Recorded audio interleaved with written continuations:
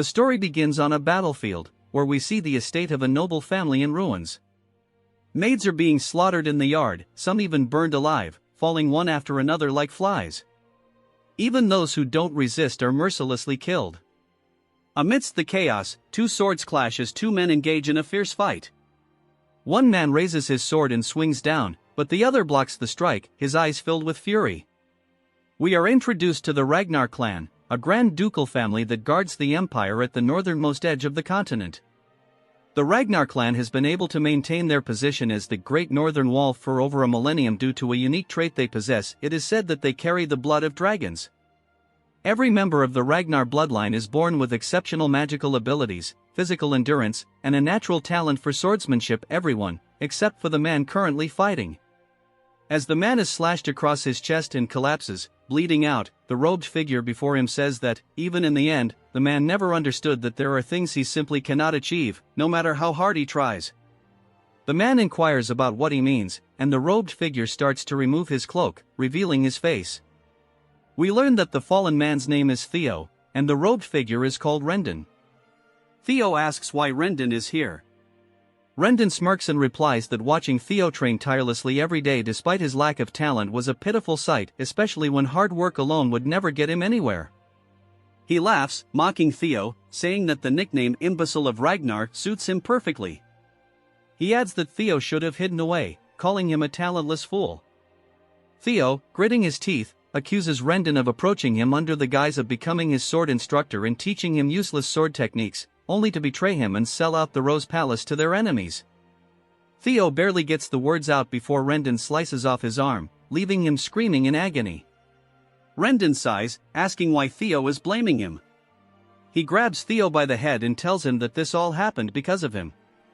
Rendon forces Theo to look at the carnage, the burning Rose Palace, the slaughter of his household members, even his mother being dragged lifeless before him. Rendon coldly informs him that all of this happened because he is the imbecile of the Ragnar clan. In the Ragnar clan, where strength is everything, it's only natural for the weakest to suffer such a fate. Theo, devastated, calls out to Rendon as he grabs his blade with his remaining hand, screaming in a desperate charge. But before he can land a blow, another sword pierces his chest, sending him to the ground. The man who threw the blade tells Rendon to finish it already. Rendon apologizes, saying he was just reminiscing and is almost done. As Theo lies dying, he wonders if this is truly the end. He couldn't accomplish anything in life, and now he watches everything burn. He laments that perhaps, if he had possessed talent, things could have been different. With his final breath, he is consumed by the flames, and just as he dies, a status window appears before him, informing him that his trait Ragnar's talent has activated, returning him to the regression point. Theo opens his eyes, now staring at a wooden sword. It's Rendon, once again, offering to end the lesson for the day. Theo is shocked and confused, wondering what's happening. Rendon remarks that Theo seems distracted today. Theo, bewildered, believes he must be having flashbacks of his life since he just died. He can't believe he's seeing Rendon's face again and sighs, thinking that death is cruel even in its final moments. Suddenly, a status window appears before him again, with a tutorial quest instructing him to punch Rendon. Theo is confused, looking at the window and then at Rendon, wondering if he's hallucinating. He doesn't think Rendon can see the window. Rendon asks if something is wrong, and Theo, still confused, drops his sword, thinking that perhaps this is some sort of divine gift, a chance to vent his frustrations before he passes on. Deciding to go with it, he rears back and punches Rendon directly in the face. However, Rendon doesn't even flinch, and Theo is surprised at how weak his punch felt, commenting on how realistic the dream is. Frustrated, Theo swings his sword, knocking Rendon back. Rendon sighs, understanding Theo's frustration, remarking that with the awakening ceremony approaching, it must be difficult to see no progress despite all his hard work. Theo is startled to hear about the awakening ceremony but stays silent as Rendon lectures him on controlling his emotions. Rendon says that as a member of the Ragnar clan, Theo should rely on his sword, not his fists. With that, Rendon walks away, leaving Theo dumbfounded. The other trainees mock him, laughing at how the talentless Theo dared to strike his master. They question how someone so incompetent, even for an illegitimate child, could be a member of the Ragnar clan. Theo grasps a handful of sand from the ground, trying to make sense of his situation. The pain he feels is too vivid, too real. That's when it hits him, this isn't a flashback. Everything around him is real. A chill runs down his spine as he realizes that the awakening ceremony is still 10 years away, meaning he has returned to his 17-year-old self. He wonders how this could be possible. Once again, the status window appears, congratulating him for completing the tutorial quest and informing him that Ragnar's talent has activated. The window asks if he would like to receive his reward now. Hesitating for a moment, Theo raises his hand and selects yes. Immediately, he feels a strange sensation in his chest, as if he is being blessed with the talent of his ancestors. The window informs him that he has now received his reward, and all his stats will increase at an incredible rate. Theo, overwhelmed by the bright light from the activation of his reward, wonders what is happening. The window reveals that a new quest has started. The scene shifts to the Rose Palace, still standing in all its glory. A figure puts down a teacup, commenting on the situation. We see Rendon speaking to someone, mentioning that it's rare to see someone so talentless. Rendon, whose full name is Rendon Harvey, explains that this is why he is here, to be a true teacher. He vows to train Theo for the upcoming awakening ceremony, with only 5 months remaining. The woman he is speaking to is none other than Theo's mother, Cecilia, the Lady of the Rose Palace. She hands Rendon a bag of money, requesting that he give Theo more attention. Rendon assures her that he will teach Theo day and night, though inwardly, he laughs, knowing that he has no intention of doing so. The story continues as Rendon muses over Theo's lack of talent. He scornfully remarks that both Theo and his mother are doomed to failure, calling her a concubine and implying that, like mother, like son, there is no future for their bloodline. Rendon sneers at the money he's received, thinking it's exceptional pay for betraying Theo. After all, he now holds the prestigious title of tutor to the Ragnar clan's direct line, and for feeding information about Theo and stunting his growth, someone has guaranteed Rendon's own future. In his eyes, Theo, the imbecile of Ragnar, is nothing more than a stepping stone to his own success. As Rendon contemplates his windfall, he suddenly notices Theo sprinting down the hallway, not even sparing him a glance. Annoyed, Rendon clicks his tongue and shouts after Theo, calling him a loser. But Theo is too focused, his heart racing with excitement as he rushes toward his mother. Bursting into her room, he throws his arms around her and calls out her name. Surprised, Cecilia asks if he's tired from his training but is taken aback by the sudden embrace. Theo, overwhelmed with emotion, begins to cry, realizing that he's truly back, 10 years in the past. Memories of his mother's lifeless body flood his mind, along with the heavy realization of his failure, being talentless in his previous life. But now, he's determined to change the future. Tears of joy stream down his face as he clings to his mother, resolved to grow stronger and change his fate. He explains to himself that though he's currently weak and without status, if the mysterious status window he encountered is real, he has a chance to grow. He vows to become powerful enough to hold his ground in the looming succession war and strong enough to exact revenge on Rendon. The next quest from the status window appears: train his body to the limit. He starts at 0%. That night, Theo is seen running furiously through the training grounds, determined to get stronger. He burns with the desire to defeat Rendon, but he knows that with his current weak body, that goal is far off. He recalls his previous life and the intelligence agency he had worked with, Blackwood. Though he was part of the information team due to his lack of combat ability, now the information he gathered will serve him well. He recalls a potion from his past, the Bloody Sword Emperor's Elixir, and its secret manual, understanding its potential to greatly enhance his body. All the extreme training he had given up on before is now achievable, thanks to the activation of Ragnar's talent. As he continues to run, the other trainees notice and comment, surprised by his sudden stamina. Theo, pushing harder than ever before, is now 65% of the way to completing his goal. Days pass, and Theo shows no sign of slowing down, training tirelessly day and night. Evelyn, the manager of the training ground, watches him with curiosity. She yawns, wondering how Theo ever earned the nickname Imbecile of Ragnar when he's clearly showing immense drive and stamina. After days of ceaseless training, Theo is now at 97%, his eyes burning with determination, but his body nearing its limit. We flash back to the previous night, when Theo had rested at 90% progress, only to find that the percentage had decreased. This meant he couldn't afford to rest, he had to push himself to the absolute limit.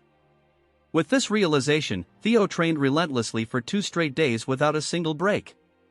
With each swing of his sword and each lap around the training ground, he gritted his teeth and pushed himself further, determined not to stop until the task was complete. At last, as he teeters on the brink of collapse, the percentage ticks from 99% to 100%. Theo feels an overwhelming sense of relief as the status window appears, congratulating him for completing the second tutorial quest. As a reward, he has been granted a dragon's heart, and for completing the quest so quickly, he receives an additional bonus 10 years worth of magical power from his past life. Completely exhausted, Theo falls to the ground, barely able to move. The status window asks if he would like to receive his rewards now. With trembling hands, Theo clicks yes. The rewards flood into him, a brilliant blue aura emanating from his body as he lies on the floor. Evelyn, who is still watching from a distance, is stunned by the sight, feeling the shockwaves of energy radiating from Theo. After some time, Theo wakes up in a bed, disoriented. He looks around, wondering where he is, when Evelyn walks in, telling him not to worry. She explains that he is in the break room of training ground number 4. Even a Ragnar, she notes, would collapse if they pushed themselves as hard as Theo had. She reintroduces herself, noting that he lost consciousness while training alone that morning, so she moved him here to rest. Theo, still tired but grateful, thanks her. However, Evelyn's curiosity hasn't faded. She offers him a drink and then drops a bombshell. She asks if he knows that within the Ragnar clan, opening one's mana hall before the awakening ceremony is strictly forbidden. Theo calmly acknowledges this and drinks, but Evelyn presses further, reminding him of the consequences for breaking this rule. She then asks him directly if he knows what happens when someone opens their mana hall prematurely. Theo is startled, unsure of where she's going with this, and asks why she's asking. Evelyn then reveals that just before he lost consciousness, a mana wave had occurred that was consistent with the opening of a mana hall. Theo's eyes widen in surprise. Her tone sharpens as she demands to know if he really opened it. Theo nervously tries to play it off, insisting that if he had opened his mana hall, he wouldn't still be alive. But he begins to sweat, recalling the dragon's heart he received as a reward. He realizes that the dragon's heart is actually where a mana hall can be placed, and having it there would make the mana flow through him far more efficiently than normal. Normally, warriors like those in the Ragnar clan long for a dragon's heart because it could bring overwhelming power. However, no human has ever been able to overcome the limitations of using one until now. Theo inwardly marvels at the incredible power he's been given by the quest rewards, but also realizes that it's placed him in an awkward situation with Evelyn. She is a high-ranking swordswoman who retired after losing her left arm. Though she now manages the training grounds, she once commanded the white-armored dragon cavalry, and was so skilled that even the demon dragon of the cavalry admired her. She was known for her fierce principles, the type of person who didn't judge based on status or strength. Dishonesty or cowardice didn't matter to her. Theo reflects on what to say to her, remembering how, when he was being rigid in the past, she had stripped him of his position as his direct superior. If she discovers his mana hall, she will execute him right here and now. He sweats nervously but asks himself if she can really go through with it, wondering what would happen if he isn't caught. Thinking about how well he knows her, he realizes he can use her strict personality against her. He tells her he is also an heir of Ragnar, and if anyone finds out she is spreading false rumors, it would be seen as defiling the family name. She acknowledges this, agreeing that's true by the rules. He then asks her if she knows what the punishment is for humiliating a Ragnar heir. She answers that it is execution, and he says it's good she understands. He tells her to go ahead and check. She's puzzled, wondering if he's always been this bold, but insists that what she sensed was definitely a mana wave. She begins to manifest mana in her hand, telling him to excuse her while she checks. Even if he is of Ragnar bloodline, she tells him, rules are rules and there are no exceptions. She analyzes his abdomen for a mana hall, but finds nothing, which leaves her baffled. She mutters in disbelief, saying there isn't a mana hall. Theo calmly asks her if she felt it or not. Immediately, Evelyn drops to her knees, begging him to execute her for her mistake, offering her life to atone for her sin. Smiling, Theo thinks to himself that, of course, there wouldn't be a mana hall because he possesses a dragon heart, something far beyond ordinary mana halls. Having a mana hall means being able to control one's mana freely, so with the dragon heart, Theo can conceal his mana at will. The fact that humans could possess dragon hearts wouldn't be known for years, so Evelyn would have never suspected such a thing. Patting her on the shoulder, Theo reassures her that there's no need for her to worry. He admires how principled she is, saying that there aren't many people willing to risk their life to enforce the truth, even against an heir. He realizes that having someone as strong as Evelyn indebted to him would be advantageous. The reason the opening of mana halls is forbidden before the awakening ceremony is to prevent overflow, so for her to be concerned about even him, the bastard of Ragnar, makes him happy in a way. He thanks her for taking care of him after he passed out and leaves, leaving Evelyn stunned and wondering what just happened. Theo reflects that, with the dragon heart and the magic power from his past life, he'll become absurdly powerful very soon. A few days later, Rendon is shouting again, telling Theo to swing more to the right. He yells at Theo, frustrated, wondering how many times he has to explain such a simple thing. Theo, on the other hand, doesn't care, pretending to be weak while steadily growing stronger. But it's starting to grate on his nerves. He glares at Rendon, knowing that his instructor is deliberately teaching him poor sword techniques to make him look foolish. Theo becomes more certain that there's a mastermind behind Rendon's actions, possibly the same person responsible for his death in his previous life. He needs to figure out who that is. Suddenly, Theo comes up with a plan and calls out to Rendon. The instructor barks at him, reminding him that he can't talk during lessons. But Theo dismisses this, saying he can't listen to such trash anymore, snapping his training sword in half and demanding to know how someone with such third-rate skills could have become a mid-rank swordsman.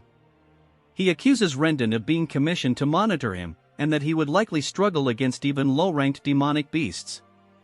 Rendon, infuriated, asks Theo to repeat himself. Theo walks forward, mocking him, saying his skills are trash and that he'll force him to resign as his instructor. Rendon, growing even angrier, realizes that if things go wrong for him, he'll have to contact the mastermind.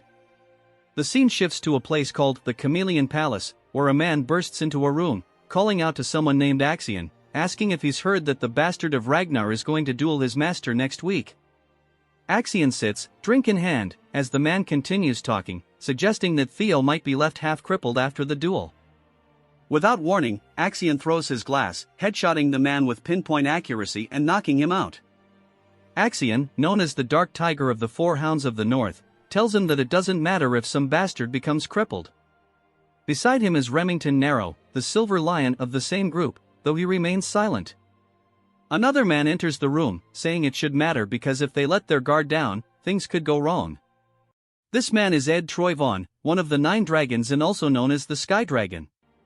Axion dismisses his uncle's concerns, arguing that they only need to worry about people with talent. Ed warns that even the smallest spark can ignite a blaze with Ragnar, but Axion is unfazed, confident that their instructor will handle the situation. 1 week later, back at the training grounds, the duel between Theo and Rendon is about to begin. Trainees are laughing and chatting, with some skeptical about Theo's abilities. Evelyn, on the other hand, looks worried. Theo raises his blade, thinking to himself that things have escalated far beyond his original plan. He only intended to humiliate Rendon and get him fired, but now the duel has drawn a large crowd.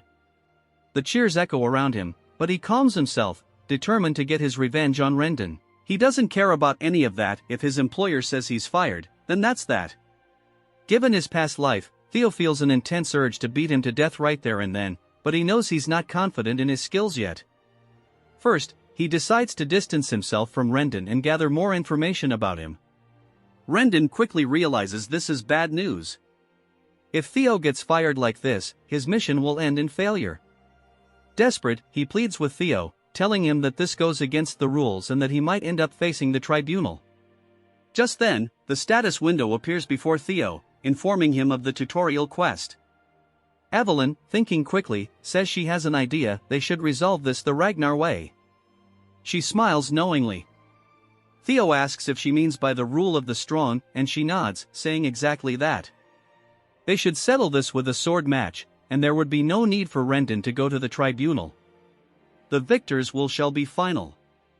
Rendon laughs, thinking it's a fantastic idea, fully believing this is going to work in his favor. Evelyn suggests that the match take place a week from now. Theo, taken aback, hesitates, but Evelyn laughs and asks if that timeline is alright with him. Theo responds confidently, though internally he knows it's far from ideal. He cannot beat Rendon yet. The scene shifts to 1 week later. The trainees, buzzing with gossip, mention that from what they've heard, Theo can barely swing his sword properly. One trainee scoffs, saying that's hard to believe. After all, Theo is still a Ragnar. His friend jokes, saying that if Theo were a regular Ragnar, he wouldn't even comment, but since he's the heir to Ragnar's bloodline, there's no way he'll lose to a mid-rank swordsman like Rendon. As the two prepare for the duel, Rendon offers Theo one last chance. If you apologize now, I'll act like none of this ever happened. There's no need to risk your life over something as trivial as pride, he says. Theo smirks and replies, that's exactly what you should be saying. If you don't want to end up a one-armed swordsman, it'd be best for you to accept that you've been fired. Rendon's expression darkens. Furious, he snarls, you're really going to keep this act up to the very end? I was going to let this slide because you're so pitiful, but now I see that won't do. I'll kill you and just call it an accident. The outcome of this match is already decided, so there's no issue here. The duel begins with Rendon offering Theo the first strike, confident that the result is already decided. Theo charges in, their swords clashing. The trainees are instantly captivated, though it's clear Rendon is pushing Theo back. It looks like Theo barely knows how to use his sword, and at this rate, he might die. All he can do for now is block Rendon's relentless attacks. Rendon chuckled mockingly, asking Theo what had happened to all his confidence. He sneered, saying that Theo couldn't do anything against him, yet had dared to look down on him. This outcome was obvious, he added. Theo wasn't even a low-ranked swordsman, merely an apprentice. While his skills had recently shown some strange improvement, it wasn't nearly enough. If Theo were at least at the level of one of the 4 Hounds of the North, that would be a different story, but there was no way that imbecile of Ragnar could defeat him. We flash back to Theo confronting Evelyn about her suggestion of the duel. What were you thinking? Theo had asked, but Evelyn simply responded that it was an act of goodwill. If Theo wanted to cut Rendon off completely, he needed to be thorough, she explained, since it seemed like Rendon had someone backing him. Firing him wouldn't be enough. Surprised, Theo asked how she knew this, and Evelyn replied that once she saw Rendon teaching Theo a weird sword style, she had someone investigate him. After all, the way he was teaching looked awkward and excessive, so she wondered where such a lousy instructor had come from. Theo reflected on how Evelyn hadn't caught on to this in his past life, but now, due to the incident with his mana haul, he must have piqued her interest. Evelyn set her tea down, revealing that every trace of Rendon led back to a single place, the Camellia Palace. Theo, shocked, asked if this was all because of their miserable war for the throne, anger swelling inside him. He quickly calmed down, surprised by how much Evelyn had discovered. Still, he pointed out that with his current skill level, he couldn't defeat Rendon. What's your plan now? He asked. Evelyn smiled, assuring him that he was underestimating his potential. Back in the present, Rendon, now desperate, charged forward, swinging his sword recklessly at Theo. If you kneel now, I might just forgive you, he taunted, swinging his sword down heavily. Theo blocked it effortlessly, not even straining. Rendon, puzzled, started to realize something was wrong. How was Theo blocking all his attacks so easily? This wasn't the Theo he knew. Growing more frantic, Rendon continued his assault, but to no avail. From the sidelines, Remington watched with the other trainees, shocked. He's not being pushed back, he's actually holding his ground, one whispered in disbelief. Evelyn, as expected, stood smiling. She had told Theo that 1 week of her personal training would be more than enough to surpass someone like Rendon. He was merely a pathetic excuse for a teacher, after all. Theo grinned, realizing how well things had turned out. Having Evelyn indebted to him had been more than worth it. However, there was one thing nagging at him, and he had asked her during their conversation why she was helping him so much. Evelyn had responded that while part of it was indeed because of what had happened before, she also knew someone who was obsessed with gathering talented individuals. Meanwhile, Rendon was panicking. Theo shouldn't have any talent, is he acting this whole time, he wondered. His mind raced as Theo suddenly asked, who's backing you? Caught off guard, Rendon stammered, what are you talking about? Theo, unimpressed, continued, did you really think I wouldn't notice? You've been giving me those worthless lessons on purpose. Show me a palace, perhaps? The moment Theo mentioned the palace, a chill ran down Rendon's spine. How did he know? Theo smiled, pleased with the response, and said, so you are being honest. Tell me, do you know what it feels like to have your arm chopped off? In an instant, Theo dashed forward, swinging his blade toward Rendon's arm. Before Rendon could react, his arm was severed, just as Theo had lost his in his past life. Rendon, horrified, watched his arm fly through the air, growing more distant with each passing second.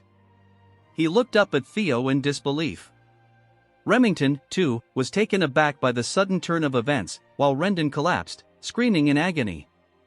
Theo stared down at him, eyes cold and resolute. I've definitely gotten stronger, Theo thought. And there's still so much room to grow. He then reminded Rendon of the last words he'd heard before his death in his previous life, it's your fault this has happened. Rendon, now in utter panic, pleaded, what are you talking about? But Theo simply readied his blade. It's your fault you're dying here today, Theo declared. Of all the Ragnars who believe in the rule of the strong, you are the weakest. These were the exact same words Rendon had spoken before killing Theo in his past life. Desperation filled Rendon's voice as he cried out, wait. But it was too late. With one swift strike, Theo decapitated him. Rendon's final sight was his own body, now separated from his head. With that, Theo completed his third tutorial quest.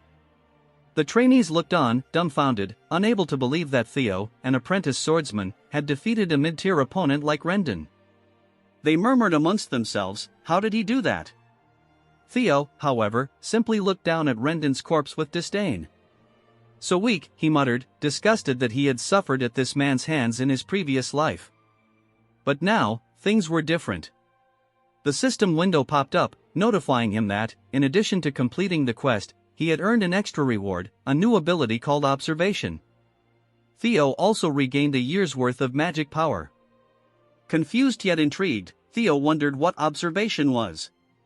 Suddenly, a figure descended from the sky, landing directly behind Theo with an explosion of aura that shattered the ground. Theo turned to see none other than Julius Ragnar, the demon dragon and commander of the white-armored dragon cavalry. Julius's overwhelming aura filled the air. How long has he been watching? Theo wondered, his heart pounding.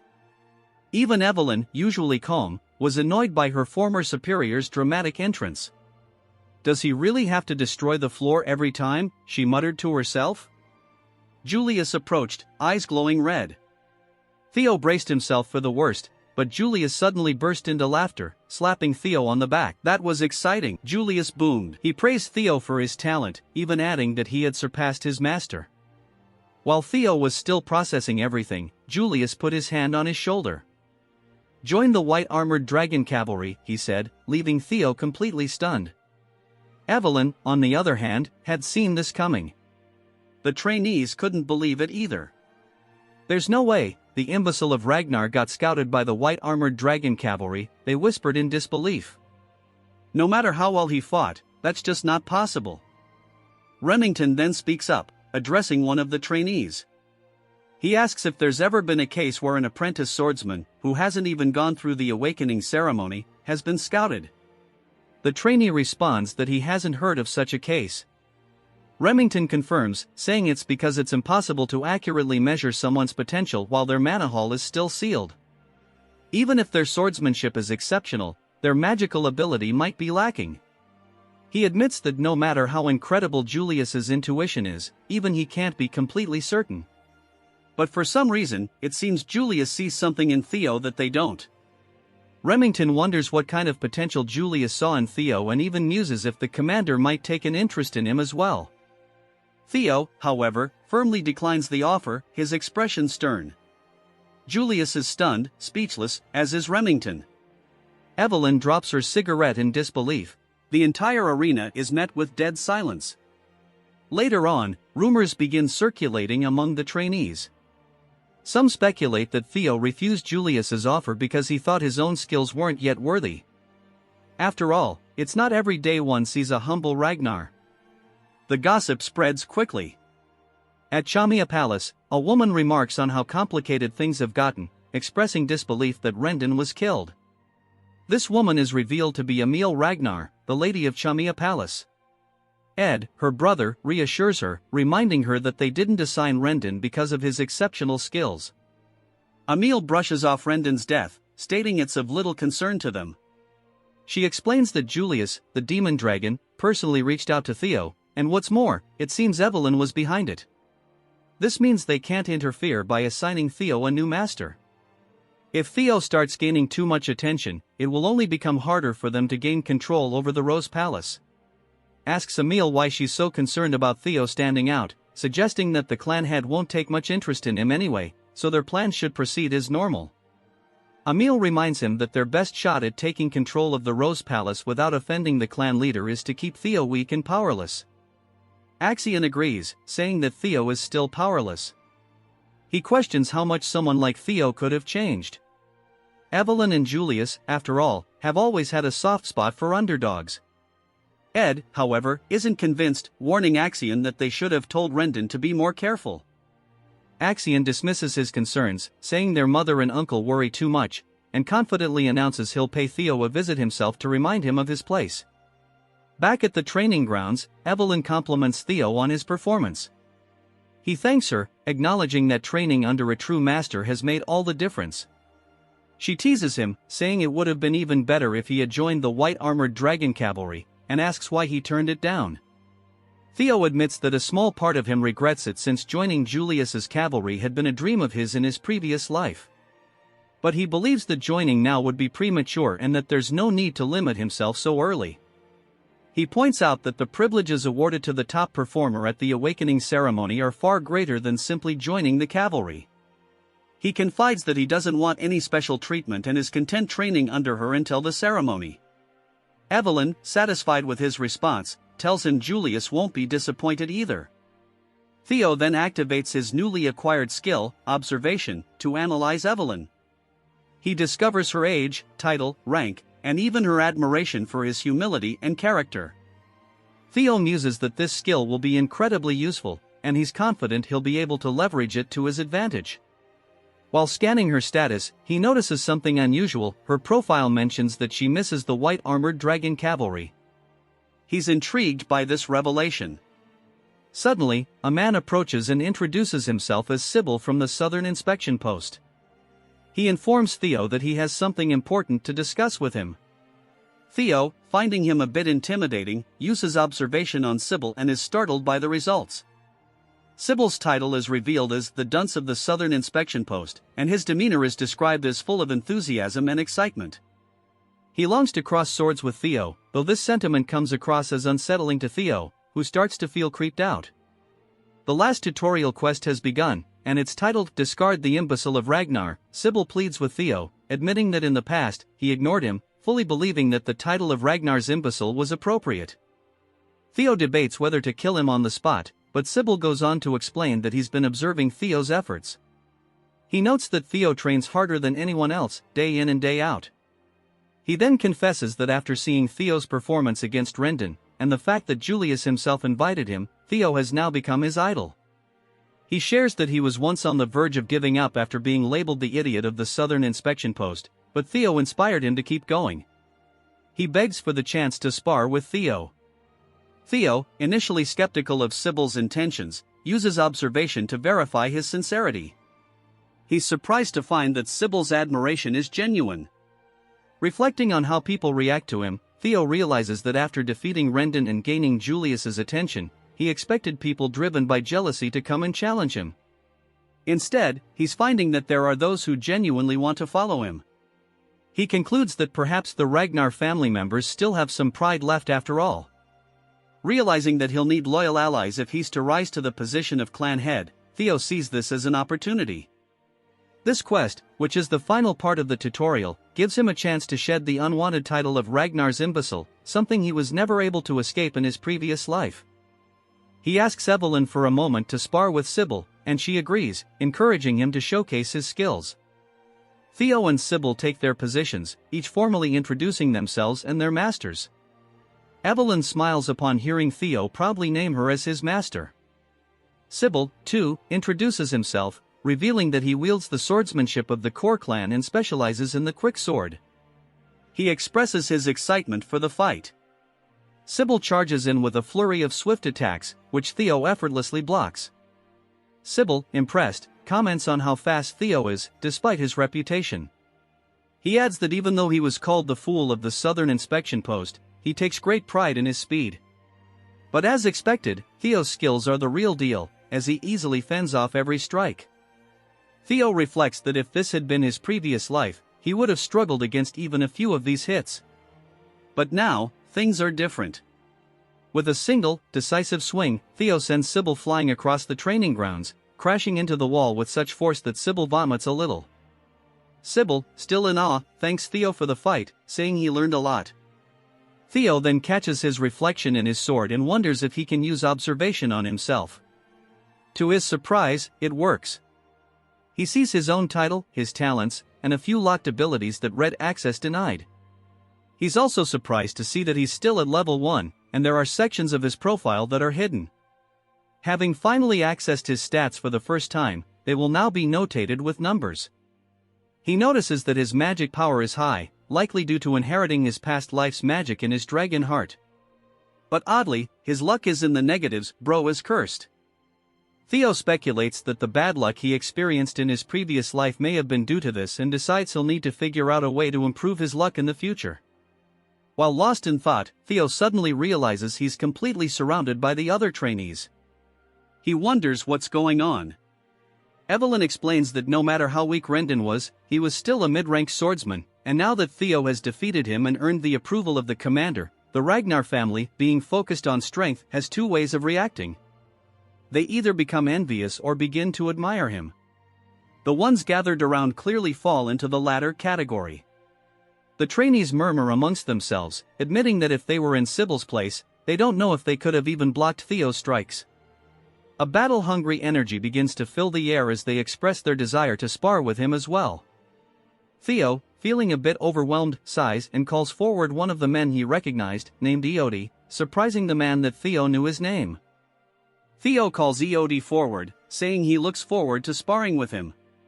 Eodi, feeling honored, introduces himself as the third son of Viscount Naylan and a practitioner of the double ascension swordsmanship. Theo, as he did with Sybil, introduces himself formally, expressing his hope for a good fight. They charge at each other, clashing swords several times.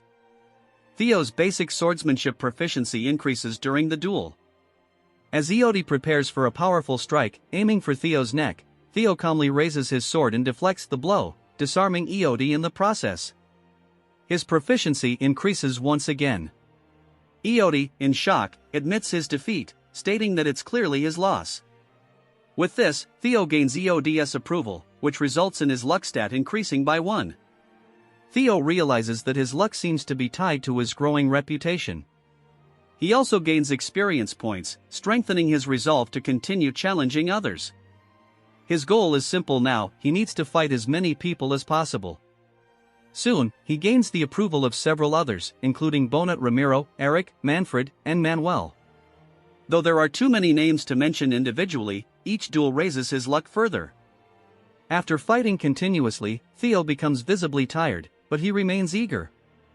Looking at his quest progress, he notices that despite the many fights, his completion percentage has only increased by 1. He speculates that perhaps all of his opponents already respected him, and to make greater progress, he needs to face stronger foes or situations where many doubt him. Suddenly, Remington approaches and remarks that Theo looks exhausted, asking if he'll be alright. Theo responds that he'll rest when necessary, but not yet. To his surprise, Remington steps forward and requests a spar with him, revealing his identity as the Silver Lion. Theo is astonished, recognizing the man, and so does the crowd. Remington is one of the famed Four Hounds of the North, a title reserved for the strongest of the Ragnar clan's awakening generation.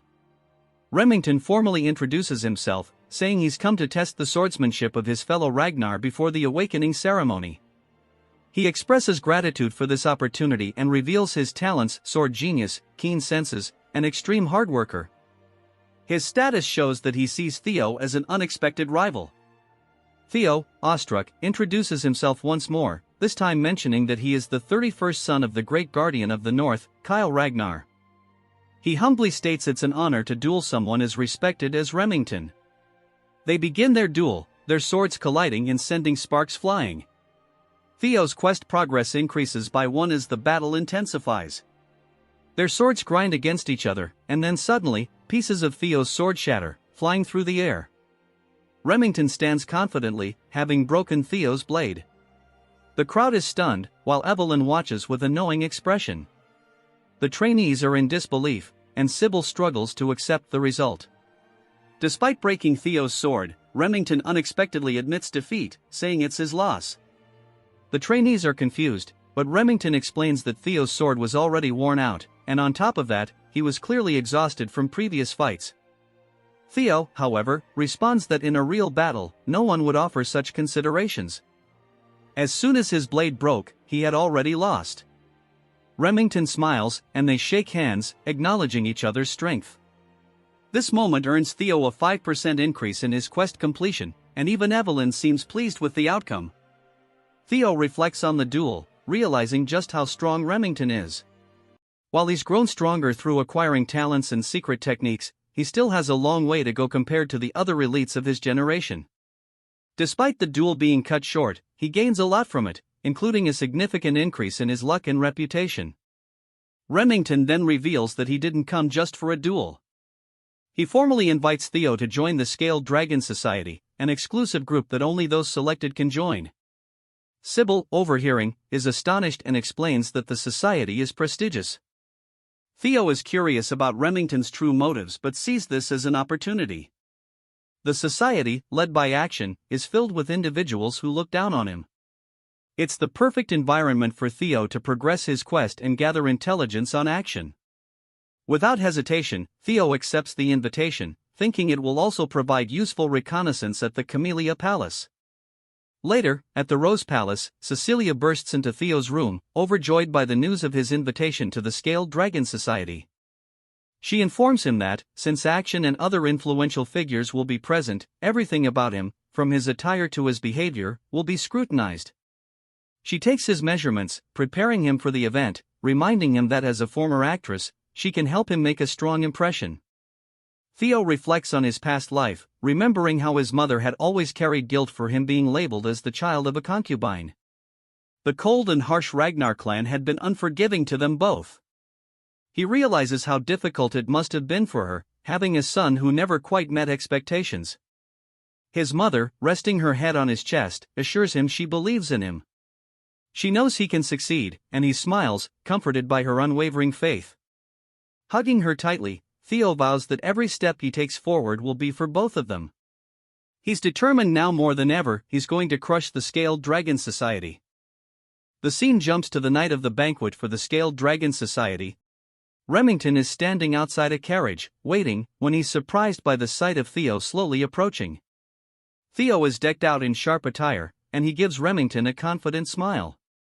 Remington, astonished, asks if it's really Theo, remarking that he looks like an entirely different person. They both chuckle, and Remington gestures for Theo to head inside. Theo admits that Remington has a point. Not only has he grown taller, but his body is also more developed after 2 weeks of intense training. During that time, Remington visited him daily, and they've grown close. Theo has also amassed quite a few followers, though he notes that most of them look like the same guy with slightly different haircuts.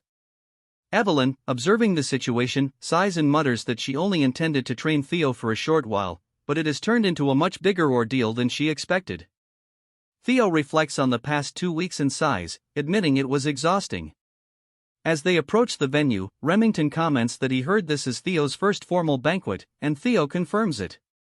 Remington reassures him, telling him not to be nervous, he'll do well. But there's one thing Theo should know. Curious, Theo asks what it is.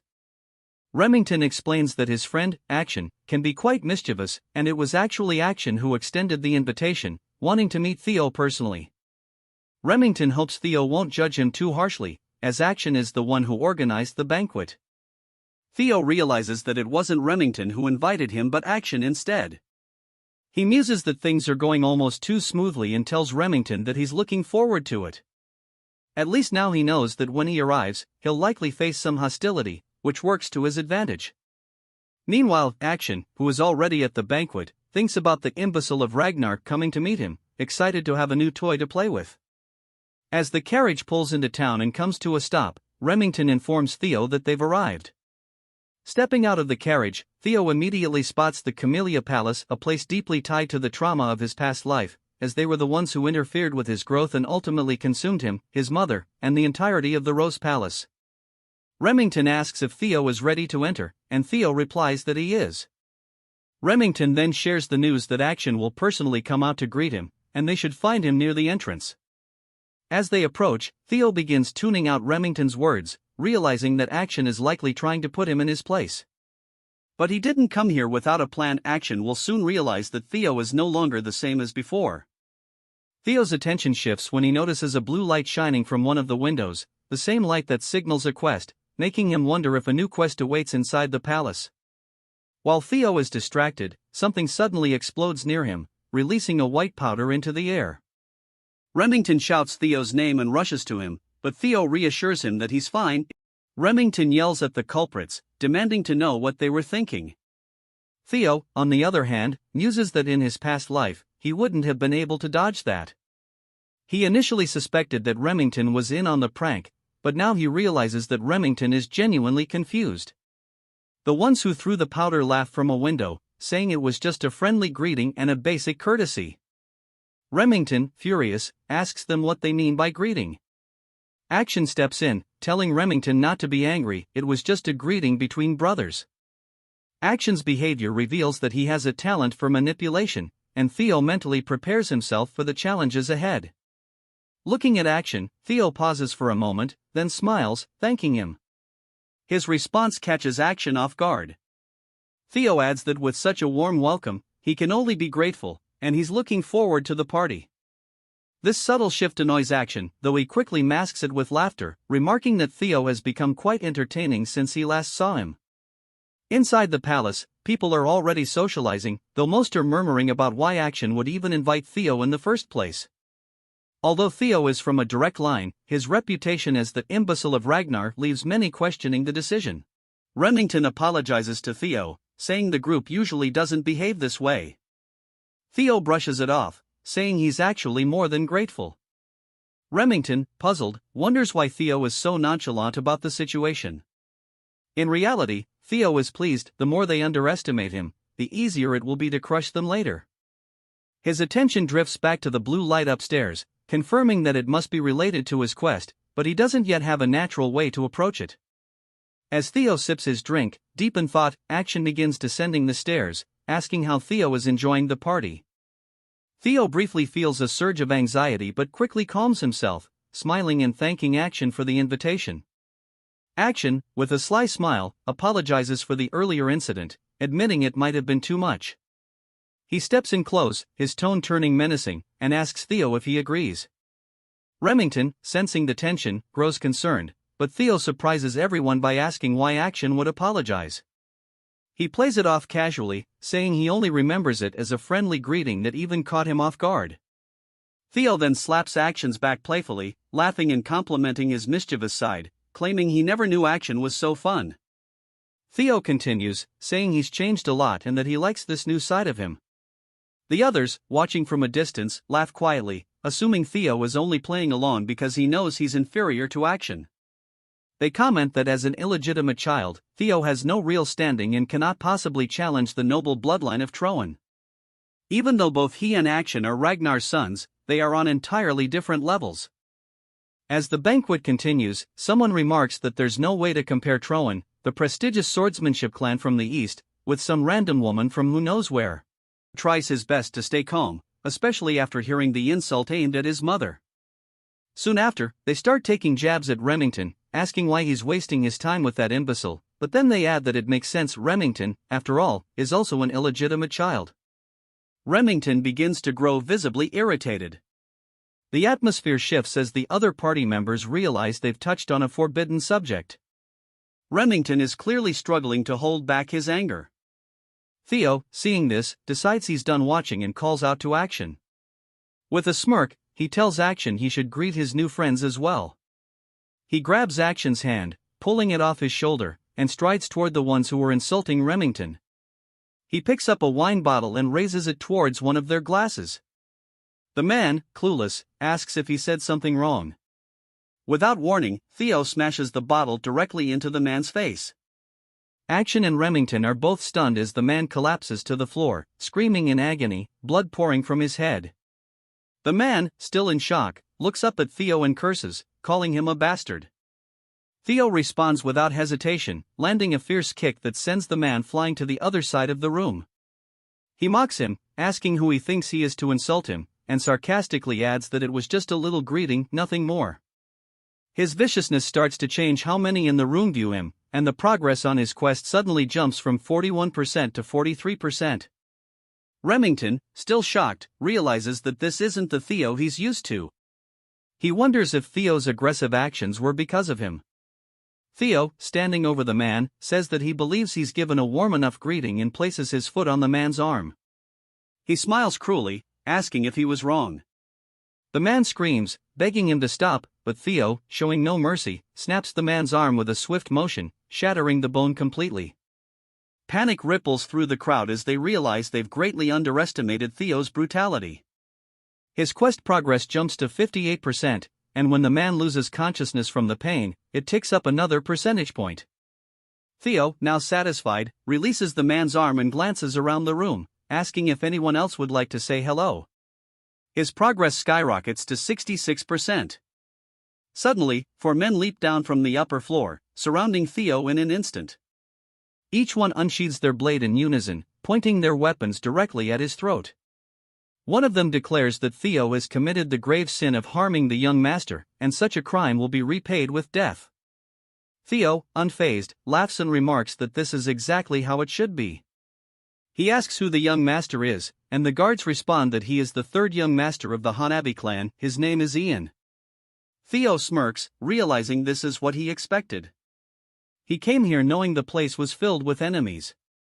He recognizes the Hanabi clan as one of the 6 snow clans that serve Ragnar, and he anticipated that they wouldn't sit quietly while the imbecile they've long mocked suddenly started causing trouble.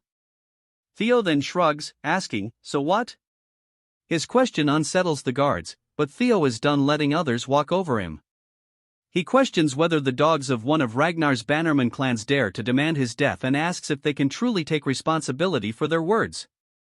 His aura grows heavy, causing all the guards to sweat nervously, unsure of what kind of pressure they're feeling. They begin to wonder if this is really the same imbecile of Ragnar they thought they knew. The guards come to a terrifying realization: while Theo has been treated like a joke for so long, he still has the right to succession. He carries Ragnar's direct bloodline. Ragnar, after all, is the Lord of the North and ruler of the 6 snow clans. Declaring death to one of Ragnar's bloodline would normally result in swift retribution, with an entire clan potentially being wiped out. They now realize the situation has changed, and they need to apologize quickly. Before the guards can act, Theo coldly orders someone to kill them all. In the blink of an eye, swords flash, and all 4 guards lose their heads, one after another. Blood spills across the floor, but Theo remains unfazed. A familiar figure taps the ground. It's none other than Evelyn. She wipes the blood off her blade, shocking everyone in the room. Even Action didn't expect to see her here. Theo's quest progress hits 70%. Evelyn calmly asks Theo when he realized she was following him. He laughs, saying it was obvious. He's not entirely sure why, but having her here will allow him to turn the tables without any worries. Standing before the 4 headless bodies and the unconscious Ian, we flash back to a scene with Julius. He's popping open a bottle of wine, remarking that Evelyn once told him she wouldn't take on any more disciples, which means Theo must be someone special to her. Evelyn brushes it off, but Julius presses, asking if she doesn't have somewhere to be. He teases that his recent joy has been tormenting her. She comments that the wine is expensive, to which he responds by chugging it, grinning. Evelyn, realizing she can't argue with him, admits that Theo's talent is exceptional. Among all her disciples, he's the best. Julius, recalling that Action also trained under her, asks if that means Theo is better. Evelyn confirms that in terms of potential, Theo far surpasses Action. These are not empty words, either. Julius laughs, saying she's always had a sharp eye for things and should have seen this long before him. He then sighs, asking if that means Theo has been hiding his strength this whole time, as people can't change that drastically overnight.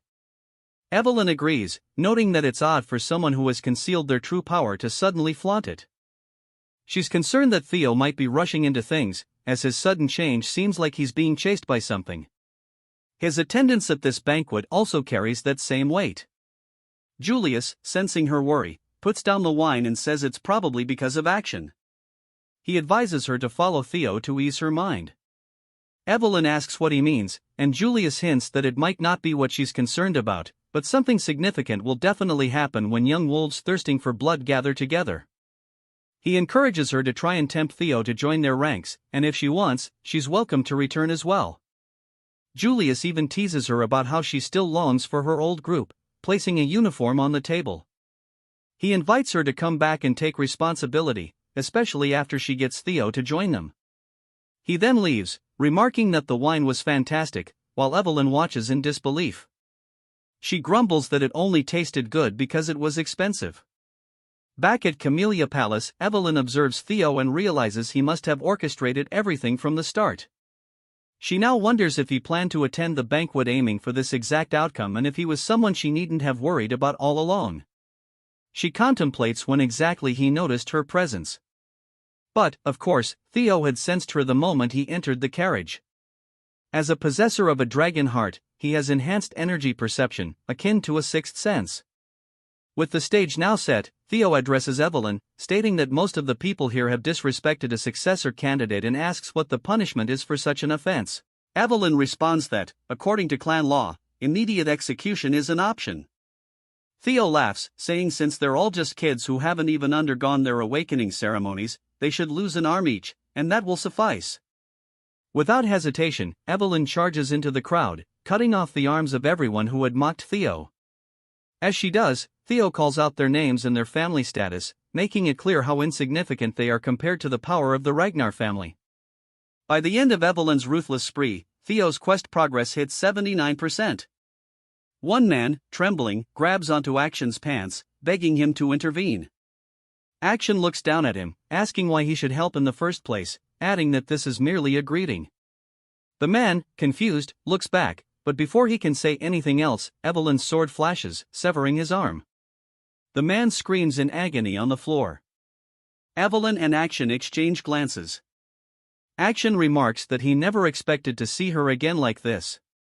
Evelyn, calm and collected, replies that it's been a while. The quest progress hits 82%. Action observes that Evelyn only targeted those who made comments about the bloodline. Theo had made it clear that even as a fellow successor candidate, not even he could halt Evelyn's actions.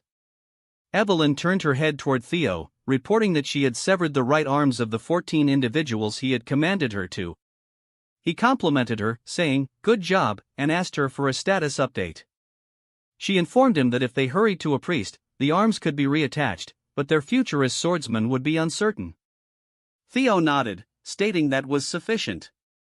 Remington, concerned, asked Theo if he was all right. Action, observing how close both Evelyn and Remington were to Theo, realized that Theo had truly changed. He was no longer burdened by the title of imbecile.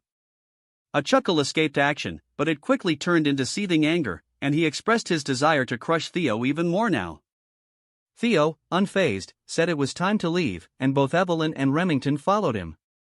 As Theo walked past Action, he tapped his arm, smirking as he waved goodbye, saying he had fun. This final gesture was the last hurdle Theo had to overcome, and his escape from the title of imbecile was now complete. He told Action he'd see him later, and a notification appeared, declaring the completion of the tutorial quest. Action, enraged, screamed Theo's name as Theo relished the thought that his quest was finally over.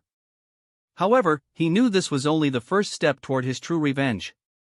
His rewards included an experience elixir, which would grant him 5 level ups as long as he remained under level 30, though there were likely more rewards yet to be revealed. As the sun set, back in the Camellia Palace, Emile was working on some papers. She was visibly shocked by something her attendant had just told her and demanded he repeat it. She isn't going to like this, he thought. The scene shifted to a lively tavern, a stark contrast to the noble banquet they had just attended. Sybil was leading the celebrations, loudly cheering for Theo and his successful debut in society. The trainees were in high spirits, enjoying themselves, and even Theo allowed himself to relax and join in with the revelry. This place felt much more comfortable than the stiff and pretentious noble party. Meanwhile, back in the Camellia Palace, a sharp sound echoed a slap. It was Emile, berating Action. She furiously demanded to know how he could let that imbecile justify his actions and even allow people's arms to be cut off. Action, looking to the side, muttered a weak acknowledgement. This only enraged her more as she shouted that she had warned him repeatedly not to take things lightly. Instead of pressuring Theo into submission, he had given him the grounds to act freely. She reminded him that she had already warned him that if Theo stood out, it would make it much more difficult to take control of the Rose Palace. The scene panned to the view of the Rose Palace from their window, something the audience had not known was so close by. Action tried to reassure her that he would handle it, but Emile wasn't having it. She snapped that she didn't want to hear any more excuses. He needed to reflect on his failure and how he had nearly ruined her meticulously crafted plan with his reckless pursuit of shallow enjoyment. Bitterly, Action promised to keep that in mind. Emile, fanning herself to cool down, wondered aloud whom Action took after to be so impulsive. A voice from the shadows responded. It was Ed, who remarked that Action resembled her when she was younger. Emile shot him a withering glare, asking if that was supposed to be a joke. Ed, unfazed, advised her not to be too angry. He believed that this incident might not be as terrible as it seemed. Curious, she asked why. Ed explained that since the Rose Palace had once been part of the clan head's harem, it had been difficult to claim ownership over it. Though it had fallen out of favor and had become a gathering place for third-rate individuals, it still held the backing of the clan head. To take it over, they needed justification, and Theo's actions at the banquet had provided just that. Ed continued, explaining that Theo was slowly becoming the representative of the Rose Palace, and using the incident where he cut off the arms of several people, they could now move forward with legal proceedings to suppress him. Emile closed her fan, her mood shifting instantly, and asked Ed how long it would take to set their plan into motion. Ed chuckled, informing her that the preparations were already complete, and by tomorrow morning, she would receive some delightful news. He even prepared an aromatic candle from the volcanic region of Akron for her to enjoy a relaxing bath before bed. Their closeness was unsettling, almost inappropriate for siblings, as Emile wrapped her arms around Ed, praising him as always and saying that this was why she adored him so much. The atmosphere was eerily intimate. Back at the tavern, Remington expressed his surprise. He was still in disbelief over how much Theo had stood up for him. Theo, confused, asked what he was talking about, wondering if Remington had had too much to drink, even though he'd only been sipping orange juice. Remington clarified that he was talking about the banquet. While Remington had been willing to endure the insults aimed at himself, the moment they insulted Theo's friend, Theo had immediately acted without hesitation. Remington admitted he had done nothing to defend himself and found it embarrassing. Looking at Theo, Remington realized how extraordinary he truly was. Despite all the ridicule he had faced for being an untalented, illegitimate child, Theo had grown into a formidable person. Not only that, but even when confronted by enemies he stood little chance against, he had the courage and resolve to emerge victorious. Theo had gone up against the formidable Camellia Palace, a force that no one else dared to challenge, yet he wielded his sword without hesitation, all for the sake of defending a friend.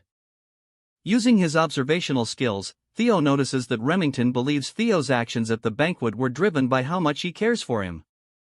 Theo, however, tells him that he seems to be misunderstanding something. Remington, ignoring the comment, reveals that although his clan head had instructed him to build ties with Action, he's had a change of heart. He declares that, from now on, he wishes to follow Theo instead. The other trainees, witnessing this, get excited, shouting that it's only natural for the strong to recognize strength in others. Theo, still unconvinced, insists that Remington is misunderstanding things. At that moment, he hears Evelyn's voice in his mind, using telepathy to tell him to just let Remington be. Startled, Theo glances over at her and sees her smiling. She says it's not a bad misunderstanding, after all, and perhaps everyone just wants to get along with him. Theo sighs, surprised, and says he's really not anyone special. Reflecting for a moment, he considers that everything might be because of the message window he has. Whether it's his regression to the past, acquiring Ragnar's talents, or becoming stronger, he can't quite pin down what it is. At first, he thought it might be fragments of his regret, but the window is far too detailed for that. A vague sense of déjà vu nags at him, but he concludes that since it's been helping him, it doesn't matter. As the banquet wraps up, Theo notices his level has gone up. He realizes that each level up grants him stat points that he can allocate however he wants, allowing him to enhance his abilities at will. He finds this both thrilling and frightening, and he gets excited at the thought of how powerful he could become.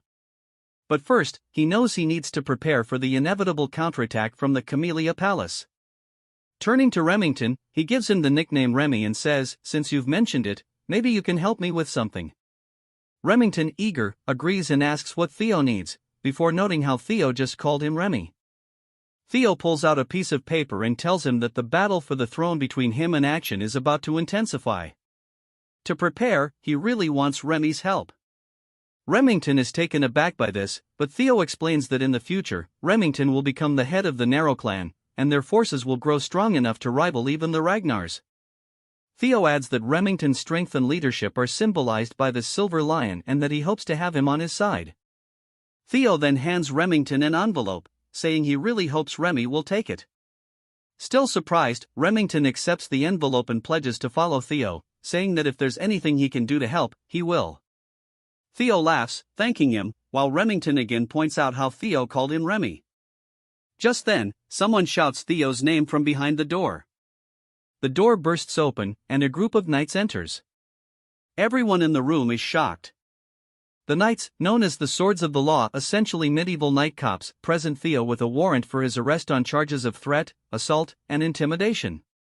Evelyn, outraged, demands to know what nonsense this is, but Theo calmly tells her to relax. Walking over to the warrant, Theo notices the ink is still wet, indicating they were in a rush. Smirking, he tells the knights he's ready to go. They handcuff him and lead him out. Remington calls out to Theo, who turns around with a grin. Both Theo and Evelyn realize that this is likely part of Theo's larger plan. They exchange a knowing look, glancing at the envelope still in Remington's hand. At the banquet, she sighs, murmuring to herself, who would have thought that his invitation would lead to this? Despite her worries, she holds faith that Theo will get through it because that's the kind of resilient kid he is. Gazing out the window with hope, she quietly wishes for Theo's safe return. Meanwhile, Theo, now inside a carriage, is being escorted away by the night watch. Peering out the window, he comments to himself, "It's been a while since I've been here." As the view of the tribunal comes into sight, a grand, imposing structure, he mutters that his actions at the banquet won't result in mere imprisonment. He's certain this will lead to a trial. After all, bringing Ragnar's successor to the tribunal signals that they're questioning his worthiness as the next in line. Upon arrival, the knights order him to step out, and Theo realizes they likely want to crush him completely. A grin spreads across his face, though, as he thinks, "That's exactly what I'm hoping for." As they escort him in, one knight announces, "We've brought Theo," and a commanding voice from within instructs them to bring him forward. As the doors open, Theo thinks to himself, "If I'm going to reveal what I've prepared, it should be on a stage this grand." He steps into the chamber to find 4 figures seated above him in throne-like chairs, scrutinizing him from above. Theo feels a bead of sweat trickling down, noting, quite the impressive gathering. Among them, he recognizes Julius and Ed, as 4 of the 9 dragons who protect Ragnar are present. Reflecting on his past life, Theo acknowledges that he would have been so overwhelmed in this situation that he might not have been able to breathe. The scene introduces us to the Lady of the Plum Blossom Palace, Osa Ragnar, also known as the Sword Dragon. The Elder Dragon and Head Counselor, Wolfgang Ragnar, is there as well. Wolfgang calls out Theo's name, and Theo nods in response, saying it's been a while and that he didn't expect to encounter him here. Theo notes that Wolfgang highly values bloodlines and likely considers him an illegitimate half-blood, distasteful, something the man doesn't even try to conceal. Wolfgang cuts off any pleasantries, sternly stating that Theo is here to answer for his misdeeds. He recounts all the people who suffered and lost limbs, emphasizing that due to Theo's reckless actions, many now threaten to sever ties with the family. He questions if a bastard like Theo can bear the consequences of the damage he's inflicted, adding that he will hold Theo accountable for dragging Ragnar's honor through the mud. Unfazed, Theo replies exactly as Wolfgang has described, admitting he was far too reckless. Wolfgang sighs, but then Theo, with an intense gaze, adds that he should have gone further by severing heads, not merely limbs. Everyone in the chamber reacts with surprise as the atmosphere shifts, becoming sharp and tense. Theo continues, passionately asserting that the subjects of a lord are granted land and honor, and in return, they owe loyalty in their lives. That's the essence of chivalry. He bellows, "How dare they threaten their lord? Had I known they'd be this insolent, I would have beheaded them without hesitation. They must be punished if the principles of chivalry are to be restored. How could I sit by while Ragnar's 1,000-year-old honor is being trampled?" Wolfgang nearly rises from his seat in anger, but Julius chuckles, admiring Theo's boldness and muttering that a simple punishment won't suffice for this. Wolfgang, fuming, accuses Theo of mocking him with such sophistry. OSA speaks up, saying that while Theo's opinion may be controversial, he is theoretically correct. Wolfgang, startled, wonders why OSA seems to agree with Theo, but she goes on to explain that Ragnar, though strong, would never truly be great if it ignored the voices of its knights and vassals. To rule through tyranny alone is a surefire path to downfall. Taking this in, Theo responds, "I'll be sure to keep that in mind." We finally learn more about OSA. She is the clan head's first wife and one of the North's greatest swordsmen. Surprisingly, she doesn't appear hostile toward Theo, though he recalls that she had something to do with the fall of the Rose Palace in his previous life. OSA tells him she hopes he understands that his punishment will be justified. Theo asks what punishment he's to receive, and Wolfgang hesitates before declaring that he'll serve 3 months of probation. Theo objects, noting that the awakening ceremony is only 2 months away. Wolfgang snaps at him for talking back, but OSA reassures Theo, saying she considered the timing and has arranged for him to participate in next year's ceremony. It's also been decided that the 15 children Theo injured will join him in next year's event. Ed, seated nearby, remarks that, due to the demon dragon's interference, Theo's punishment ended up lighter than expected. We then see Ed conversing with others, explaining that while the lighter punishment isn't ideal, it serves his plan. With the awakening ceremony delayed, Theo will bear great dishonor within Ragnar, and as the Rose Palace's representative, this dishonor will give the Camellia Palace an opportunity to overtake them. Ed contemplates that if Theo tries to fight back, they could simply kill him, though he doubts Theo would be that foolish. But his thoughts are interrupted when Theo unexpectedly announces his intention to appeal. Shock ripples through the room at Theo's brazen decision, and Ed begins to laugh, covering his face with his hand, calling Theo an idiot and saying his arrogance knows no bounds. This, he notes, will make things even easier for him. Julius turns to Theo, asking if he understands what an appeal truly entails. Theo nods, responding that he's well aware this isn't a matter that can usually be resolved with just 3 months probation, something Julius likely helped to arrange as a mere slap on the wrist. In the proud and powerful Ragnar, appealing means war, and he has no intention of accepting a simple slap on the wrist. He adds that only the victor's voice is heard, and he expects to be rewarded, not punished. At this, a blue notification in Theo's status window appears, showing he's about to enter the main scenario, and we see OSA and Julius exchange surprised looks.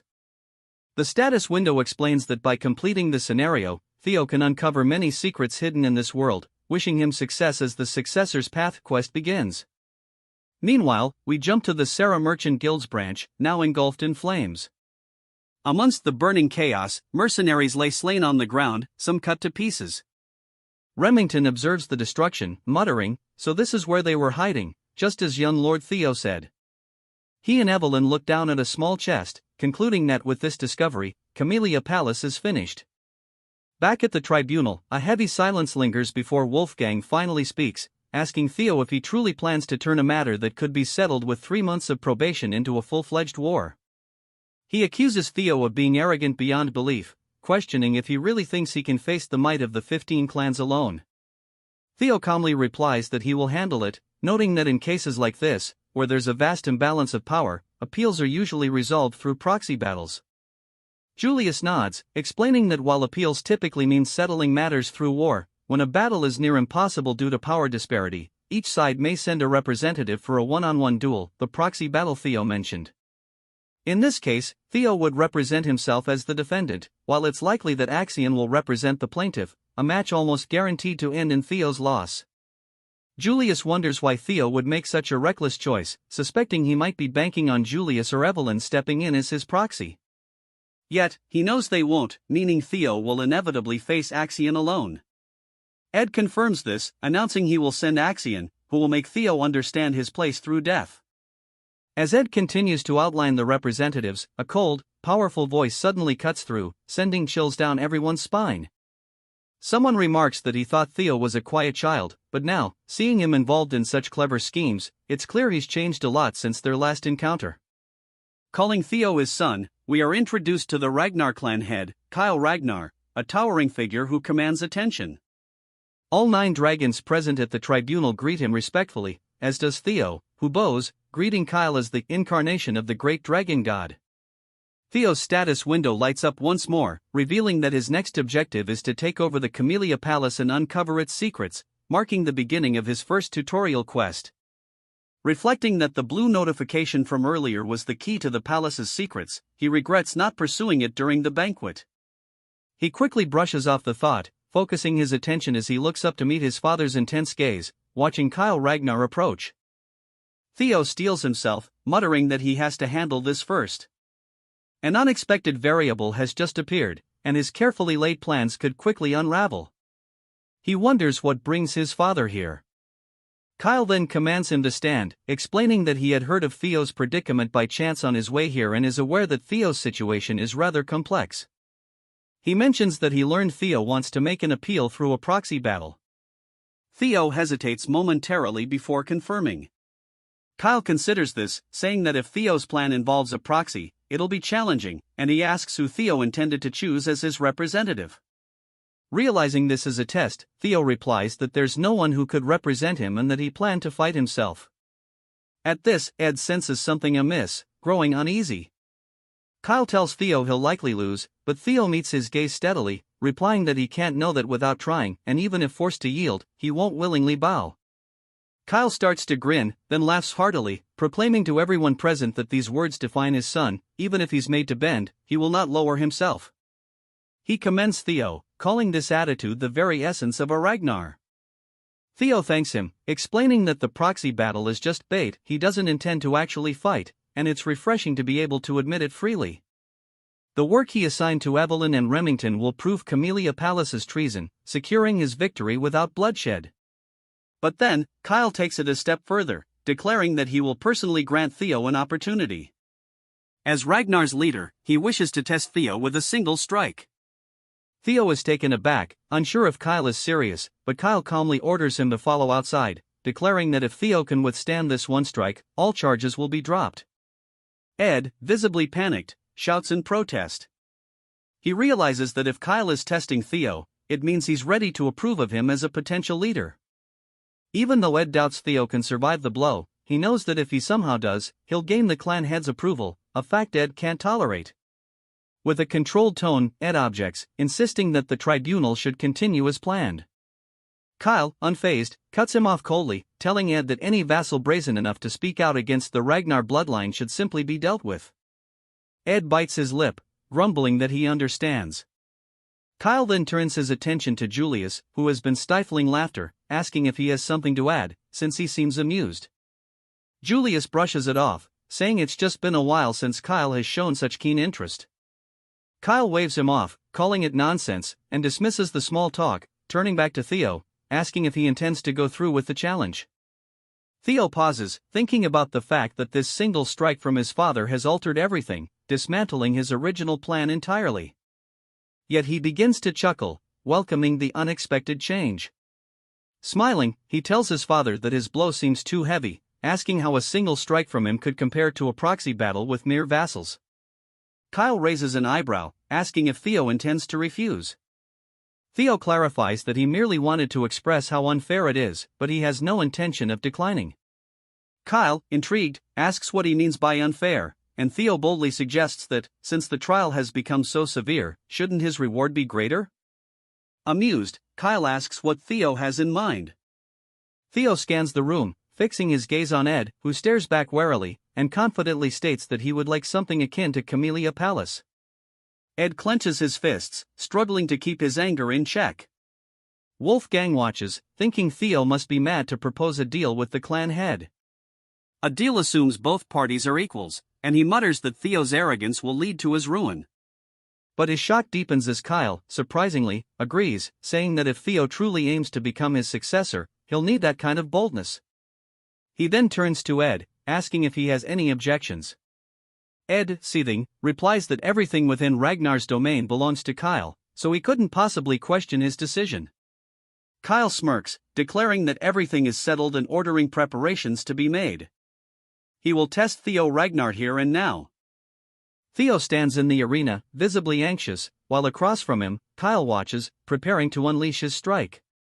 4 of the 9 dragons observe closely, along with Ed, who sneers to himself that his trap to ensnare Theo has somehow transformed into a platform to elevate him. Ed reminds himself that, even if Theo has grown stronger, there's no chance he can withstand a single blow from the clan head, a feat that even high-ranked swordsmen would find daunting. Theo must fail here, he thinks, as Theo clearly occupies every inch of his thoughts. But Theo, sensing Ed's intentions, smiles subtly. Unbeknownst to Ed, Theo is fully prepared to handle this, thanks to a tutorial reward he recently received. Kyle narrows his eyes, noting something different in Theo's demeanor, and asks if Theo took an elixir in secret. He remarks that even if Theo had, such rapid improvement would be unlikely, and adds that he's interested in seeing just how strong Theo has become. Theo admits Kyle is sharp, even the 9 dragons hadn't noticed, but confirms he's ready. Kyle then points out that, though he usually wields a greatsword, he'll be using a rusty steel blade this time, out of fairness, since Theo doesn't yet know how to use mana. He asks if Theo has any objections. Theo, keeping his voice steady, says he has none. Kyle releases his fiery red aura in a powerful wave, the pressure forcing Theo to stagger slightly. With his blade aimed downward, Kyle tells Theo to prepare himself. Theo trembles under the sheer force of Kyle's fighting spirit but maintains eye contact, saying he can endure it. He notes that his strength has nearly tripled due to leveling up with the experience elixir, and he put all he could into building his strength. Feeling the raw power coursing through him, Theo muses that he's crossed into the extraordinary and believes he can handle a single strike from his father. However, as Kyle draws closer, Theo envisions him as an unscalable wall. The strike comes, and the tension mounts as the spectators watch in stunned silence, except for Count Brad, who secretly hopes Theo will fail. As the strike lands, the ground shudders, and a shockwave blasts out from where their swords collide. Kyle, sensing something, immediately eases up, a satisfied laugh escaping him as he steps back. Theo's sword splinters and shatters, but Kyle, clearly impressed, chuckles, saying it's been a long time since he's felt so proud of a son. He then declares that Theo has proven his innocence, and the trial has concluded. Theo has passed out while still standing, completing the quest single strike of Kyle Ragnar. He's earned an inventory as well as a mysterious blue key as a reward. The scene shifts to Theo waking up in bed, disoriented. He sees Cecilia holding his hand, her face full of relief. She tells him he fainted while standing and that she's been worried. Theo assures her he's fine, asking where exactly he is. At that moment, Julius enters, informing Theo that the former lady of Camellia Palace, Axion, and the intelligence director have all been removed by order of the clan head. Theo's eyes widen, and he asks if this means what he thinks it does. Julius nods, grinning, confirming that Theo now resides within Camellia Palace. The scenario updates, and Theo's new task is to uncover the palace's secrets. Outside in the garden, we see Emile furiously stomping on a flower, railing against the injustice of being forced to leave her own palace. The butlers around her plead for her to stay calm, while Axion watches in silence. Ed, determined, walks over and calls out to Axion, who releases an intense killing intent and coldly asks what he wants. Ed insists that Theo Ragnar must be killed. Axion calmly suggests he could injure Theo during the awakening ceremony, perhaps take an arm, but Ed interrupts, demanding that he take Theo's head, convinced this is the only way to redeem the chaos Theo has caused. Axion studies him closely, noting his rat-tail hairstyle and apparent desperation. Meanwhile, back in Camellia Palace, Theo reflects on how things have unexpectedly shifted in his favor. Despite the drastic changes, he finds this outcome far better than he could have anticipated. He's gained control of the palace without even using his trump card, and he now holds a new ability called Inventory. Testing it, he reaches in, pulls out an apple, and takes a bite, marveling at the newfound convenience. Reaching in again, he retrieves the blue key, noting that it unlocks a dungeon. Looking around, Theo notices a bluish aura near a door and realizes the key is likely tied to it. Stepping closer, he spots a small blue keyhole embedded in the door. Theo fits the key into the lock and carefully opens the door, intrigued by what lies beyond. To his surprise, he's greeted by a vast cave. Wondering how something like this could even exist inside the palace, he suddenly sees a window appear before him, notifying him that he's discovered a dungeon for the first time, and as a bonus, he'll earn double experience for everything inside. Theo recognizes this as another quest and confidently steps forward, vowing to conquer it and maximize the experience rewards.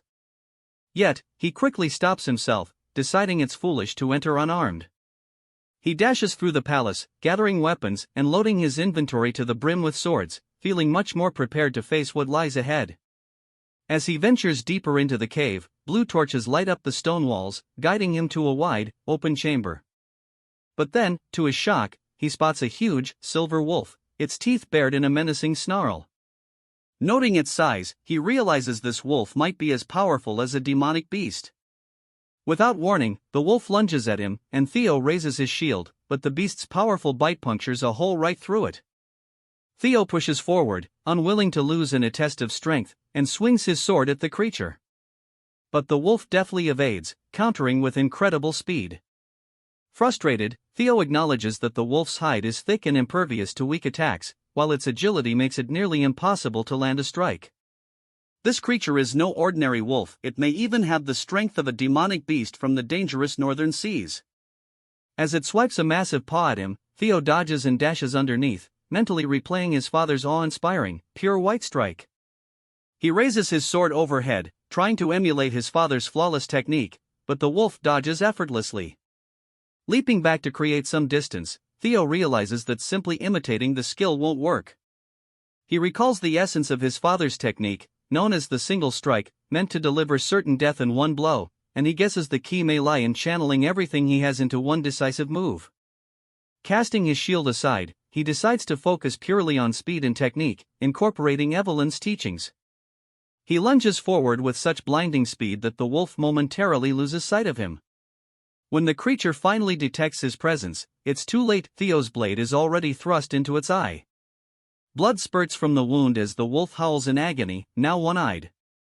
Realizing he's finally gaining the upper hand, Theo steels himself for the finishing blow. He and the wolf launch at each other, ready for a decisive clash. 2 months later, on training ground number 4, a crowd of onlookers has grown. Among them, a man named Manuel notices the increased number of spectators, and Sybil, standing nearby, agrees, suggesting they might need a new training area altogether. Theo's single strike technique has drawn a steady stream of sparring challengers. Just then, an arrogant voice interrupts. Henry Morris, an apprentice swordsman from Plum Blossom Palace, home to OSA, loudly questions when Theo will actually show up, commenting that he's been absent for 2 months. Mocking Theo's commitment, Henry suggests he probably fled, fearing his own exaggerations about winning the trial. Sybil, seething, listens as Henry continues, calling Theo's triumph over the tribunal a fake story and even questioning his win over the Camellia Palace as mere rumor. Before Henry can finish, Sybil's fist slams into his face, sending him sprawling across the ground. Henry's companion rushes over, shocked, yelling his name. Furious, he points a finger at Sybil, demanding to know how a mere dropout dared to strike him. But the trainees all glare back in support of Sybil. Without hesitation, Sybil insults Henry's skill and appearance, declaring that he's nothing compared to the young master. Manuel chides Sybil, telling him not to comment on someone else's appearance. Sybil shrugs, saying he never liked these troublemakers showing up and stirring things up, but now that they dare to insult Theo, they've crossed a line. At his words, all the trainees draw their swords, declaring that if this is war, their challengers better be prepared to back up their words. Henry's friend smirks, saying these dropouts must really have a death wish. Suddenly, a chill fills the air, and Henry's friend's sword, along with Sybil, is frozen in place. An icy barrier has materialized, separating the two sides. It's none other than Ragnar, one of the four hounds of the north, known as the Frost Sword. Sybil is shocked, wondering when she even arrived. Another voice chuckles, calling out that they couldn't leave him out of the fun. It's Hulkus, another member of the Four Hounds, known as the Black Bear, approaching the training grounds. Sybil, already surprised by Ray's presence, is stunned to see Hulkus there as well. Hulkus scans the crowd and scoffs, disappointed that there are only trainees present. He demands to know where Luster Tiger is, the supposed master of the training ground. Hulkus, wielding an oversized blade reminiscent of the Dragon Slayer, shouts, asking if the guy is deaf and repeating his demand for Luster Tiger. Without a word, Ray stands by, and it's clear Hulkus is referring to Theo. It cuts back to Theo, deep in the dungeon, panting heavily, clearly exhausted, his sword shattered. A notification window pops up, telling him he's leveled up, and not just once, he's gained multiple levels. Theo, resting atop a large wolf's corpse, realizes he's taken down a total of 170 demonic beasts, leaving only one remaining. He uncorks a potion, chugging it, thinking about how close he came to death on multiple occasions, and marvels at how this potion has saved his life. What seemed impossible at first has gradually gotten easier with each level he gained. Thinking about the intense grind, Theo notes it's already been 2 months since he entered the dungeon. Looking around at the cave's dim glow, he senses a powerful presence nearby, realizing that with only one beast left, the final challenge must be close. He readies himself, knowing this encounter can only mean one thing: a boss fight is coming. Theo steps onto the 5th floor of the dungeon, heading up the stairs and examining his broken blade. He sighs, realizing it's completely unusable now. After tossing it aside, he reaches into his inventory and pulls out the last sword he has left, a ceremonial blade his mother gave him as a birthday gift. This answers his earlier question about whether he had any swords left. In his previous life, there had been a lot of tension between him and his mother leading up to the awakening ceremony, and he'd left this blade to rust in his room.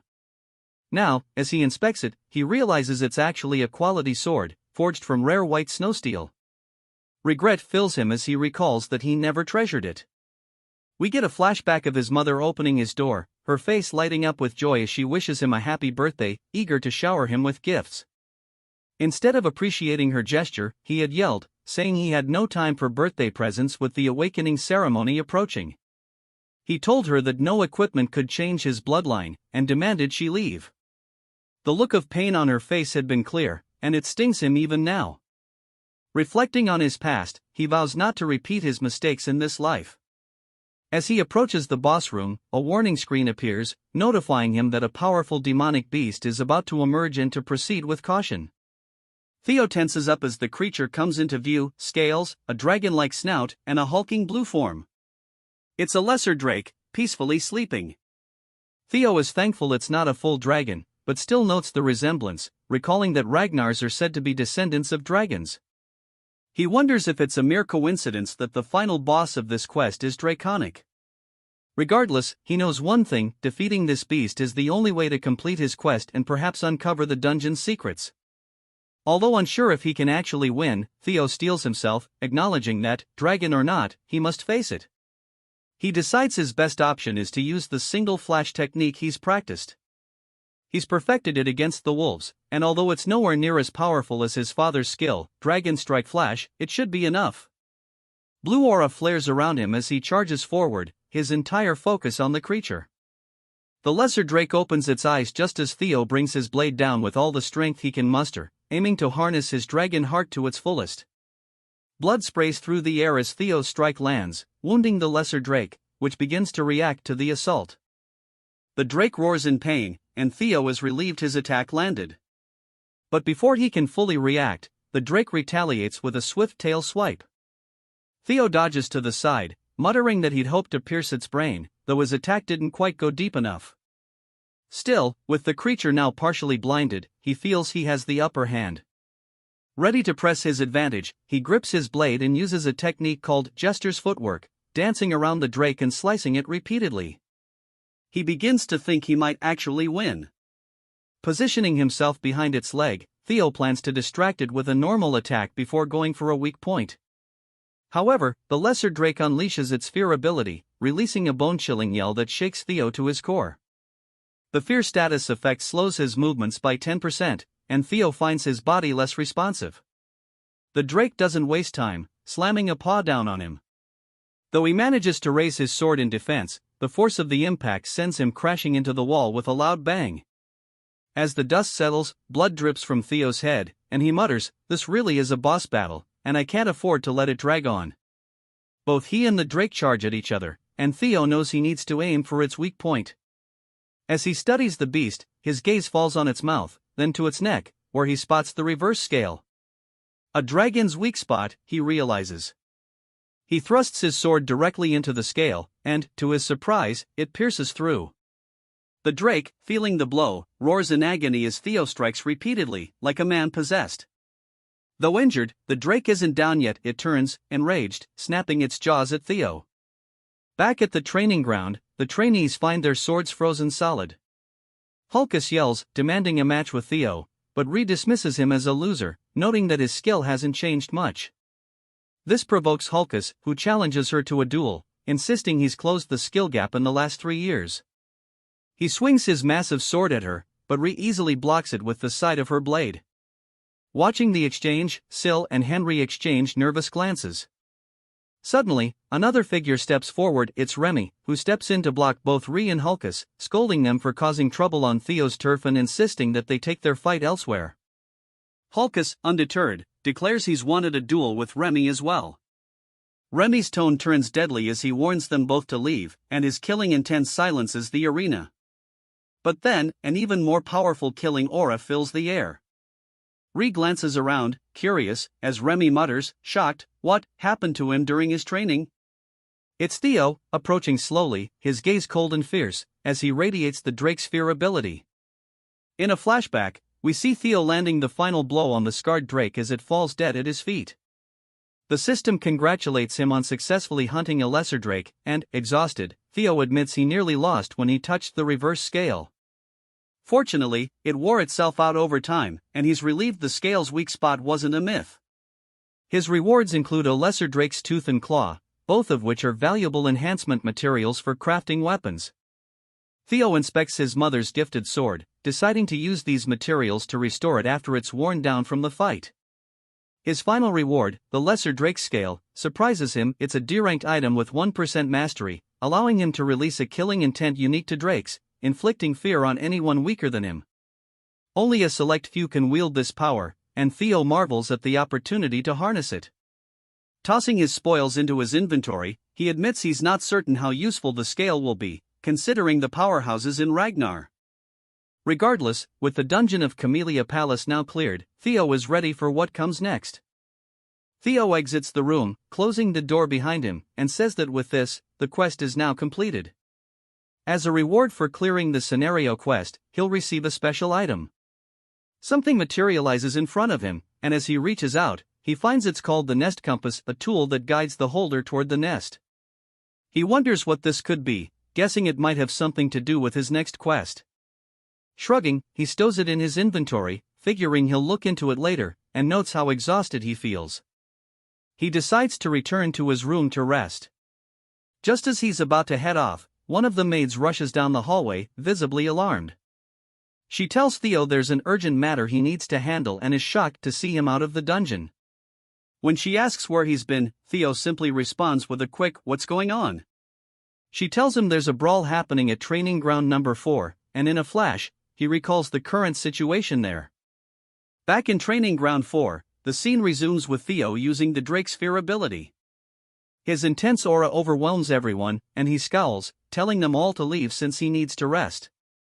Henry's lackeys, visibly shaken, start foaming at the mouth, while Henry, horrified, screams that the aura is practically toxic.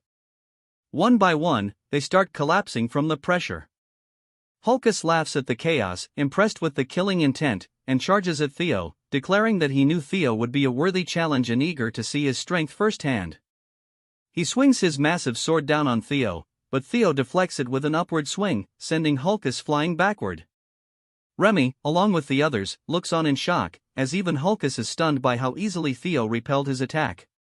Internally, Theo is a bit surprised that he actually managed to deflect Hulkus's strike. Hulkus, regaining his balance, smirks and charges in again, telling Theo he won't back down so easily. Theo recalls that Hulkus, while considered the weakest of the four hounds, was still powerful in terms of brute strength. As Hulkus comes in for another heavy strike, Theo uses the single slash technique, smoothly deflecting Hulkus's blade down the side of his own and countering in a seamless, precise motion. To his own amazement, Theo's blow lands cleanly on Hulkus, causing him to cough up blood as a deep wound opens across his abdomen. Hulkus stumbles, bleeding heavily, and falls to the ground, defeated. Theo notes, a bit shocked, that he used his full strength without realizing it, and thinks it's lucky Hulkus is only unconscious since anyone else might not have survived. Sybil and the other trainees are stunned for a moment before erupting in cheers, shouting that Theo has just taken down the Black Bear, one of the four hounds, in a single strike. Theo waves them down, reminding them that Hulkus is still alive. But as he's saying this, his sword suddenly snaps and falls to the floor in pieces. Staring down at it in dismay, Theo realizes with dread that it was the sword his mother had gifted him. The trainees only seem to get more excited, declaring in awe that Theo even broke his own sword with a single, powerful strike. Theo looks at the group around him and asks why they're so happy about his broken sword. Nearby, Remy and Ree are observing, with Ray glaring at Theo. It seems she's deep in thought, remembering a memory from years ago. In a flashback, we see a little boy asking someone who they are, and it's revealed to be a young Ray. The boy quickly wraps his scarf around her, noticing she still looks cold, and insists that she come to his house until the snow lets up. The boy is none other than a young Theo, who assures her he'll take her home once the storm passes. Ray smiles as she remembers this moment and quickly turns away, leaving Remy wondering if he just saw her smile.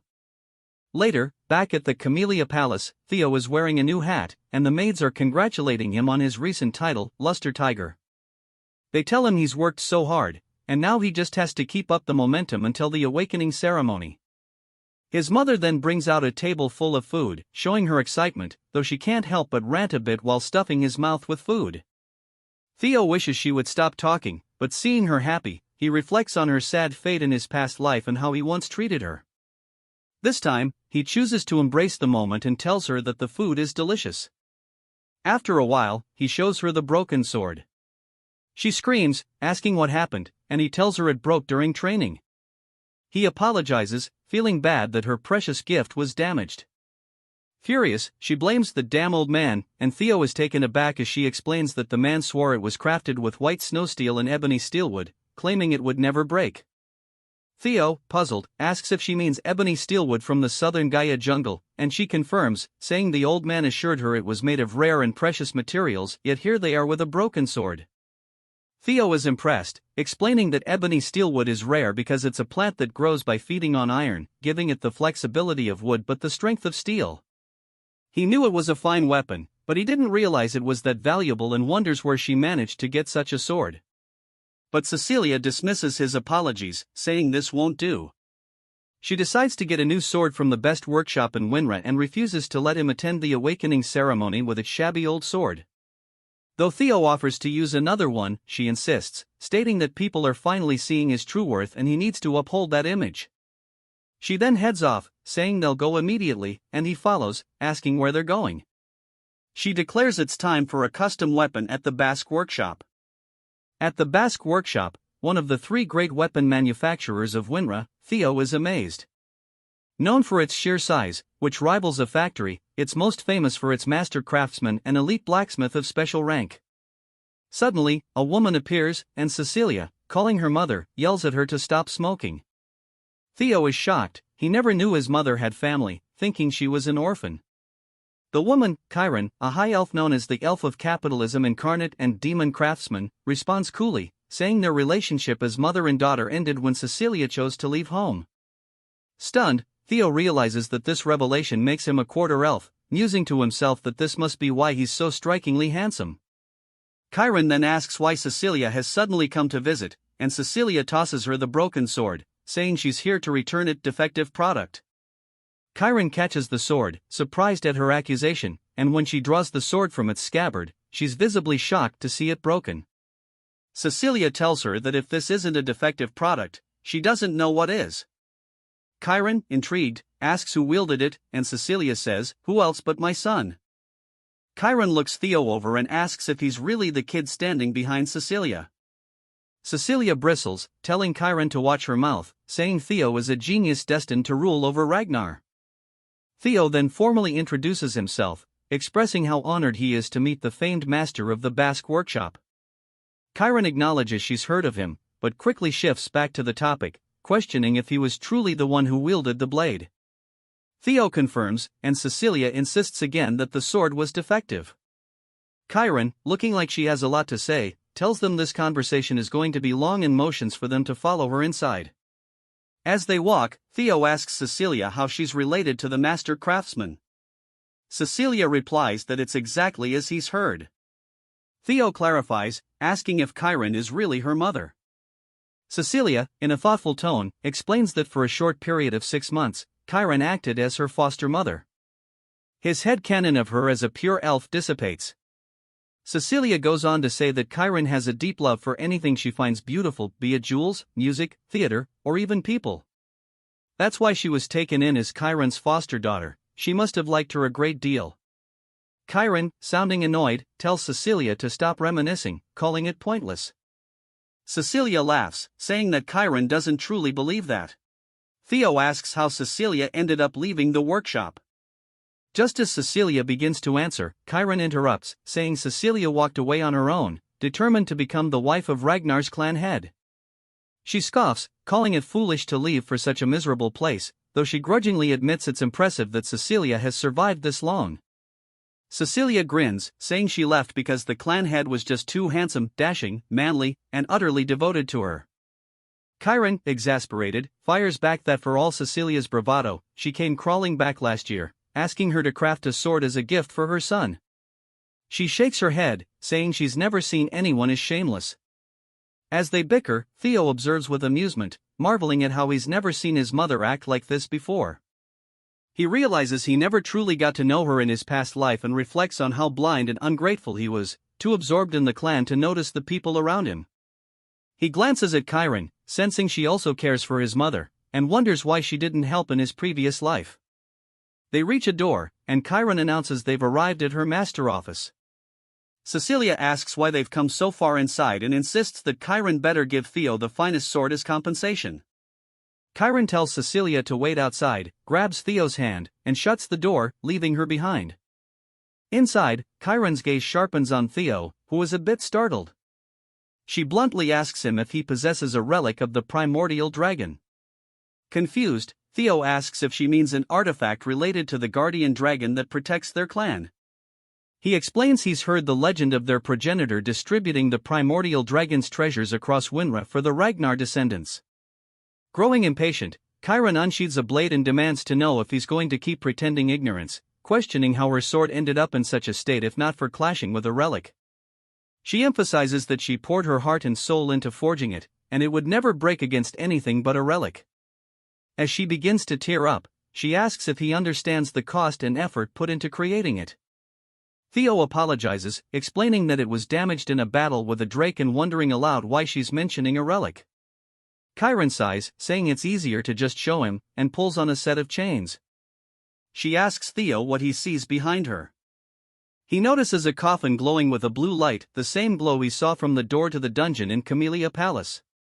Chiron explains that she cannot see or sense anything from it herself, but based on his reaction, he clearly does.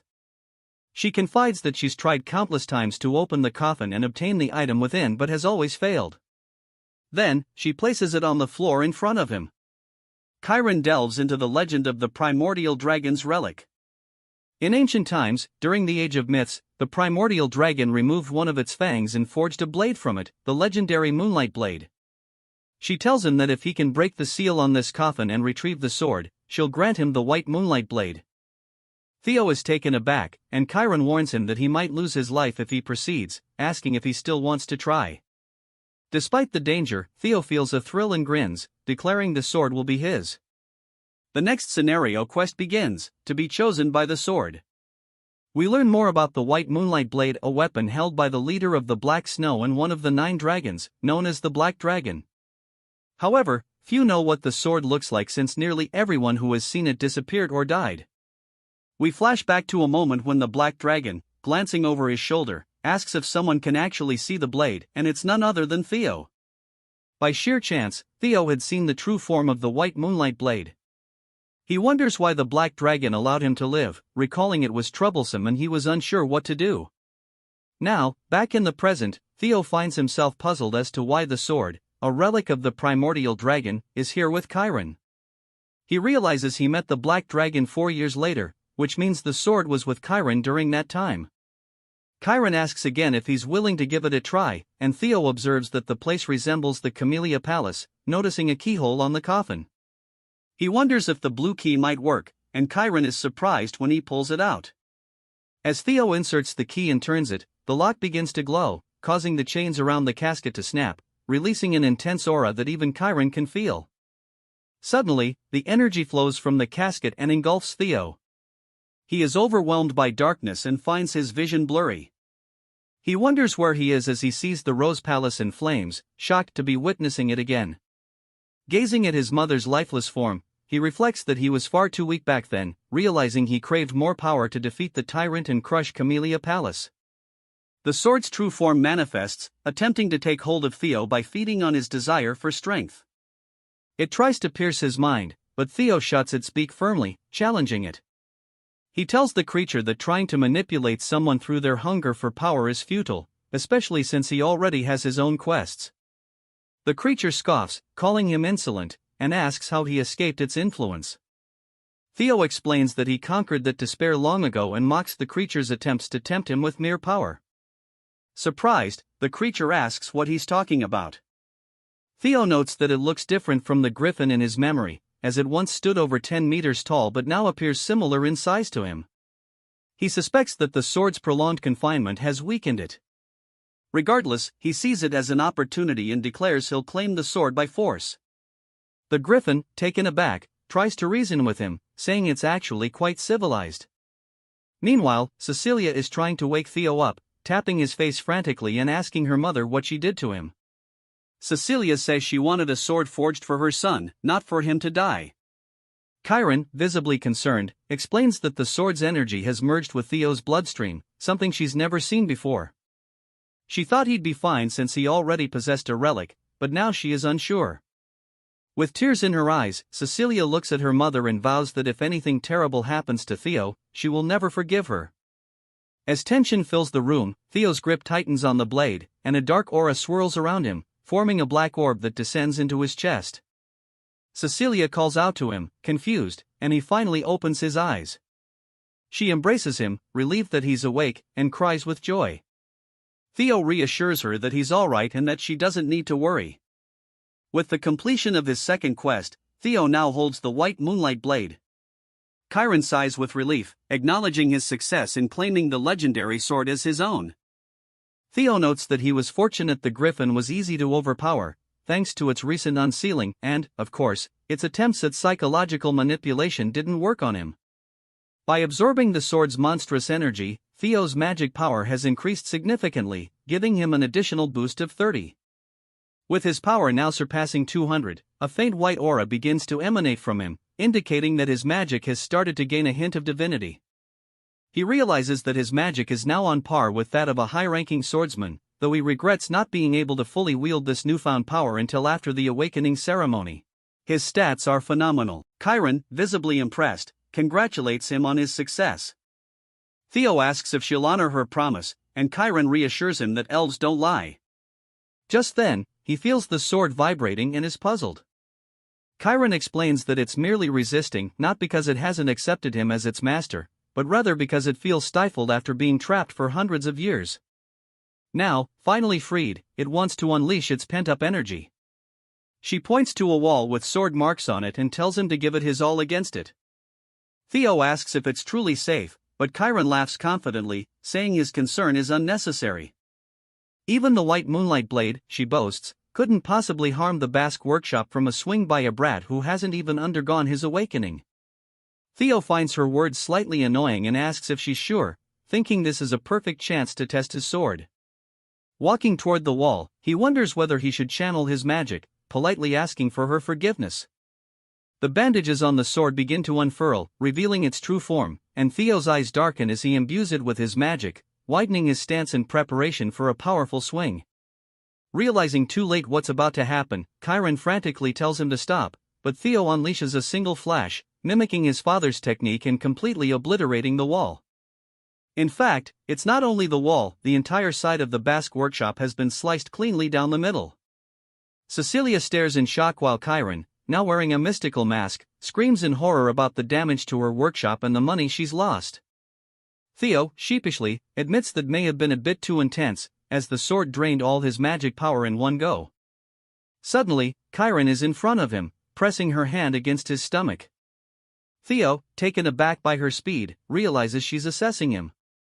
She remarks on his lack of proficiency with magic, noting she can't detect a mana core, and asks if he achieved that cut through the blade's sheer sharpness alone. She gazes into his eyes, confirming he is indeed a genius, and realizes that this genius is her grandson. Calculating how much wealth she could earn from this prodigy, she places a hand on his shoulder and declares she will be his patron. All he has to do is show the world his skills, he'll become her workshop's greatest advertisement.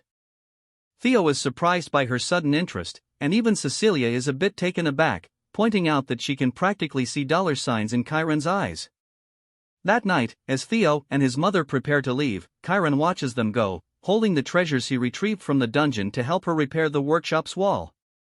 She's pleased, marveling at how her daughter has raised such an incredible son and guessing he must have acquired this loot while retrieving the relic. Laughing, she admits her pride. As they leave, a voice calls out to Chiron from above, greeting her with a long time no see. She scowls, looking up at a tree and demanding to know why this person has shown up, addressing the stranger through a bird perched there. 5 days later, it's the day of the awakening ceremony, and Theo is training with Evelyn. He's nearly pushing her back, though she manages to deflect his strikes and eventually starts pushing him back. She comments that his swordplay has become sharper and faster overall, and he notes with relief that she's complimenting him. Observing from the sidelines, the trainees are stunned. Evelyn reflects that it's been 6 months since Theo began changing, and he's already strong enough to challenge her. With his magic power awakening today, she's certain he'll soar to incredible heights and knows for sure it'll mark the birth of a true powerhouse. She smiles and praises his progress, telling him he could even aim for valedictorian at the ceremony and wishing him success. Theo laughs, crediting her training, and says that if he does win, he'll mention her in his speech. She cringes, embarrassed by the thought, and the other trainees chime in, asking him to mention them too. Theo jokes about the trouble of being popular, to which Evelyn cringes even more. With a wave, Theo bids her goodbye, mentioning he has somewhere else to be. We are taken to the central headquarters of the Ragnar family, where Theo stands before the gate and introduces himself, instructing them to open the door. A large crowd has gathered outside to witness the awakening ceremony, the most significant annual event for the Ragnars. The spectators look up as the gate swings open, and Theo enters, noting that every participant hopes to achieve favorable results at the ceremony and that becoming a swordsman of Ragnar is the first step toward recognition and honor. Inside, the venue is packed with competitors, and Theo feels a bit anxious, realizing that every member of the Ragnar clan is watching, including his father. He knows he must do his best. The 9 dragons are present as well, along with Hilda Ragnar, the former clan head from 2 generations ago. As Theo observes her, he finds it hard to believe she is 150 years old. Nonetheless, he feels relieved to see her in attendance. Suddenly, a drum beats, signaling that it is time to begin. A man, who is a judge named Vanna, calls for everyone's attention and announces that they will now proceed with the preliminary examination. This round simply involves picking up a sword placed on the ground and leaving a mark on the steel wall in front of it. The wall has been forged with a blend of white snow steel, which means that ordinary steel blades cannot scratch it. However, that changes when magic power is infused into their strikes. Vanna explains that he will distribute some to each participant. One some pill grants 10 years of magical power. It is an elixir designed to help them open their mana hall, which they must do in their abdomen. Only then will they be able to cut through the white snow steel wall with their blades. The depth of their cut will determine their results. He calls out the names of participants one by one, starting with none other than Theo. As Theo steps forward, he reflects on how, in his past life, Axion had been the valedictorian. He reaches out to take his pill and grabs one of the blades, stepping forward with determination, vowing that he won't let Axion be the star this time. His quest is to become the valedictorian of the awakening ceremony. Hilda turns to Kyle and asks if Theo is the one he mentioned in their earlier conversation. Kyle nods, acknowledging that Theo must have piqued her interest. Hilda admits that she grew curious after what he said and expresses her eagerness to see how competent this descendant of hers truly is.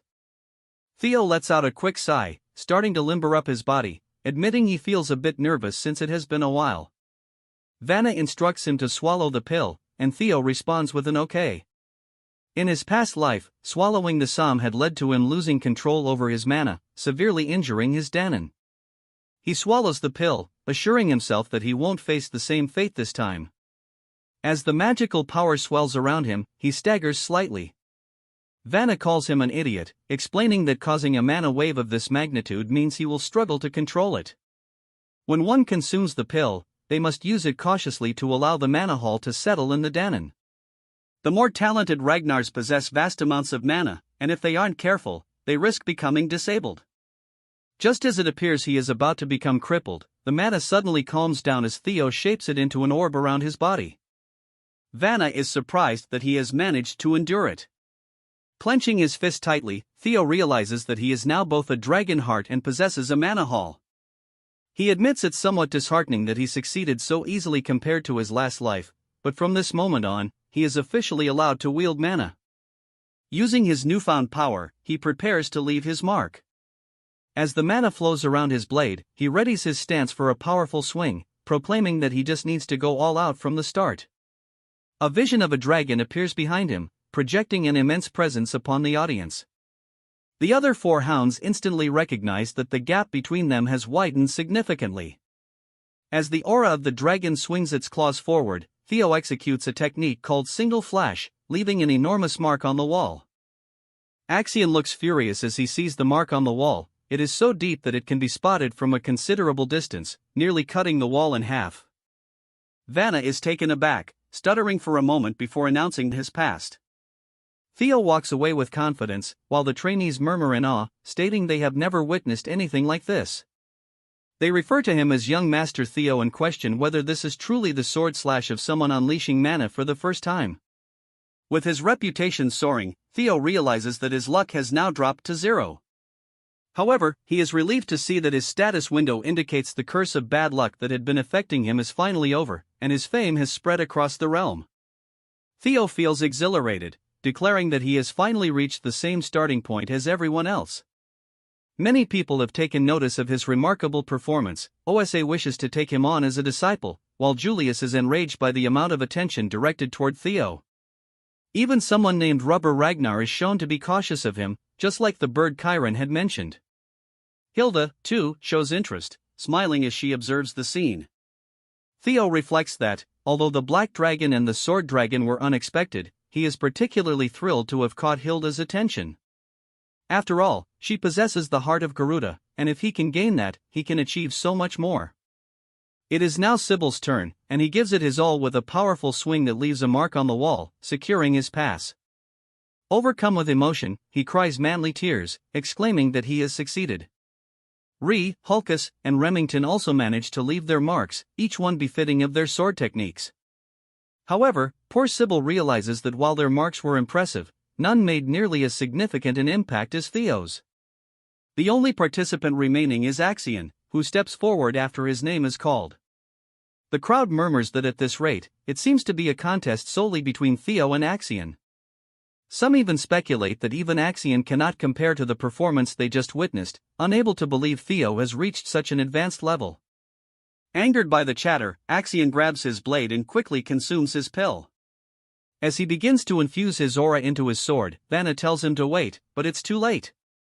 Axion unleashes a dragon-type aura reminiscent of Theo's, but it produces a terrible sound as it scrapes against the wall.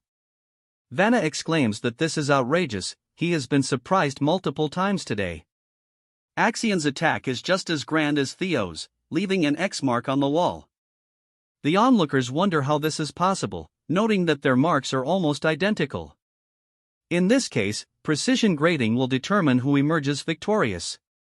Axion inspects his mark, looking somewhat displeased before turning away. Once everyone has had their opportunity, Vanna declares that the first stage of the ceremony is complete. He praises the participants for their hard work and expresses his satisfaction with the number of individuals who have improved their scores. Those who have passed are instructed to prepare for the second stage in 4 days, at which time he will announce the rankings that everyone has been eagerly anticipating. The crowd beams with excitement for the results as Vanna prepares to announce the valedictorian for the first stage of the awakening ceremony. Both Theo and Axion wait in anticipation to hear the results. The scene begins with a booming announcement marking the end of the first stage of the awakening ceremony and the results about to be revealed. Among the participants, Theo Ragnar and his cousin Axion stand in tense anticipation. Suddenly, Theo's name is called, and the crowd gasps in shock as Theo is declared valedictorian.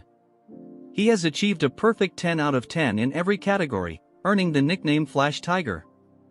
Whispers spread through the crowd, marveling that Theo outperformed Axion, who was deemed unbeatable. The announcer notes that Theo's sword mark is nearly identical to the legendary Thorol Ragnar's, leaving everyone in awe. Meanwhile, in the snow-covered mountains, Thorol Ragnar, a major figure in the clan's succession, is seen walking alone, his presence hinting at his importance. Back at the ceremony, Axion is announced as second place, his perfect score edged out by Theo's slightly longer sword mark. Axion's blazing eyes reveal his fury as the crowd falls silent, tension thick in the air. The announcer concludes by congratulating the participants and announcing that the second stage will take place in 3 days in the Winter Mountains, leaving the 87 examinees preparing for what lies ahead. Later, Theo celebrates with Remington and friends in a cozy cabin, humbly thanking them and emphasizing that the journey is far from over.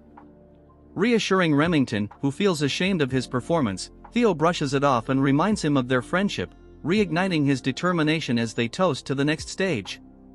Alone in the snowy mountains, Theo reflects on his victory, knowing it isn't the end and recalling his true enemies, Axion and Skydragon. Pulling out the nest compass, Theo sees it pointing toward the Winter Mountains, realizing the second stage might reveal the nest's location.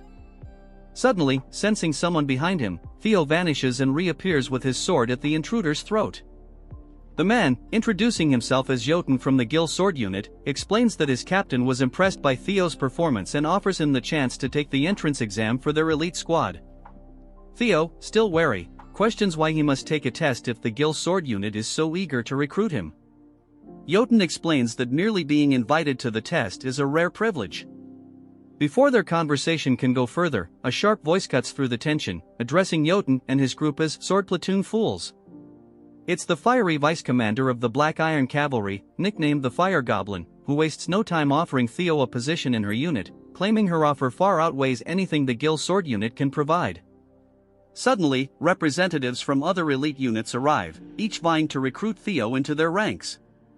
Chaos erupts as the heated competition intensifies, with each group trying to outdo the others. Theo, growing increasingly amused, considers quietly slipping away from the escalating madness. Just as he's about to make his exit, a calm yet commanding voice echoes through the air, silencing everyone. Flower petals drift gently around as Prunus Ragnar, the lady of the Plum Blossom Palace, steps forward, her arrival stunning the crowd. She gracefully announces her interest in Theo, leaving onlookers in awe. Meanwhile, elsewhere, Axion Ragnar, consumed by rage over Theo's victory, vents his frustration in a furious rampage, striking down anyone near him. His uncle intervenes, effortlessly stopping Axion's sword with 3 fingers. Chiding Axion for his outburst, his uncle advises him to focus and leans in with a chilling promise, "Follow me, and I'll show you how to make the second stage Theo Ragnar's funeral." Back with Theo, Prunus Ragnar steps forward with confidence and elegance, commanding attention. Her presence alone leaves a powerful impression on everyone, with whispers of admiration and speculation filling the air. As some try to impede her, Prunus unleashes a surge of energy, silencing any opposition and creating a separate space for herself and Theo. Within this mystical energy, she demonstrates her sword technique, Celestial Flower Rain, a style emphasizing grace, precision, and control, in contrast to the destructive power of Lord Kyle Ragnar. A breathtaking flurry of flower petals accompanies her moves, leaving Theo awestruck as he absorbs every detail. Prunus reassures Theo that mastering the technique immediately isn't necessary, encouraging him to reflect on its essence. With a final burst of energy, she invites Theo to seek her out after the ceremony for further lessons, leaving him both inspired and humbled by her gift.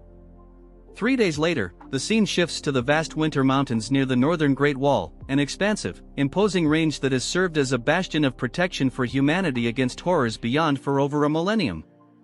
Here, amidst this historic and treacherous landscape, the second stage of the awakening ceremony is about to begin. Jackie Ragnar, the ceremony supervisor, steps forward to address the participants, emphasizing the sacred duty of the Ragnar clan as humanity's shield against the Demon Sea, a cursed land teeming with monstrous creatures. He reminds the apprentices that they will one day shoulder this responsibility. For this test, they must remain within the Great Wall, as venturing beyond is too perilous. The objective is simple: hunt beasts, collect the bells around their necks, and survive in the harsh winter mountains for 15 days. The bells vary in color, with higher value ones indicating tougher challenges. Jackie warns of a beast so powerful it requires teamwork to defeat, hinting at significant rewards for those who succeed. Participants are allowed to use any means necessary, including stealing bells from others, in this survival of the fittest trial and embodiment of the Ragnar way. Jackie also points out totems marking safe zones where they can rest and resupply. As soon as the test begins, the participants scatter, diving into the snowy terrain. Theo's allies head into the forest to gather supplies and support him, while the red-haired siblings Hulkus and his sister charge in eagerly. Axion Ragnar, however, races through the mountains with grim determination, his uncle's chilling words echoing in his mind, "Make this Theo's grave." Watching from the shadows is Ragnar, one of the clan's 4 hounds, keeping a close eye on Axion. Meanwhile, Theo prepares to enter the forest but is stopped by Remington, who confesses that after days of reflection, he now sees Theo not only as a friend but a rival. Theo warmly accepts the challenge, admitting he feels the same, and the two part ways with newfound resolve. Alone again, Theo steadies himself, pulling out his compass to guide him to the dragon's nest. The compass lights up, pointing him through the snow-covered wilderness, and Theo's excitement builds as he sets off. Elsewhere, deep in the mountains, a mysterious blue light glimmers on a steep, snow-covered cliff, hinting at secrets waiting to be uncovered. Trudging through the snowy outskirts, Theo mutters to himself about the difficulty of following his compass in such conditions, joking that a shovel might have been more useful than his prized moon-white sword, Griffin. Gripping the hilt, the blade trembles as if alive, and Theo swings it with all his strength, releasing a surge of blue energy that clears a path and reveals a hidden trail beneath the snow. Suddenly, he senses someone watching him and calls out, daring them to reveal themselves. From behind a tree, 3 men emerge, one of them chuckling as he asks when Theo noticed them. Theo instantly recognizes the trio, Hai, Cho, and Lon, notorious as the roughnecks of the mountain. These aren't just petty thugs. In his past life, they'd left behind a massacre of over 700 innocents during their missions, a horrifying scene that Theo had once been forced to clean up. Confronting them now, Theo suspects Axion might have sent them, but they dismiss the idea, sneering that they don't take orders from someone their age.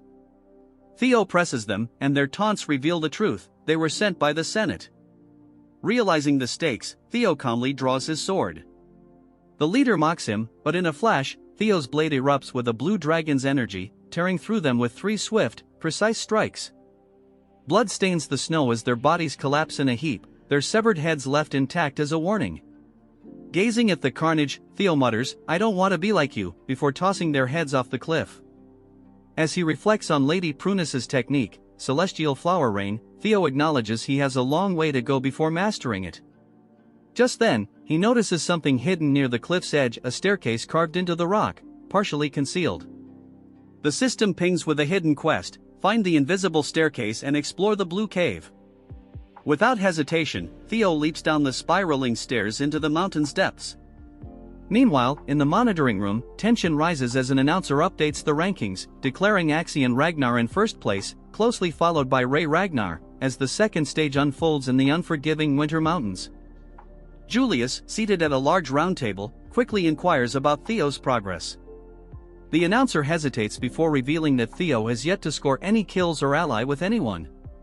Julius raises an eyebrow in surprise while the announcer speculates that Theo might be hiding or preparing an ambush.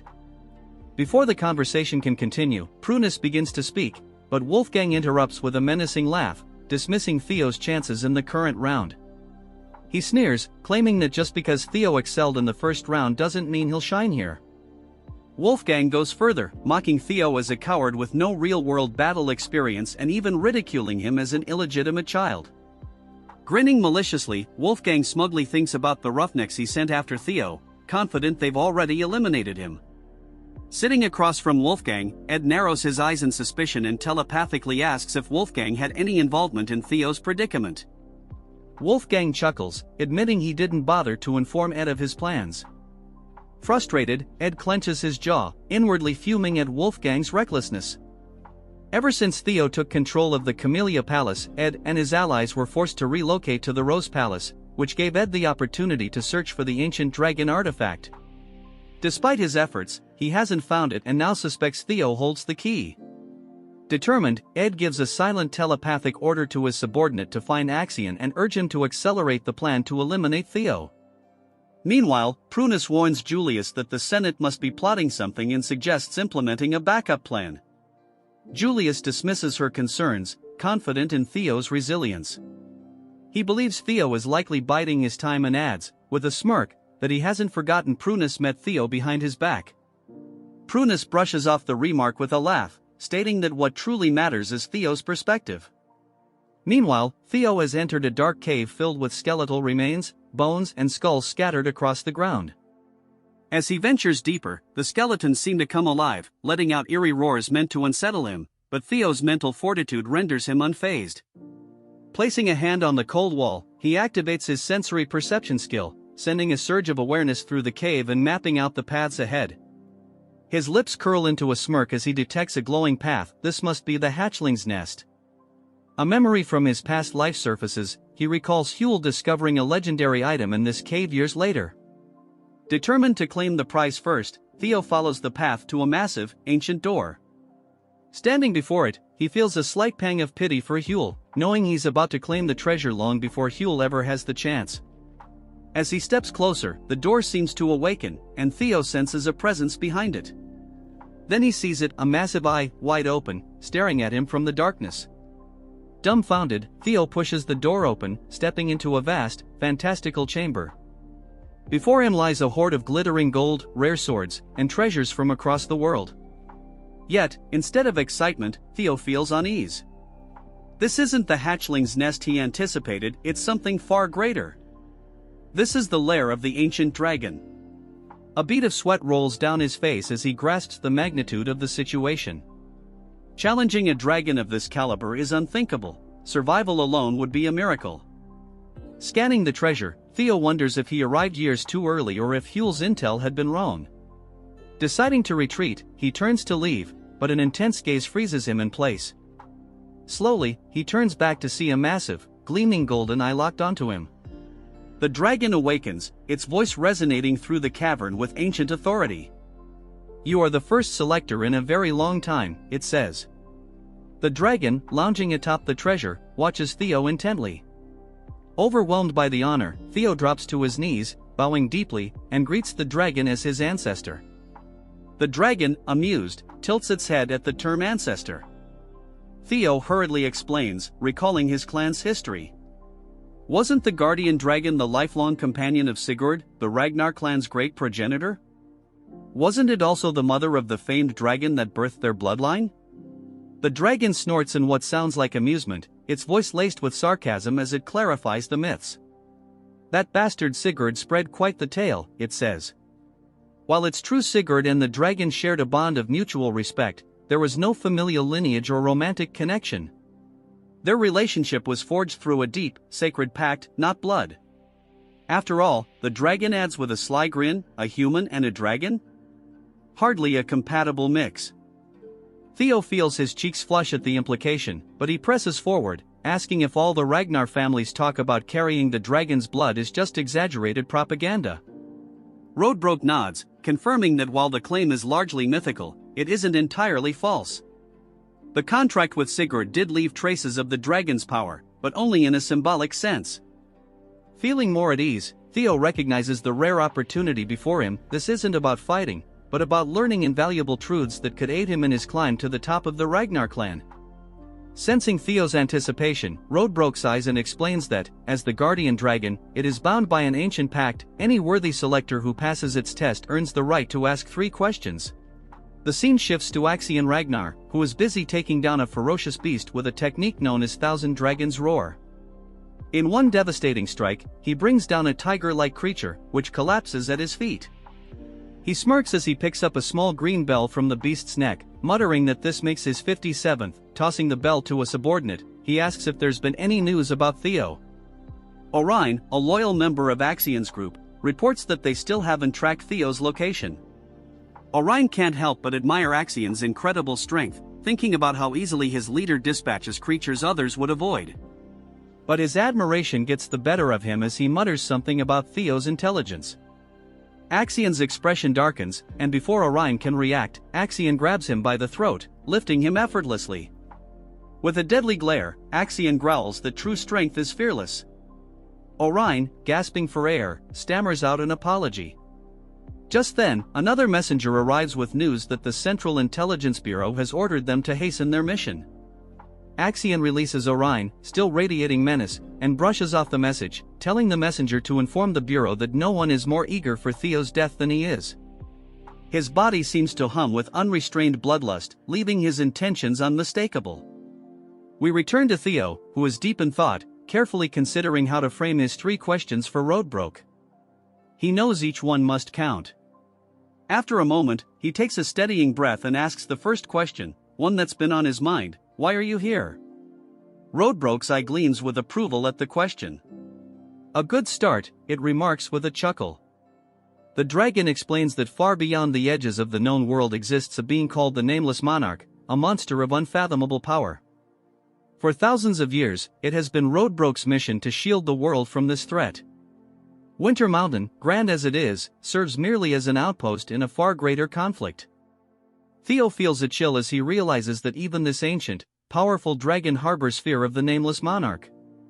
Pushing aside his unease, he asks his second question: what is the ancient dragon's relic? Roadbroke, impressed by Theo's curiosity, explains that there are 3 relics tied to its soul, each a powerful artifact.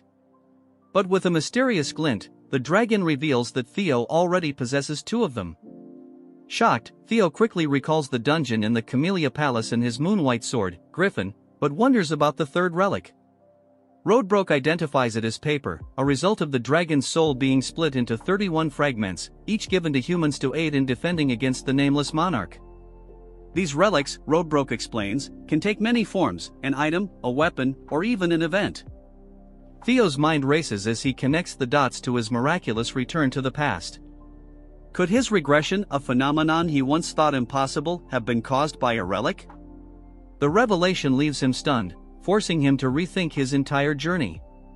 Gathering his courage, Theo asks his 3rd and final question: why was I chosen? Inwardly, he wonders why someone like him, who was once talentless, would be deemed worthy of facing the Nameless Monarch over others far stronger or more gifted. Roadbroke meets his gaze with a knowing look and counters with its own question: why do you think you're the only one chosen? Theo's eyes widen in shock as the implication sinks in. Others must have been selected by relics as well. His mind races to figures like Ed and even the Black Dragon. Did they know about the relics? Could they have experienced regression, too? The weight of the dragon's answer leaves Theo reeling, filling him with both clarity and more questions.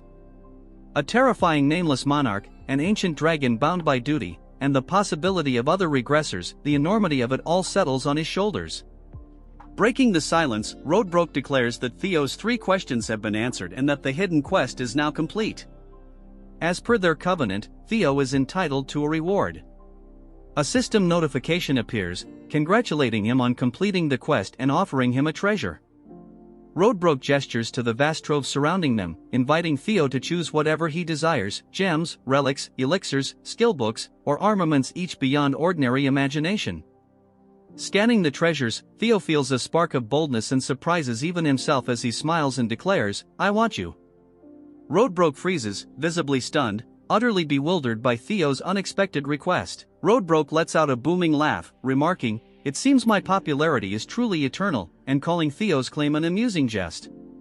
However, her tone sharpens as she asks what he genuinely desires.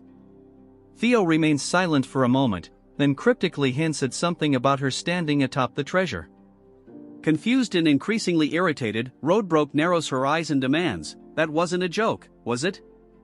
With unshaken confidence, Theo confirms her suspicion. Spreading her massive wings, Roadbroke generates a powerful gust, the sheer force nearly toppling Theo as it drives him back. Radiating an overwhelming aura of dragon fear, she demands, "Are you seriously trying to claim all my treasure and my knowledge with clever wordplay?" Theo braces himself against the oppressive force, his thoughts racing as he realizes the full weight of the guardian dragon's aura pressing down on him. Determined to withstand it, he grits his teeth, blood trickling from his eyes and mouth as he fights to stay upright. Summoning Lesser Drake's fear, a blue, smoke-like energy begins to emanate from him. Roadbroke sneers at his attempt. "How foolish," she mocks. "Do you think you can stand against me with such a minor fear?" Yet Theo remains resolute, defiantly declaring that the guardian dragon had promised he could claim any treasure within her nest, without any limitations. He boldly suggests that she herself, as the heart of this hoard, could be considered a treasure. Knowing he's gambling with his life, Theo clenches his jaw and resolves to press forward. He understands that Roadbroke, the legendary guardian dragon who had once forged a pact with Sigurd, the Ragnar clan's progenitor, represents an unparalleled claim to legitimacy. Summoning every ounce of his will, he declares that he will not let this opportunity slip through his fingers. Blood continues to drip as he demands that she honor her promise, choosing her as his prize and asking her to stand by his side. Roadbroke, watching Theo endure her overwhelming aura with unflinching resolve, feels a strange familiarity, a reminder of Sigurd's unwavering determination centuries ago. Slowly, she exhales, her fiery gaze softening. "Very well," she says, her voice carrying both amusement and nostalgia. "I accept your request." Theo, stunned by her words, takes a moment to process them. As her enormous form begins to transform, her dragon body is enveloped in a thick fog, and her golden eyes glow with an ancient, otherworldly light. When the fog fades, a humanoid figure emerges from the treasure, stepping into view. The mist clears entirely to reveal a breathtakingly beautiful woman. Horns curl gracefully from her head, her eyes shimmer with a golden hue, and an aura of ancient majesty radiates from her. Taking a few steps closer, she chuckles at Theo's awestruck gaze. "You seem captivated by my beauty," she teases. Then, with a somber tone, she reveals that she is over 2,000 years old and has suffered the loss of her heart 50 years prior. Her time, she explains, is short. She has only 3 years left to live due to her condition and is bound to her nest, unable to leave. Extending a hand toward him, she asks, "Do you still wish to choose me as your reward, even knowing this?" Theo smiles, his resolve unwavering. "My answer remains the same," he replies firmly. "I choose you, Roadbroke." A system notification appears, confirming that Theo has selected Ragnar's guardian dragon, Roadbroke, as his reward. Roadbroke shakes her head, half amused, half resigned. "You're a fool," she says, though her tone carries a hint of approval. "But such stubbornness is fitting for a chosen one." The system window updates, granting Theo 2 new titles, Guardian Dragon's Significant Other and Descendant of the Progenitor. Theo, bloodied yet triumphant, stands with fierce determination as Roadbroke gazes at him, her expression unreadable. Theo vows to grow stronger in search for more relics of the primordial dragon, determined to find something that can substitute for Roadbroke's lost heart.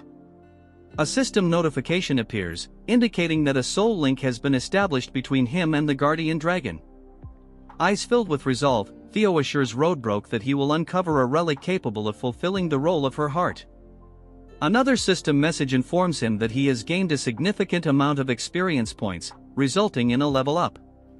With newfound determination, Theo declares, "I must at least accomplish this to be worthy of the title Guardian Dragon's significant other." Roadbrook smirks and instructs him to care for her in his new role as her chosen partner. However, she warns that since she cannot leave her nest until a solution is found, she will soon enter hibernation. Before doing so, she produces a glowing blue book and, in an instant, appears directly before him. Pressing the book against his chest, she explains that reading it will awaken his mind gate, enabling him to form a true soul link with her. She gestures around the cave, informing him that food is available near the nest and encouraging him to take his time studying. A system notification appears, announcing that Theo has acquired the Grimoire of Aman. Stunned, Theo stares at the book in his hands as the system elaborates. The Grimoire of Aman is a mystical tome containing principles tied to the sound that resonated at the dawn of creation, a holy resonance embodying the universal truths of existence.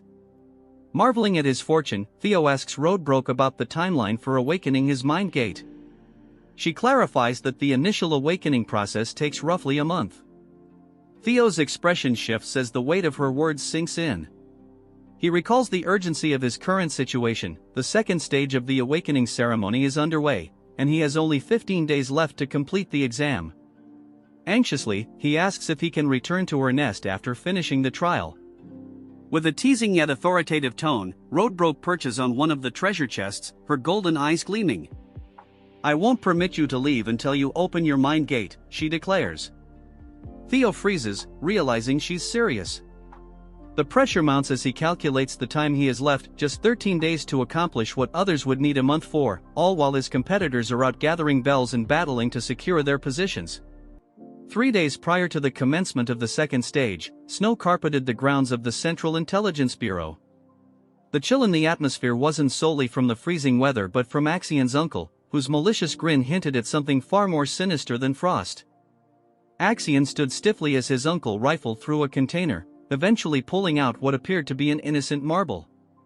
But in this world, nothing was truly innocent. With the theatrical flair of a villain delivering a dramatic soliloquy, his uncle elaborated on the marble's purpose. It enhanced the energy of fiends trapped within, creating an anti-field safety zone to repel other fiends.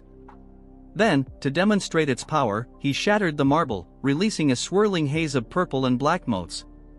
The disturbance condensed into a hideous, four-eyed creature with a maw wide enough to swallow Axion whole. Before Axion could fully process the situation, shadows surged from his uncle's feet, taking the form of a dragon that obliterated the fiend in a single devastating strike.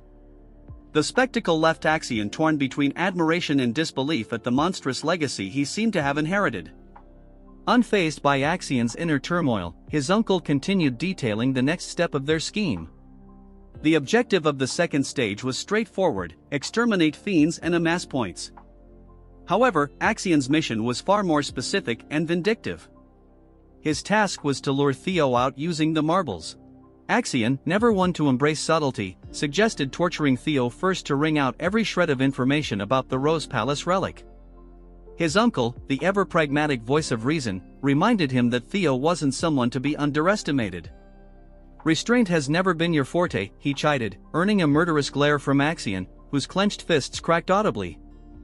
Instead, they would exploit Theo's emotional vulnerability, targeting his treasured followers from Training Ground 4. Fast forward to the present, and Axion's plan was unraveling. Theo hadn't risen to the bait. Instead of participating in fiend hunting like a conventional contender, Theo had opted for a Where's Waldo approach, remaining elusive. With only 12 hours left on the clock, Axion brooded in growing irritation, his rank of 860 points doing little to soothe his temper. Behind him, pulsating lights announced the arrival of Felix Ragnar, a swordsman from Plum Blossom Palace and currently ranked 7th with 446 points. Felix, ever the self-proclaimed investigator, suggested Theo might have been apprehended by the council scoundrels. Axion's retort was cutting, a frigid, soul-piercing glare followed by a sneering jab: "Your deductions are as pathetic as your rank." To twist the knife further, Axion ridiculed Felix's association with Lady Plum Blossom. Felix's jaw tightened, his hands quivered slightly, but he wisely restrained himself, unwilling to retaliate. Axion dismissed him with a wave, declaring it was time to drag Theo out of hiding. Gathering members of the Scaled Dragon Society in Plum Blossom Palace, Axion laid out a plan to systematically hunt down Theo's companions. The scaled dragon members grinned maliciously, relishing the prospect. Unknown to Axion, an eavesdropper lurked nearby. Concealed behind a tree, Ragnar, ranked third with 561 points, listened intently. In the shadowy, echoing forest, the agonized shriek of a dying forest lizard reverberated. A band of hunters stood triumphantly over its carcass, the rancid odor of blood mingling with the earthy scent of damp moss. This wasn't just any forest lizard but a mid-tier fiend. The hunters, however, basked in their own inflated sense of accomplishment. Among them was Sybil, ranked 68th with a paltry 31 points, barely managing to escape the realm of participation awards.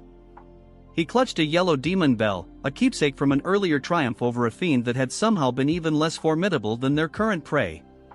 His comrades, Gordon, ranked 53rd with 52 points, and Romero, ranked 62nd with 36 points, shared in his self-satisfaction, equally thrilled by their modest triumphs. If points were currency, Sybil and his crew would still be destitute, but at least they were breathing. Sybil held up the yellow demon bell, a lackluster emblem of mediocrity, and grumbled, 12 hours left, where's Theo? His tone carried less worry for Theo's well-being and more irritation over their meticulously saved supplies now feeling like wasted effort. The group's self-proclaimed strategist speculated with a blend of respect and cynicism, Theo's probably orchestrating something big. He's not like us, scrounging for points just to scrape by. The resident optimist added with a spark of excitement, what if he takes the top spot again? His glee earned a round of annoyed glances. Without warning, Ragnar, ranked 14th with a formidable 173 points, drove his blade through Sybil's back. The gruesome crunch of steel-piercing flesh echoed sharply, and Sybil's victorious grin contorted into a mask of shock as blood darkened his clothes. Orion yanked his sword free with a flourish. You're nothing more than fodder, he said icily, his disdain as cutting as his blade. His frosty stare locked onto the others, daring them to act. As he raised his sword again, chaos erupted. Meanwhile, as if destiny couldn't resist checking in on its chosen protagonist, the scene shifted to Theo. Deep within Lord Brock's nest, Theo stood in the ominous presence of the ancient dragon herself. The beast's glowing amber eyes studied him with an unnerving blend of curiosity and appraisal. Her voice, a resonant rumble akin to rolling thunder, filled the cavern as she scrutinized his progress with the mind gate, a feat he had achieved in under a month, a timeline so extraordinary it could crush the spirits of even the most gifted. A system notification flashed before Theo, proclaiming his partial mastery of the Grimoire of Amon, magical principles partially understood.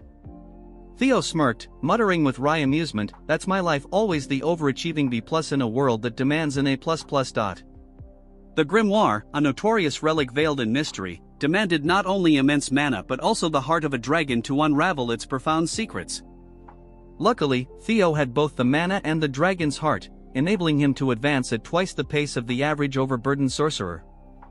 Yet, as always, the system, ever ready to crush his momentary sense of accomplishment, informed him that his stats were still subpar, granting him a skill called hatching. The ability wasn't entirely worthless, it allowed him to manipulate lingering thoughts through psychokinesis.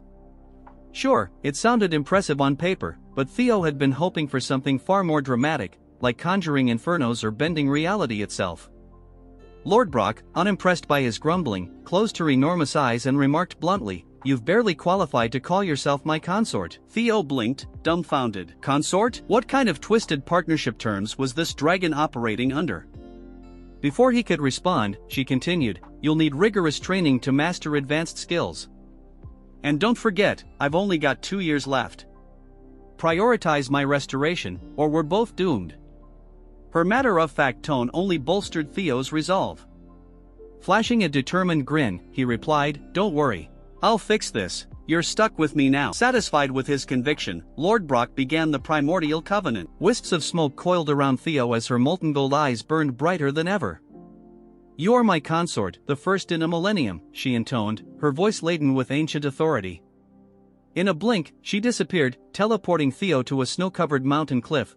Standing amidst the expansive, frost-bitten wilderness, Theo exhaled a frosty sigh, his breath mingling with the biting cold. His gaze swept over the barren landscape as if willing it to offer him a lifeline. 12 hours, just 12 scan hours remained, and what did he have to show for it? A towering pile of regrets and an awakening ceremony that seemed about as useful as trying to teach a fish to climb a ladder. "This is going nowhere," he grumbled, kicking at the snow with the irritation of someone realizing they'd been playing in the wrong league all along. Hunting fiends? What a joke! It was nothing more than a glorified scavenger hunt compared to the level of skill he needed. First place wasn't just slipping through his grasp, it was sprinting away at lightning speed. Then, inspiration struck, a dim, flickering idea, but an idea nonetheless. In his prior life, Axion had claimed the top rank during the awakening ceremony. If he wanted to take that title, he needed to abandon the Boy Scout routine of scavenging fiend tokens. No, it was time to target the real prizes, other participants' spells. But just as his determination solidified into a plan, a darker thought loomed in the back of his mind like an ominous thundercloud. The name itself left a sour taste on his tongue. That guy wasn't merely tough, defeating him wasn't just challenging, it bordered on outright lunacy. The thought lingered, heavy and suffocating, casting a shadow over his freshly devised plan. Before his spiraling doubt could take hold, a faint rustling broke the oppressive silence. Theo's head snapped toward the noise, his heartbeat quickening. A figure stumbled into view, their steps uneven, leaving a grisly trail of blood across the pristine snow. Then it came, a voice, soft yet chilling, slicing through the frigid air like a dagger. Theo froze, his muscles locking as if his blood had turned to ice. His gaze darted between the stumbling figure and the dark presence that accompanied it. Yet, it wasn't the staggering person ahead that unsettled him, it was the other entity lurking just beyond sight. A thick blanket of snow muffled all sound, cloaking the forest in an uncanny silence. Theo stood amidst the towering trees, every nerve alert, his eyes scanning for any trace of movement. His vigilance was rewarded when he spotted a figure stumbling toward him. "Ray," he called, his voice tinged with both surprise and concern. Ragnar, the warrior celebrated for her indomitable strength, appeared almost unrecognizable. Her shoulders drooped under an invisible weight, and her steps faltered as though her body could barely support her. Her face, typically a portrait of determination, was ashen and lined with exhaustion. As she approached, Theo noticed a subtle quiver in her hands and a sheen of sweat glistening on her brow despite the biting chill. "Ray, what happened to you?" Theo hurried to her side, his gaze quickly scanning for injuries. "Were you attacked by beasts?" Ray didn't reply immediately, her breathing shallow and ragged, her trembling hand clutching the hilt of her sword with desperation. Theo's sharp eyes caught the dark stain spreading across her side, a fresh wound, raw and jagged. A cold knot formed in his stomach. "This wasn't the work of a monster," he muttered, his tone heavy with apprehension. "Ray, did someone ambush you?" Ray attempted to steady herself, but her knees buckled. Theo moved swiftly, his strong arms catching her before she collapsed completely. "You need to rest," he urged, his voice firm yet filled with compassion. "Tell me everything later." Ray shook her head weakly, her voice strained and barely audible. "Go west, now," she rasped, her urgency palpable, even as her body betrayed her exhaustion. As Theo eased her to the ground, her grip on her sword slackened, and the blade slipped from her grasp. Reacting instinctively, Theo caught the weapon. The instant his hand closed around the hilt, a brilliant flash of light engulfed him. System notification, hatchling synchronization initiated. Accessing memories within the sword. Reading the thoughts of its owner, Ragnar. Theo's vision blurred and twisted, pulling him into a vivid recollection. The scene around him transformed, and he found himself in a secluded part of the forest. Concealed within the shadows of towering trees, he saw Ragnar crouched behind a colossal trunk, her piercing gaze fixed on a group gathered a short distance away. In the center of the clearing stood Axion, his imposing presence dominating the space. Around him, Theo's comrades were bound and bloodied, their faces swollen and battered from relentless abuse. Axion's subordinates loomed over them like predators, their weapons gleaming menacingly in the pale light. "No trace of Theo yet," one of Axion's men reported gruffly. "But we've left enough tracks to lure him here." Another henchman snickered darkly. "We even let monsters roam the area. If Theo's alive, he'll come." Axion's icy, calculating eyes remained fixed on the hostages. His expression was unreadable, cold as stone, as though he was already several steps ahead in this cruel game. After a prolonged silence, Axion finally spoke, his voice cold and deliberate. Should I execute them? Why bring so many? 2 or 3 would have sufficed. One of his subordinates shrugged nonchalantly, raising his blade. Then why not dispose of a few? It'll make the message clear. The blade shimmered menacingly in the dim light as it descended swiftly, promising death. Just as it was about to strike, a resolute voice cut through the tension. Stop this. Rei emerged from the shadows, her sword unsheathed, her stance defiant. Axion turned toward her, his brow furrowing with a mix of irritation and surprise. Ragnar? What brings you here? This doesn't concern you. They're Theo's companions, Rei said, her tone firm as steel and her fingers tightening around the hilt of her weapon. Release them. A smirk played on Axion's lips, his tone dripping with mockery. So, you've sided with Theo too, have you? Rei offered no verbal response. Instead, she charged, her blade flashing as it carved through the air. Axion met her head-on, his sword drawn in a fluid, practiced motion. Sparks erupted as their weapons clashed, the metallic screech echoing through the clearing. Rei attacked with unwavering determination, her strikes relentless, but Axion's skill and sheer power were formidable. With a crushing blow, he sent her sprawling to the ground. She attempted to rise, her body trembling with exertion, but her strength was fading rapidly.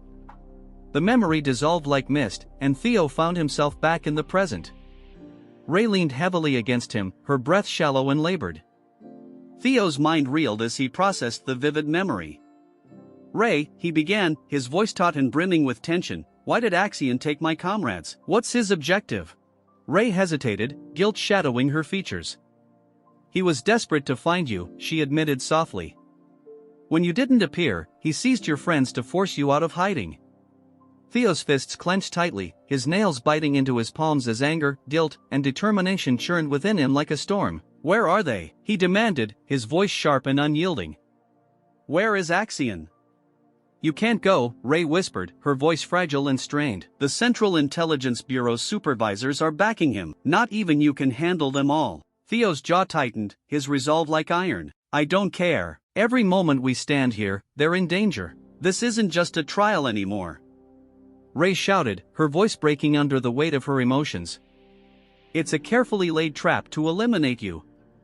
We need to regroup, rally support, and strategize. There's no time, Theo barked, urgency blazing in his voice. I won't stand by and let them perish.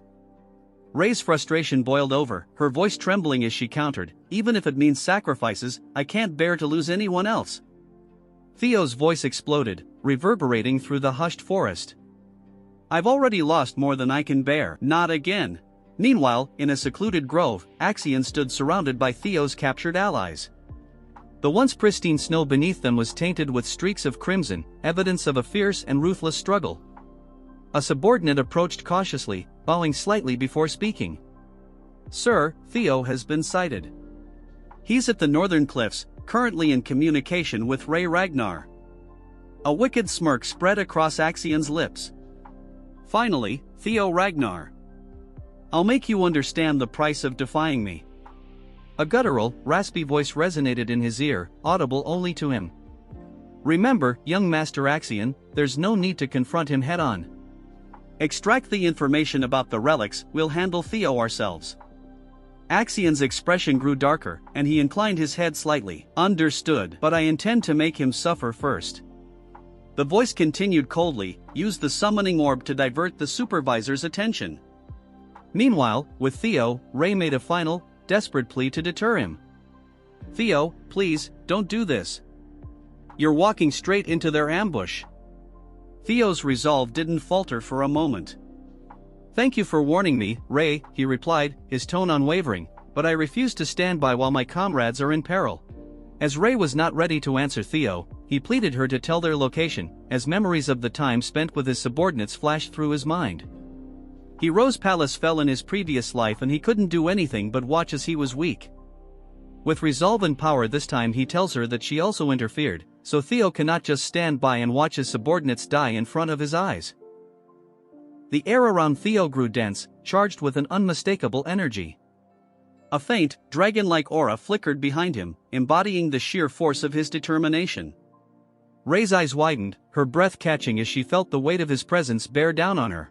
Where is Axion? Theo demanded, his voice steady yet authoritative, his gaze unrelenting. Elsewhere, deep within another part of the forest, three figures stumbled across a grim and disconcerting scene. Supplies lay scattered across the snow, and faint streaks of blood trailed away from the area. One of them, Remington, ranked second in the competition, knelt to inspect a blood-stained box. His expression grew somber as he spoke. "These provisions, they belong to Theo's team." Behind him loomed Hulkus, a towering figure ranked fifth, and Eric's, who held the fourth rank. Both scanned the area, their faces etched with unease. "This doesn't look promising," Remington remarked grimly. He turned to his companions, his voice resolute. "We need to find them before it's too late. I'll need both of you to back me up." Chaos erupted as Theo faced a gargantuan white creature, its absurdly massive weapon poised to pulverize him. "Perfect," Theo muttered sardonically, evading at the final instant as the ground shattered under the beast's colossal blow. Unperturbed, he tightened his hold on the blade. "Just a giant, ill-mannered brute with no respect for boundaries," he quipped before lunging forward with surgical precision, targeting the creature's vulnerabilities. The beast collapsed with a guttural wail, but Theo spared it no glance, already forging ahead, his thoughts fixed on his imprisoned friends. As if fate conspired against him, 5 identical monstrosities emerged, their glowing crimson eyes radiating menace. "What is this? Axion's discount monster factory?" Theo snapped. Drawing upon the dragon's third claw, he unleashed a cataclysmic sword strike, annihilating the pack in one sweeping motion. "Efficiency," he muttered, stepping over the wreckage, though triumph was fleeting. The ultimate adversary appeared a colossal abomination dwarfing its predecessors. Its very presence seemed to mock Theo's readiness. "Massive, but I've seen worse, mostly my own poor decisions," he sneered. As the beast bellowed, Theo launched himself skyward, descending like an avenging meteor, his blade embedding deep into its skull, silencing it instantly. The tumult faded, transitioning to Ray, who lingered in the eerie quiet of Theo's departure. Memories flooded in young Theo, grasping her hand, courage blazing in his small frame. "Always so reckless," she whispered, frustration and nostalgia mingling. Resolving not to stay idle, she clenched her fists. "Go on, play the hero, but don't think I'll let you have all the glory." With a determined stride, she vanished into the forest. Meanwhile, in Axion's lair, Theo's captured companions, brimming with fury, strained against their bonds. One, channeling fiery defiance, yelled, "You'll regret this, Axion." Predictably, the flamboyant villain responded with a mix of disdain and gratuitous cruelty. Axion's boot slams into the captive's face, forcing him to the ground as a derisive smirk spreads across his lips. "Such clamor," he sneers. Ever the performer, Axion draws his blade, the steel glinting menacingly as he levels it against the man's throat. Before he can escalate further, a velvety voice slithers from the shadows. "Young Master Axion," it murmurs, laced with condescension. "Recall the Bureau's directives. Any reckless action could jeopardize the operation." Axion growls, his jaw tightening as he begrudgingly sheathes the sword. Refusing to squander a chance for theatrics, he seats himself atop the captive's back as though it were a mockery of a throne. "Comfortable enough," he mutters, his crimson eyes blazing with barely restrained rage. A flicker of light through the trees catches his attention, sharpening his gaze. "Ah, how charming," he remarks, voice dripping with sarcasm. "The Bureau decided to send 4 elite prosecutors to assist me because evidently, my uncles believe I'm incapable of dealing with one lowborn offspring alone. Fools!" His fingers tighten into fists, the tension in his knuckles betraying his simmering pride and seething resentment. The atmosphere shifts as Theo steps into the clearing, an aura of restrained power enveloping him. Every eye snaps to him, from his bruised comrades to Axion's minions, even the trees seeming to lean in, drawn by the palpable intensity. Axion rises slowly, feigned indifference masking his irritation. "So," he drawls, "you've finally graced us with your presence, Theo Ragnar." Theo doesn't respond with words, his eyes scanning the scene with cold calculation. Comrades to the left, guards to the right, and the arrogant would-be tyrant at the center. His grip on the sword tightens, the air humming with his subdued fury. "You kept me waiting," Axion taunts, his tone like a serrated blade. Theo's gaze locks onto the captive beneath Axion's boot, his deliberate strides cutting through the tension. Sensing the shift, Axion's hand drifts to his weapon, but before he can act, the irksome, composed voice from the shadows cuts in once more. Young Master Axion, do not let him provoke you. Axion exhales sharply, forcing himself to regain a semblance of composure. Theo, he begins, adopting an air of authority, let's abandon the theatrics. Surely you understand the "are you frightened?" Theo interrupts, his voice as sharp as a blade. Axion's smirk falters. What? Theo steps forward, his tone cold and merciless. Are you afraid you'll be defeated by me? The barb hits its mark, and cracks appear in Axion's facade as fury bubbles beneath. How dare you? Because if you weren't scared, Theo presses, a smirk creeping onto his face, you wouldn't need this charade, hostages, guards, the entire spectacle. Tell me, Axion, what has you so terrified? Axion's jaw clenches, his fists trembling with suppressed rage. You insufferable wretch, he hisses, but Theo is unrelenting.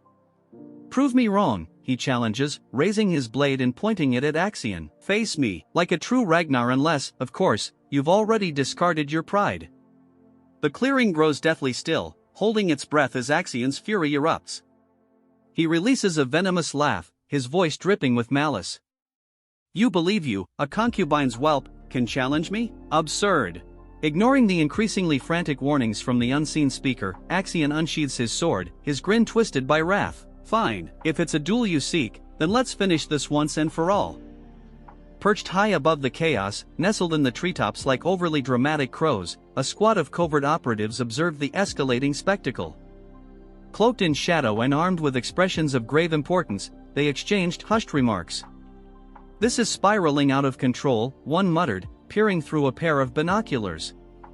Stick to the strategy, another replied tersely, their tone heavy with the distinct air of we should have had lunch first. If Axion loses his grip, we step in. Meanwhile, back on the battlefield, Axion, the perennial master of theatrics, addressed his followers with the gravity of someone announcing the end of days. No one interferes, he declared, his voice booming with self-importance. This is a duel of Ragnar honor. He gestured grandly toward Theo as though unveiling a prized gladiator. The captives remain unharmed until this concludes, he added, because evidently, nothing screamed honor quite like keeping your opponents tied up. Theo, ever opportunistic, launched his assault before Axion could finish his self-obsessed speech. One moment Axion stood poised, the epitome of control, the next, he was scrambling to parry a strike so swift it bordered on insulting. Axion faltered, his thoughts racing to catch up with reality. Theo smirked, his blade catching the light with an almost vindictive glint. Quit stalling, fight me for real, he challenged, his tone a perfect blend of mockery and provocation. Infuriated, Axion decided it was time to unleash his ace. Fine, he bellowed, channeling his ultimate technique, Thousand Dragons Roar. From his blade erupted a colossal, blazing red dragon, its fiery maw snapping with a ferocity that would send most fleeing or praying. For a heartbeat, Theo froze, his eyes widening at the sheer magnitude of the assault, blinking at the inferno barreling toward him. So this is your idea of fair play? Good to know. But Theo wasn't one to remain idle for long. Summoning his glowing blue sword, its radiance bordering on obnoxious, he steadied himself. With a single, devastating sweep, he unleashed the dragon's third claw, meeting Axion's fiery monstrosity head-on. The resulting collision was blinding, and when the light faded, the red dragon was gone, reduced to a disgruntled wisp of smoke. Axion gaped, disbelief etched into his features, his jaw practically unhinged. Theo, by contrast, stood calm and collected, brushing off non-existent dust as though nullifying apocalyptic attacks was an everyday chore. His smirk widened, exuding a confidence sharp enough to cut. Are you even competent enough to teach me anything, Axion? He quipped, his voice laced with the kind of smugness that made Axion's blood boil. The scene starts with Orion Gardner, ranked 14 with 179 points and an executive of the Scale Dragon Society. As Theo effortlessly countered Axion's Thousand Dragon Roar, Orion's usual composure broke. Unbelievable, he muttered, his voice laced with disbelief and a touch of dread. This was not how the day was supposed to go. For weeks, Orion had dismissed Theo as a minor obstacle, someone Axion could crush without much effort. But now, here was Theo, calm, precise, effortlessly dismantling Axion's flashy attacks as if swatting a fly. This is bad, Orion thought, his fingers twitching as if he was on the verge of making a foolish decision. The reality of Theo's overwhelming strength raised uncomfortable questions in his mind, chief among them, am I backing the wrong side? For a fleeting moment, the idea of betrayal crossed Orion's mind. What if he switched sides? Theo was clearly capable, his group well organized, and they seemed far less likely to implode from overconfidence. But just as quickly, Orion dismissed the thought. The oppressive presence of the Central Intelligence Bureau's protectors nearby was a stark reminder that straying from the plan was a death sentence. Even if Axion failed, the Bureau would step in to fix the mess and ensure their operations stayed on track. With a resigned sigh, Orion clenched his fists, bottling up his frustration. Turning to the scattered members of the Scale Dragon Society, who were doing their best to ignore the disaster unfolding before them, Orion snapped, listen up. We're not cleaning up Axion's mess. Spread out, lay low, and avoid this chaos. The members exchanged wary looks, silently agreeing to follow orders for the sake of survival. One by one, they disappeared into the shadows, each vowing never to follow Axion into another fight. Orion lingered briefly, watching the battle between Theo and Axion. The scene shifts to a sunlit training ground, where an 8-year-old Axion tightly grips a wooden sword, his small body trembling with a mix of fear and determination. Across from him stands his uncle. Axion, his uncle barked, remember your purpose. You're not just a Ragnar, you're a thron. That bloodline runs stronger in you than anything else. Axion glanced up with wide, confused eyes that seemed to ask, why me? The Ragnar name is just a mask, he declared, his voice heavy with ambition. Behind it lies the true power of the Thron clan. The scene returned to the present. Grinding his teeth, his crimson eyes burned with anger, frustration, and unresolved childhood pain. He glared at Theo, who stood calm and composed, as if meditating amidst the chaos. Impressive, Axion growled through gritted teeth, his tone a mix of reluctant respect and seething rage. Without hesitation, Axion charged, his sword gleaming like a terrible decision in motion. His movements were quick, precise, and honed by years of grueling training. Theo, he yelled, his voice cutting through the tense air, but Theo didn't flinch. He stood his ground, his blade raised in a defensive stance that seemed to mock Axion with a silent bring it on. His eyes were steady, calm, and calculating, as if he already knew the outcome. Axion's sword came down with all the fury of a man fighting his own insecurities, but Theo met it with ease. The clash of steel rang out, sending shockwaves through the battlefield as sparks flew from their blades, momentarily lighting up their intense expressions. How could Theo, a so-called concubine's child, stand so confidently, matching him blow for blow? Meanwhile, Theo allowed a faint smile to cross his lips, not smug, but worse. The scene shifts again to the shadowy halls of the Central Intelligence Bureau, a fortress of secrets. Within its most secure chamber, Julius, the dramatic chief advisor, paced like a child who just heard juicy gossip. His ceremonial robe swished with every step as he grinned from ear to ear. Theo Ragnar lives. That boy is far more resilient than we ever gave him credit for. Across the room, Wolfgang stiffened, sweat beaded on his weathered face as his mind struggled to process the implications. Theo survived, Ed Ragnar muttered in disbelief, his hands trembling slightly, a rare crack in his normally steely composure. I sent my 3 best scoundrels after him, how could they fail? Meanwhile, seated in a highback, Ed's expression remained eerily calm. The scheming uncle of Axion, he didn't let his emotions show until the weight of the report sank in. Slowly, with the grace of someone who'd been plotting for years, a smirk stretched across his face. So, Theo is alive, he murmured, his voice smooth and almost pleased. In his mind, the gears started turning. Axion will uncover the relic's secrets, and then my swordsman will finish Theo for good. Before he could spiral into another villainous monologue, the room's informer interrupted, their voice trembling. Sir, there's more. Ed's smirk faltered as his head snapped toward the informer. What is it? He demanded sharply. The informer hesitated, clearly aware they were about to ruin Ed's carefully constructed sense of control. Theo and Axio, they're currently dueling, they stammered. The words landed like a slap. Ed shot to his feet so quickly that his chair nearly toppled. A duel, he exclaimed, his calm demeanor shattering. The room fell silent as his mask of composure cracked. Back on the battlefield, Theo moved with a deadly grace, his precise footwork making his movements unpredictable. Axion, for all his anger, matched him move for move.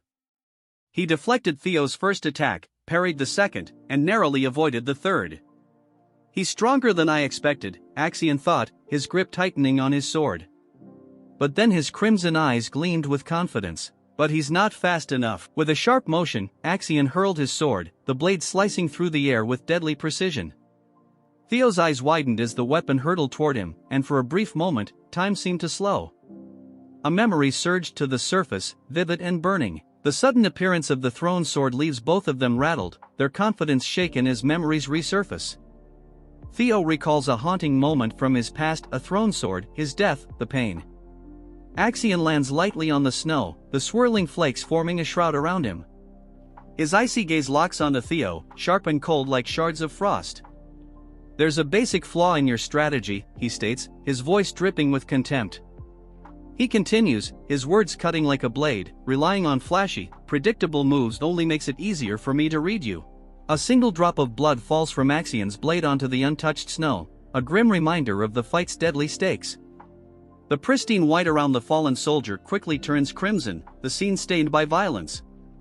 Theo's eyes narrow as his gaze shifts to the fallen man. His mind flashes back to the cloaked figure he faced in his final moments before his regression. Axion, standing over the lifeless form, feels a twinge of unease. The man's face, frozen in a silent scream, etches itself into his memory as the puzzle pieces start falling into place. In the memory, a cloaked figure pulls his hood lower, shrouding his face in shadow, an ominous presence against the snow-covered backdrop. Axion's patience thins, his blazing eyes reflecting his rising frustration. "End this," he commands. Theo's fury builds, his face a mix of grief and anger. Memories of the burning palace, screams, and devastating loss flood back. "The monster who caused this," he growls, his voice heavy with venom, "will pay." His memories deepen, taking him back to the Rose Palace, now engulfed in flames. Once magnificent, it is reduced to a crumbling inferno. "The day I died," Theo whispers in the memory, his voice laden with regret.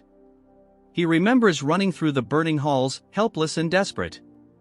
"I was supposed to die that day," he thinks bitterly, the weight of his powerlessness crushing him.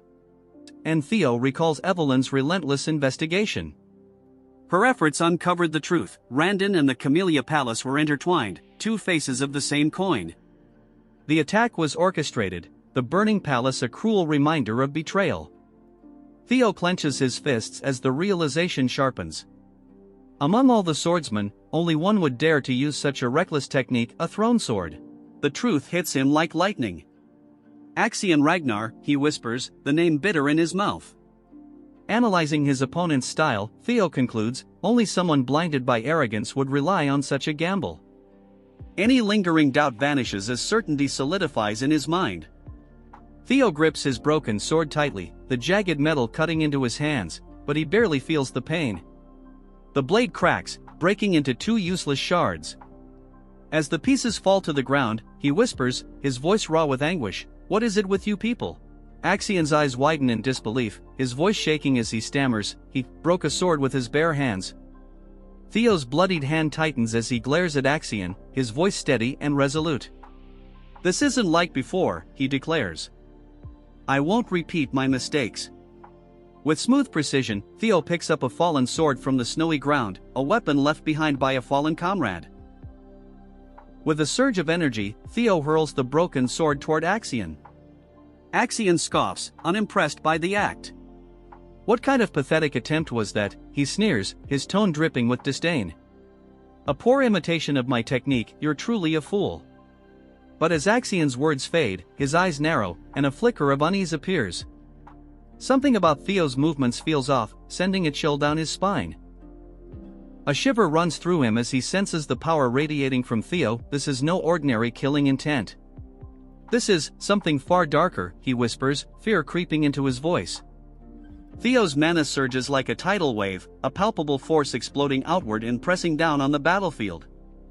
Axion feels as though he's suffocating, the sheer intensity of the energy leaving him breathless. How can his mana be this strong? He wonders, his blood turning cold as realization strikes. Axion is frozen in shock, his mind reeling with unanswered questions, failing to notice Theo's rapid approach. Theo unleashes a devastating wave of energy, a force so overwhelming it tears through the forest, shattering trees and shaking the ground. The air crackles with raw power as Theo raises his glowing blade, its light almost otherworldly. With a fierce cry, he swings the sword down, aiming for Axion's head. Axion, driven by desperation, lifts his own sword just in time to block, sees an opening and presses his advantage. A cruel smile curls his lips as he taunts, "Is this all the mighty Axion Ragnar has to offer? I'm honestly disappointed." Axion's face contorts in rage, his voice a guttural growl. You'll pay for that." In a sudden move, Axion grabs Theo's arm, catching him off guard. Theo stumbles, his balance momentarily lost. Axion seizes the opportunity, his sword swinging toward Theo's head. Theo barely manages to leap away, narrowly avoiding a fatal blow. As Axion rolls back to his feet, Theo's lightning-fast kick slams into him, forcing him to block with trembling arms. Theo advances, his cold, determined gaze locked on Axion. "Let me show you how it feels," Theo growls, his voice a cold, menacing promise. He pauses, letting his words hang ominously in the air, his glowing blade illuminating his face. "To have a sword driven through your stomach." Theo's strike is swift and merciless. Axion's eyes widen in disbelief as Theo's blade finds its mark, aiming straight for his head with deadly precision. Moving to the Remington in group, surveying the scene, "It doesn't look like a monster attack," a voice remarks while. "It looks more like someone was taken." "The only one capable of such an act is Axion," Remington suggests. Hulkus, Erica, and Remington exchange uneasy glances before Remington adds, "Axion? But he's in first place." Hulkus wonders aloud, does he want to collect more bells? Remington's eyes narrow as he pieces the situation together. "It seems like he's taken Theo's subordinates hostage to lure him out," he says grimly, his voice hardening. "He's planning to eliminate Theo during the second blooming ceremony." Hulkus is furious. "What? He should face him fair and square. What is he even doing?" Erica, ever pragmatic, remarks coolly, "Turns out Axion's a coward." Hulkus, still seething, shouts, "So what?" Erica responds calmly, "This is Ragnar's blooming ceremony. Situations like this are common." Remington falls silent, deep in thought, his expression unreadable. Finally, he speaks, his tone filled with disapproval. "That's why I dislike Ragnar. Even if this is a contest of strength, such actions are unacceptable." Erica cautions him with a piercing gaze. "Your words are dangerous," she warns. "Are you serious about this?" Remington, with newfound determination, declares, "I must save his subordinates." His voice is firm as he adds, "If it were Theo, he would do the same." Hulkus turns to Erica, his voice urgent. "Sister, if you come with us, you'd be a great help." Erica's reply is blunt. "No, I'm not interested." She elaborates coldly, "I followed you because I thought I'd meet Theo Ragnar, but I don't see him. And to be honest, I really hate weak men. I have no desire to save them." Hulkus stares at her, aghast. "Nuna, are you trash?" he blurts out. Erica snaps back, "What did you say, you punk?" Remington steps in to defuse the tension. "Erica," he says knowingly, "I understand why you want to meet Theo." Erica's eyes widen in surprise, caught off guard by his words. Remington continues, his voice calm yet persuasive.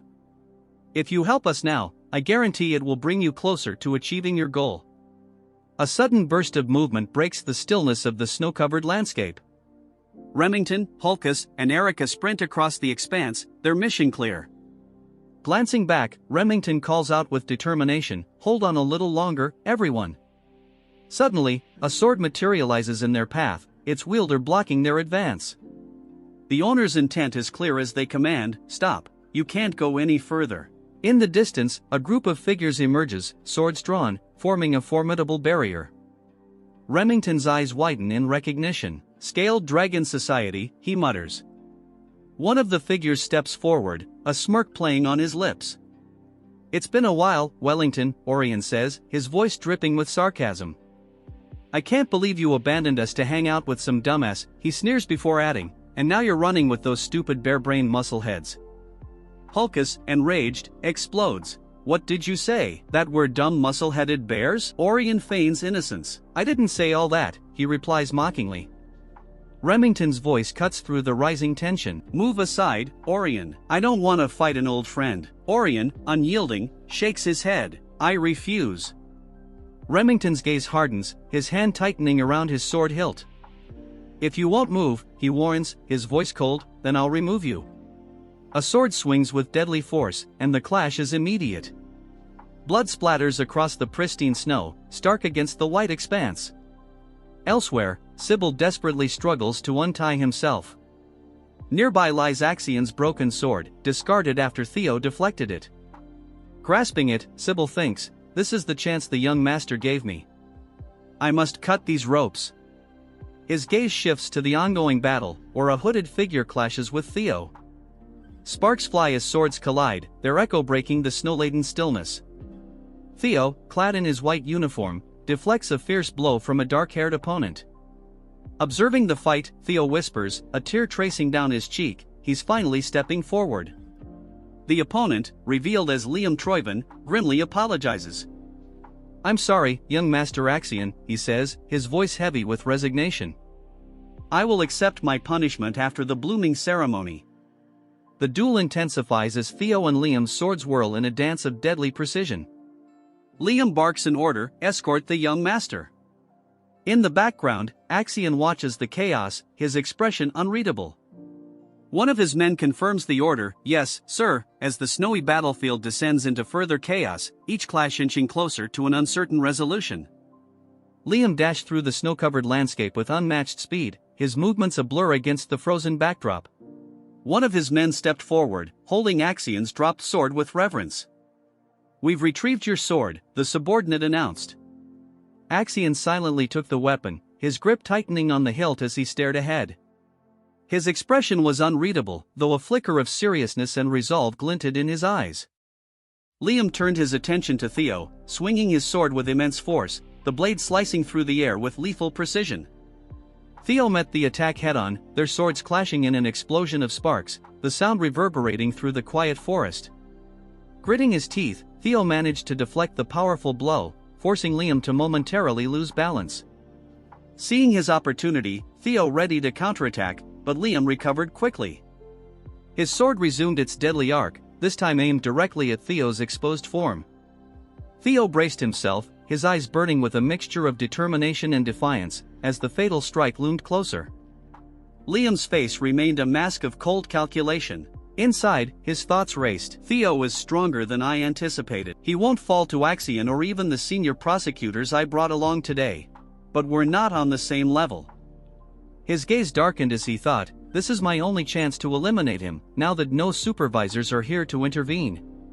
A flicker of regret passed through Liam's mind. It's a waste to kill someone so talented, but sacrifices are necessary for the greater good. With unwavering resolve, he swung his blade with finality. "Goodbye, Theo Ragnar," he muttered, his voice cold and absolute just as Liam's sword was about to strike. Theo's eyes flared with a sudden, ominous red glow. The air grew heavy, and an unsettling aura spread throughout the battlefield. The fiery light in Theo's gaze was intense, radiating an overwhelming power. Blood splattered across the pristine snow as Liam staggered backward, clutching his chest in sheer agony. His eyes widened in disbelief as he looked down at the sword that had pierced him. Pain and horror twisted his expression as he gasped. His expression turned from shock to a mixture of anger and dread. Axion, visibly struggling to contain his emotions, stood frozen. Axion's sword pierces through Liam's back, a crimson bloom spilling across the snow. Liam's body stiffens in disbelief, his own blade slipping from his grasp and clattering to the ground. Theo is frozen in shock as Liam's face twists with pain and betrayal. Blood trickles from his mouth, and his wide, disbelieving eyes lock onto Axion. He cannot comprehend this treachery. With a sickening sound, Axion yanks his sword free, spraying blood across the pristine snow, a brutal testament to his cruelty. Liam collapses to his knees, clutching at the wound. Axion's subordinates remain paralyzed, their faces etched with a mix of horror and confusion. One stands speechless, while another cries out in anguish at the sight of their fallen leader. "Axion, what on earth are you doing?" one of them shouts, voice trembling. Axion's eyes blaze with an intense, almost demonic red glow, his jaw tight as he spits out his justification. "You joined the fight because you thought I'd lose. That's an insult to me, an insult to the air." Theo's expression shifts between disbelief and dawning understanding. "Axion, you insane bastard. That's your own family." Axion turns to Theo, a cruel smirk curling his lips. "Yes, I must admit, Theo Ragnar, you are indeed strong." His words drip with condescension, a mockery of respect. In a flashback, Ed stands before a younger Axion, his face hidden in shadows. His words linger in the air, filled with malice. The weak are worthless. But you, Axion, you were born with talent. A sinister smile curling on his lips. You should crush others beneath you and rise above them. Only then can you claim the throne of Ragnar. Young Axion's eyes shine with an unsettling intensity, his gaze filled with determination. Back in the present, Axion's face is set with pride and arrogance. You must be weaker than me. That's the only logical conclusion, he says, looking down at Theo with disdain. Axion raises his sword, his stance exuding power and ambition. I will be the strongest. I will claim the throne. There's no way I can lose to someone like you, not here. Axion's hand grips the hilt of his sword tightly, his knuckles white with strain. A silent promise of violence fills the air. His voice trails off as he launches a furious attack, his blade a crimson blur against the snowy landscape. Theo, however, stands firm, his determination clear in his narrowed eyes, fully focused on his opponent. As Axion's sword comes down with explosive force, Theo meets it head-on, their blades clashing with a deafening crash. Axion's eyes widen in shock. Where is he? In the chaos, Theo dodges the strike and positions himself to counterattack. With lightning speed, Theo's sword connects, slicing through Axion. Blood sprays into the cold air as Axion staggers, his face a mixture of pain and disbelief. Nearby, Liam's men rush to his side, supporting his weakened form. Senior Liam, are you alright? One of them asks, his voice heavy with concern. Liam coughs, clutching his wound. His face is pale, but his resolve is unshaken. One of the men glares at Axion. Damn it, I know you're reckless, but this is too much. He hesitates, torn between loyalty to Axion and disbelief at his actions. Despite the agony, Liam grits his teeth and gives a desperate command. Don't worry about me, go help Master Axion, kill Theo Ragnar. His eyes burn with a fanatical intensity. Axion spits out a mouthful of blood, his face twisted in pain and fury. Theo doesn't let up, his sword glowing with blue energy as it cuts through the snowy air. Axion's eyes widen in disbelief as he watches Theo's overwhelming power. This is impossible, he mutters, his voice filled with shock. A flashback interrupts the moment. Ed, with a sly smirk, looks directly at Axion and speaks with chilling certainty. When it comes to Ragnar, you should always expect the unexpected. The scene shifts to a close-up of a flickering lantern in a dark room. The flame dances unsteadily, almost going out, only to suddenly flare brighter. Back in the present, his expression hardens with determination. A single bead of sweat slides down his cheek as he stays focused. No, it can't be, Axion growls. Another flashback plays, showing Ed's dismissive expression. Why are you so concerned about that fool? He's worthless and untalented, Ed sneers. In the memory, Axion holds a card in his hand, a smug grin spreading across his face. I'll toy with him a bit and remind him of his place, he says arrogantly. Ed's voice echoes again, his face partially hidden in shadow. His tone is calm but confident. Don't you see? The gap between your skill and Theo's isn't as wide as you think. The scene returns to the battle. Swings his sword, the blade carving through the air and leaving behind a vibrant trail of blue energy, a testament to his strength and resolve. Fury twists Axion's face as Theo's attack barrels toward him. A worthless piece of trash like you can be torn apart with ease. Axion roars, releasing his full power. Energy surges around him like a storm. Behind him, a massive, terrifying spectral entity appears, its jaws stretched wide in a silent scream of dominance. Theo stands his ground, unwavering in the face of the overwhelming power.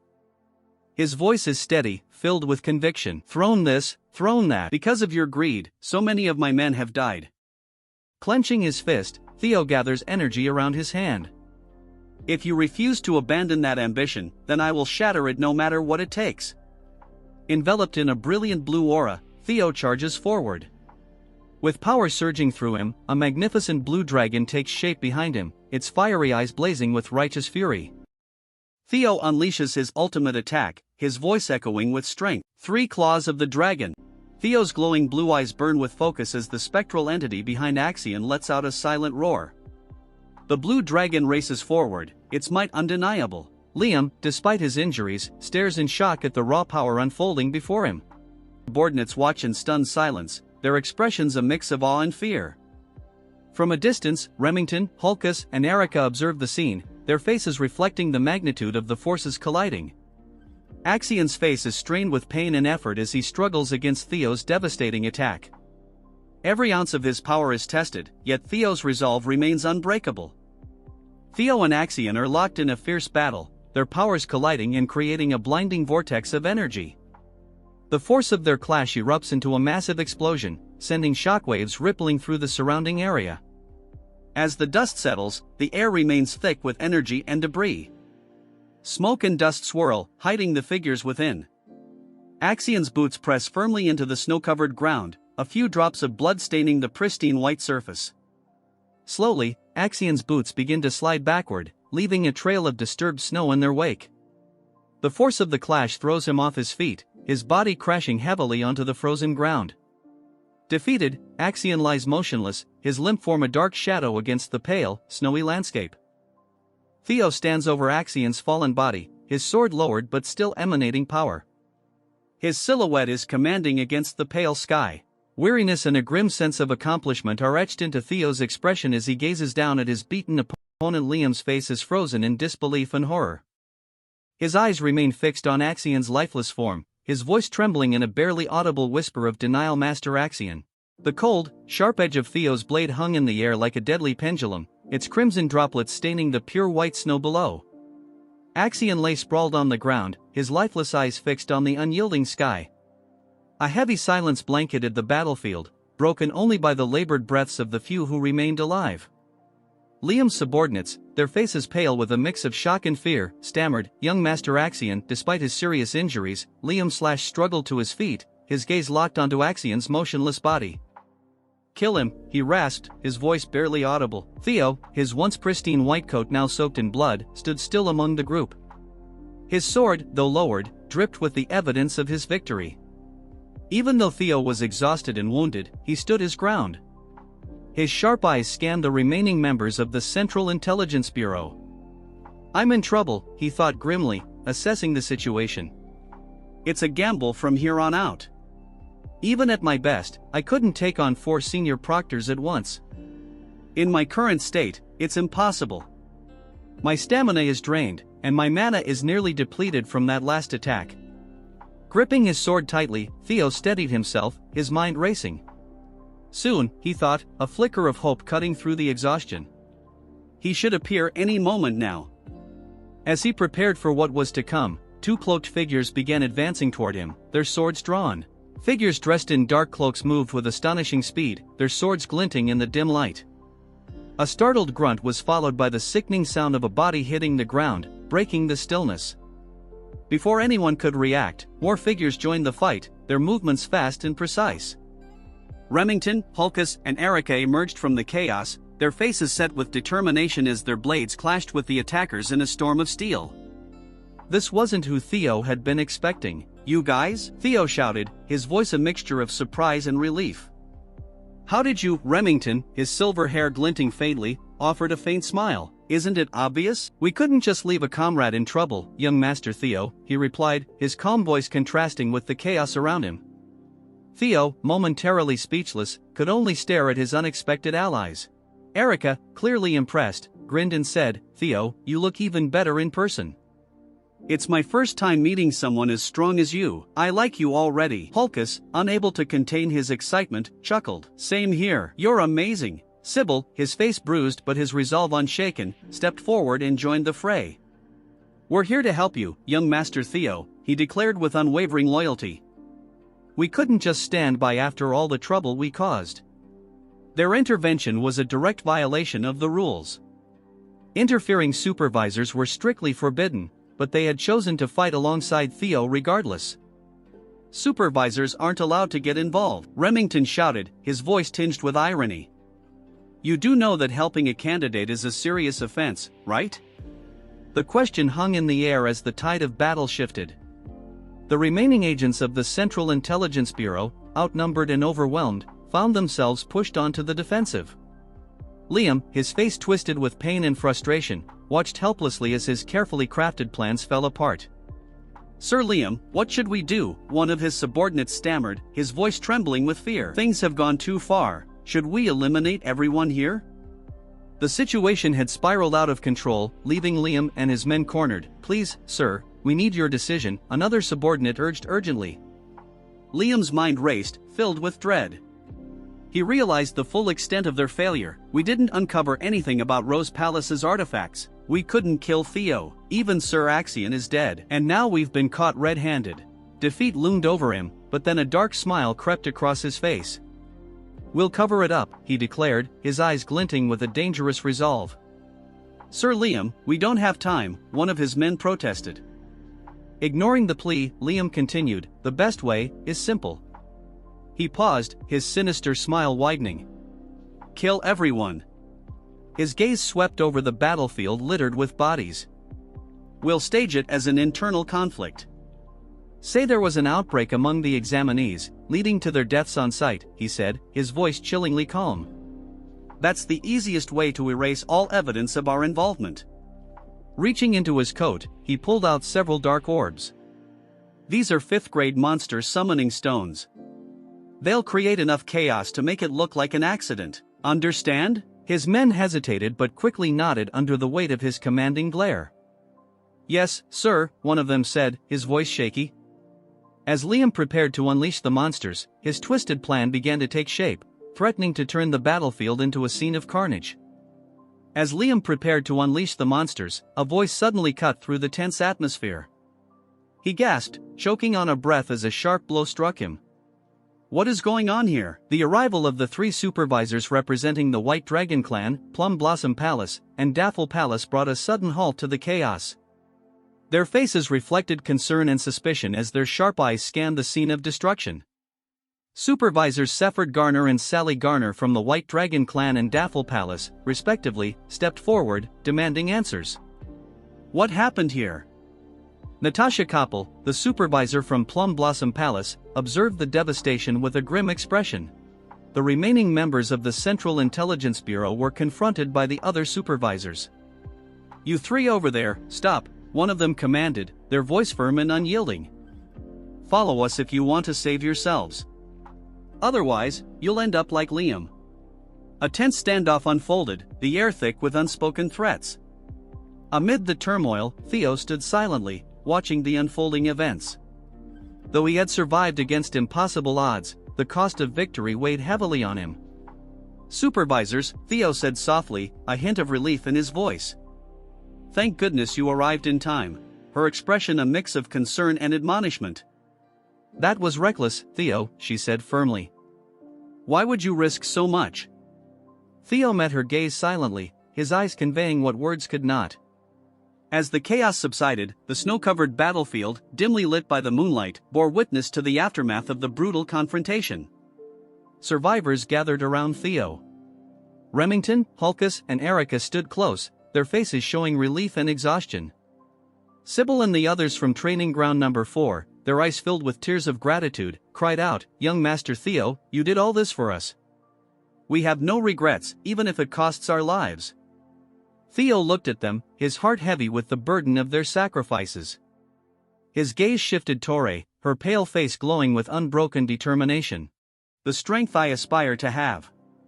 All right, she said aloud, extending her hand toward Theo. Give me the bell. I'll take first place. Ray's faint smile held a glimmer of hope, a rare light amid the desolate scene. The moonlight bathed the stark, snowy landscape, casting a somber glow over the unfolding drama. Far away, at the Central Intelligence Bureau headquarters, Ed listened to a subordinate's report, his face pale with shock and disbelief. Axion dead, he murmured, his voice barely audible. The news of Axion's death hit like a hammer. The other council members Wolfgang, OSA, and Julius sat in stunned silence. Years of planning and manipulation had unraveled in a single night. Their carefully constructed schemes were in ruins, everything had come to an end. The announcement reverberated through the air, a formal proclamation marking a pivotal moment, the conclusion of the second round of the blooming ceremony. The scene unfolded in a snow-covered forest clearing where a crowd of figures looked up toward the source of the declaration. A wave of murmurs swept through the gathering, confusion and curiosity evident on their faces. Among them, 2 individuals exchanged stunned glances, their expressions bearing the weariness of their trials. The focus shifted to the deliberate steps of an examiner, their boots crunching against the snow with a soft but resolute thud. A voice rang out, cutting through the stillness. Everyone has worked hard.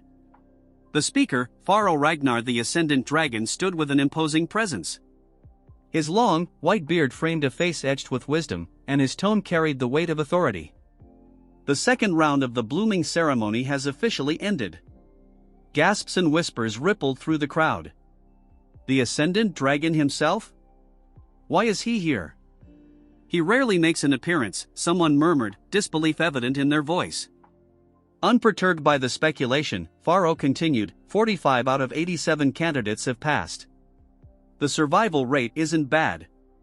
This year's talents may be the best yet. A subtle energy crackled in the air as he added, even the highest score is astonishing. His eyes glowed faintly, a reflection of the power he commanded. He moved on to the formalities. As you know, those who pass the second round will be promoted from apprentices to entry-level inspectors of Ragnar. Be proud, you've earned it. Among the crowd, Remington and Sybil stood side by side. Everyone here qualifies? Remington muttered, his tone steady. Pharaoh's voice cut through once again, I will now announce the scores. The atmosphere grew tense, anticipation thick in the air. First place, Theo Ragnar, 1,121 points, Pharaoh declared. The reaction was immediate. Gasps, murmurs, and disbelief rippled through the group. Theo Ragnar again, someone whispered. Over 1,000 points? But he had none until the last moment. Another exclaimed. Didn't you hear? It was because of Axion, someone trailed off, their voice lost in the noise. Pharaoh continued, second place, Remington Narcio, 926 points. Third place, Erica, 843 points. Fourth place, Ray Ragnar, 789 points. Fifth place, Hulkus. 45th and final place, Isla Lehman, 28 points. Pharaoh paused, allowing his words to settle. That's all. You've all worked hard. However, his gaze sharpened, the blooming ceremony isn't over. The third round awaits. A ripple of confusion spread through the candidates. Did you make it? One asked. No, I didn't collect enough bells, another responded bitterly. Pharaoh raised his hand and announced, those qualified for the third round, please raise your hands. Remington's hand lifted first, followed by Erica, then Hulkus and Ray. In the crowd, Theo's gloved hand rose high, a stark contrast against the light. Pharaoh continued, explaining the hidden piece of the second round, a quality breathing method revealed through collecting bells and deciphering ancient words. Only those who mastered it during the exam can channel its essence into their magic and earn the right to proceed. Theo's mind drifted to his past life. Back then, I couldn't understand the words, he recalled, an image of a bell etched with mysterious symbols flashing in his memory. His bright blue eyes glowed as the system notification appeared, hatchling synchronization activated. You can read the thoughts of objects. The scene shifted to a vivid battle, brilliant lights, and fierce energy filling his mind. The essence of the words came to me as images, Theo explained. This time, I understood everything. His determination blazed as he prepared for the challenges ahead. Theo chuckled, marveling at the rarity of seeing 4 individuals qualified for the third round. In my past life, Ray and Remington couldn't grasp the quality breathing method, he thought. Is this the butterfly effect of my actions? Pharaoh, his expression stern, addressed the candidates. Each of you, step forward and display what you've achieved, he commanded. With a steady voice, he called, first, Theo Ragnar. Theo's resolve was unshaken. With Axion gone, the future will be better, he thought as he stepped forward. A faint blue aura enveloped his foot as he declared, what I've gained.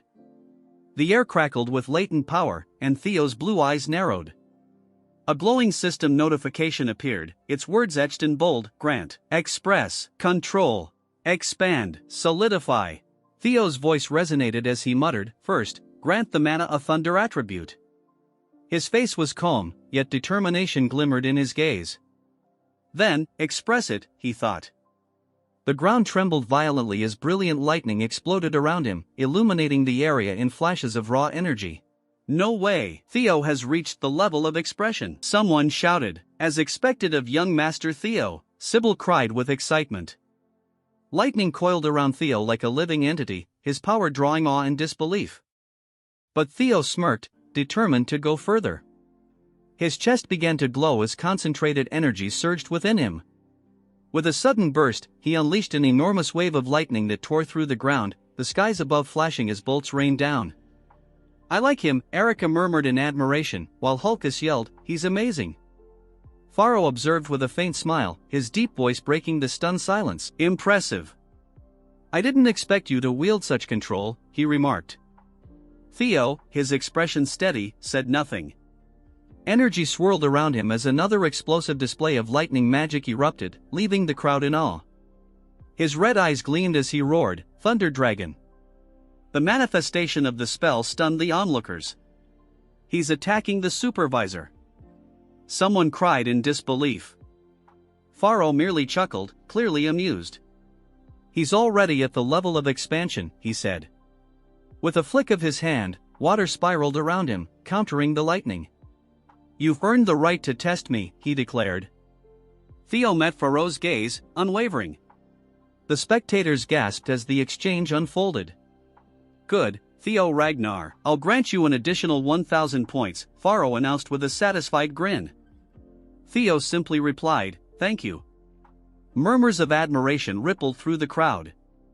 As expected of the Ascendant Dragon, someone remarked.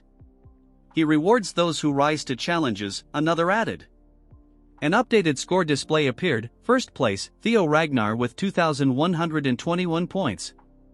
Second place, Remington Narcio with 926 points. Third place, Erica Ragnar with 843 points. Fourth place, Ray Ragnar with 789 points. 2,000 points? That's insane, Hulkus exclaimed. He's nearly on par with Lord Thorkel, another voice cried out. Pharaoh chuckled softly. He laughs, his amusement evident. The scene shifted to the remaining candidates. Remington Narcio's turn came next. A system notification appeared, Remington Narcio with 500 points. Then Ray Ragnar stepped forward, Ray Ragnar plus 300 points.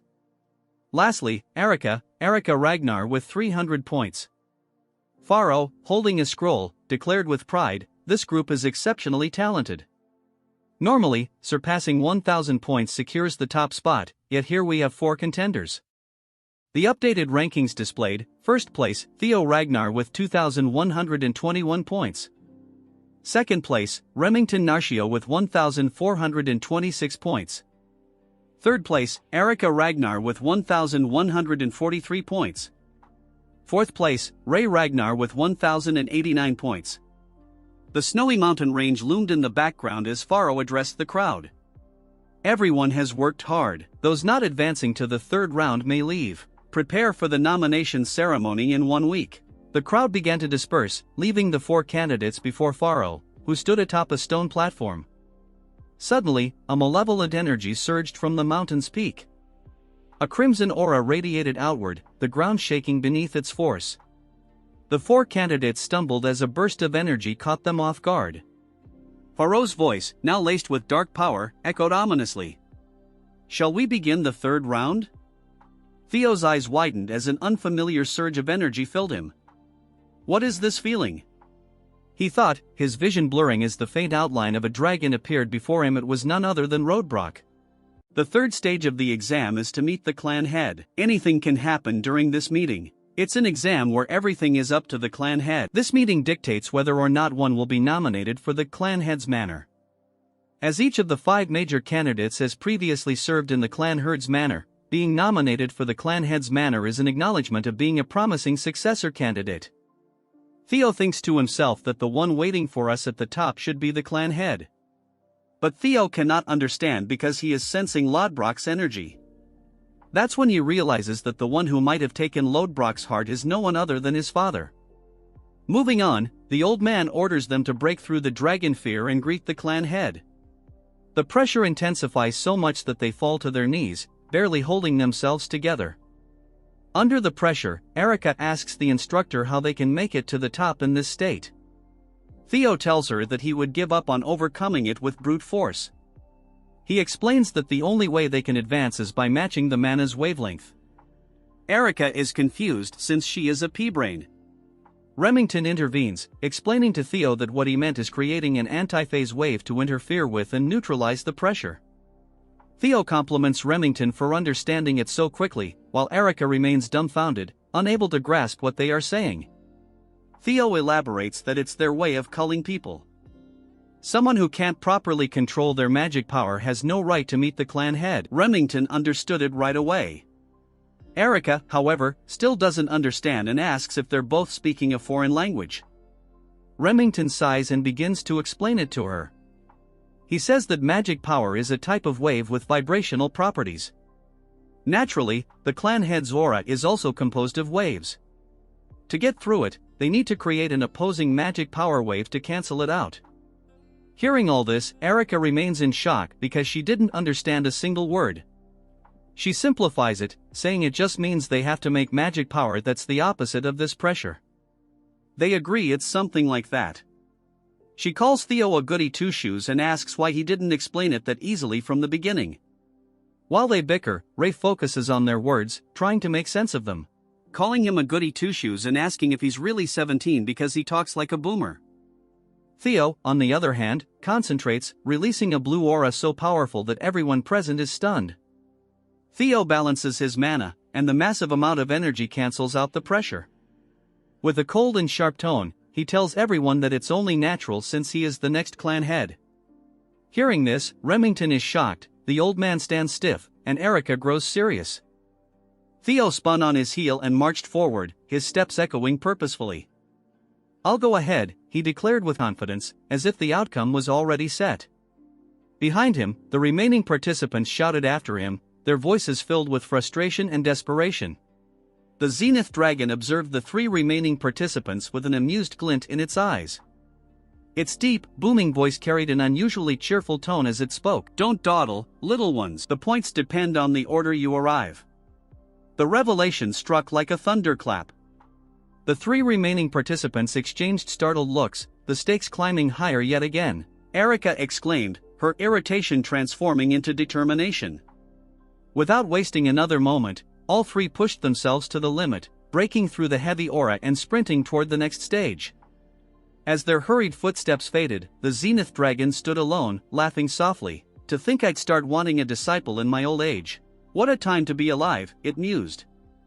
The scene shifted to Camellia Palace, its grand halls bustling with activity. A voice rang out, calling, "My precious daughter, where are you hiding?" The palace staff exchanged knowing looks as they followed the source of the voice. One maid whispered, "Oh no, the demon craftsman is at it again." The other maid chuckled. "Ever since young Master Theo became famous, she's been unstoppable." Inside one of the palace rooms, Cecilia sat talking with a guest. The atmosphere was calm until the door burst open with a loud bang. Grinning widely, Curson strode in. "So, here you are, my dear Cecilia." Cecilia turned to her mother, her voice sharp but composed. "Mother, please act with decorum inside the palace." But Curson, too excited to care, pulled Cecilia into an enthusiastic hug. "Cecilia, who cares? I'm about to become ridiculously rich." Cecilia raised an eyebrow. "Weren't you already rich?" Curson leaned back, her eyes gleaming. "Yes, but not this rich. Ever since Theo became a star, my workshop has been buried in orders. Weapons, armor, everything's in demand." A soft smile crossed Cecilia's face as she watched her mother's excitement. She thought to herself, "I always believed Theo would succeed. But now that I see him in action, I can't help but worry." Her smile faded, replaced by a worried frown as she clenched her fists. What if he gets hurt? What if the pressure is too much for him, and all I can do is sit here, helpless? While Cecilia wrestled with her thoughts, Curson continued rambling, her energy nearly boundless. "The days of just making weapons are over. I'm branching out bracelets, necklaces, maybe even an entire jewelry line. Can you imagine?" Curson's declaration suddenly sparked an idea in Cecilia. Her expression sharpened as inspiration struck. "Mother, listen," she said. "Have you ever made a prosthetic arm?" The scene shifted again, this time to a quiet, windswept field. Kyle Ragnar, the head of the clan, sat amidst the graveyard of swords, his deep laughter resonating through the tranquil space. The next clan head, perched on his shoulder, was a crow, its sharp eyes gleaming with intelligence. The bird cawed softly, delivering updates on Theo's progress. Kyle's grin widened as he listened to the report. "I know what you're worried about," he said, his tone calm yet firm. "But even a parent has no right to stand in the way of their child's dreams." He reached for the hilt of his sword, its blade old but still sturdy. Around him, the swords seemed to whisper of battles fought and aspirations pursued. "It's impossible to extinguish the fire of youth," he reflected. "Even we were like that in our prime, weren't we?" He gestured to the countless swords surrounding him. "This place is proof of it, the graveyard of swords. Each one stands for a dream, a challenge, a legacy." The crow let out a sharp, disapproving squawk, as though questioning Kyle's confidence. He chuckled but remained steadfast. "I told you, don't worry. All I want is the prosperity of the Ragnar clan. Anything that threatens that, I'll handle it." The crow tilted its head, still unconvinced. Kyle's grin faded, replaced by a steely, unyielding expression. "Even if my damn son is a regressor." The words hung heavy in the air. They missed a few things from the novel. There are 6 primary elemental attributes in the world: Therma, the thunder attribute; Vatten, the water attribute; Fror, the frost attribute, and last but not least Elva, the fire attribute. The world was a blur of red dot. "You're finally here, my son," the clan head rasped, his voice a deep growl. The words felt heavy, more like a declaration than a greeting. He stood there, an imposing figure, with a massive sword at his side. This was the beginning of it all. The air seemed to challenge Theo, thick and suffocating. He struggled for breath, each inhale ragged. The climb had drained him, and every gasp reminded him of his exhaustion. A dizzying storm of red energy swirled around him, a chaotic tempest that pressed down on his trembling body. "It should have taken me just an hour," Theo thought, "but it took 4. His legs shook under the oppressive weight. "What a suffocating pressure," he murmured. The world pulsed with a sinister energy. The ground was scattered with swords, grim reminders of those who had come before. Blades jutted out like fallen tombstones, surrounded by a crimson haze. "Do you know what this place is?" Kyle's voice broke the silence, echoing through the empty space. Theo had heard stories, but seeing it was entirely different. "This is the graveyard of broken swords," he said, his voice heavy with realization. "I've been told these are the swords of those you've defeated, my lord." He tried to steady his voice, but a tremor betrayed him as he faced the enormity of the scene. Kyle's tone was sharp, cutting like a blade. "Correct. That is the position of the clan head," he said. "It's a role where you must stand alone against endless threats and challenges, a position where you can never truly rely on anyone." He paused, letting the words sink in like a harsh truth. His greatsword shimmered with a menacing glow. "It's a position that follows the rule of the strong," Kyle continued, his voice ringing with authority. "You must rise above everyone else with your own power. Do you think you have the right to claim such a position?" His tone dropped, dangerously low. "Yes," Theo replied, the word firm but quiet, a small act of defiance. Kyle's gaze darkened, his displeasure evident. "Don't answer lightly," he snapped. "I've killed thousands to stand here," he growled, his voice heavy with the weight of bloodshed. "Can you do the same? Can you bear their hatred?" Before Theo could answer, the air crackled with violent energy. Ghostly blue figures appeared, their voices a mix of rage and sorrow. "Kyle, Kyle, I curse you for eternity," they roared. "How dare you commit such atrocities?" The spirits of those Kyle had slain materialized, their faces twisted with anger and pain. Their hatred was so intense it felt like a physical force. "I'll destroy you," they screamed, their voices filled with venom. Despite the storm of hatred, Theo stood firm. The chaos raged around him, but his resolve was unshaken. "My resolve is unchanged," he declared. "Why is that?" Kyle asked, his tone sharp. "To avenge my past life," Theo replied. "To become the clan head and put an end to this cursed battle for the throne." He clenched his fists around his sword, his determination unwavering. "I'll face any challenge to achieve my mission." But doubt flickered in Theo's mind. "I know that's not the answer he wants," he thought. With a sharp movement, Theo raised his sword, his voice ringing with determination. "I'll answer with my blade." Kyle's lips curled into a cruel grin, a glimmer of excitement in his eyes. "Very well," he said, his voice laced with anticipation. "From this moment on, I won't see you as my son but as a challenger." His gaze pierced through Theo. "Let's see what you've learned from her teachings." The mention of her startled Theo, confusion flashing across his face. But there was no time to dwell on it. He exclaimed in surprise, his mind racing as a dark thought began to take shape. Did he just say her? Theo wondered to himself.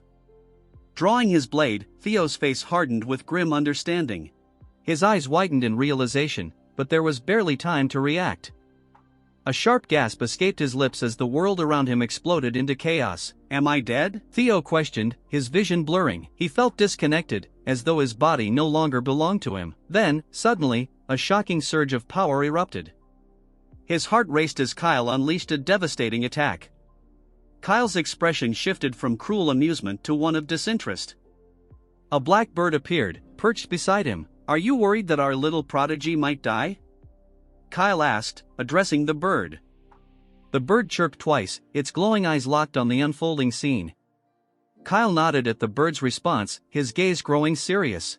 "You're right," he said, his tone firm. "Only those with an unyielding will and determination can escape the heartsword." His voice carried a strange mix of pride and uncertainty. Kyle's demeanor grew colder. "It's a harsh test for someone so inexperienced, especially in the middle of the awakening ceremony," he muttered.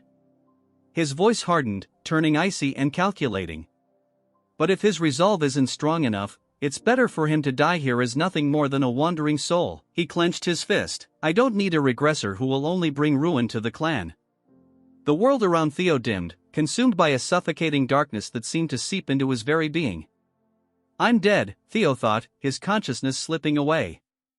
"I guess it's only natural since I was struck down by father," he reflected. His thoughts felt strangely detached, almost clinical, as he observed his own demise. "I have no regrets," he told himself, a strange peace washing over him. Reviewing the events of his life like a series of fragmented memories, he recalled his past deeds. "I stole Camellia Palace. I killed Rendan and Axion," he noted, his mind heavy with the weight of his sins. "Everything was just a stroke of luck," he admitted, his thoughts fading into the growing void. The truth hit Theo like a physical blow as he observed it, but as his life flashed before his eyes, a strange calmness settled over him. This life was happier than my previous one, he realized, his face softening into a serene smile. "That's right," he said softly, "my time has come. It's time for me to go now." His thoughts began to fade into nothingness, the edges of his consciousness blurring. "Rest peacefully," a distant, hollow voice echoed as his awareness slipped further away. The last thing he saw was a swirling darkness that soon dissolved into oblivion. But then, a harsh, guttural voice shattered the silence, startling him. It was loud and clear, and it didn't seem to be meant for him.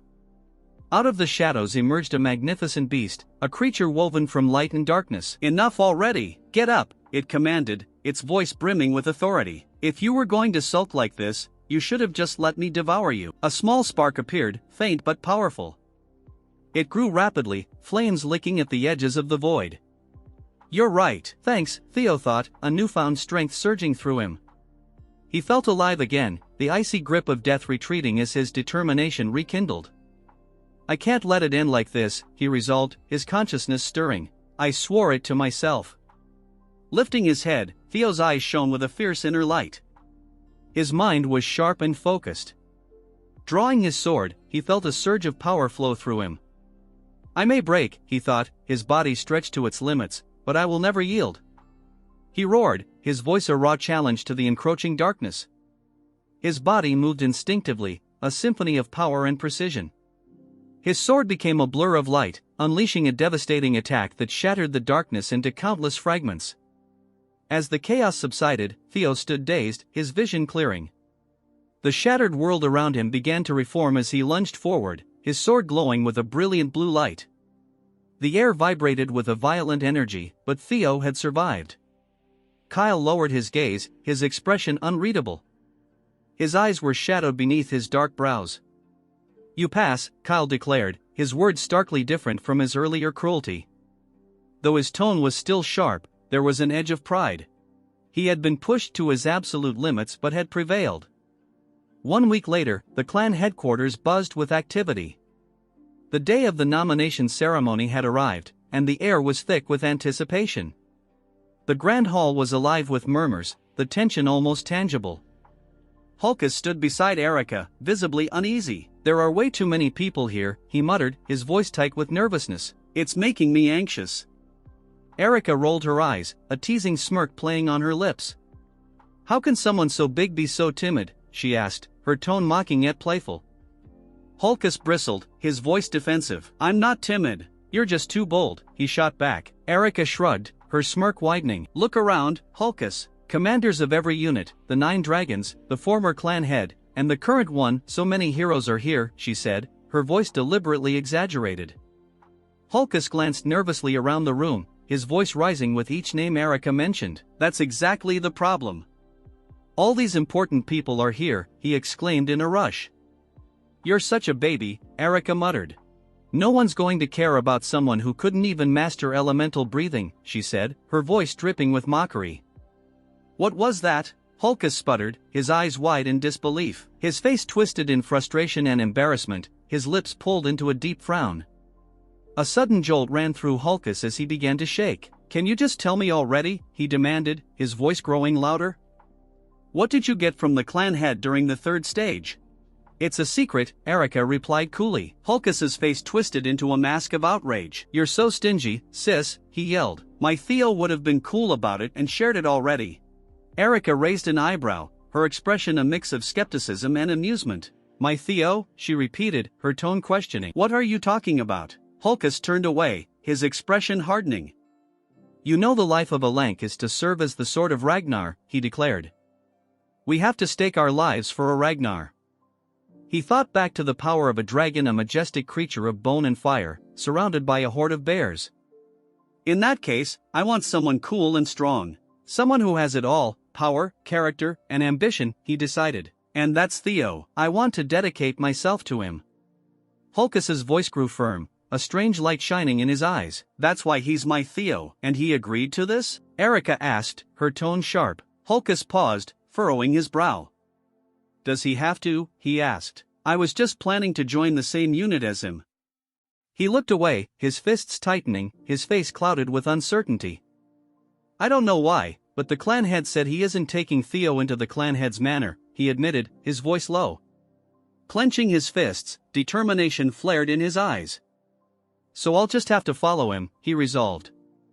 A steady thud of footsteps echoed through the grand hall, followed by the resonant clang of a staff striking stone.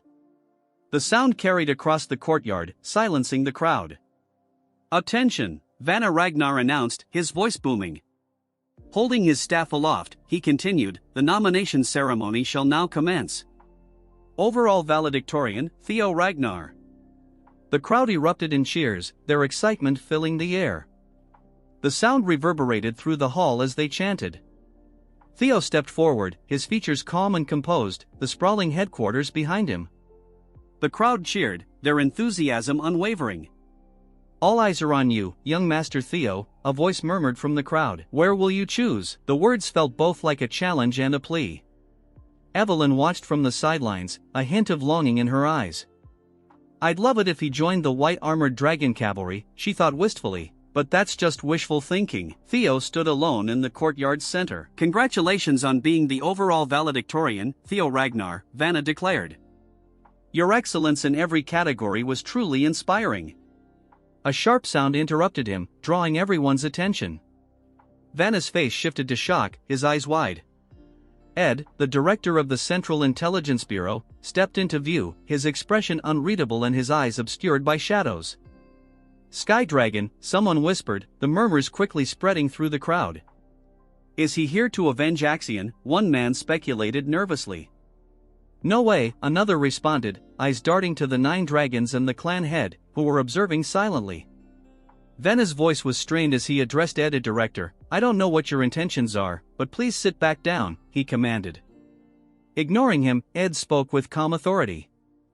"Theo Ragnar," he began, his voice cutting through the tense atmosphere. "The Central Intelligence Bureau," Theo thought, narrowing his eyes. He recognized Ed as the Sky Dragon. He must still be angry about Axion's death, Theo reasoned. But even he wouldn't dare disrupt a nomination ceremony. Ed extended a hand, a charming smile on his lips. "I'd like to offer you the position of deputy director," he announced. Theo's eyes narrowed further, his face a mask of suspicion. He didn't trust Ed, not even a little. Theo's valedictorian status carried profound significance, symbolizing his remarkable journey as a Ragnar who had begun at the very bottom. A cracked dark egg nestled among twigs represented his humble origins, while a silhouette of a majestic dragon soaring across a radiant sky embodied his triumphant rise. Whispers rippled through the crowd. "I knew he became strong, but to think he'd defeat Axion?" One voice murmured. Another added, "I heard he nearly killed a proctor before being stopped." Theo's tale of ascending from ridicule to greatness resonated deeply with aspiring swordsmen, shifting perceptions from scorn to admiration. The once dismissed imbecile of Ragnar had transformed into a figure of awe. A notification flashed before Theo: "You have become the overall valedictorian of the awakening ceremony." Another alert followed: "Congratulations! You have completed scenario quest number 3, Victor of the Awakening Ceremony. You have obtained an ether core as a reward." The item had been stored in his inventory. Theo blinked at the message. Ether core? He wondered. Considering how long this quest took, it must be something valuable. His gaze shifted to Ed Trovan, who stood among the crowd. "The Central Intelligence Bureau?" Theo's eyes narrowed in suspicion. Ed smiled warmly, extending a hand. "I'd like to offer you the position of deputy director," he proposed. Theo remained silent, his sharp eyes fixed on the man. Activating his skill, he assessed Ed, age 46, title, Skydrag, talent, wolf in sheep's clothing, status, aims to recruit Theo Ragnar as a pawn to uncover the secrets of the primordial dragon's relics. Theo's lips curled slightly. "So that's his aim. He probably knows I already have one," he mused grimly. "But nothing will ever go your way again, Trovans. I'll crush you myself," he vowed, his hand tightening into a fist. "What is the meaning of this?" demanded Julius Ragnar, the central director, his face tense. Ed responded smoothly, "I'm simply following procedure by offering a role to a promising individual." "Is there a problem?" "Don't insult our intelligence," Julius retorted fiercely. "This is clearly a poorly concealed attempt at revenge for your nephew." Ed chuckled softly. "I can see why you'd think that, but you're mistaken," he claimed with a sly smile. "While I may harbor personal anger, as central director, my only objective is to recruit top talent." A snake, he thought bitterly. He cares about nothing but his mission, even after his nephew's death. Vanna Ragnar intervened, stepping forward. "I understand the desire for skilled individuals, but we've yet to officially begin the proceedings." "Hold your horses." Turning to Theo, he asked, "Theo Ragnar, have you made up your mind?" "Not entirely," Theo admitted. "That's why I'd like to hear what offers there are." His gaze swept across the grand hall until Osa Ragnar stepped forward. "I offer not only to take Theo Ragnar as my disciple," she declared, her voice clear and bold, "but to appoint him as junior lord of the Plum Blossom Palace."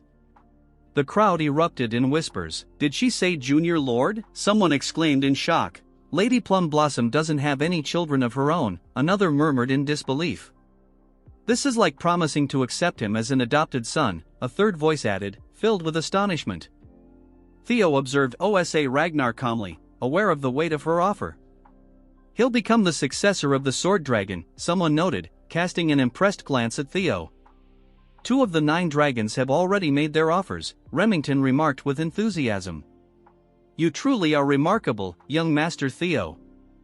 Hulkus exclaimed. "Most commanders and directors won't be able to rival these offers," Erica pointed out. Suddenly, a lone figure stood amidst the swirling clouds, a bird flying nearby. "I'd like to throw my hat in the ring as well," a powerful voice announced. A tremendous force crashed down, shaking the very foundations of the hall.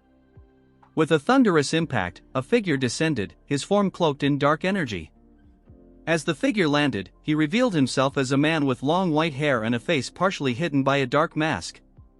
Gasps echoed throughout the hall. "The Black Dragon, Robert Ragnar!" someone exclaimed in shock. "Even he's getting involved?" Robert's piercing gaze settled on Theo. "Theo Ragnar, I've been watching you throughout the awakening ceremony," he declared. Theo returned his gaze with unwavering focus. He's been observing me, Theo realized. Come to Black Snow, Robert invited. I'll offer you the rank of Null Snow. Null Snow, the highest rank in the Black Snow Intelligence Agency, allowed agents to maintain public personas and gain both fame and honor. Theo recalled his previous life, where attaining that rank had always been beyond his reach. To think I could obtain it so easily now. Pharaoh Ragnar cleared his throat, drawing attention. Theo Ragnar, you left a lasting impression during the third stage, he said with a warm smile. I hope you won't forget about Zenith Academy. The Zenith Dragon? Aaron, the supervisor who had once saved Theo, exclaimed in disbelief. That's 4 out of the 9 dragons, Evelyn chimed in. Let's not forget there's still one more. Our commander, Aaron whispered. The demon dragon, Evelyn added with admiration. Julius Ragnar, commander of the White Armored Dragon Cavalry, stepped forward. The White Armored Dragon Cavalry will not offer any special treatment to Theo Ragnar, Julius announced firmly. He's sticking to his principles now? Aaron exclaimed in surprise. As expected of our commander, Evelyn said proudly. Julius's expression remained resolute. Honor is earned through one's own merit. Although I wish to recruit Theo greatly, I cannot show favoritism. It wouldn't be fair to other recruits. The only promise I can make is my full support for his growth and the pride of being a dragon. His unwavering gaze settled on Theo. Standing in the center of the hall, Theo took a deep breath, his eyes briefly closing. When he opened them, a determined gleam burned within. With a confident smirk, he declared, I will choose. Suddenly, a sharp voice laced with an enigmatic power sliced through the air. You're a regressor, aren't you? Theo's eyes widened in shock as he whipped around, searching for the source. His gaze locked on a woman seated regally on a throne, Hilda, the former clan head. His throat went dry, and he swallowed hard. I have no idea what you mean, he replied, keeping his tone carefully neutral. Hilda's lips curled into a knowing smile. I don't know what kind of life you lived in your previous cycle, but your acting is impeccable, she said with amusement. Truly impressive. Cycle? What is she talking about? Is there a fixed number to regression? Theo's mind raced, trying to grasp the situation. Is something the matter? You don't look well, Vanna Ragnar asked, concern evident in his voice. Could I please have a moment to gather my thoughts? Theo requested, his voice strained. As you wish, Vanna replied with a nod. This is indeed an important decision, but don't take too long. Hilda leaned back, a smirk playing on her lips. There's no need to hide it. After all, I'm also a regressor, she revealed. Though the cycles permitted to me have now ended. Theo's mind reeled. She said it again. Her words imply she's regressed multiple times. His eyes narrowed as questions flooded his thoughts. Could there be more regressors? How many? Realizing the quickest way was to ask directly, he said, by cycles, do you mean one can regress multiple times? Hilda's expression turned amused. Wait, you don't know? Kay must not have told you anything. I shouldn't be surprised Kyle hates regressors, she explained.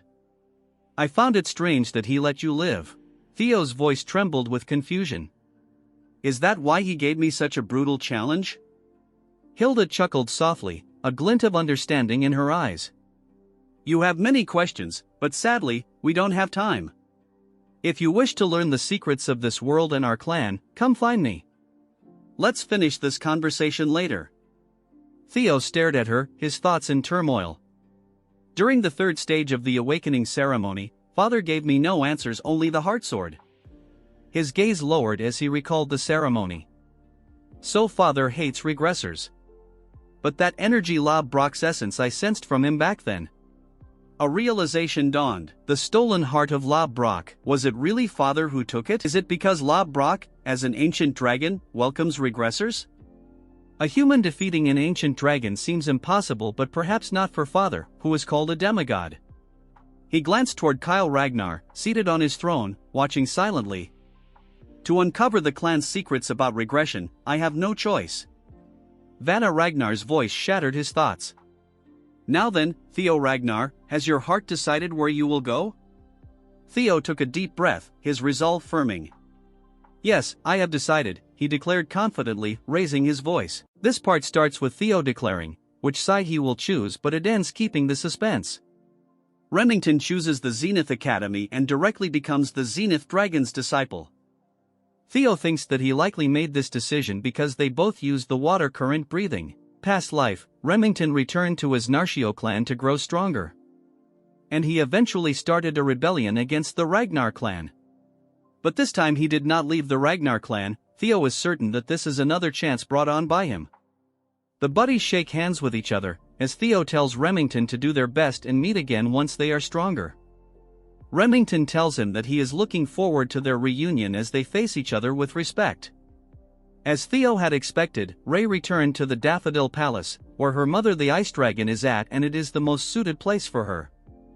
Theo's minions also wanted to join him, but their grades were insufficient. He thinks that it is a shame that he had to part with his friends. As such, the ceremony ends and Theo looks up to the sky hoping that everyone will do their best.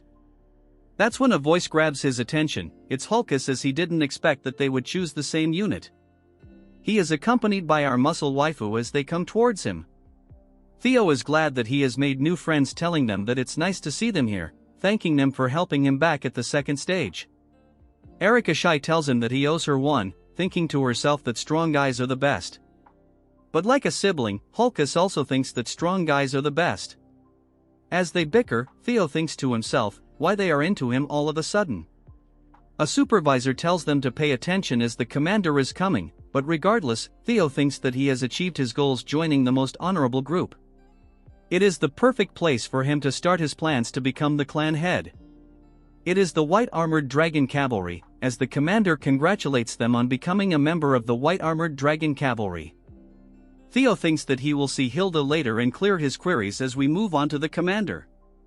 He asks them to say their declaration as fresh recruits. Hulkus the Dumb tells everyone that he wants to become an awesome dragon.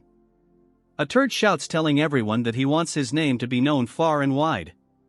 Erika tells everyone that she wants to become the strongest of her generation. As more people speak, every single person present looks towards our Chad waiting for his speech.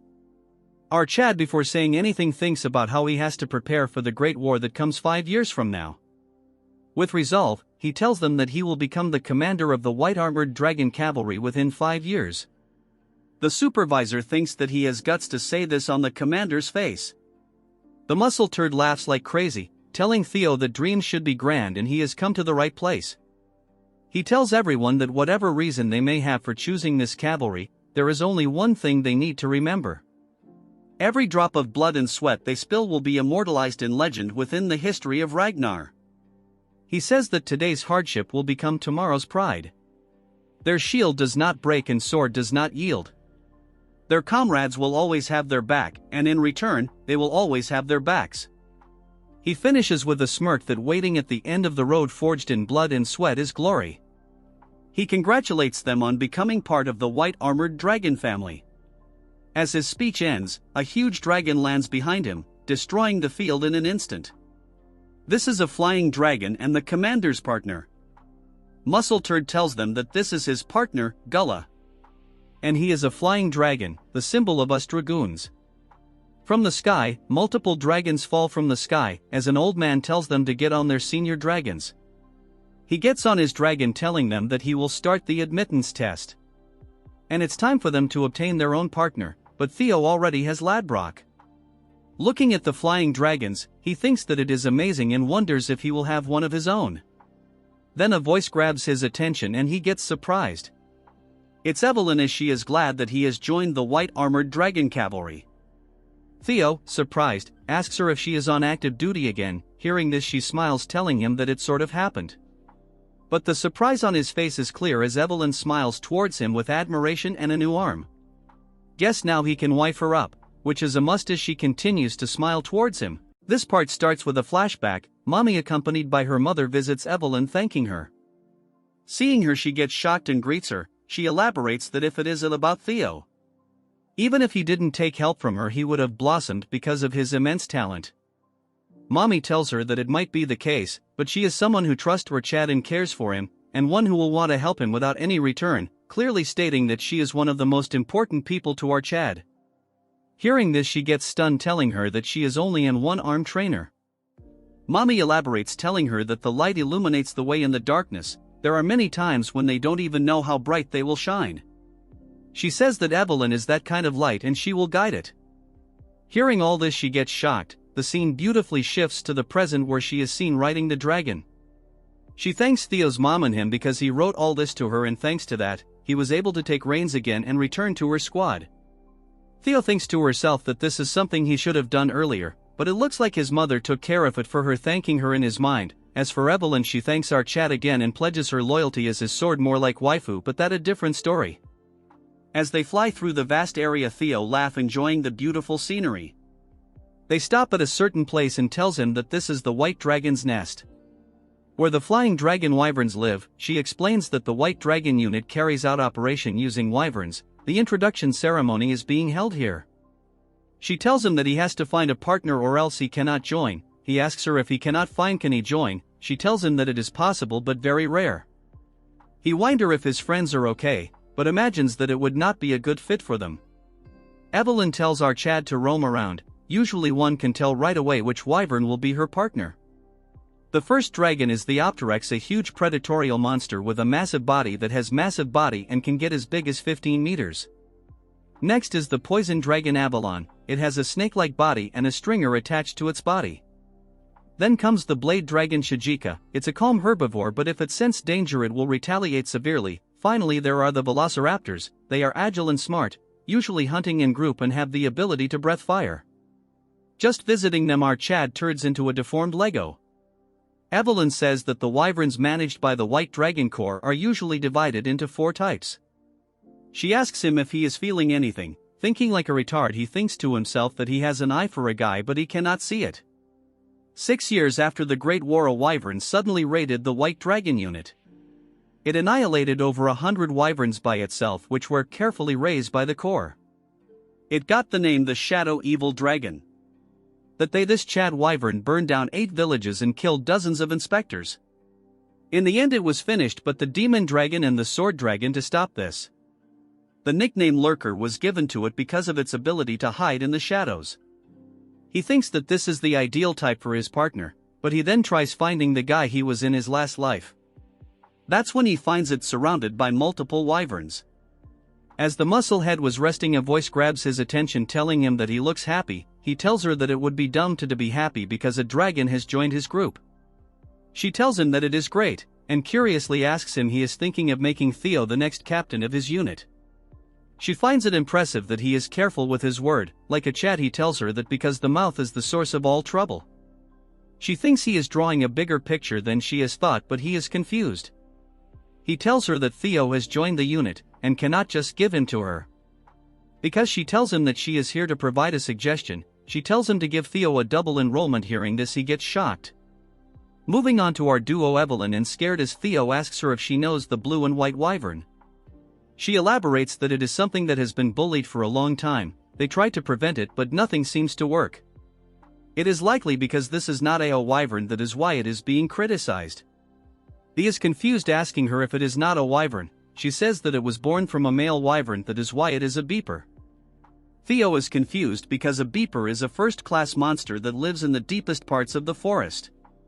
Evelyn tells him that is the mystery, because originally it was impossible for it to be born.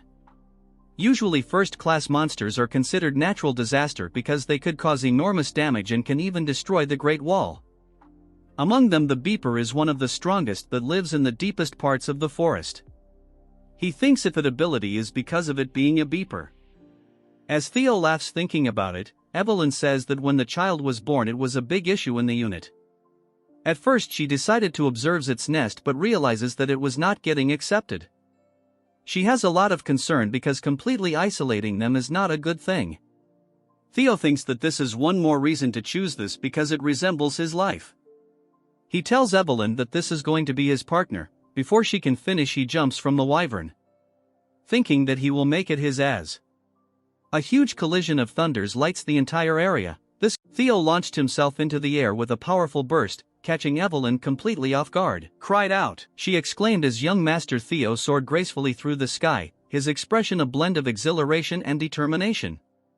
A blue-bordered system notification window materialized before him, indicating that Theo was now harnessing his newly acquired telekinetic abilities.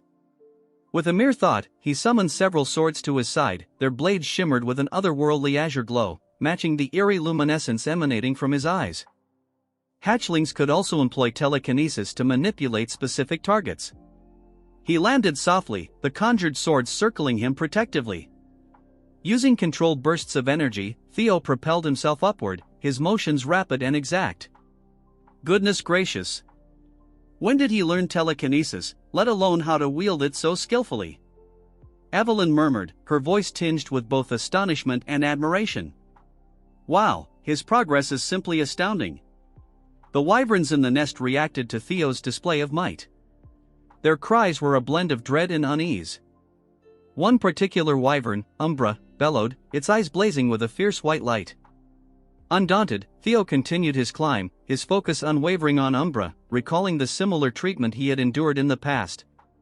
Imbecile, others had once jeered, questioning Theo's heritage. Is he truly a Ragnar? He's far too inept, even for a bastard child, another sneered. Theo's eyes narrowed, a flicker of ire crossing his features, causing sparks of blue energy to sizzle around him. He unleashed a surge of power, activating his Thunder Dragon breathing technique. The atmosphere crackled with energy, and a visible emblem, the dragon mark, ignited to life upon his skin, enveloped by a cobalt-electric aura. The wyverns, sensing Theo's formidable strength, shrank back in terror, their shrieks growing louder. A few tried to escape, their actions frantic and disjointed. Fleeing at the first sign of intimidation, Theo commented, his tone dripping with disapproval. Bullies are nothing more than cowards hiding behind masks, he added, his gaze locked onto the retreating wyvern. Theo, noticing Umbra's distress, called out, "Are you all right?"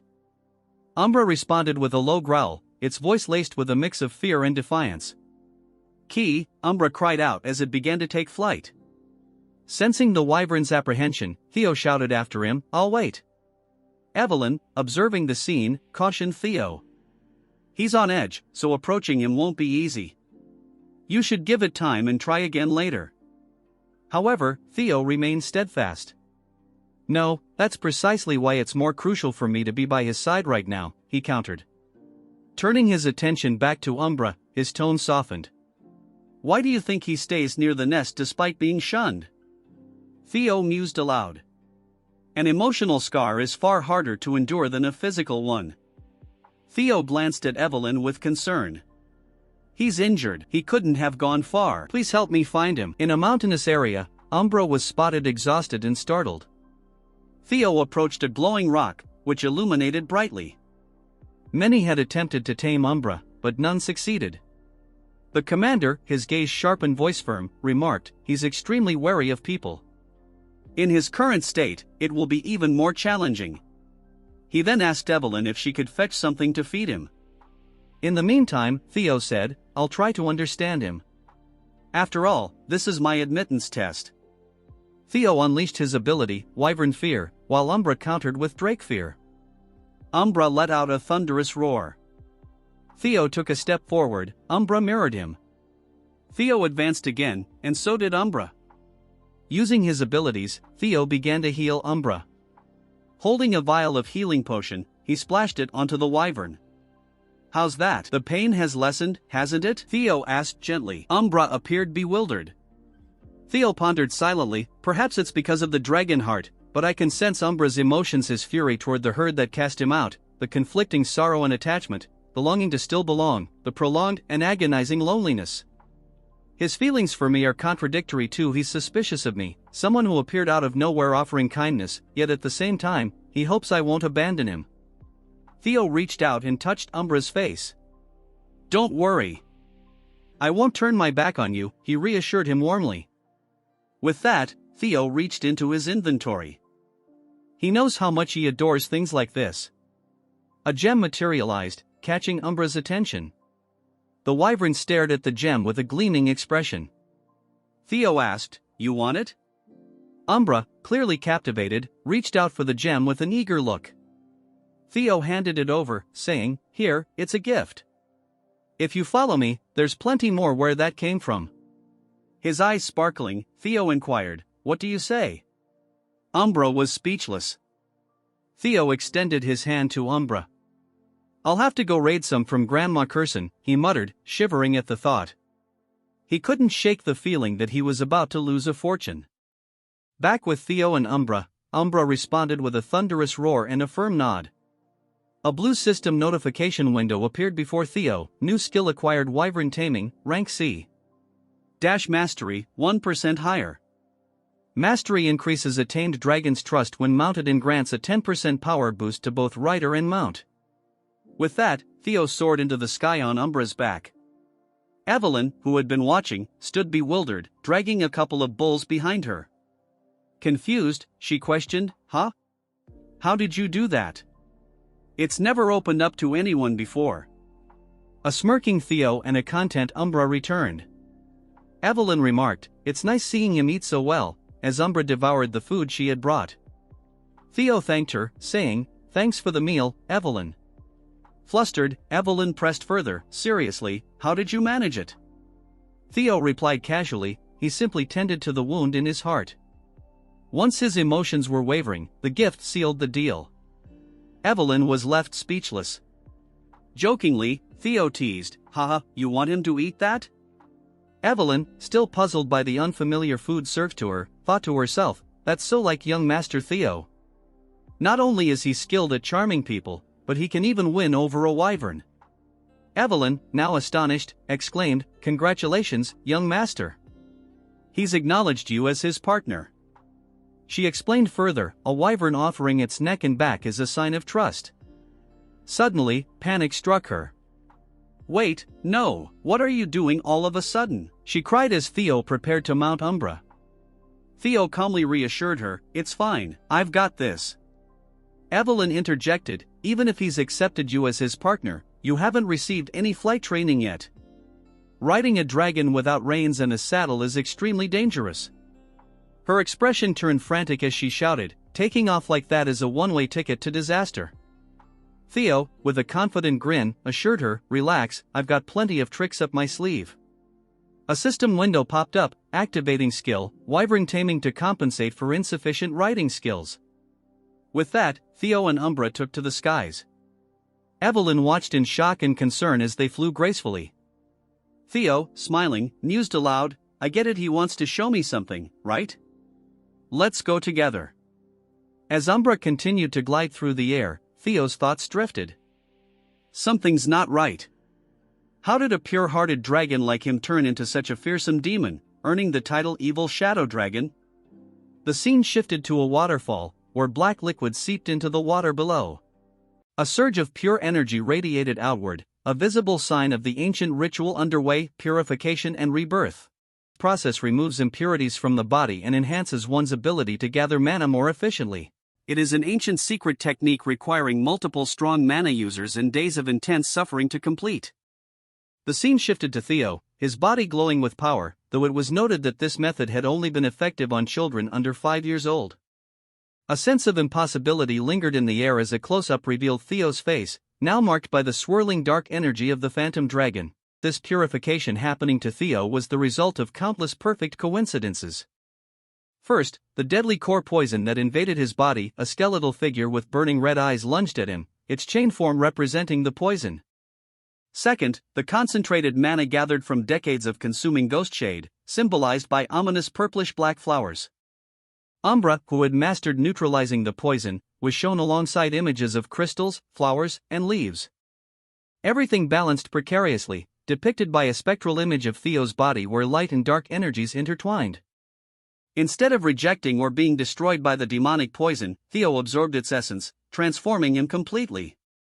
As the swirling vortex of dark energy faded, Theo gasped in shock and pain, feeling overwhelming power surge through him. Evelyn, her voice laced with worry and relief, asked, "Are you all right, young master?" Kneeling beside him, her hand hovered over his, concern etched on her face. "Theo," he whispered weakly, with a faint smile, he reassured her, "Sorry for making you worry." Evelyn appeared dazed but relieved as a blue-bordered system window appeared before Theo, showing his updated status, Theo Ragnar, 17 years old, male, title Flash Tiger, the greatest prodigy in a millennium, talents Ragnar player. Looking around the mystical cave, he remarked, "These crystals are condensed pure energy, their diluted toxicity acted like medicine instead." Glancing at Umbra, he expressed gratitude for trusting him before stating, Ragnar's already perfected physique has gained both purification, rebirth, and phantom dragon traits. He raised his fist, declaring his growth speed would now be unimaginable. Taking a deep breath, Theo shifted his focus to a more urgent question: who was the old man? His attention turned to the skeletal figure hanging from chains nearby. Theo and Evelyn approached the wall behind the corpse, where faint inscriptions were carved into the stone. What is it? Theo asked. Evelyn replied, there's something written here, a journal. Theo squinted at the faded markings, noting that only a master craftsman could have engraved such fine lettering. The words painted a chilling picture of a life consumed by vengeance, mentioning Kyle and Robert, who had defeated the writer. Shocked, Theo and Evelyn read on as the entries described the writer's rapid physical decline, possibly due to Robert damaging his mana core. Consuming a ghost shade to survive seemed to be killing him, causing frequent blackouts as his demonic nature took over. Desperation and despair filled the fading words as he admitted there was no hope left. He decided to melt his cherished jade serpent blade to bind himself, hoping someone would find this place and fulfill his wish for revenge. Theo and Evelyn exchanged disbelieving looks when they discovered references to phantom sword art and storm thunder god techniques, realizing this man was the legendary wind-controlling figure and tragic hero who, 40 years ago, had competed against Lord Hector Ragnar. Theo was stunned. He had been told Wind Lord was dead, yet here he was. Evelyn, overcome with grief, fell to her knees, her voice trembling with emotion. What are you doing?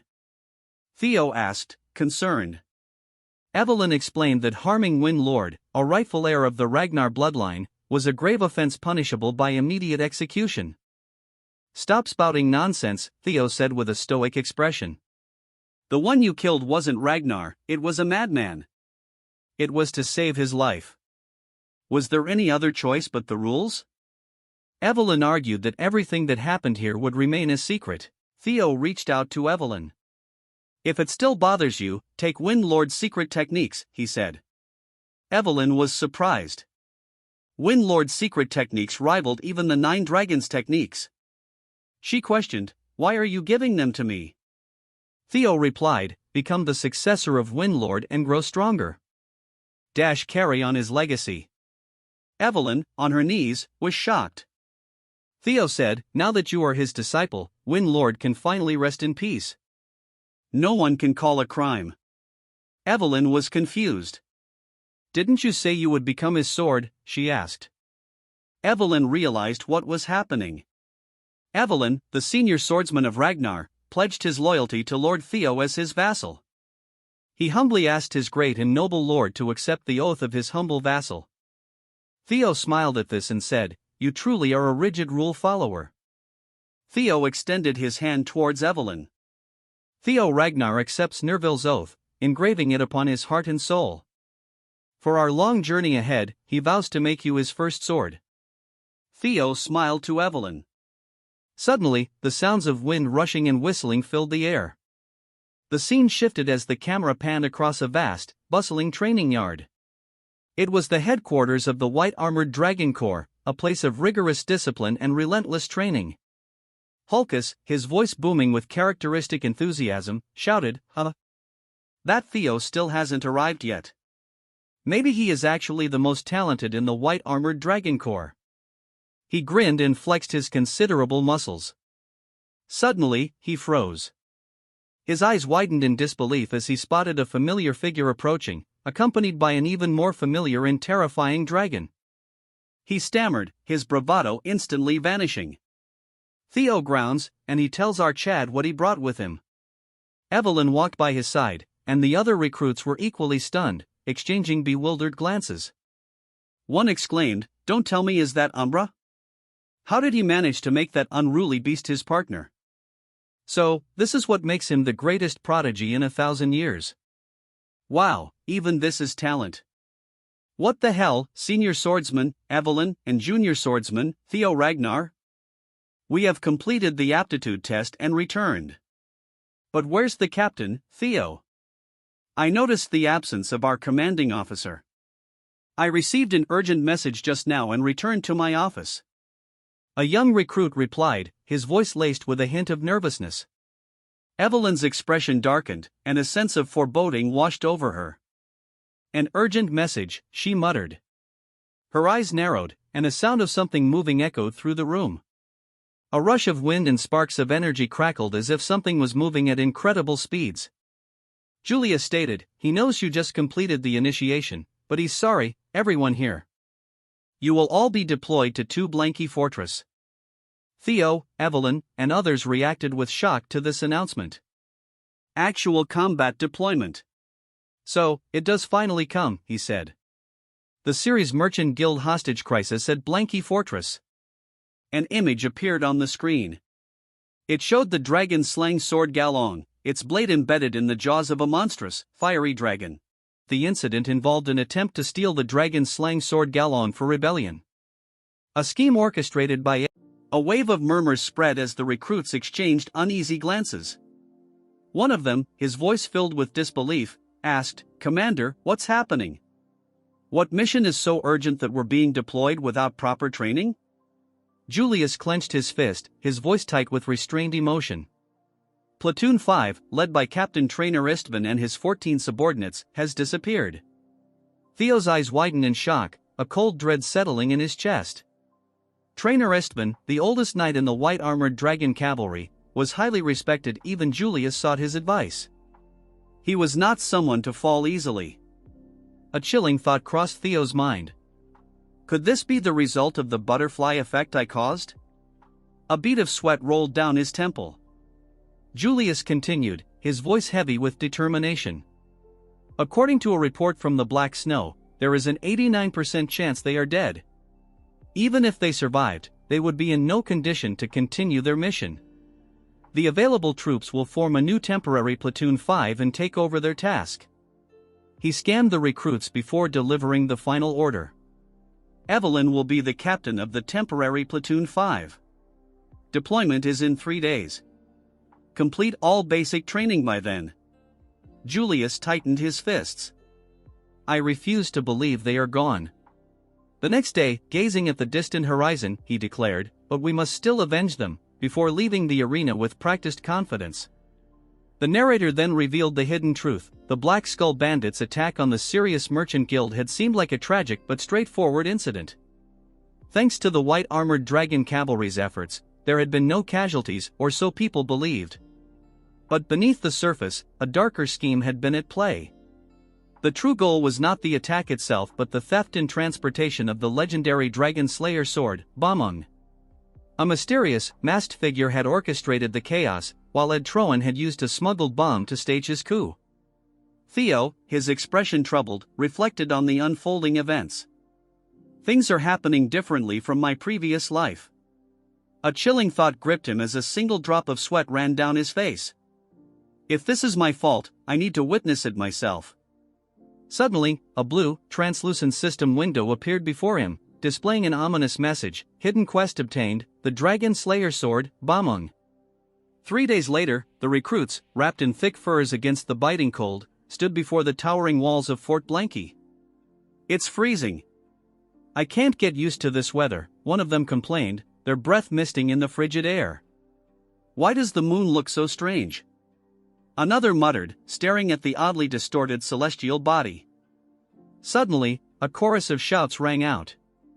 It's the white-armored dragon cavalry. A sentry perched high atop the fortress walls shouted a warning, "Sound the alarms." It's the white, but before he could finish, a barrage of dark, magic-infused projectiles struck the tower, silencing him in a violent explosion. Evelyn, her voice sharp with command, cried out, "Bombs away!" The recruits, their expressions set with determination, unleashed a relentless volley of explosive attacks as the air roared with the cries of their dragons and the deafening blasts of impact.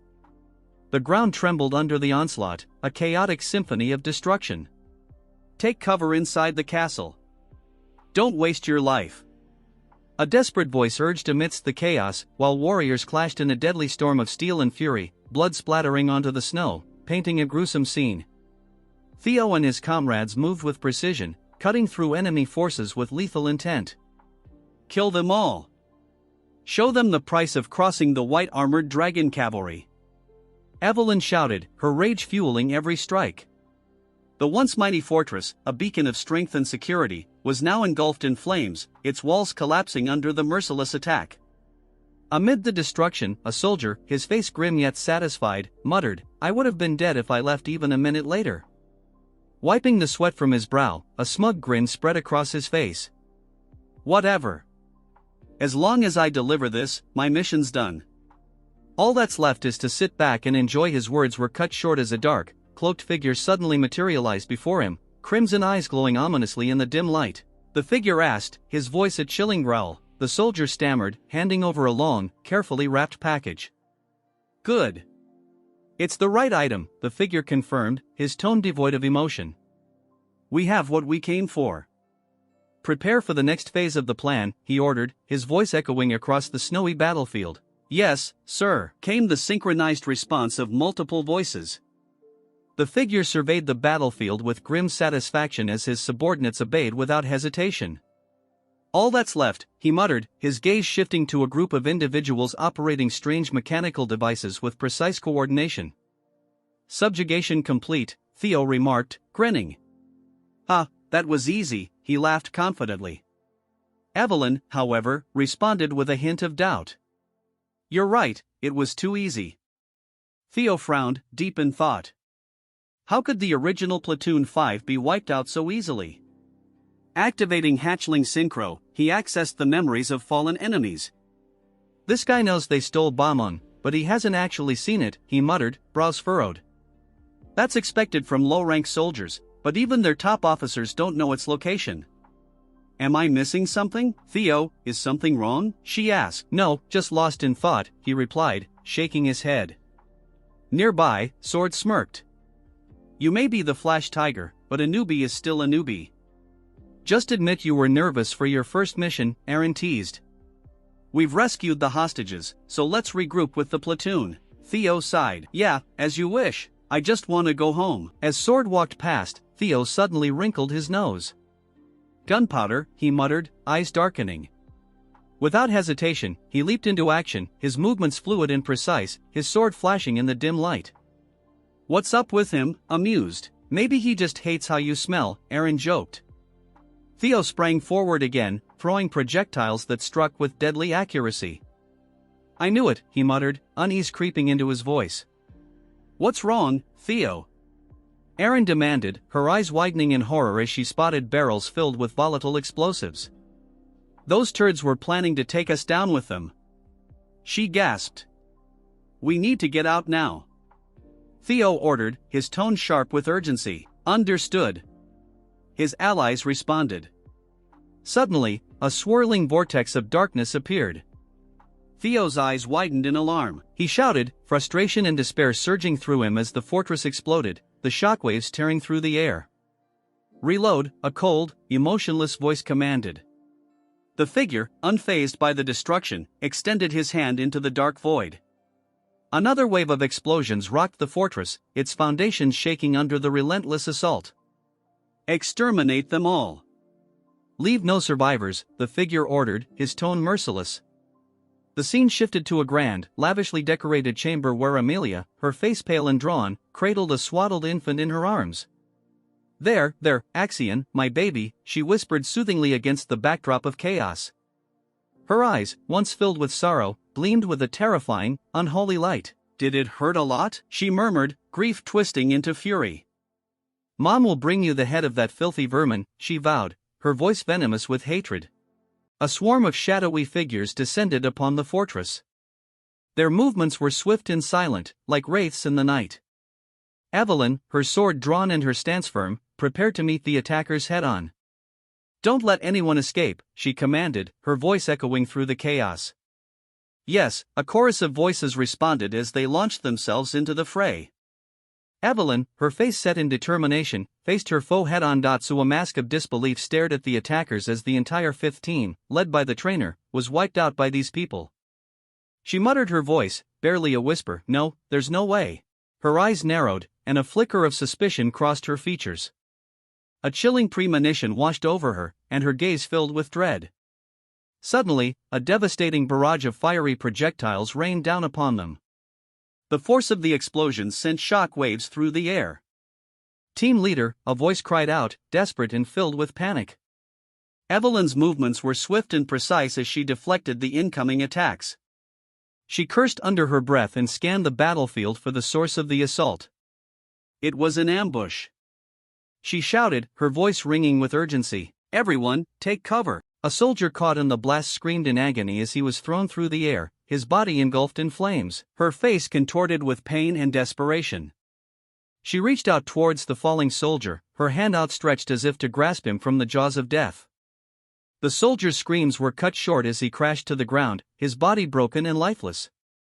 Theo and the others dashed to get cover. Team leader shouted, "Everyone's here. It's an ambush. We must leave this place quickly." Theo looked at the situation. "All right, let's head to the opposite direction of the ambush." A blue system window popped out. Mind gate opened, and the cognitive limits had been lifted. Theo's eyes glowed. His thinking speed and sensory abilities were enhanced. Theo proceeded to calculate and find the best route. He returned to normal. Evelyn shouted, "Why are you just standing there? You must leave here right now. So, get a hold of yourself." Theo grabbed Evelyn's hand. Evelyn panicked. "What are you doing there? There's no time. We must get inside the fortress." Evelyn stared at Theo. Theo continued to pull Evelyn as the castle began to crumble. "I can't believe we have to go back to that place that was almost fried. The lives of 21 people depend on you." Theo continued, "If we run outside, we'll only be attacked with bombs or ambushed. It's a trap." He explained that they must think we won't survive inside the castle. With shining eyes, he used his hatchling synchronization ability to read the layout. He continued, "They must believe we won't be able to survive here." Using his abilities, he noticed that there was gunpowder buried on the left and cannonballs on the right. They must head to the stairs ahead. The group ran through the stairs, but Evelyn noticed something was wrong. It was a dead end. The soldiers looked betrayed. "Hey, you told us to trust and follow you," Evelyn said. "What's the plan? We can't even turn back now." As the fortress started to collapse, the group looked frightened as they fell with the rubble. Theo looked at the falling rock with Umbra and Hulkus. He landed on solid ground, surrounded by the falling debris. The fire spread, and all the cannonballs were used. A soldier said, "Keep in mind, this is our revenge for young Master Axion. I don't care if he's all crushed, just bring back his head." After the explosion, Theo thought they were going to die. The group was tired as expected. Theo had his plans, and he managed to think of breaking the floor in a split second. As the group spoke, the enemy appeared behind them. "What's this? Why are you guys here? Black Skull? Why are they here?" Theo questioned. "I only came here because the ground layer is particularly hard," Theo said. Theo was shocked. He looked through the holes in the walls and saw soldiers. He looked down and saw a chained-up man. It was the 5th team leader, Trainer Ison. He continued to look at him. Evelyn was relieved. "Thank goodness, you're alive, Trainer," Evelyn said. Evelyn looked at Trainer, but this was shocking. "I can't believe the one who this was." Ragnar's Intelligence Bureau trainer's chains fell to the ground. The trainer fell to the ground and asked, "I guessed it wouldn't be possible to do an ambush like this without an insider, but how can one point a sword at a family member?" The other replied, "This is clearly treason." "That's right. We must pay back the trainer." He stopped the other donkey. "Don't even think about it. It's better to not rush about it. They planned all this to catch us from the start. It will be hard for us to face them with our current numbers. We should go outside and inform the Black Pillar." Theo looked down. "That's not possible. Seeing that there's no backup from the Black Pillar right now means that the Black Pillar members who were ambushing them were also trapped. That's why I brought us inside the castle. However, there's a chance of winning those guys. They even buried their men underground. They must intend to cover up this incident. They will definitely come to check our dead bodies once they're sure of their victory and come to confirm it. We can ambush them back while hiding in the ruins and win." Isvan looked at Theo. "He's opened the mind gate at that age. I even gave up in such a situation. I think the new recruits were chosen very well this time. Isman jumped up. You're right, the White Dragon Squad can't be beaten up. The plan is as you've heard just now. White Dragon Squad, prepare to fight. This part starts at the bloodied battlefield under the crimson light. Let's stop here. I didn't know my scriptwriters were writing such trash. I fired most of them. After the battle, the minions flocked together to search for the bodies, more like getting themselves killed. As they looked through the bodies, they found bodies of their allies and one of them was alive, but instead of saving him, this ugly Barbie kills the man. He asks his lackey if he found the bodies. The trash tells the Barbie that they have yet to find any bodies. They are done searching the western side of the fortress, and now they will look around the eastern side. The Barbie thinks that the results were negative from the ambush team as well. As this Barbie goes around catwalking, he thinks to himself that the bodies of the white armored dragon cavalry are the only ones missing. He tells his guys to stop and asks them if he has seen any member who are from the white armored dragon cavalry. From the rubbles a sword flies out aimed directs towards the Barbie's ugly face. He barely manages to dodge the attack, clearing some distance. But as he was about to counter, Evelyn kicks his chest, dodging the attack effortlessly. As she lands gracefully, the disfigured Barbie shouts, telling his minions that the white armored dragon chivalry have ambushed them, ordering them to change formations, but before they can do anything, most of them get killed by our Chad squad members. Evenly tell Barbie that she hoped it would not be the Central Intelligence Bureau, so by the laws of Ragnar they will all be executed for treason. As bloodlust fills the eyes of our beautiful waifu. As the battle continues between the Barbie and our waifu, they are evenly matched. The Barbie thinks to himself how they were able to avoid the bombardment. He uses his full strength to overpower Evelyn. As she is in a tight spot, she pulls a hidden weapon from her artificial hand. The Barbie barely manages to dodge the attack, but giving him no room to breathe, she launches another attack aimed directly towards his neck. Although he blocked it, he gets severely injured, falling on his knees. Evelyn shouts that the Central Intelligence Bureau has been surrounded and any further resistance is futile. Since the moment their ambush succeeded, they had no chance of winning. If they were to willingly surrender, at least they will be able to save their lives. Out of nowhere, this attention-seeking Barbie shouts, telling his minions that they can now use the secret technique. Hearing this, everyone stands still, wondering what secret technique he is talking about. From behind the minions starts transforming. Guess they got upgraded to level 2. The minion who was scared of Theo charges towards him, veins popping from his face as if he has constipation. Theo realizes that the technique he is using is the reverse blood surge technique. It a forbidden technique that drains one's life force. He has gone so strong that he manages to push back our Chad, who was overthinking like you guys.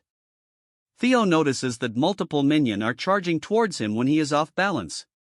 But before it lands, our Chad, one of the captured members, uses his body to block all the attacks. As he falls to the ground, he tells our Chad to leave this area with his life. Useless sacrifice, since our Chad is stronger than him. Seeing the guy fall tot, he ground. Theo gets angered as he starts using his real power. Using the Thunder Claw technique, our Chad lands such a strong attack that it raises all the minions in a second. Then Theo activates his mind gate, and in a matter of seconds he breaks in between everyone duel and finishes the minions off effortlessly. Since they are large in numbers, Theo uses the triple Thunder Claw, a move so powerful that it raises the entire battlefield, killing almost all of the minions present. The power behind the attack was so great that it pushed back everyone present in the battlefield. The battlefield had formed patterns of the sword strikes our Chad lost. The Barbie managed to survive, but he cannot believe that our Chad dealt so easily with their secret technique. As such, he cannot let an anomaly like our Chad live. The other members cannot believe that our Chad pulled of such a technique. Glasses thinks that they will have to work harder to reach his level. As for Theo, he is vomiting blood because he sued the mind gate to raise his powers, and because of that his body has received a penalty. Since the power he executed was too much for his current self. The Barbie rushes towards Ken, telling our Chad that since he is going to die, he will at least take him to hell with him. Theo realizes that there might be something wrong with this mana core. Then he realizes that this ugly Barbie is trying to blow himself up with our Chad. But Evelyn comes in front of her future husband and uses the powers of the God Tempest. This is the technique Theo gave her. Using the first move Squall, she throws him afar and then rushes towards him, and uses its powers to attack him. Wait a minute, where are you looking, perverts? Anyways, the technique maelstrom directly hits his mana core. Theo is shocked to see that the mana hall explosion has been stopped. The attack was so strong that he gets shocked into the ground, causing a huge eruption of energy. The attack was so strong that the Barbie won't last another chapter. Rest in peace, you will not be remembered. A voice call for Theo, as Hulkus shouts that he was right to choose Theo as the Lord, and he is certainly his first sword. Bad luck, man, Evelyn already took that place. They thank our Chad for saving them. Seeing their earnest gratitude, our Chad laughs, and he gets up with their help. The other asks our Chad and Evelyn where they managed to learn skills of this caliber. Theo tells him that knowing will only hurt them, as his partners jump on him to celebrate. The old man looks at the sky, telling everyone that a long night has passed and a bright new dawn has greeted them. The new part starts at the Rose Palace, where the ugly turd is on the ground foaming. Look at her, she looks like she has consumed some kind of poison. If you know, you know. In reality, is Ed choking her using his strength. Then he throws this turd on the ground, barking at her like a dog, telling her that where she got the guts to pull something like this without knowing her place. The stewards tell him to calm down, while he cannot understand that she used his seal, and ordered his private army to go kill Theo, Ragnar, and the White Dragon armor unit. As he throws the paper on the ground, he says that she has meddled into the grand plan of the Troibans. Since this chick has gone crazy, she acts weirdly, then starts sobbing, telling her brother that she just wanted the head of Theo, who killed her son. Then says that everyone who was affiliated with as well. She wants to tear them apart and burn them to satisfy her rage, to soothe her son's soul. Hearing all this rubbish, he clenches his fists, telling her that she forgot her role just because a trash like him died. All while punching the dead body of Axion. As blood splatters on her face, he tells her that she has lost the Dragon Slayer sword, the key to their entire plan. From this moment onwards, she is expelled from the family. She gets all scared because the look in his eyes right now is the one that his father has. As he tells his men to lock her away where no one can see her, to get rid of any worms connected to her so information leaks out. Realizing that she has messed up, she tells him to reconsider at once and spare her. He leaves the room, unable to hold back his anger, thinking to himself that the rebellion plan he has worked so hard has gone up in smokes. All of this because of one person, that is Theo Ragnar. He swears to himself that he will kill our Chad by himself. Next we move on to our Chad as he pulls out the great sword. A status window pops up showing that this sword is sealed, and will only unlock under certain conditions. Theo inspects the sword and infuses his aura, only to see the sword react vigorously as it flies out of his hand. Theo realizes that it reacts vigorously with his hands, as it even caused minor wounds. He had suspected earlier that he cannot use the sword without unlocking the mystery. A legacy from the ancient mythic age, like a phantom, it's not easily grasped by human hands, but if one uncovers its secrets, it grants my mystical powers like those of mythic heroes. A legendary item. In his past life, Ed managed to unlock the mystery, so he recalls his movements from back then. After a while, he smiles, thinking that only one place comes to his mind. He puts it back into the inventory, since until he unlocks its secret, it's nothing but a useless lump of metal. As he throws it into his inventory, someone knock on the door. It's Evelyn. She formally call our Chad, apologizing for disturbing him, wanting to have a moment with him. He says that the commander wishes to see him. Moving to the commander, he is glad that his friend came back alive, but cannot understand why he is planning to retire. Old man says that it is embarrassing to say, but he has lost leg and his Drake in the last battle. Besides, his old body won't last much longer, so he plans to spend the rest of his life back home honoring his fallen comrades. The big bear knows that he cannot stop his stubborn bum, so he can do whatever he wants. As the man sips his tea, he says that is not a replacement, but he has something to say about the new recruitment, Theo Ragnar. He says that at 5 his age he has unlocked his Thunder Gate. Big Bear finds it hard to believe that he has crossed the wall separating the ordinary from the superhuman. He was shocked to see it at first, since it is clear that he was not a prodigy born with it already open. It felt like him that he had forcefully opened it, but nonetheless his vessels have expanded. Compared to what he holds, it was absurdly vast. Hearing this, Big Bear gets excited, telling him that he has to fill the enlarged vessel. The old man says that's all he has to say for today. Moving to the night, the Big Bear confronts Theo, telling him that from now onwards he will have to learn and grow by his own. Hearing this, Theo is all tensed up. He then tells Theo that he heard our Chad played a huge role in the mission. Theo gracefully tells him that it not just him but his comrades also helped him. Big Bears tells him not be so modest and asks him how much his martial path has developed. Theo thinks that if he is talking about combat power and says that he has become much easier compared to before. He tells our Chad that he is not talking about the level of his combat technique. With a cold stare he asks him what sort life his sword is trying to express. Hearing this, Theo gets taken aback for a second, then he says that he is not entirely sure about it. Big Bear takes out his sword and tells him that he is trained with the sole desire to emulate the Patriarch's sword. He says that's how everyone starts, and as he pulls out his sword the entire sky turns blue. Then the next second the sky falls apart, turning everything red. This is the magic dragon's glass realm. It is completely different from the glass realm that the sword dragon showed before the second awakening. He realizes that this is because this martial world might be shaped by one's personal martial art. As the pressure intensifies, the Big Bear says that his sword represents demon, forming a huge sword. Theo is overwhelmed by what he is seeing. As the Big Bear performs his martial moves, it creates a huge rift, forming a huge waves large enough to crush thousands. Waving his sword down, the waves become stagnant. He asks Theo if he saw the magic dragon's martial path. With a nervous look he says that he saw power and destruction, but why does he look like a girl? Big Bear says that Theo is on point and it is the very essence of demon, intuitive and direct. Even if it eventually breaks, it's a straight line that pierces and destroys everything it touches. Violence, destruction and strength, that is the very foundation of swordsmanship itself, or more like death itself. He asks Theo what he thinks about the Plum Blossom Palace Lord's sword. Theo says that it was beautiful and elegant. The Big Bears think about it being beautiful and says that the Plum Blossom Palace Lord's sword contains the essence of life, so it makes sense. It's like a seed sprouting, growing and blooming into a flower that represents life itself. It's slow yet gentle and ever-changing, yet it never stops growing outwards. Theo thinks that this is the martial path, and wonders that even among the 9 dragons, the interpretations of the sword differs greatly. Big Bears laughs and asks Theo if he thinks that life and death are completely opposite.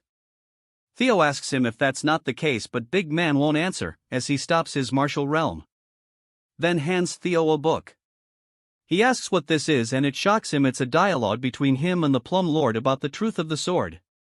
Hearing this, Theo gets shocked and Big Man says that it's extremely rare, but Theo got it, since he is a joint member of both the Magic Dragon and Sword Dragon. Hearing this, he is finding it hard to comprehend, as the 2 instructors sit together in a secluded place. This scene has happened when they were completing the book. He thinks that she is very cruel since Theo belongs to him, yet she wants to share him as a joint disciple. She tells him to be not jealous because at the end of the day, this is all for Theo's and he cannot deny that. Since he should be aware that Theo has garnered expectations that rival the other successor candidates. His talents means that he is growing rapidly, so he will hit a wall much harder. When he does face that wall, this will help him a lot. Old Man says that it's all fine, but what if a time comes when our Chad becomes an enemy of Ragnar? Hearing this, she gets shocked, because she is also aware that those who grew rapidly like this meet an unfortunate end. He says that if history repeats itself, the teaching will return to them as blood spilled for Ragnar's. She finds it unexpected, because she thought that his head was full of love for him. But after hearing his concerns, she is now certain that he is the right person to hold on to this. She hands him the manuals and tells him that when he is worthy of being a Ragnar and can value every moment, he should pass it on to him only. Moving on to the present, he has handed Theo the manual. To Theo, he thinks that the 2 dragon number 1 and 2 swords of the clan. To become a joint disciple of both the Sword Dragon and the Sword Dragon and the Demon Dragon. Theo asks him if he is really worthy of all this. Hearing this, Old Man says there is no need to be this humble, since he thinks he is worthy of this. Theo remains quiet, thinking to himself that he was able to grow this much all because of them. Even though he has not done anything from them, they continue to help them. Theo says that from the first day he has helped him a lot, and he promises to repay him one day. Hearing this, he gets excited, telling him that he can repay it right now. Taking out his sword, he says that it's been a while since he had a new disciple. Since he cannot stand by, the real lesson will start right now. Hearing this, Theo thinks that the real lessons will start now.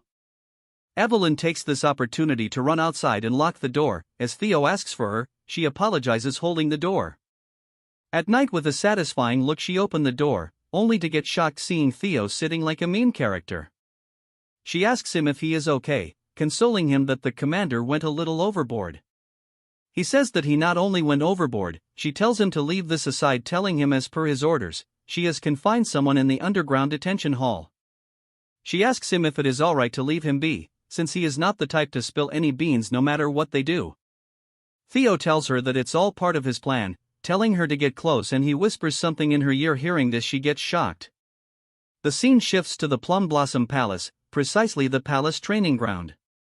Theo greets her and she tells him that she has been waiting for him, asking him if he got the present that the demon dragon and she prepared for him. Theo says that her present has been great help to him.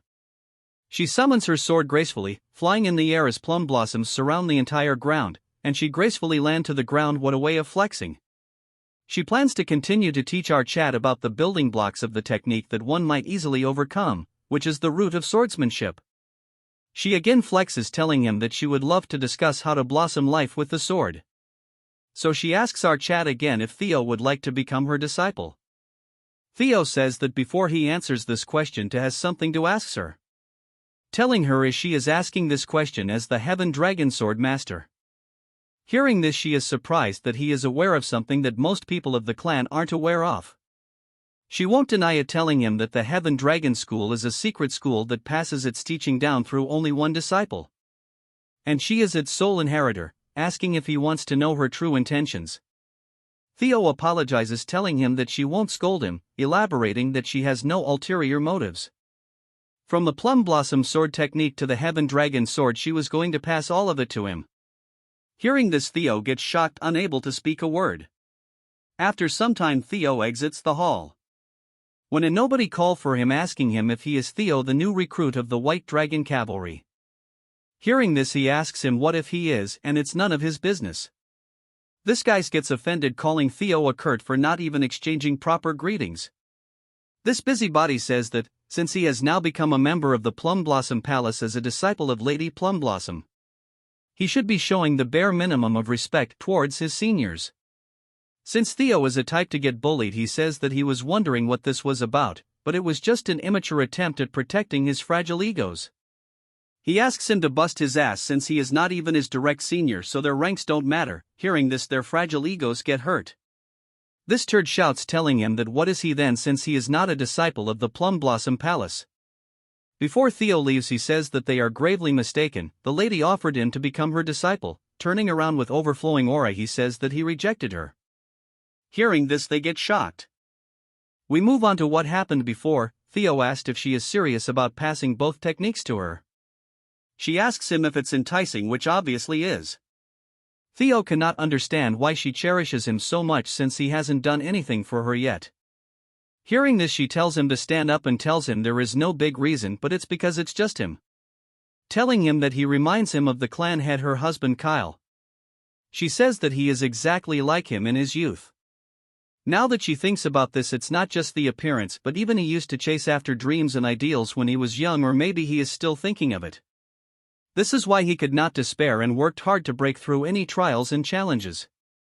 Every day was an unending hardship, despite that not even for once did he yield or bend his principles. She has seen a side of him in Theo for which she fell in love with him, so she cannot stand by and remain still. She asks him if this answers his questions, so now it's his turn to reply.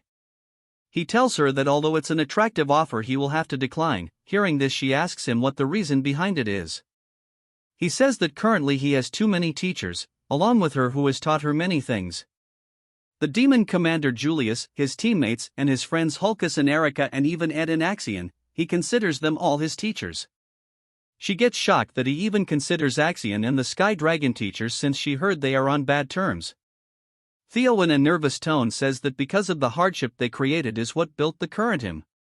She remains quiet as he says that his sword has learned and changed because of everyone who has either loved or wronged him. For this very reason he is not confident he will be able to uphold the school's tradition and pass it down to the next generation.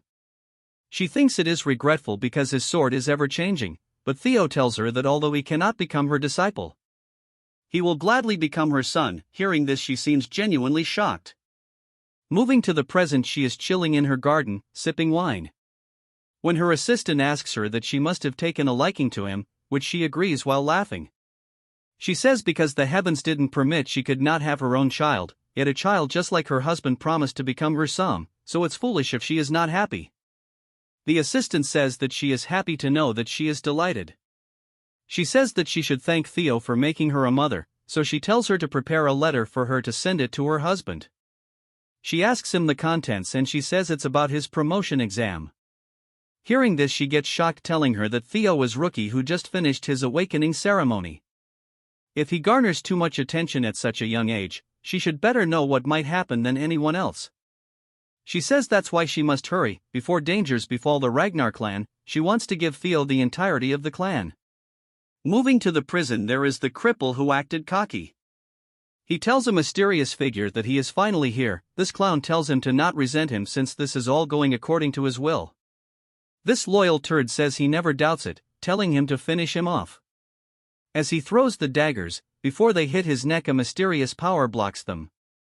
Seeing this, the clown gets shocked. Evelyn breaks through the ceiling. Seeing her, this clown realizes that he has entered a trap. Evelyn instantly starts attacking him, easily overpowering him. Seeing her attacks, he cannot believe that she was this skilled.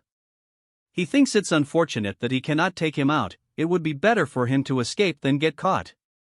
She says that she won't just stand by as she uses the Wind God's technique, instantly subduing him. He thinks getting caught won't do, so he tries to erase evidence. Fortunately, Evelyn gets close, attacking his gut, instantly knocking him out. Moving to the White Dragon headquarters. They are discussing that Evelyn managed to catch an assassin alive. This assassin has been confirmed to be from Serpent Season. Serpent Season is a sub-organization of the Eastern Elite Clan, the Trovian clan. This shows they are connected to the Sky Dragon. Julius says that this pretty much confirms their suspicion of having a mole in their midst. They are holding this meeting in this remote place to avoid information getting leaked. According to their information, the Serpent Season is currently based out of an ancient castle in the Calhelm region. Within 3 hours from now, they will consider the mission a failure, burn any evidence, and run away. They need to ambush their base before they round up all their members and extract information that is the crux of this joint mission. This baddie says that her name is Null Snow, and this concludes her report. Theo is wondering why he personally getting to meet an agent with the rank of Null Snow. Julius says there is one more thing to add. This mission will serve as a promotion exam for Theo Ragnar. Theo, getting shocked, asks him if he has been qualified for a promotion. Big Man says that that's the case, but it's not roses and daisies. Since the difficulty of the test has gone up, as one rises through the ranks, it's normal for the difficulty of the exam to escalate. However, what is not normal is assigning a mission that can lead to a civil war for a mid-rank swordsman promotion exam. He heard that Theo ordered Evelyn to stake out the cells because he knew an assassin would come. Since he started this, he must see through it. Theo apologizes as he says that even if he is an heir, it is disrespectful of him to plan things without discussing it with the higher-ups. Since it has come to this, he must complete his mission flawlessly. He bumps heads with Archad, telling him to get promoted to a mid-rank swordsman and earn solo mission privileges. A status window pops up telling him that it's his chance to clean up the dark ties of his previous life. Even Theo is curious what it is that tied him and them together to cause all this. This baddie asks Theo if he has any problem. Theo says that no matter what he will complete it no matter what. Old Man says that it concludes the meeting, and now it's time to start the snake extermination mission. This part starts deep in the forest. Pretty Mask tells them that there is a possibility of a mole, so they have limited this mission to 3 people. So including our couple, she herself is involved in this mission. She says that their target is an assassin organization. As swordsmen they should have the advantage in direct confrontation. However, there because disadvantages when it comes to numbers. She tells them that whatever is the case they should never let his guard down, and Theo agrees, ready to follow his orders. Moving to the office of Joker, 2 turds are discussing that they have taken care of the documents. They will leave as soon as someone they are expecting will return. One of them asks them how long this person has been out for. He says that it's been over 2 hours, so he should be back by now. A small ball enters the room and releases an immense amount of smoke. Do this, the entire area is filled with smoke blinding their visibility. Before they could even react, these turds get instantly killed. Just look at their faces for once. As they throws them around like ragdolls, she says that Evelyn and her will take care of them and Theo should take them to the basement. Theo is amazed that in an instant she took care of 3 people. Theo rushes towards the basement, all while thinking to himself that the blueprints they got during the mission briefing are accurate. Then according to it, right up ahead will be the stairs to the basement. That's when Theo notices that he has stepped into a trap. Instantly an arrow is aimed towards his head, which our Chad barely manages to dodge. Then he uses his sword to stop multiple strikes in a matter of a second. Afterwards he uses his skill to read the area's information. Getting to see a detailed outline, Theo sees that not only are there traps, but there are men lying in wait for an ambush. Theo uses a dark white energy to levitate sword. The technique he uses is the thunder dragon breathing. As he launches the attack, the blades fly through the traps at blazing speed, cutting through all the traps. Moreover, it finishes the turds who were waiting for an ambush. As Theo gets down, he thinks to himself that if the security is this tight, there must be something in the basement. As he reaches the basement, he gets shocked. In front is someone who says that the stench of an impurity is reaching him all the way here. He says that to interrupt sacred prayer with slaughter, our Chad is an impatient follower. If I let the roasting go to the other side, this looks sick. Seeing this figure, he gets shocked because this turd is from the Holy Demon Church. These twisted turds believe that with a doctrine that says that the apocalypse is soon coming to the world, and that a savior will descend from the heaven. These people are a cult that have captured the ignorant masses. They are also the culprit behind the great war that will collapse the empire. The bald Barbie tells Theo that he seems to know exactly who he is. Theo uses hatchling synchronization to read the surrounding flow of mana. Looking at his mana flow, our Chad is shocked because he cannot believe a mysterious mana that doesn't follow the basic rules of mana is flowing from his broken open mind gate. Theo wonders if this is the grace referred to by the blood priests. This turd says that it seems that he is still a non-believer, which is alright, because this delusional Barbie is giving him the honor of becoming a sacrifice for the one and only God. As he rushes towards our Chad, he says that he should not reject the grace of their God. Although Theo managed to block his attack, it's as unbelievable that his hand is this hard. As the exchange moves, Theo gets pushed back. So he uses his dark aura to land a strong attack, but to his surprise this turd blocks sword using his bare hands. Theo cannot believe that he blocked a full-powered strike this easily. This Mortal Kombat character uses a fatality move and our Chad blasts through a wall. Theo is finding it hard to believe that he is a blood priest, who is part of the bottom ring of the demon church, yet he is this powerful. And inside here he cannot use his ultimate move unless he wants to get buried down here alive with him. But the problem is that simple mana attacks don't work on him. So he wonders what he can do with his sword now. That when Theo remembers the essence of death and the life he was taught, since they are polar opposites, it would be hard to combine them. As for the turd, he is ready to strike our Chad, calling for his lord, saying that the sheep is spilling precious blood. And as he tries to use a finishing move, giving our Chad as a sacrifice. The impact was so strong that it shattered the ground, but looking at his side he sees Theo rushing from the side.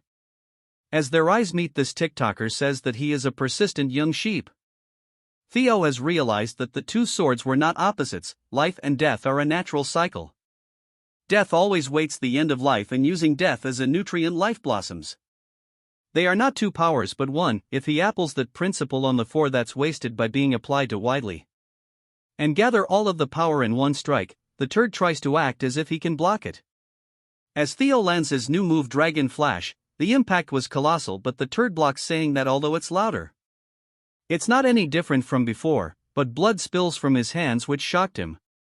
He realizes that the attack feels alive. In an instant he gets thrown to the wall, severely injured. The injured Barbie says that to attain knowledge during slaughter he is a seed of evil. But he cannot allow him to sully the Lord's world any longer. Theo grabs onto his head using the system to read his memories. Theo thinks that he needs to use this chance to figure it out, because he needs to know the source of this strange power that the Holy Demon Church uses. By some reason the space distorts and Theo is in some place. Theo thinks that this is a completely different from all the other times he has read memories. It's as if he has been transferred to another place. That's when Theo realizes that this system is malfunctioning. It says that he has encountered an enemy who is at a far higher level, so he should run away. Theo cannot believe what is happening. That's when a voice asks him who he is. Asking him what he is, a huge ice surrounds the entire void. A huge creature the size of a planet asks our Chad why he is breaking his sweet slumber. Theo is nervous, thinking if this is the being that the holy demon church worships. The ugly trash orders him to answer his question. Theo thinks that if this is their god, at the grace that they are all on about. Our Chad is very nervous, as the ice comes closer, taking a look at our Chad. It recognizes him and call our Chad by his name. Theo cannot understand how he know him, as the minster says that he has been searching for him all this time. As he calls Theo the blight of this world, he devours our Chad. As the eye turns into a weird liquid devouring him. From the huge moldy yellow light is released. The cheap copy of Venom gets blasted when a dragon breaks through. It's none other than Lodbrok. Seeing her, our Chad gets shocked. She tells Theo that the overweight Venom is not something he can face yet. It's a being so strong that even if he reaches the ancestors' level will not be suffice to get a certain victory. She tells him to leave this place to her as she pushes his out. The next second he wakes up from his slumber. As Theo is vomiting blood, he cannot believe that Lodbrok has been standing up against a thing like that all by herself. Then he notices the priest going crazy because a non-believer sought his lord, yet he who has dedicated his entire life didn't get a glimpse. As he goes crazy, Theo takes this opportunity to finish him off, telling him that a god like that is not something even he wants. But Theo is surprised to know that the god the demonic church worship is the nameless sovereign that Lodbrok spoke about. She had told him that for the past 1,000 years she has remained here, bound by the duty to protect the world from it. But because she has lost her heart, she won't last longer than 3 years. In 5 years, during the Great War breakout, which is centered around the demon church. The death of the guardian dragon and the rise of the holy demon church, the rebellion started by Ed Trovan. There is no way all this happened at the same time, so they all must be connected. Before Theo was about to faint, Evelyn grabs onto him, telling him that he has done a great job. Mommy Assassin thinks to herself that they hurried because one of the targets was a blood priest. But it's very surprising that our Chad managed to take one down by himself. She praised our Chad, saying that by defeating a blood priest alone he has proven himself. Moving back to base, she says she has collected the documents. All the evidence are circumstantial evidence, and nothing works as a smoking gun. Theo takes out a box and tells her to check it out. He discovered the box from the basement. Seeing the box, Evelyn is shocked because it is the object she has collected on behalf of Theo before the awakening ceremony. It is the secret trade logs between the Ceres Merchant Guild and the Trovian clan. She was wondering why he hadn't used it, but now she realizes that he has saw this far out.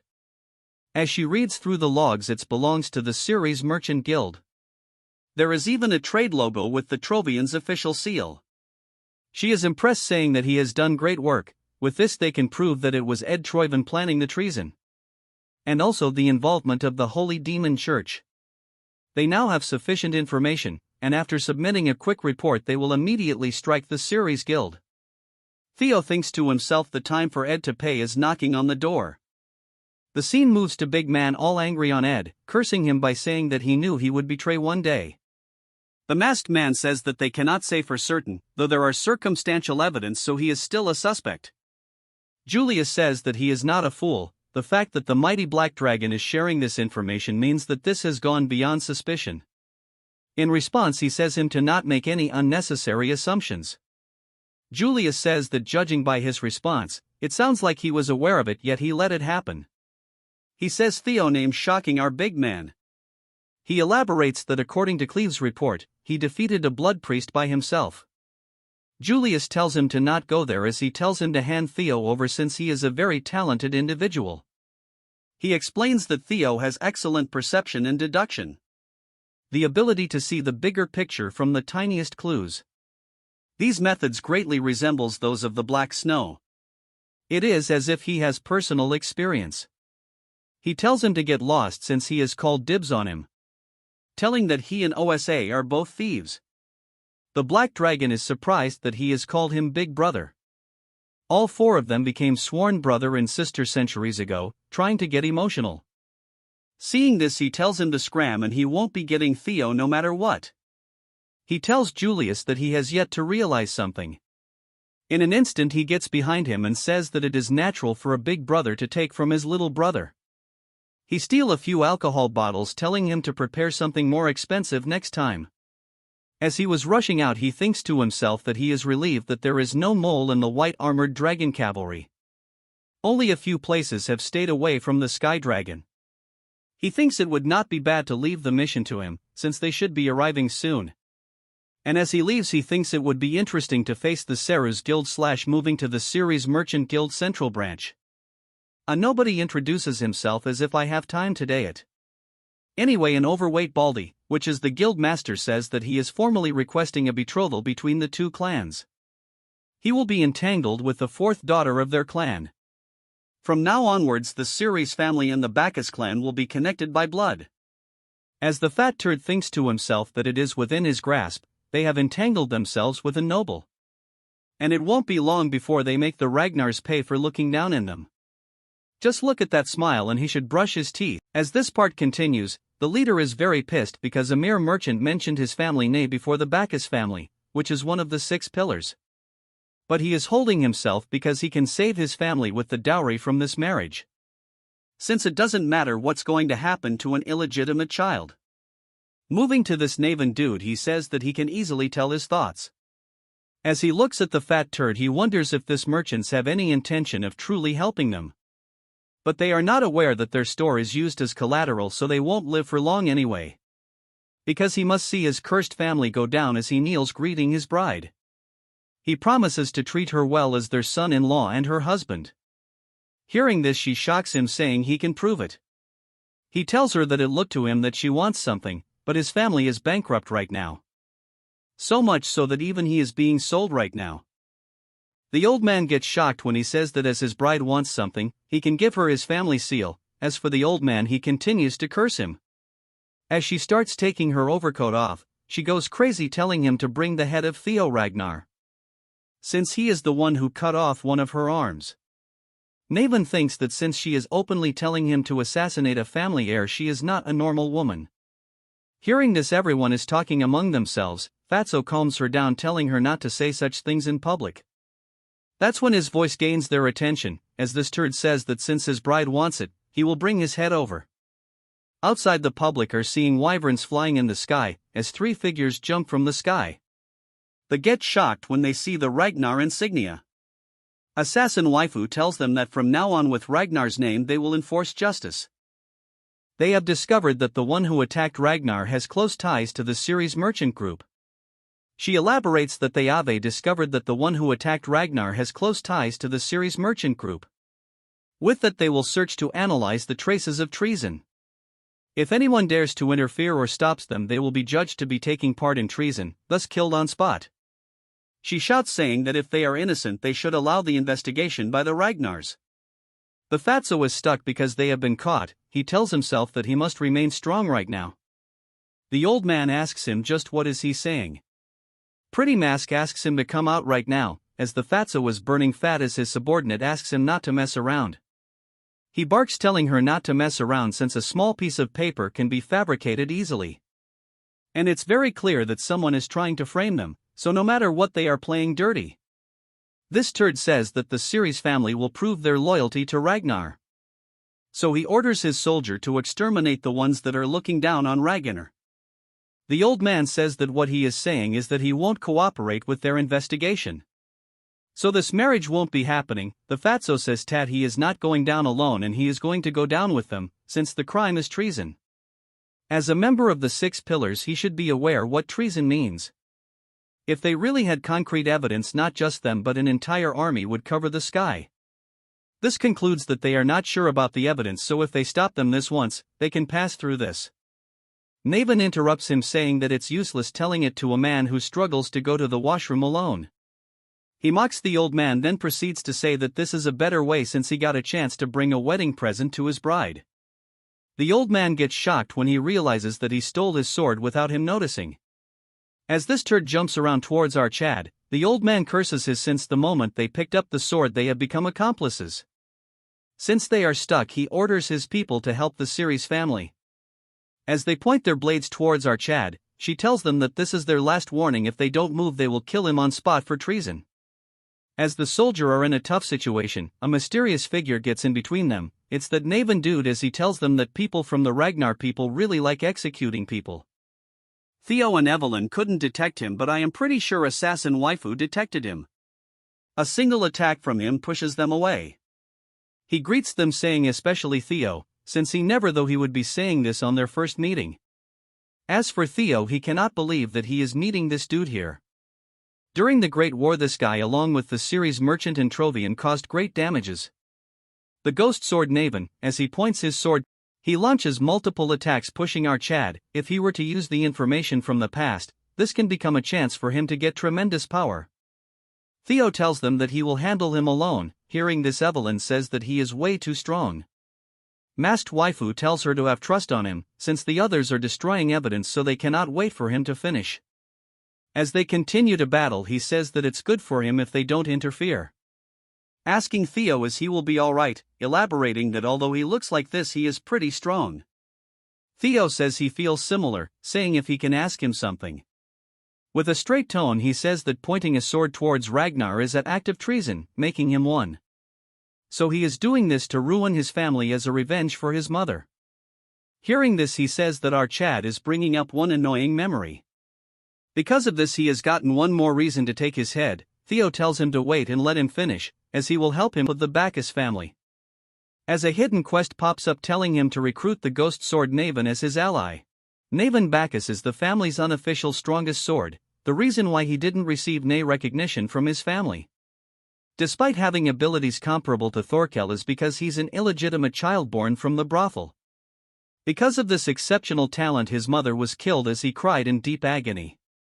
Because of that, he must also have the intention of taking his revenge against the Bacchus family. If he can make use of this information, he can come to his side. Theo says he will help him with his revenge and the downfall of the Bacchus family.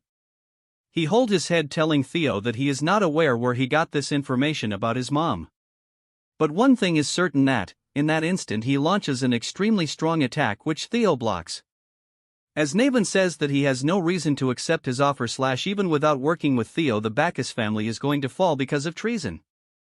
Theo says that he is right, that without his help the Bacchus family is going to disappear together with him, that is. This lazy ass sighs, telling him that there is no need to worry since he doesn't have any regrets in life anyways. So he doesn't mind disappearing with that useless family. He remains quite the second. Theo says that it is because of the ether fever. An illness he got because his young body couldn't bear his talent. If he received intensive treatment in the early stages, it's curable. But if one misses the time, it becomes an incurable disease and dramatically shortens his lifespan. The Bacchus family didn't treat his illness on time, so his remaining life expectancy. Naven says that he has 5 years at max and elaborates that, as expected from a young master of a noble clan, he must have done a dirty investigation on his background. As he gets ready to attack our Chad, saying that nothing is going to change anyway since the Bacchus clan will disappear today and he will meet his demise. Theo blocks his sword, smirking and telling him that he can cure his disease, but Naven cannot accept. Theo pushes him back, thinking to himself that in his past life the cure was found just after his death. So now only he knows the cure for the disease.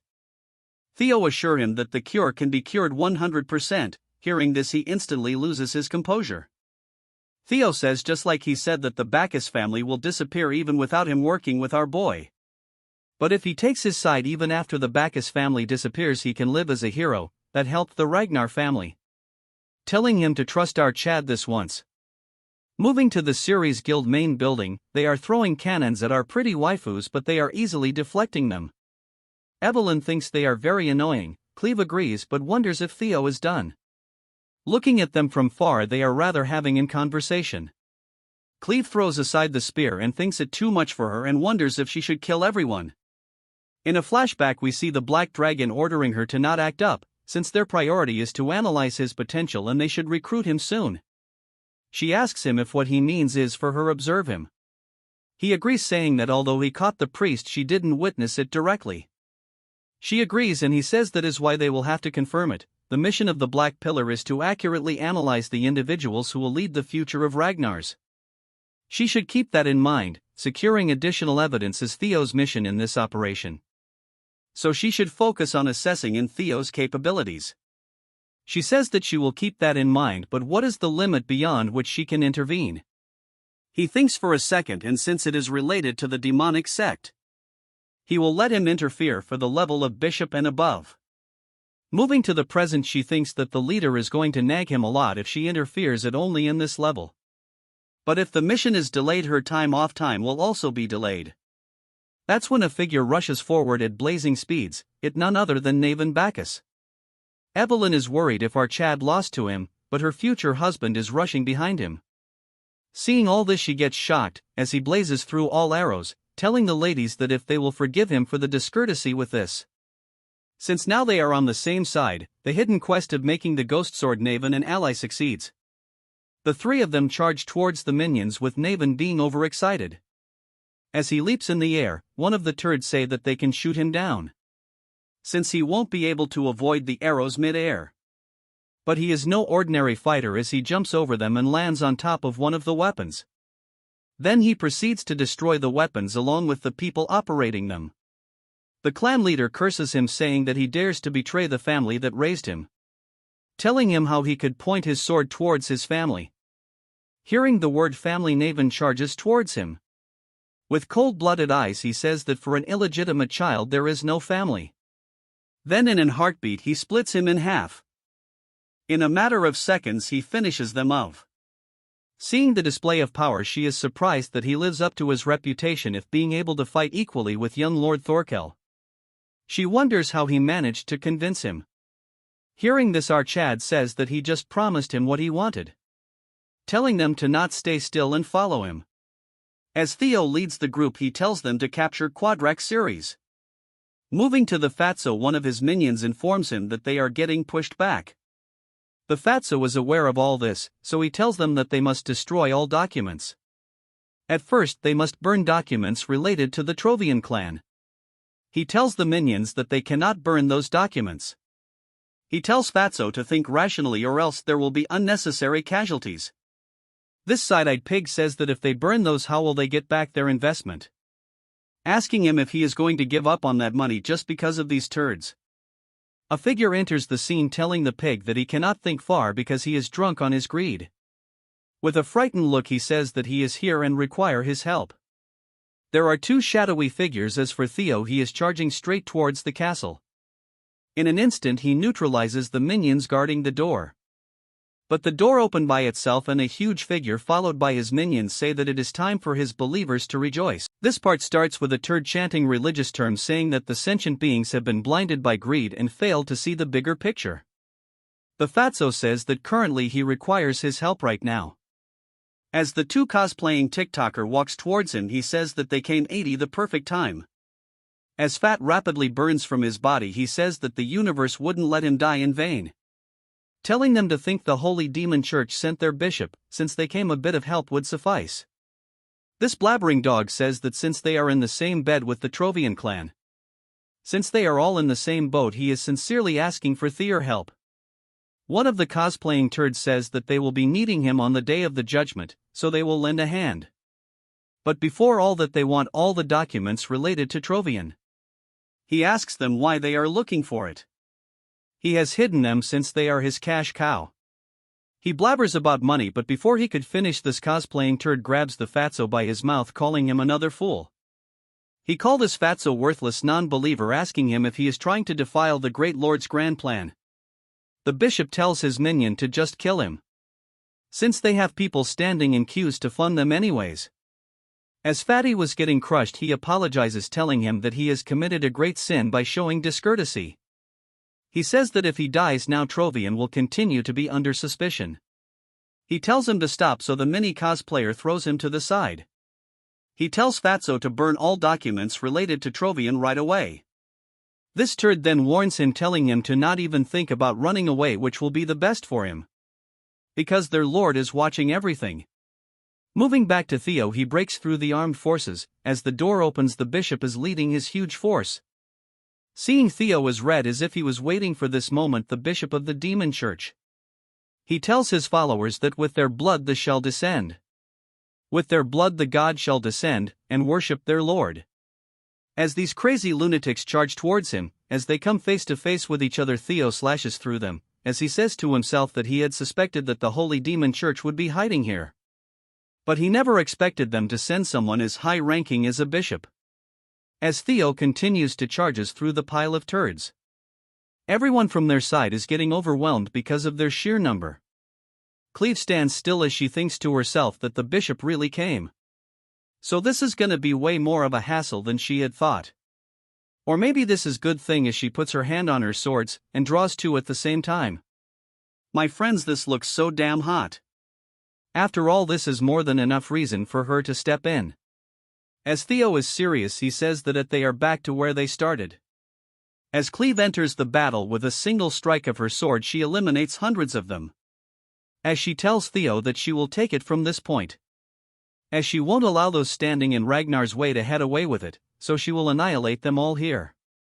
Theo tells her to stop saying that they must not forget why they are here, since they have to secure the documents before they destroy them. She sighs, telling Theo that she seems to have overestimated him. As she continues to chop them up like slicing butter, she says since the demon turds have intervened, they don't need any more evidence. Theo runs with her as he disagrees with her, telling her that intact they are currently trying to stop them right now, which means the documents are much more important than they thought. Cleve understands and asks him what his plans are. Theo says that no matter what happens, they need to go through here before anything else. As Theo kills more of them, he says that he has a solution to this. For the first time in many chapters, he opens his mind gate and uses the hatching synchro to scan the surroundings. As Cleve continues to kill them, he says that he doesn't have any solid proof, but considering the black dragon said she will wait and watch. One of the turds tries to act up in front of her. She is so quick that she instantly finishes him off, telling her that she will trust him just this once. As Theo leaps forwards, hundreds of these turds are surrounding him. A strong gust of wind rips through them, but Naven interferes, killing more of them. As he tells him that his humble self has cleared the way ahead for him. Hearing this, Evelyn gets pissed as she asks him from when did he starts calling him Lord. Theo uses the dragon's footwork to leap through them as he thanks them before leaking. It's called the Thunder Dragon, breathing the dark mark. He swiftly travel through them in a matter of seconds, since they wouldn't leave the task of destroying classified documents to someone else. The right person for this job would obviously be the Fatso. Moving to the big belly, he stares at the documents. As for Theo, he is pissed. The status window says that he can resolve an ill-fated relation from a past life and stop his evil scheme. As they both land on the ground, blood draping from the sky like rainfall. Then, like a savage, he says that he is the Lord's first sword, Naven Bacchus.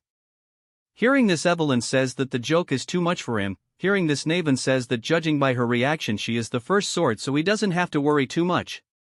But if it was Cleve, he would gladly be the second sword, as our goddess continues to chop them up like cutting vegetables.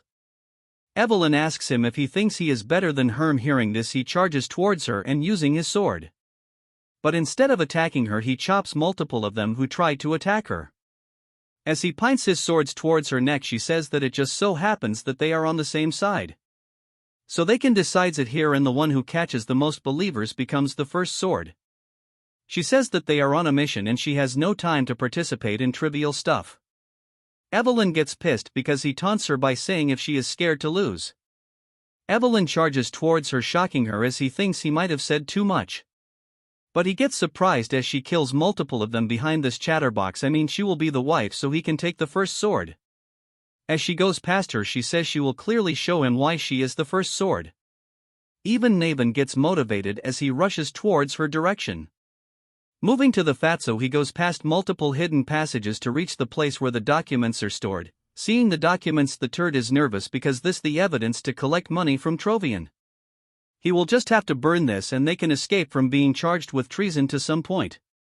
As Fats burns fast from his body, he says that he really needs to burn this, since all of this is worth so much and it will not be easy to recover this. Furthermore, if he counts the business they have given to the Sky Dragon, he must get it back no matter what. As he lets go of the torch, thinking he has no other choice. But before it could land, Theo barges into the room, grabbing onto the lamp in the last moment. Fatsos asks our Chad how he managed to reach here. Theo tells him that it seems his fourth daughters were not enough, as the fatty leaks blood. He apologizes, telling him that he will do anything to if he spares him. Without any hesitation, Theo uses a simple strike, finishing him off instantly, saying that a traitor of Ragnar must be executed. As Theo is done with the task, the control panel says that the fourth quest has been completed. Theo wonders if this is really worth mobilizing the demon forces. The secret ledger given to Cleve itself is more than enough to take down him, but with this they can take down the Trovian clan. Since the Sky Dragon is just a tale, but he must go for the Trovian itself. With the documents presented, all ties to them. Each and every document is an important evidence, so he is not sure what to take first. As he looks around, he finds the Rose Palace investigation report. Theo gets shocked as he sees that, opening that, it warns about the Black Dragon's surveillance when trying to acquire relics. It is Ed Trovian's handwritten document, and they have acquired 2 relics so far. It says he has found 2 relics and the rest are in the Rose Palace. Theo gets pissed as he realizes that it means that the discrimination, false accusation and miserable ending happened for no reason in his past life. As such, Theo and his mom shall be removed. All this just because a relic might exist. He tears the paper and says that nothing will change even if he opens it. He will need to slowly take revenge, and as a first step he will take away the relics he has acquired with effort.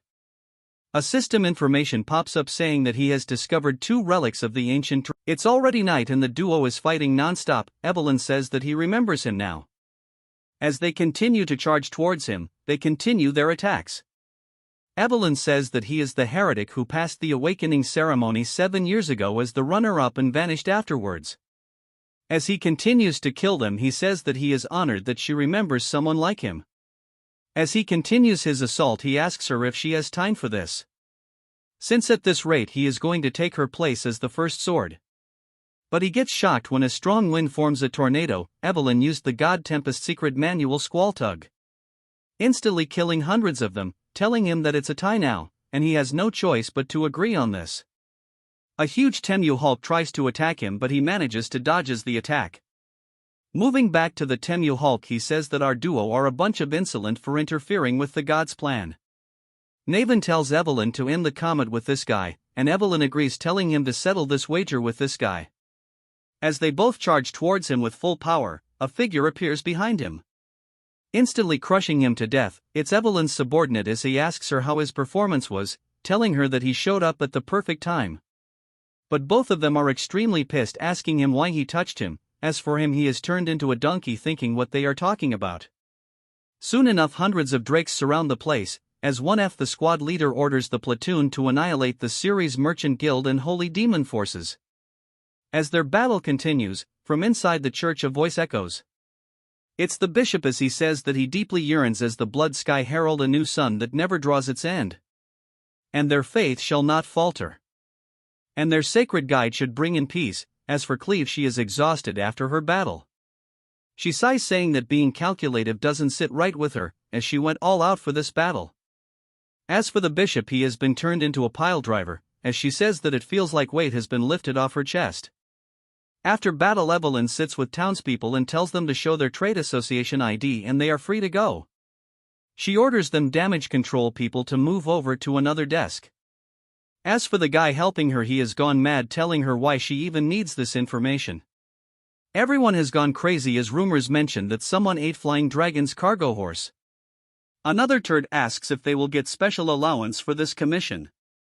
Their voice flood our waifu's ears as she cannot control her temper. As she loses her control, she throws them away, telling them to figure it out themselves, since she sucks at paperwork herself.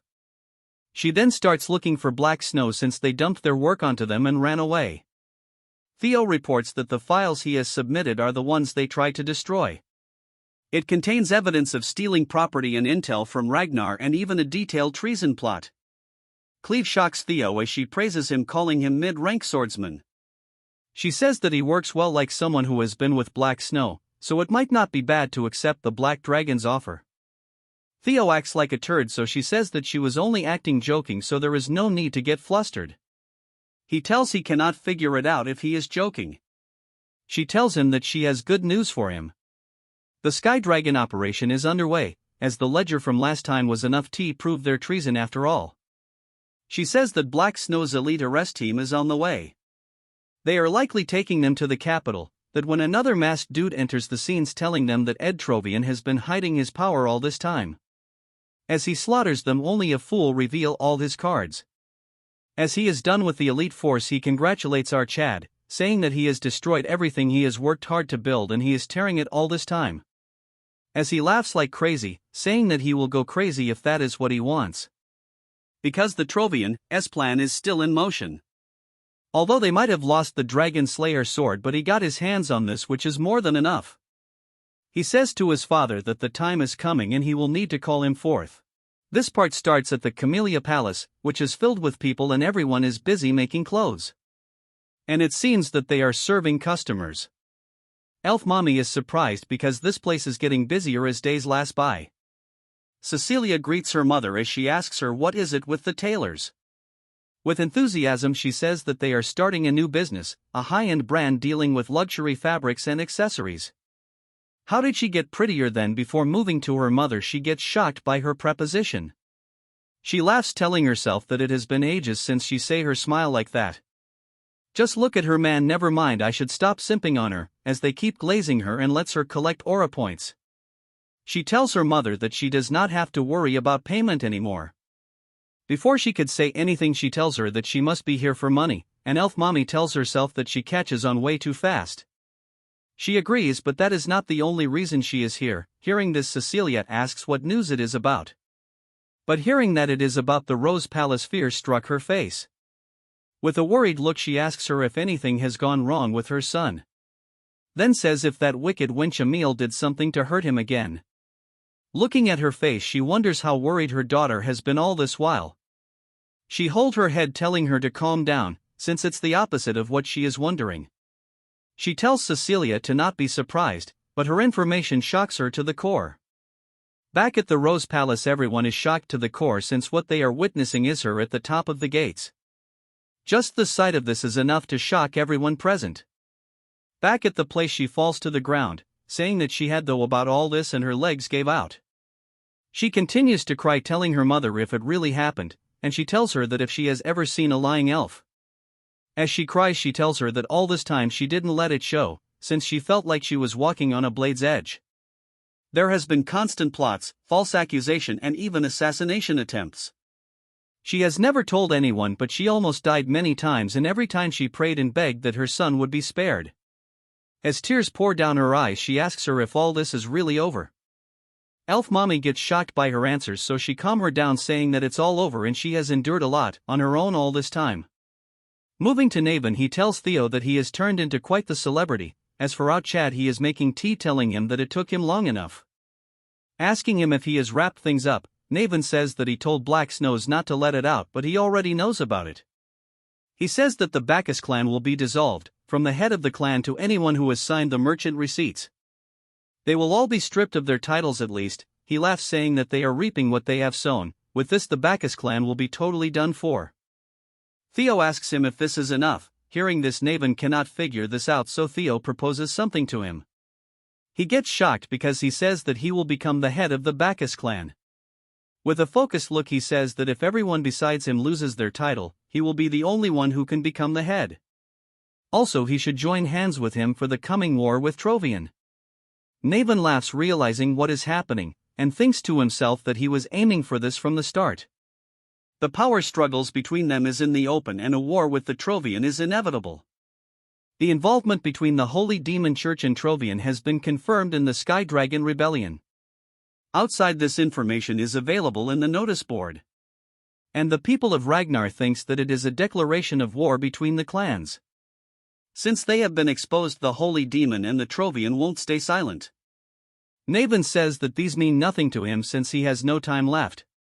He also needs to be getting something in return as well.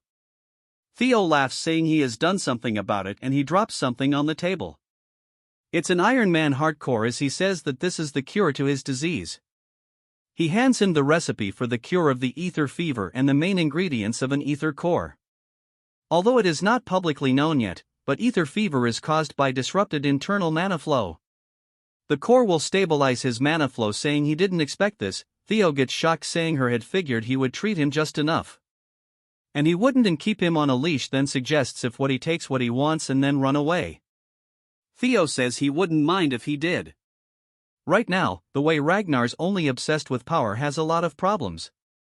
Both of them are victims of that culture after all, and he doesn't want to dominate all this through strength but trust alone. Hearing all this, Naven remains quiet. What Theo wants to build is not oppression or pressure but trust. As he picks up the teacup, he says that he tried not to look down on Theo for being young but not an immature romantic. After drinking his tea, he take out his sword, saying that he Naven Bacchus of the Bacchus clan swears to serve him as the sword of Theo. Ragnar, hearing this, he says if this is enough for him. And Archad says that it is more than enough. After dealing with him, Theo gets up wondering that the war with the Trovian is unfolding quicker than he had thought. But he is not worried since everything is going smooth so far, and it's time for him to open the treasure box. The second he touches one of them, a sub-quest pops up telling him to conquer the 2 relics. As Theo touches the Erificat, he says that till the relics he has absorbed are of the Lesser Drake and the Griffin, which has been very effective. As he opens the box, he comes across a ring which according to Theo is the relic. As he wears the ring, a system panel pops up. It says that the primordial dragon relic, the Thirsted Ring, has been equipped. As such, the entire space distorts and he gets teleported to a desert. All Theo can see is sand and rock, and if this is the desert he talked about, but it is hotter than he had expected. As he sweats crazily, he wonders what he is supposed to do here. The system panel informs him that he has entered the Guardian's territory and he must survive for 72 hours. Theo continues to sweat. He cannot believe that he has to survive for 72 hours, as he feels like he will have a heat stroke. All of a sudden the ground starts shaking and from the ground something bursts out. Seeing the entity, Theo has a face that you would make in front of your mom if you guys failed in exams. A huge worm, which is the boss, has appeared. In front of it, Theo looks like an ant. Seeing Archad, it recognizes Theo as an intruder and opens its smelly mouth to eat him.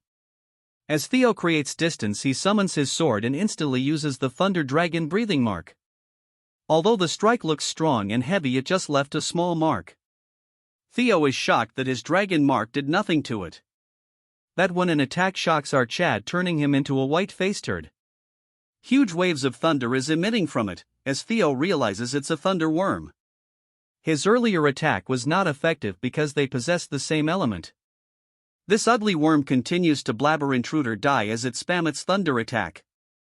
Although it is stupid, it knocks the mount in front of Theo, blocking his escape route. And then opens his ugly mouth and tries to eat our Theo, but he manages to escape in the nick of time. He was so fast that he used his footwork to create some spaces. Theo checks his timer just to see that all of this happened in a span of 5 minutes, and with the time left he cannot survive. This worm travels underground, so it is hard to attack this as it blasts out again from the ground, releasing immense thunder, and since they are from the same element, it's ineffective. Moreover, even the terrain is on its side. Thinking about this, he generates an idea, putting a smile on his face. He then takes something out from his inventory, and it's another relic he got from his last mission. As he continues to barely dodge this ugly worm, he gambles and equips the beautiful earring, since it might be worth a try. The system window pops saying that he has equipped the primordial butterfly, saying that Theo is about to enter the 3rd dungeon. An error occurs and the system says that he is currently in the middle of another mission, so he may not enter another mission. Theo already expected this, but to his surprise the space starts cracking, ripping open, and from it extreme amount to cold is released. The system pops says that the 2 dungeons are attempting to invade each other from the portal, and I observing them, and it says that the ice bloom. As the huge creature arrives, it has a unique design as it is a dragon with butterfly wings. As it tells Theo that it has been a while since he saw a chosen one, this guardian is the fairy dragon. As it starts raining ice shards, it says that Theo has to pay for his arrogance. Theo manages to save himself in the nick of time, saying that this is not what he had expected. Theo realized that from both sides he has been surrounded and he has no way to escape. So for the next 72 hours all he can do is defend himself. So he should survive on his own, getting ready to kill them. That when a huge wave of energy ignores Theo and instead is aimed towards the dragon, which had managed to block by curling itself into a ball. He asks the guardian and it says what this worm is doing, and the response is intruder die. The dragon agrees, saying there cannot be two guardian. Seeing all this, Theo is flabbergasted. Meanwhile, a huge fight between the two turds start. The system window pops saying that two guardian are fighting for priority. As the two colossal guardians turned their rage upon each other, their temporary truce shattered in an instant. Theo watched the unfolding chaos from a safe distance, the sheer power on display sending a shiver down his spine and making his own weapon tremble. The spirit of the white moonlight blade, the griffin, was itching for a fight. Theo smirked, patting the blade and telling it to hold on a little longer. He had a feeling this glorious mess would be over soon. The battlefield became a storm of elemental fury as lightning met ice. The fairy dragon's crystalline form was battered by the worm's electrical assault, while the worm writhed in pain from the dragon's frost attacks. The fairy dragon pierced the worm's hide with a shard of ice, but the worm simply coiled around its foe, its massive jaw preparing to crush the elegant beast. The fairy dragon retaliated, unleashing a beam of pure frost that froze a section of the worm's body. The ground was littered with shattered ice and scorched sand. The worm howled as its flesh was torn by the dragon's ice. The two beasts mauled each other relentlessly, a flurry of scales and teeth. The worm chomped down hard, its teeth scraping against the dragon's icy armor. The impact sent the fairy dragon reeling. Though both were bloodied and bruised, the fairy dragon found an opening, tearing at the worm's side with a furious counterattack. It ripped and clawed, finally managing to tear one of the worm's limbs clean off. Seeing his opportunity, Theo decided it was time to crash the party. This was much better than paying for a ringside seat. He shot forward like a dark arrow, spinning his blade as it glowed with power. He declared that the worm was first on his list. His attack, amplified by the chaotic energy, struck the wounded dragon. The beast shrieked in pain. Theo then gave his blade permission to run wild. With a surge of power, he unleashed the spectral form of the griffin. The ethereal beast dove towards the shocked desert worm, its talons outstretched. Phantom claws tore through the monster's spiritual essence, leaving the fairy dragon stunned and horrified. The battlefield fell silent as Theo landed softly on the now frozen ground. A pair of system notifications confirmed his success, congratulating him on hunting the desert worm and updating his subquest progress to 1 of 2. As he suspected, hunting the boss was the same as conquering the relic. He turned his cold gaze to the last one standing. Panicked, the fairy dragon pleaded for him to wait, asking for a chance to escape. Theo had a moment to talk. The dragon insisted this wasn't the proper way to conquer a relic, claiming to be the most knowledgeable guardian there to test his wisdom. It offered to spare him if he could solve its riddle, a proposition Theo found amusingly timed. He simply stated that he had proven his wisdom already, much to the dragon's confusion. Theo explained that his wisdom was making them fight each other, a revelation that made the dragon tremble in terror. He told the so-called most knowledgeable guardian that if it was truly wise, it would accept the outcome. Defeated, the dragon stammered that they could have the riddle anyway. A final flash of light consumed the creature, and another system message congratulated him on hunting the fairy dragon. He was back in his room, the 2 relic boxes now sitting open before him. He focused on the ring in his finger. Letting out a long, shaky breath, a triumphant, exhausted grin spread across his face. He had cleared them both. The system confirmed the completion of his subquest. Now, a malevolent energy pulsed from the white moonlight blade. He felt a presence stir, calling out to the griffin. A dark spectral eye formed from shadows, its voice echoing in his mind. It addressed him by name, Theo Ragnar. The entity declared its desire to eat his heart, lunging at him with shadowy claws. Theo instinctively grabbed the manifestation, wrestling against its power. He cursed himself for forgetting. The blade was constantly craving flesh. He realized with dawning horror that before returning, the blade must have consumed the guardian's powers. The dark energy grew exponentially, erupting from his arm. It had eaten both souls, and now it was far stronger than before. If this continued, he was going to be consumed. The griffin's voice boomed in his head, promising to swallow him whole and chase the moonlight once more. The darkness closed in, a prison of shadows. His world condensed into a black sphere suspended in nothingness, woven together by ethereal threads. With a gasp, he snapped back to awareness, finding himself standing in a rippling, colorless void. He wondered where he was. Shadows coalesced around him, revealing the spectral forms of the guardians he had defeated. It became clear he was inside the griffin's stomach. The fairy dragon informed him that the griffin had finally swallowed him. Having waited for such an opportunity, the dragon warned him that the beast would soon consume his heart, a fate Theo seemed grimly prepared to accept. The guardians called him a foolish chosen one for desiring their power when he couldn't even control a single griffin. Theo calmly asked what would happen when his heart was eaten. The fairy dragon stated the obvious: he would die. The desert worm added that as guardians, they never die. He was the only one facing oblivion. The fairy dragon confirmed this, noting they would simply revert to relics and wait for the next chosen one, though it would be quite boring. Theo remained silent for a moment, letting their words hang in the air. Then he asked if they had forgotten their mission from the ancient dragon, which caught them completely off guard. He reminded them of their duty to aid the chosen one against the nameless monarch, warning that if he died, the world would collapse again. He chided them for their irresponsibility, leaving the fairy dragons speechless. With a smirk, he questioned whether they only cared for their own interests. Just like the griffin, the fairy dragon erupted in fury, accusing him of bluffing by invoking their master's name. It threatened him, saying it seemed he truly wanted to die. It reminded him they could simply wait for a new chosen one. Theo looked the dragon dead in the eye and told it to kill him. He dared it to stop the empty threats and just do it. He added that they should if they truly wanted to see the world ruined by their failure. The guardians fell silent, their threats deflated. The worm was the first to speak again. Its crystal prison shattered. Both guardians conceded. The worm called him brave while the fairy dragon admitted he was good. The fairy dragon confessed it liked his confidence. It announced it would open a door for him to escape. The worm declared it was opening the way as well.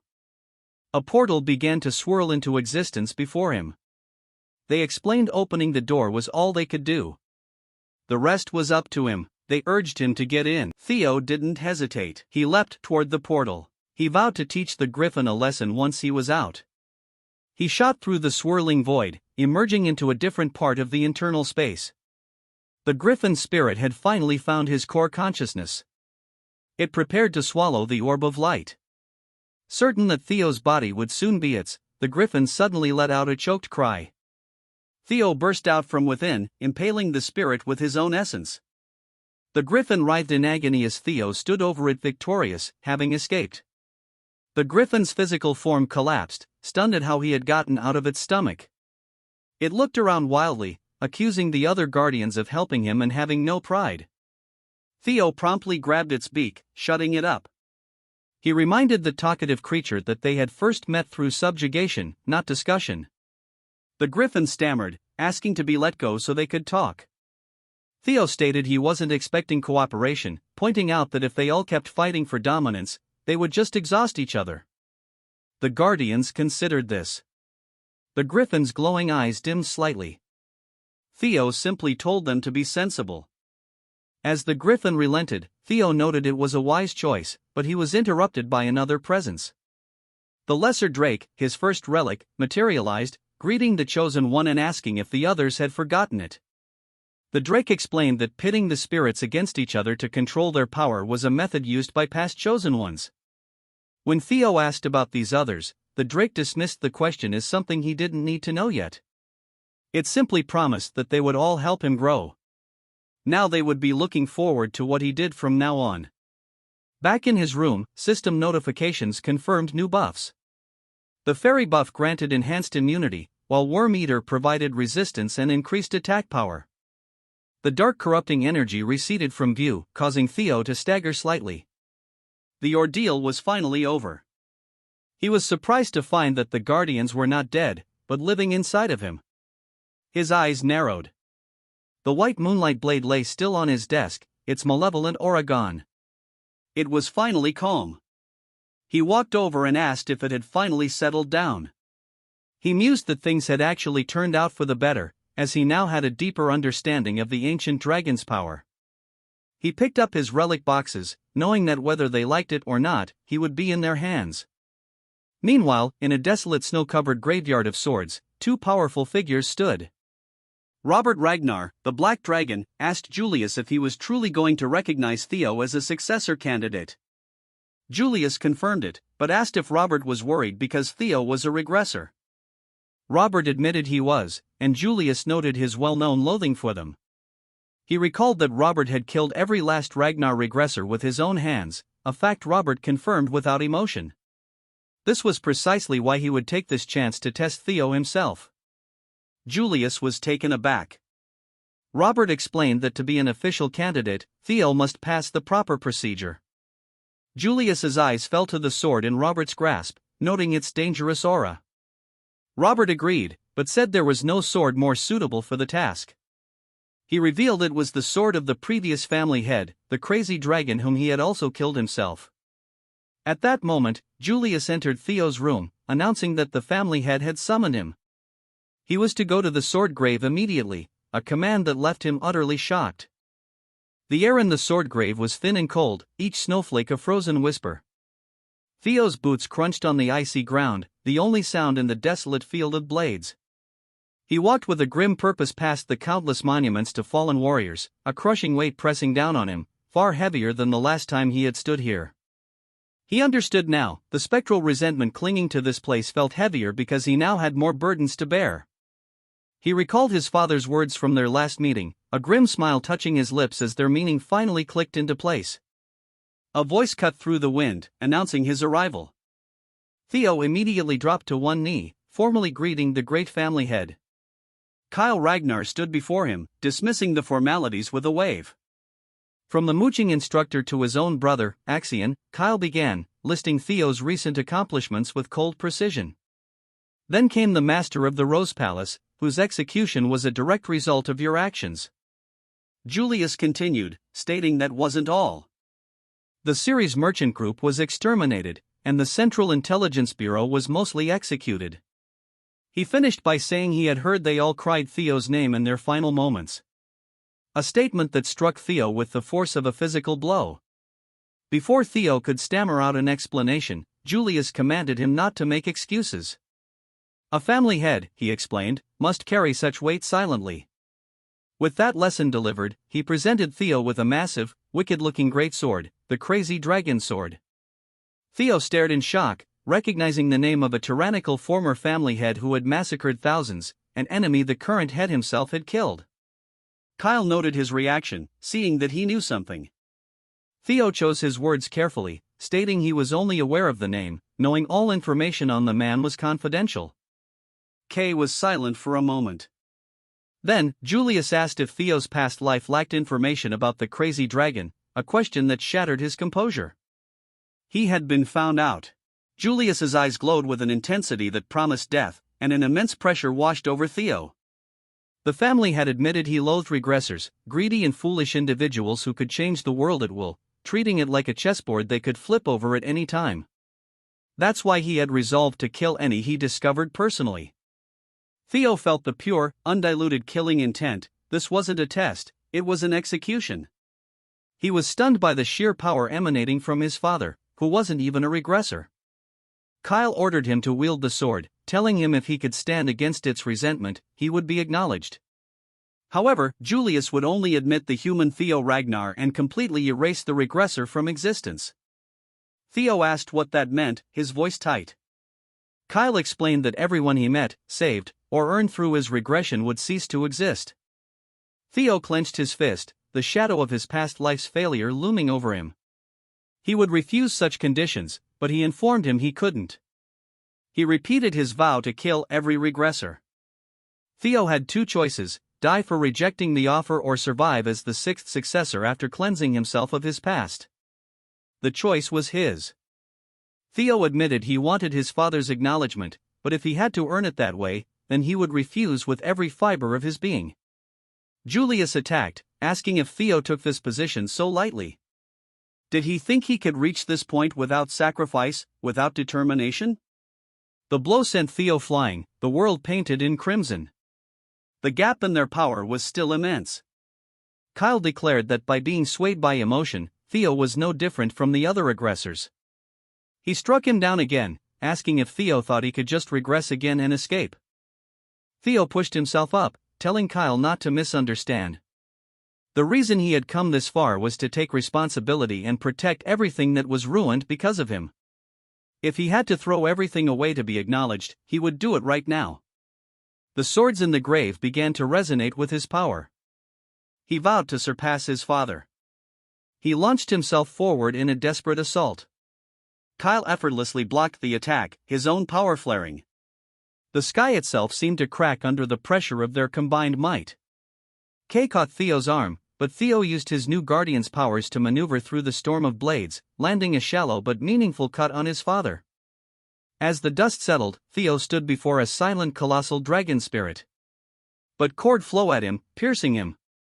He grunted, the impact rattling him to the bone. He landed on the ground, battered but standing.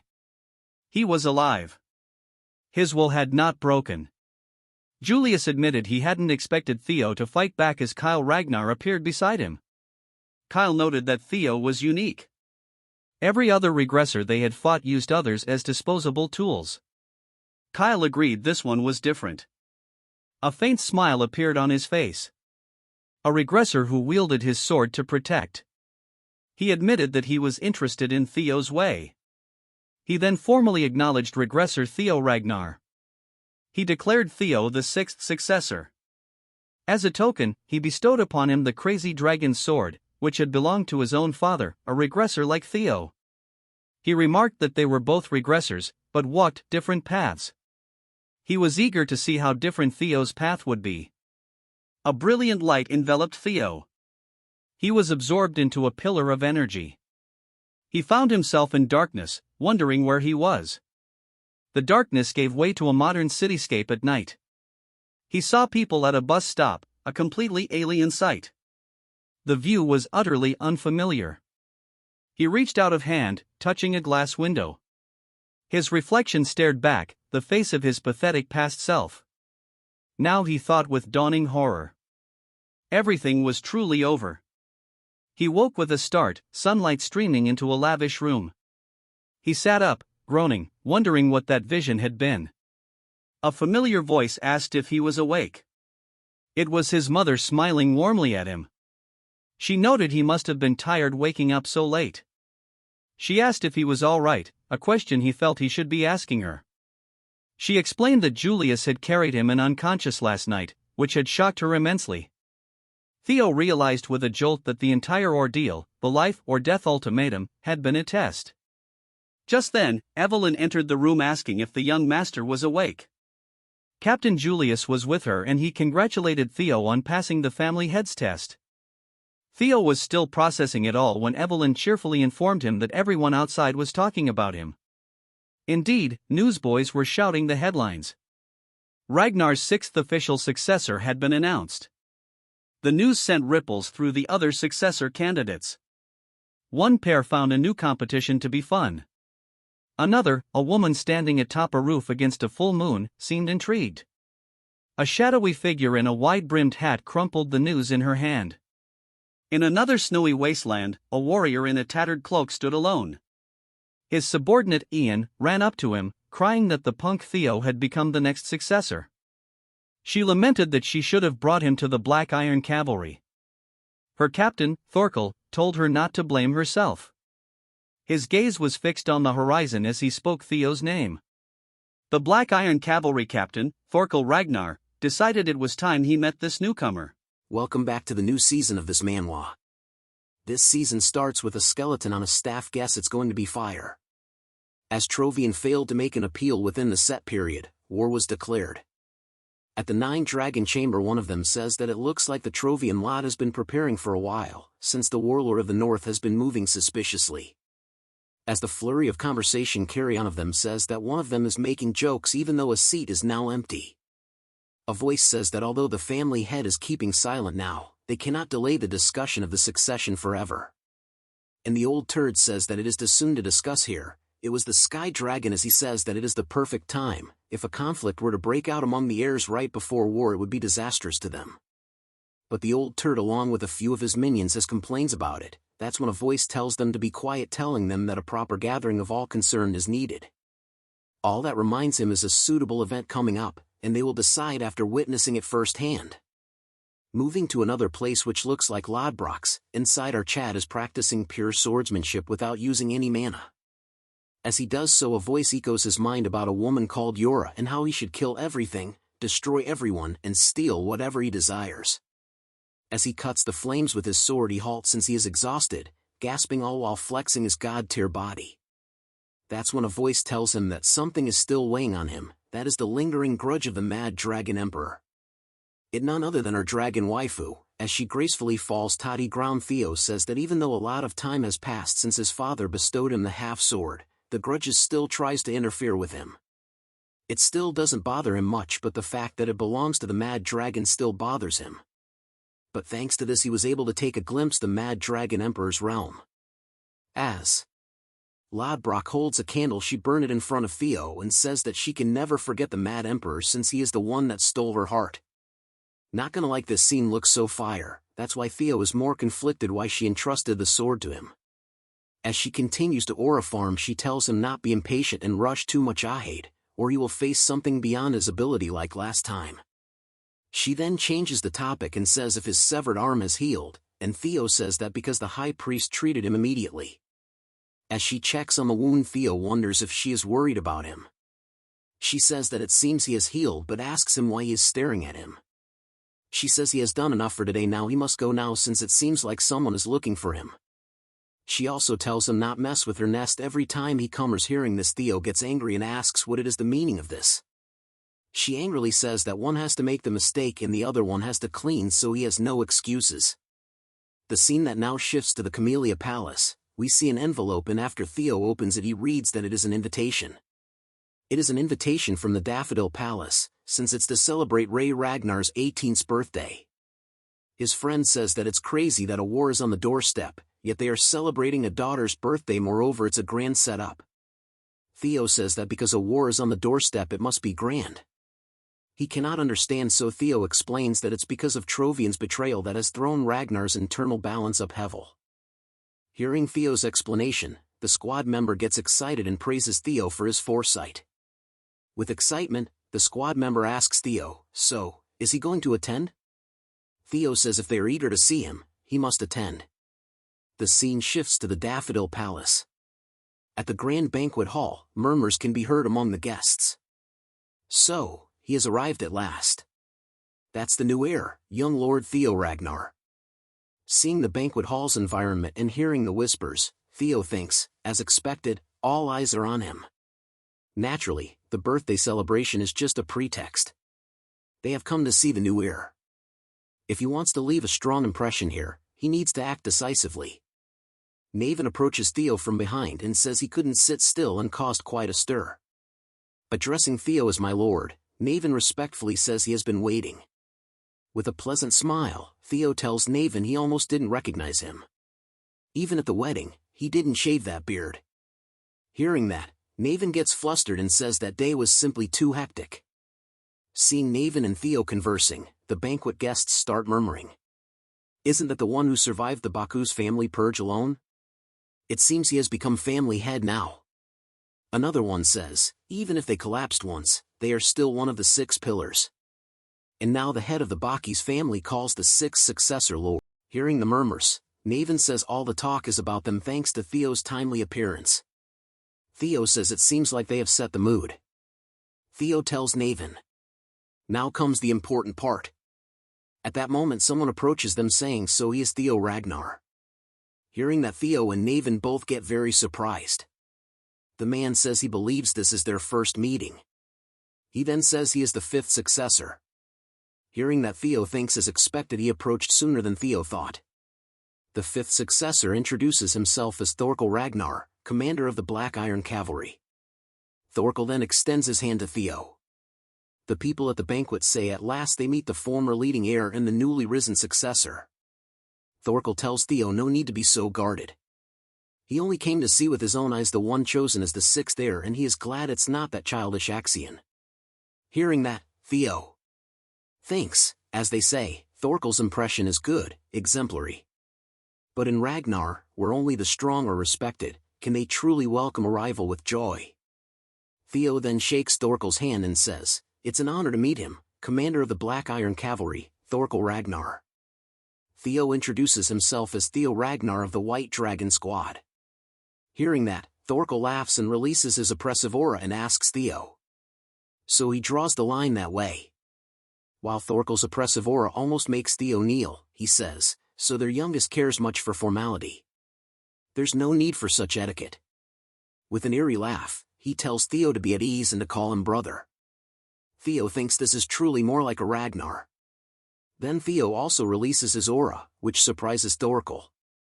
Theo then regains his footing and gets up, and with a devilish smile Theo tells Thorkel since he says to call him comfortably, then Theo shall call him brother. Thus begins the power play between the two brothers and the two successors. The Lank siblings come to the banquet. Touching his collar, the brother says it's so uncomfortable he wants to take it off. The sister tells him to just bear with it. He is the reason people keep saying their Lank clan is full of savages. From behind them, someone says, "Looks like everyone's here already." Seeing Reincarnator, the siblings get very happy. Remy asks them, "How have they all been?" One of the Lank siblings calls Remy the famous nerd from the West. He heard Reincarnator is as good as the Zenith Dragon. Remy laughs and says, "Rumors tend to be exaggerated." Looking around, he asks, "By the way, did they see Theo?" He wanted to ask him about the white armored dragon cavalry. Ragnar appears behind Remy and asks, "Is he asking about Theo?"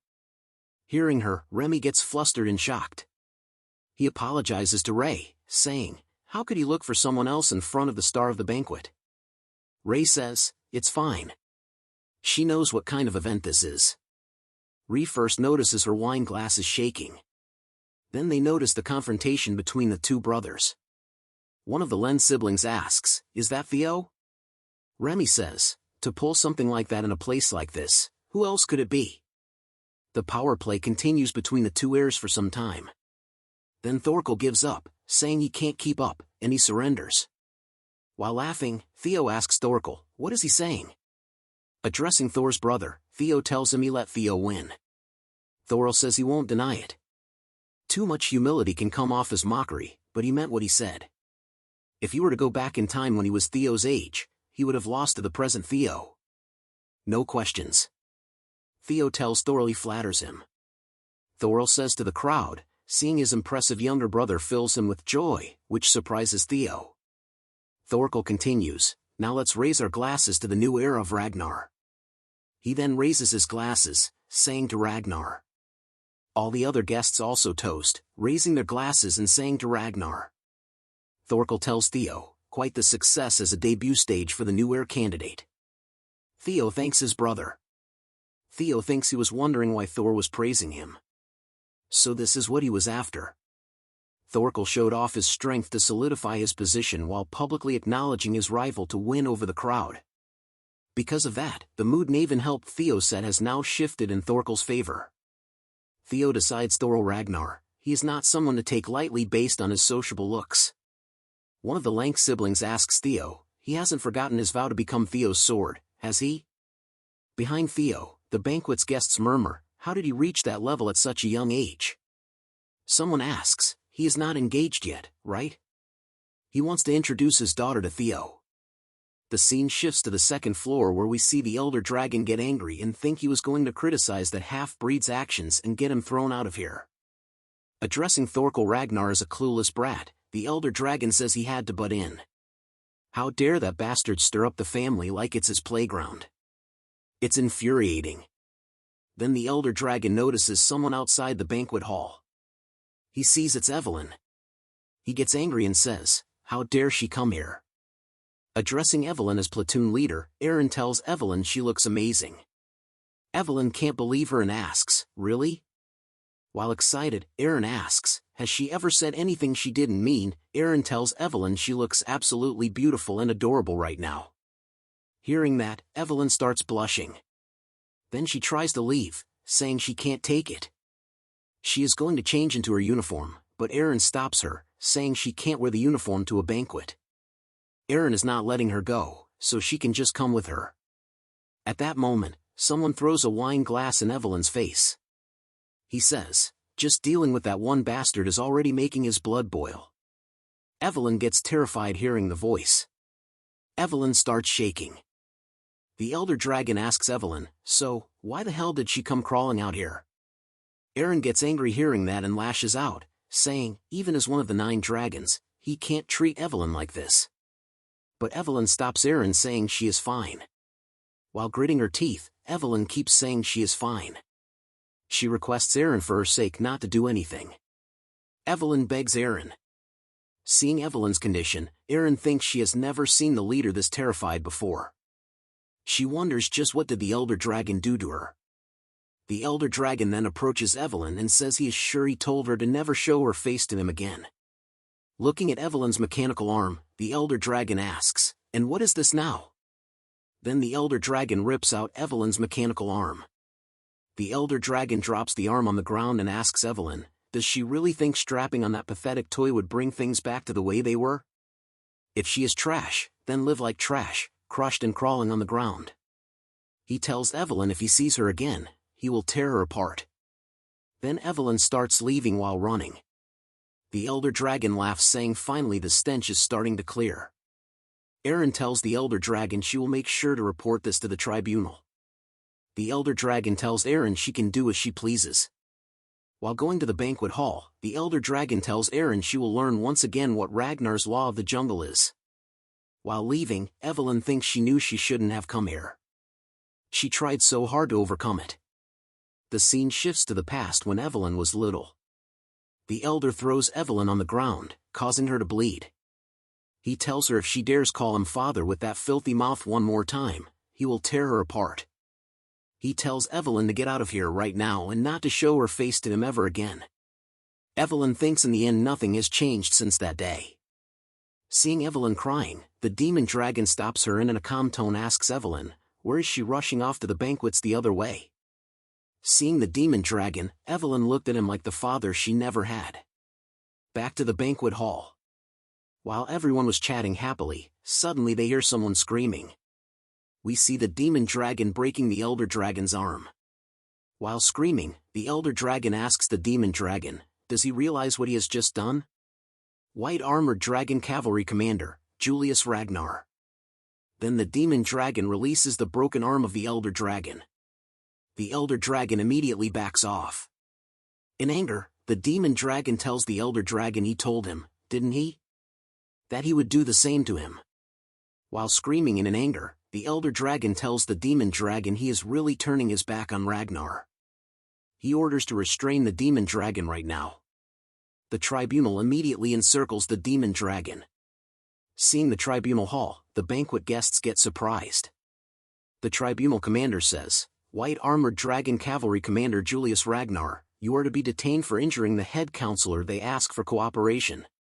In a serious tone, the demon dragon asks, and if he refuses? Hearing that, the tribunal commander gets scared. The demon dragon says, even Ragnar's clan code states that oaths made upon the sword must be honored. For years ago, he swore before those old men, if they ever laid a hand on Evelyn again, he would do the same to them. The demon dragon then releases murderous aura, which scares the tribunal hall. When Theo arrives, he hears that the demon dragon shattered the Elder Dragon's arm. The tribunal won't be nearly enough for this. Theo thinks this didn't happen in his past life. He wonders what happened.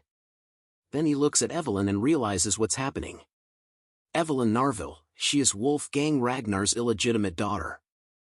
To Wolfgang, who values pure bloodlines, Evelyn's existence as a bastard was simply a shame he wanted to bury at all costs. He planned to exile her from Ragnar. But the demon dragon saw her potential and recruited her into the White Armored Dragon Cavalry, ruining Wolfgang's plan. After Evelyn rose to prominence and became vice commander, Wolfgang, fearing his disgrace would be exposed, used the mistake as an excuse to try to kill his own daughter. Evelyn barely survived, but she lost her left arm and couldn't hold the reins anymore, so she retired. She has been managing training ground force since then, so Wolfgang wouldn't have known she would be here.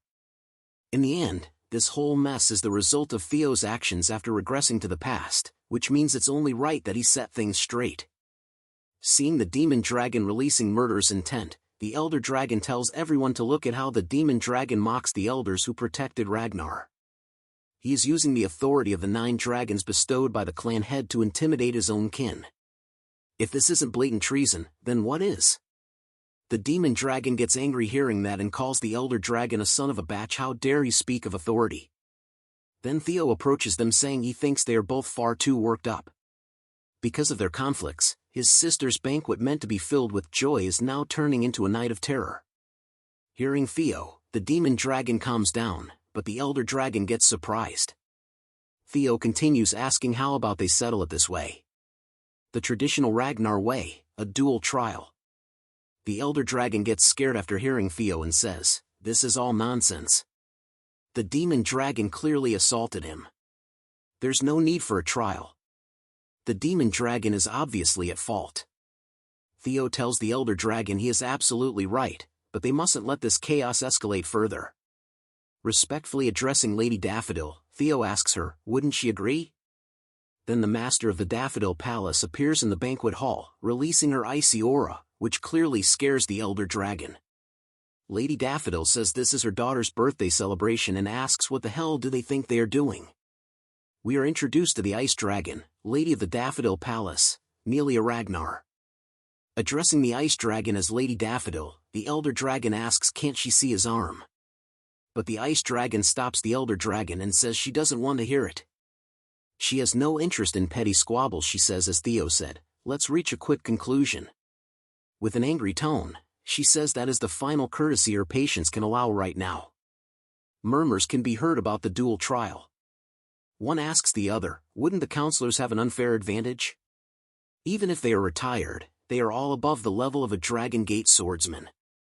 The other one says, exactly. Only the demon dragon stands a chance. Hearing the murmurs, the elder dragon thinks they have the advantage here. The dual trial rules are simple.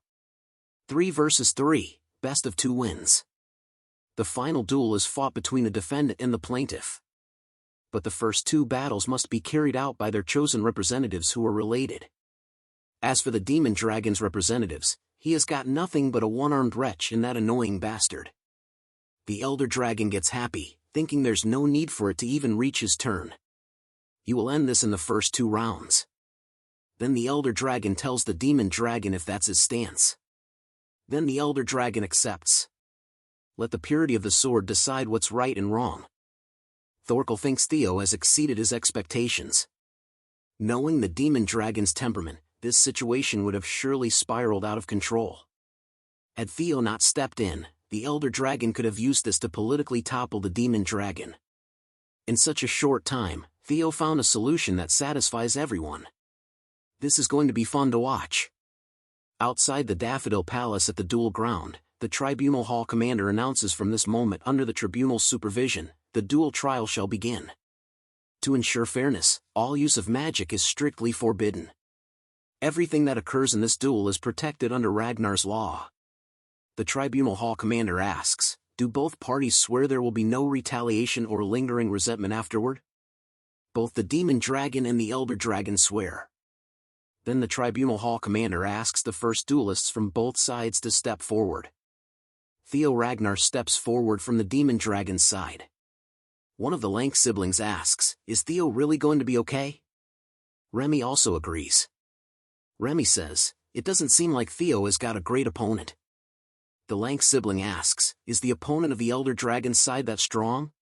Remy says, elder dragon's aid, wild gust sword, Vita, he is among the elite, even among high-ranked swordsmen.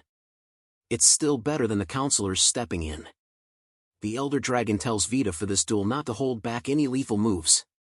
Vita asks the elder dragon is he saying Vita should kill Theo Ragnar. He is an heir candidate now.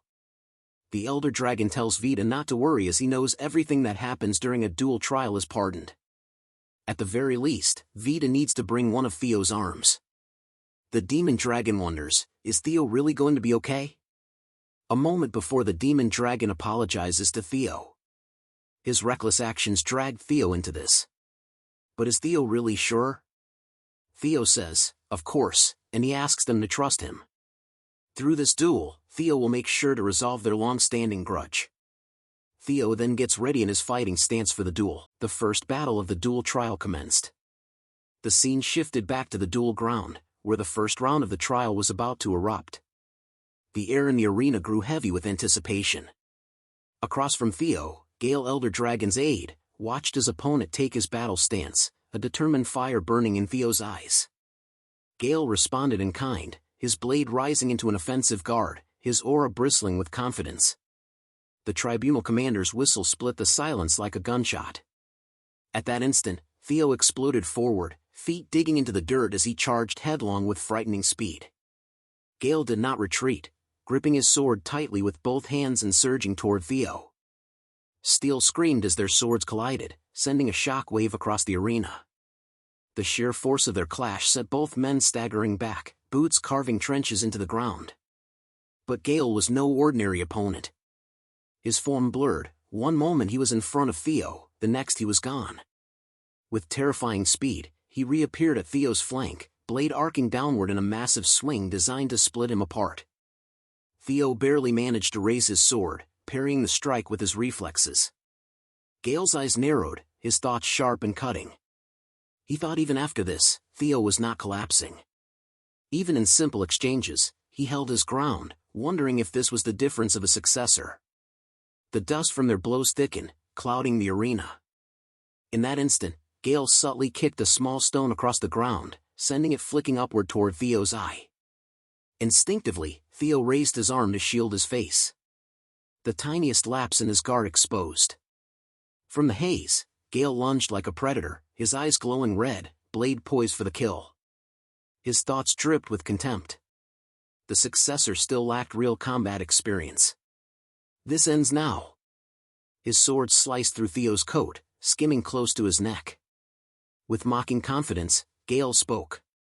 For the dignity of a successor, I'll make it quick. Consider this a painless send-off. But Theo Ragnar was not a man who bowed at the edge of defeat. At the very last heartbeat, a smirk tugged at his lips. He snapped his head back, narrowly dodging the blade. Then, ducking low, he slid into a crouch, ready to strike the opening left before him. Gale's teeth clenched, wondering if he had left himself open on purpose. But nothing came. Theo remained crouched, motionless, his sword lowered. The absence of an attack startled Gale. Seeing a chance, Gale leapt backward, widening the distance between them. If he had followed through, Gale realized grimly, he would already be dead. Why did he stop? Theo's body answered the question. His hand clutched the side of his head, his posture trembling. From him radiated a dark, ominous energy that sent chills through the arena. Inside Theo's mind, the voices roared again, relentless and poisonous. His eyes glowed with a hellish red. Kill them! Kill them all! The ones who mocked you. The ones who abandoned us. Take everything. Burn it all to ash. Theo gritted his teeth, enduring the storm. His fingers dug into his temple as if to claw the voices out. The presence of the mad dragon emperor pressed against his soul. From the distance, Gale observed with narrowed eyes. He was wide open again. Was he trying that same trick twice? There was a limit to how much you could underestimate me, successor. With a roar, Gale charged, his blade raised high. You think I'll fall for that again? I'll cut through you and turn your counter against you. His sword descended, a brutal arc aimed for Theo's neck. But this time, the steel did not find flesh. With a sudden surge, Theo's blade rose and caught Gale's strike. The clang rang like a war bell. Gale's eyes widened as he halted at him. Theo's demeanor had shifted entirely. His expression had darkened. His aura drenched in bloodlust. His red gleaming eyes glared not at Gale, but inward at the voices that sought to consume him. And in a tone colder than the steel in his grip, he spat at the phantom whisper. That endless chant, kill, kill, kill, enough. He will handle this fight myself, so he should keep quiet.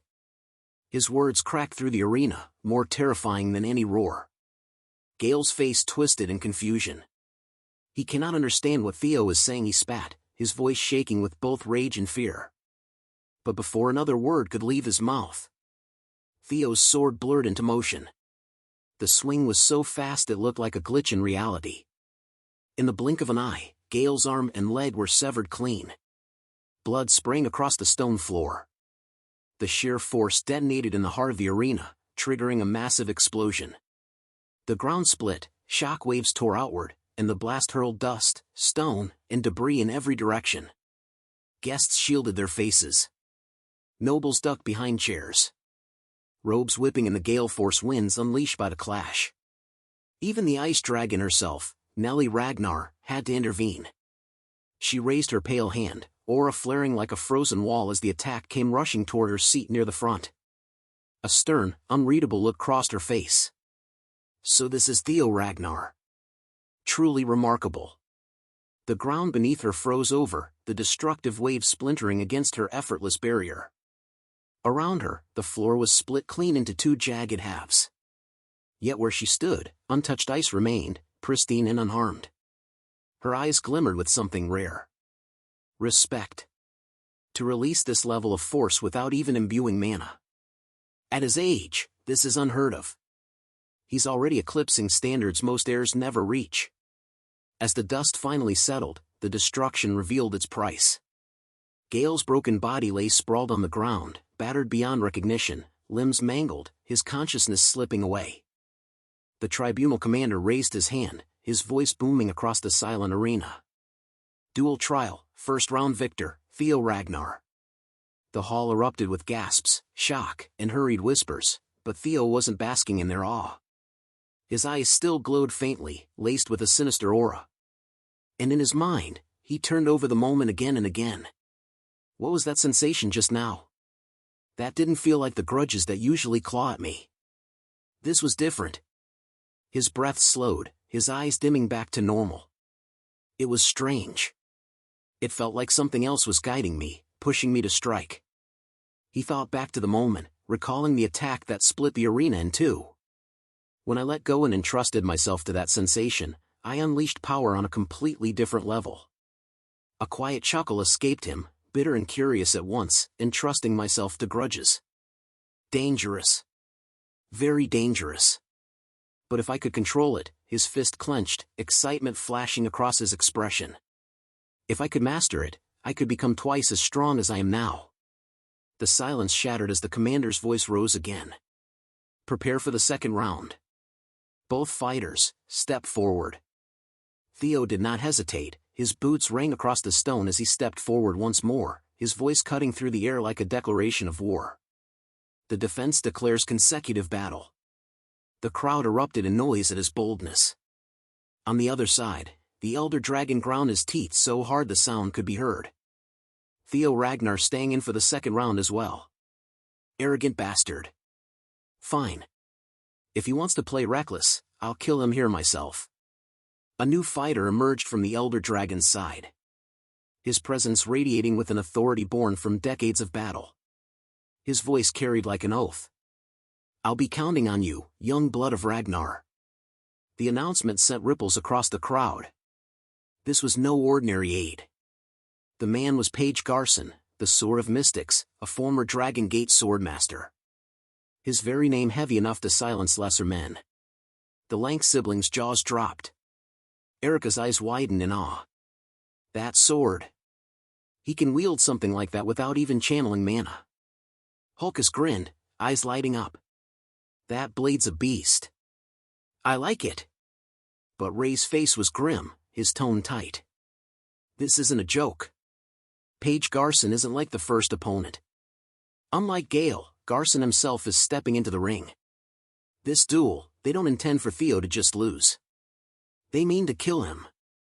Erica waved her hand dismissively, trying to laugh it off. Remy, you worry too much. Sure, Theo might not win this one, but he won't die either. Remy's jaw clenched as his eyes stayed locked on the arena. No, that might not is going to become reality. This isn't just about testing him anymore. This is an execution dressed as a trial. And in the arena, Theo tightened his grip on his blade, staring down his next opponent as the second round loomed. Theo Ragnar and Paige Garson faced one another in the center of the arena like two headlines about to collide. The tribunal commander whistle sliced through the air, marking the official start of the second round. But before the crowd could lean in, Theo lifted a hand as if signaling a pause. With a casual tilt and a look that could have been a meme caption, he said, "I yield." Shock ricocheted across the sand. Paige Garson's composure cracked in an instant. Fury erupted from him like a ruptured dam. "What the hell?" he barked, disbelief raw in his voice. Theo only smiled, the kind of smile that rewrites expectations. How could a mid-ranked examiner like me possibly face an elder and hope to match him? Even without fighting, it's obvious an elder would win. Any newborn could see that? He spoke with the cruel logic of a chess player sacrificing a pawn. Paige Garson ground his teeth, slammed his sword into the ground, and fell into a stunned silence that thundered louder than any shout. The commander announced, steady and official, second round victor, Paige Garson. The crowd swelled with reaction. Some applause, some whispers like notifications popping up across a feed. "A hit to the council's face this time," one voice murmured. Lord Theo is playing chess while everyone else brought swords. Even with full strength, they'd struggle, someone else noted. With that arm of his, the third round will be brutal. The elder dragon's face drained of color. A cold realization crawled through him. That bastard of a successor, he thought, stunned. Don't tell me he predicted this far ahead. The plan had folded beautifully against him. The scene shifted to Evelyn Nerevevel. She watched the elder dragon, surprise and a strange relief in her eyes. I've never seen him shaken like that, she thought. Guilt rose in her throat. My lord, she started, voice small. I'm sorry. This is because of me. But Theo stepped forward before she could sink under blame. Don't be sorry, he said firmly. Comrades, help each other. Julius let out a grin and added with fierce warmth. Right, Evelyn. Watch closely. I'll smash them to pieces. Evelyn's lips curved into a fragile smile as memories unreeled behind her eyes. She remembered Julius's voice like a lifeline. Evelyn Nerevevel, come to the White Dragon Cavalry. You're too talented to rot here. Another flash. So what if you can't ride a dragon? Retirement isn't the answer. Come back and make the one who cast you off pay. Theo's voice echoed too, softer but steady. Didn't you say you'd become my sword? Evelyn, I plan to fulfill your long-standing wish. The past braided with the present, and something fierce lit inside her. She gripped her coat as if to hold herself together and thought, both of them, Theo and Julius, care for me. I can't stay trapped in the past. I can't be the one who can't move forward. Her jaw set like a drawn blade. She opened her eyes and fixed them on Theo and Julius. Captain, she called, voice steady and resurgent, removing her coat with emotion that shed the weight of memory. She stepped forward, sword in hand, resolve carved across her face. This villain's role, she declared. I'll sever it with my own hands. I have something to say. The commander's voice boomed, slicing the murmurs into silence. The third and final round will now commence. Fighters, step forward. From the far end of the arena, the elder dragon advanced, a sword in one hand, while the other arm remained heavily bandaged. He muttered under his breath. Fury and wounded pride tangled together. Damn it, we've come to the third round. Because of that successor, we've lost any reputation we had left to salvage. Even if I die, I'll take Julius's arm with me. Then the tribunal's gavel came down again. An unexpected ruling. The court accepts the defense's request. The defense will change their third-round fighter. A hush fell. Eyes tracked as Evelyn moved forward into the ring with a quiet storm in her chest. Sword clasped like a promise. The elder dragon barked a harsh laugh that cracked the air. This is absurd. There are limits to reckless bravado. What next? You'll beg for mercy? He spat the words like venom. Evelyn's motion was smooth and precise. She raised her blade and slipped into her battle stance as if she'd been waiting for the moment all her life. She met the elder dragon's gaze without flinching. Steel steady in her hands. "Don't be a fool, old man," she said, voice cold with the years she'd shed. "The one who should be begging is her father." The elder dragon's face contorted into a richness of rage, teeth clenched, veins shutting at his throat. The elder dragon barked a harsh laugh that cracked the air. "This is absurd. There are limits to reckless bravado. What next? You'll beg for mercy?" He spat the words like venom. Evelyn's motion was smooth and precise. She raised her blade and slipped into her battle stance as if she'd been waiting for the moment all her life. She met the elder dragon's gaze without flinching, steel steady in her hands. "Don't be a fool, old man," she said, voice cold with the years she'd shed. "The one who should be begging is you, father." The elder dragon's face contorted into a richness of rage, teeth clenched, veins thudding at his throat. He watched the woman he'd scorned become the force that would undo his cruelty. The crowd erupted in gasps as Evelyn's defiant word echoed across the arena. "Father!" The revelation spread like fire through dry grass. "Wait, did she just say father?" one man whispered. "Evelyn from the White Dragon Squad, her father's wolf gang." Another voice broke in, disbelief thick in the tone. "That can't be. They don't look alike at all." Someone else hissed, "Could she be an illegitimate child? I once met Wolfgang's lawful wife, so everything she said was true." Each murmur cut deeper, every whisper a dagger aimed at the elder dragon's pride. His face burned crimson as he glared at Evelyn. "You wretch, father, you say." "What nonsense." Evelyn's eyes gleamed, calm, but razor sharp. "If I'd known it would please you, I should have called you sooner," she said coldly. Then, stepping forward, her voice rose above the hum of the arena. "Since you love old stories, why don't I tell one? You elder dragon beat me half to death when I was just a child, simply because I dared call you father. All because I was born a bastard." Her tone cracked like a whip. Rage and grief fused into every word. "You didn't stop there either. You tried to kill me at the White Dragon Squad to bury the shame of having an illegitimate daughter." Silence. Wolfgang roared, fury twisting his features as a member of House Ragnar. "What's wrong with that?" But before he could continue, the whispers of the crowd drowned him out. "She's the real deal, isn't?" someone said. "A bastard at that age, and he's the one preaching about pure bloodlines." What a joke! Even among the elder dragon's own followers. Eyes narrowed and jaws tightened. One of them muttered under his breath, "You kept firing without restraint, and now look what's happened." Another glared at Wolfgang with silent reproach. "I warned you, didn't I? Be careful or this day would come. Why didn't you end it when you had the chance?" Wolfgang's rage trembled into desperation. "Damn it," he growled through clenched teeth as Evelyn's confession hung heavy in the air. Julius and Theo stood at the edge of the field, watching every heartbeat of the unfolding chaos.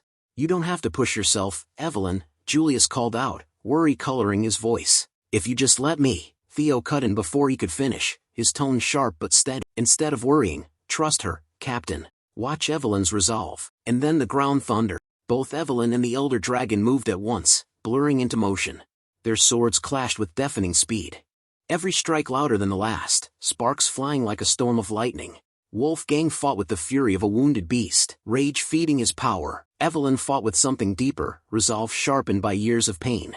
The fight escalated until Evelyn shifted her stance, and suddenly a faint, swirling energy began to rise from her body. The air itself trembled. Julius's eyes widened as he recognized the pattern of her movements. His voice dropped to a stunned whisper. "No way, that's the wind god technique, Dockhart." A gale burst across the arena. The wind howled like a summoned beast, spiraling around Evelyn in a torrent of pressure. The gusts grew stronger with each heartbeat, whipping through the stadium. Wolfgang staggered, his footing slipping under the weight of her unleashed force. High above, the senior members of the Elder Dragon's faction exchanged shocked glances. "Wind, that's the sword of Windstorm," one muttered, barely audible over the wind. Another frowned, disbelief etched on his face. How can she possibly wield a lost technique of Windstorm? That skill was erased from Ragnar's archives generations ago. But Evelyn stood unshaken at the center of the tempest, her expression fierce and unrelenting. Her sword gleamed in the flickering light, every motion precise, her will burning brighter than the wind surrounding her. Down among the spectators, the astonishment only grew. "She's not just blocking Wolfgang's sword. She's pressing him back," one said, almost laughing in disbelief. "Unbelievable," another added. "How did she even learn a Windstorm technique? She's outmatching one of Ragnar's top swordsmen." Theo, watching from the stands, couldn't help but smile faintly. His thoughts moved in measured calm. No surprise there, his eyes followed the rhythm of their blades. The dual trial forbids mana, only pure swordsmanship counts. And without magic, the difference is laid bare. He folded his arms, a quiet chuckle escaping him. Wolfgang's entire power rested on his bloodline. Without that crutch, he's nothing but a relic of pride and fear. He never built the foundation of a true swordsman. In the arena, Evelyn's storm surged once more. The wind howling like a god's breath as father and daughter stood locked in a battle that would decide not just victory, but legacy itself. The arena trembled as the elder dragon's disbelief curdled into fury, his face a mask of humiliation as his own daughter forced him backward with each strike. He could not fathom how she was pushing him, how her blade met his with equal ferocity. Snapped from him like live wire. "I'll kill you," he roared, voice raw. "How dare you, you little bastard." Evelyn's jaw tightened, her eyes narrowed into slits of ice and fire. She tracked every twitch, every winded breath. As Wolfgang launched himself into the air above her, sword poised to crush her, he drove his blade downward in a brutal arc meant to finish the duel in a single decisive stroke. Evelyn met it head-on, her steel clanged, sparks blooming like shattered stars. Wolfgang's grin twisted into something cruel and sinister. "You wretch," he hissed. "Think carefully. Do you really believe you can slip from my grasp? I will beat you until you beg for mercy, until your mind snaps and you come to your senses." Enough had been enough. Evelyn's teeth ground together. She answered the elder dragon's swagger, not with pleading, but with defiance. With a collision that sounded like thunder, her sword struck his, and the blow shocked even Wolfgang. She stared into his face, voice steady and sharpened by years of hurt and resolve. "Go on, try me, father." For a heartbeat, Wolfgang's arrogance faltered. How is this even possible, he thought, shock cracking through his pride. Evelyn's eyes burned with a fierce hunger, and her words tumbled out hot and raw. "When I was small, you were my whole world. I feared you for that reason, but I'm done being afraid. Things have changed. I have people who believe in me, people who care and won't abandon me. I am no longer your weak child." Wolfgang staggered under the weight of her proclamation. He was unprepared for the woman born of his cruelty and forged by survival. In that split second of hesitation, Evelyn lunged, her movement pure resolve, full force driving steel through momentum and purpose. Her blade found its mark. The elder dragon was hurled backward as if struck by a battering ram. Blood sprayed and his body crashed onto the ground with a sickening thud. He howled in pain, the sound ripping through the stunned silence of the crowd. And Evelyn, eyes narrowed like a blad's edge, shouted back, "I am no longer your weak child." Wolfgang's sword flew from his hand and skittered across the arena floor, embedding in stone. The crowd inhaled as one, shock and disbelief suspended in the air. Julius and Theo could not hide their grins, pride and vindication flaring across their faces. The elder dragon lay sprawled across the shattered arena floor, clutching the stump of his severed hand as blood pooled beneath him. His breathing came in ragged growls, and his teeth ground together until they threatened to crack. Fury burned in his eyes. Humiliation twisted deeper than the wound itself. With a roar of pure rage, he slammed his remaining hand into the ground, forcing his body upright. "Don't make me laugh," he bellowed, voice shaking the air. "This duel isn't over yet." In an instant, frost spread outward, encasing the arena tiles in glittering white. His hand froze mid-motion, locked in a sheath of translucent ice. Wolfgang's eyes darted downward, and the realization struck before the chill reached his bones. It was her. From the far end of the platform, the ice dragon stepped forward, her presence turning the air brittle and thin. "Truly one of the 9 dragons," she said, her words cutting like shards of frozen glass. "Then stop disgracing yourself and accept the result." The elder dragon's defiance faltered. The commander's voice hammered down like a verdict. "Third duel trial victor, Evelyn Narville." The roar of approval crashed through the stands. The tribunal's judgment followed. The duel's verdict. Evelyn turned on quick, sure feet and walked straight to Julius. Her smile when it came was unguarded and warm. Evelyn Narville reporting back. Julius's chest swelled, his voice proud and full. "You did well, Evelyn." She closed her eyes for a heartbeat, cheeks tinged pink, and offered the most innocent smile she had left. "I am not alone," she thought. "It's because of them." Quiet gratitude lifted her words. "It's all thanks to you." Around the ring, members of the Elder Dragon's faction scrambled to salvage dignity. One helper urged the fallen leader, "Are you all right, Elder Council Head?" Another handed him his sword. "I've recovered your blade, Elder." A third urged practical care. "You're badly injured. Let us get you medical aid first." But fury, deep and rolling, would not be calmed. Wolfgang shoved away those who reached for him, rising with a murderous aura coating his skin. He advanced, eyes blazing, voice with wrath as he called out, every syllable a venomous challenge. Evelyn, Theo, and Julius turned, expecting perhaps a hissing retreat. Instead, the elder dragon charged, single-minded and feral, bloodlust carved into his face.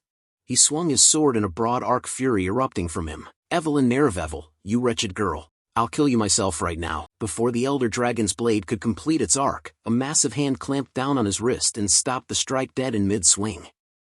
The hand belonged to Julius himself, commander of the white-armored dragon cavalry, who stood between father and daughter like a living barrier. Julius's eyes burned a furious red, and his aura rolled outward like a stone front. He met Wolfgang's glare without flinching, and voice low and loaded with menace, asked, "Do you want me to tear off your remaining arm, too?" Wolfgang's jaw tightened. He knew with the battered limb and the wound open earlier, he was no match for Julius now. With a rasp of resentment, he slacked his grip on the sword. "Why is it always you getting in the way?" he spat before the confrontation could escalate further.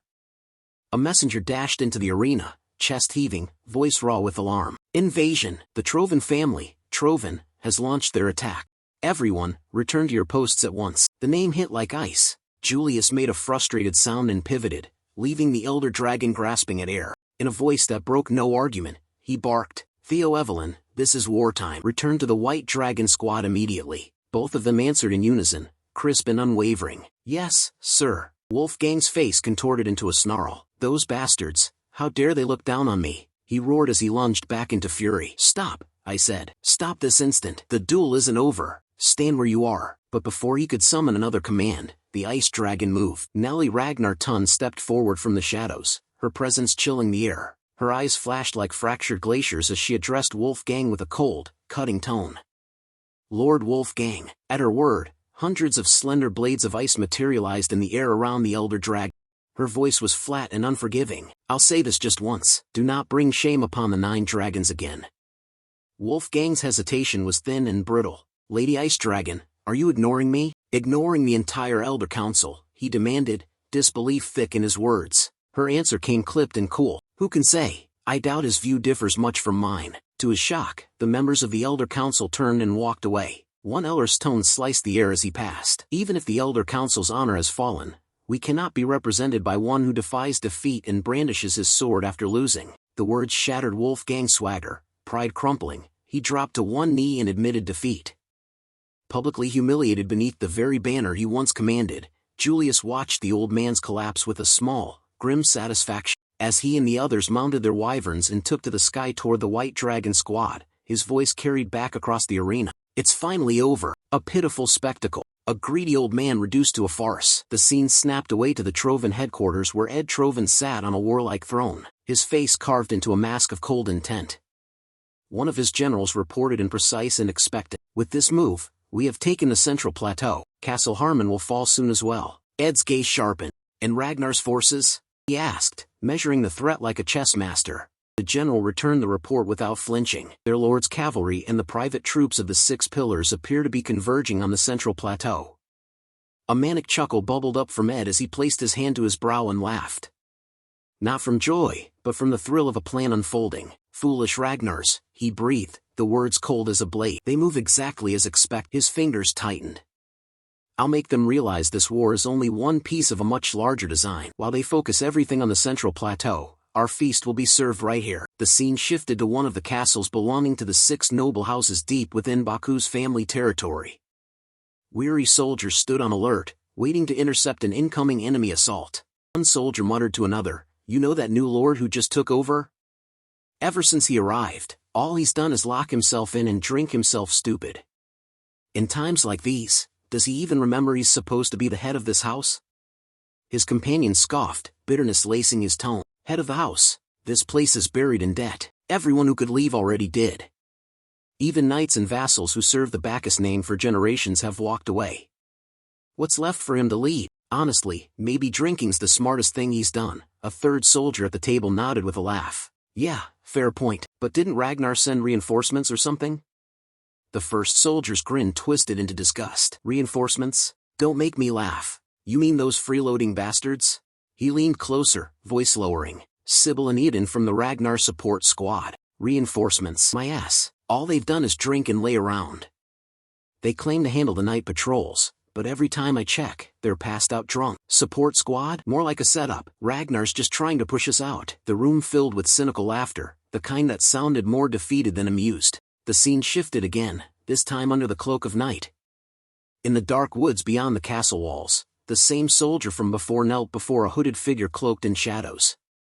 The man bowed his head deeply and reported, "My lord, morale inside is already rock bottom. The garrison's barely functioning. This operation is as good as complete." The hooded man's lips curled into a cold smirk. He crossed his arms and turned towards his gathered men, his voice smooth and mocking. "Is that so?" he said. Then louder, he addressed the soldiers behind him, his grin turning feral. "You heard him. The place is finished. Let's end this quickly and head home before sunrise." The scene cut sharply back to the back castle. Inside, Sybil Dre was sprawled across a table, fast asleep, a half-empty bottle dangling from his hand and his mouth open mid-snore. Out of the shadows, an assassin cloaked in black emerged. His dagger gleamed in the candlelight as he approached the sleeping man, a wicked smile curling across his face. "Must be nice," he whispered. "The guards passed out drunk on duty. Makes my job easy," he said, raising his blade high, eyes glinting. "As for the rest of the booze, finish it in the afterlife," he said, swinging down. The scene snapped away, cutting to the white-armored dragon headquarters, where Theo and Julius stood over a strategy table littered with maps and markers. Julius slammed his hand down hard enough to shake the pieces. "You want to invoke independent operation rights as a mid-tier swordsman?" His face darkened, every word radiating authority. "No, during wartime, combat operations take precedence. You're not getting special treatment." Theo didn't back down. He reached into his coat, pulled out a sealed document, and slid it across the table. "This is directly related to the war, Captain." "Please read it first," he said. Julius unfolded the paper and scanned the writing. The color drained from his face. "Is this true?" he asked, his voice dropping. Theo moved to the map, picking up several carved battle pieces and rearranging them swiftly across the board. "Yes, Trovin's main assault points, Harmon Castle and the Central Plateau, are only diversions," he said. "Their real targets are the floating archipelago and the Bacchus territory." Julius's eyes narrowed, thoughts racing. Could be true, he realized it fits too well. Theo continued, voice steady and analytical. "Back during the Ceres Guild hostage incident, the Black Skull Group's movements lined up perfectly with Trovin's. It's obvious now they were working together." His eyes sharpened, and the Black Skull's predecessor was the Archipelago Shipping Federation, the same organization through which all Imperial funds flowed. Julius's teeth clenched as he pieced it together. That would explain how Trovin's funding grew so quickly. Theo nodded firmly. With the Archipelago's trade routes under their control, they've secured enough capital to fuel a prolonged war. And if they gain full control of the island's position, they'll have a permanent strategic edge. His voice grew colder, which is why our top priority must be reinforcing Bacchus territory before it collapses. But Trovin's built a massive front at Harmon Castle and the Central Plateau.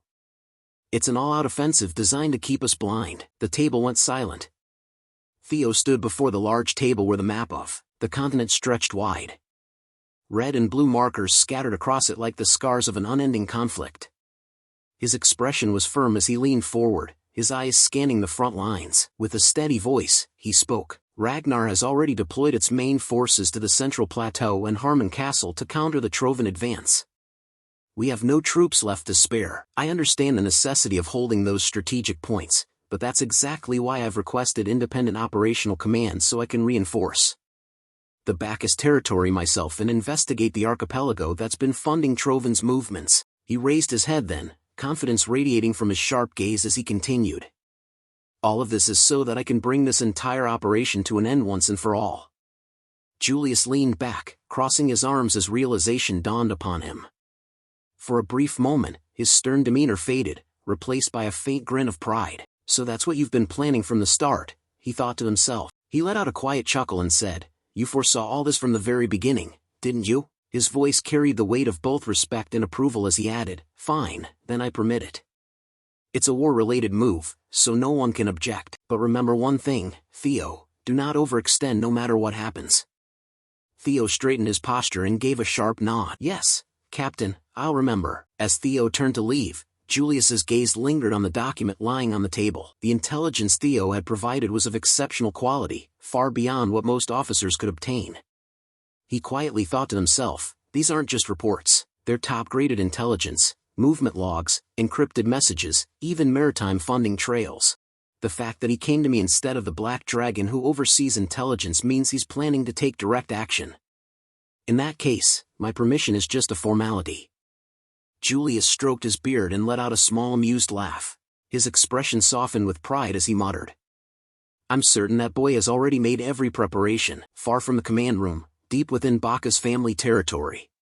Just as the blade swung down, the bottle in Sybil's hand came flying forward with shocking speed. It struck the assassin square in the face, shattering into pieces as glass and sticky liquid splattered across the room. The assassin stumbled back in disbelief, clutching his face. Sybil's chair creaked as he leaned forward, grinning widely. You really fell for that, huh? The assassin wiped his face and looked down at his clothes, then froze in confusion.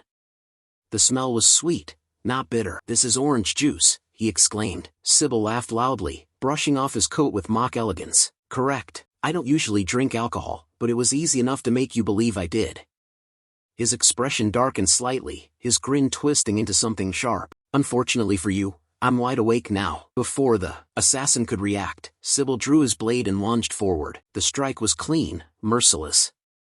The dagger slipped from the man's hand as his body collapsed to the ground. Around them, chaos erupted as more assassins burst through the shadows, but the Ragnar soldiers were ready. Blades clashed in the dim corridors, and within minutes, every intruder lay dead or dying. One of the soldiers stepped forward, breathing heavily. Squad leader, we've taken care of all those who came as the vanguard. The squad leader wiped blood from his cheek and nodded firmly. Good. Then light the beacon. Let the flames announce that Bacchus still stands. He turned to his men with eyes burning in defiance. Our swords will cut through the Trovan forces. I never thought I'd see this day again since the blooming ceremony. Another soldier chuckled, lighting a torch. We haven't been idle either. It's about time we reminded them who we are.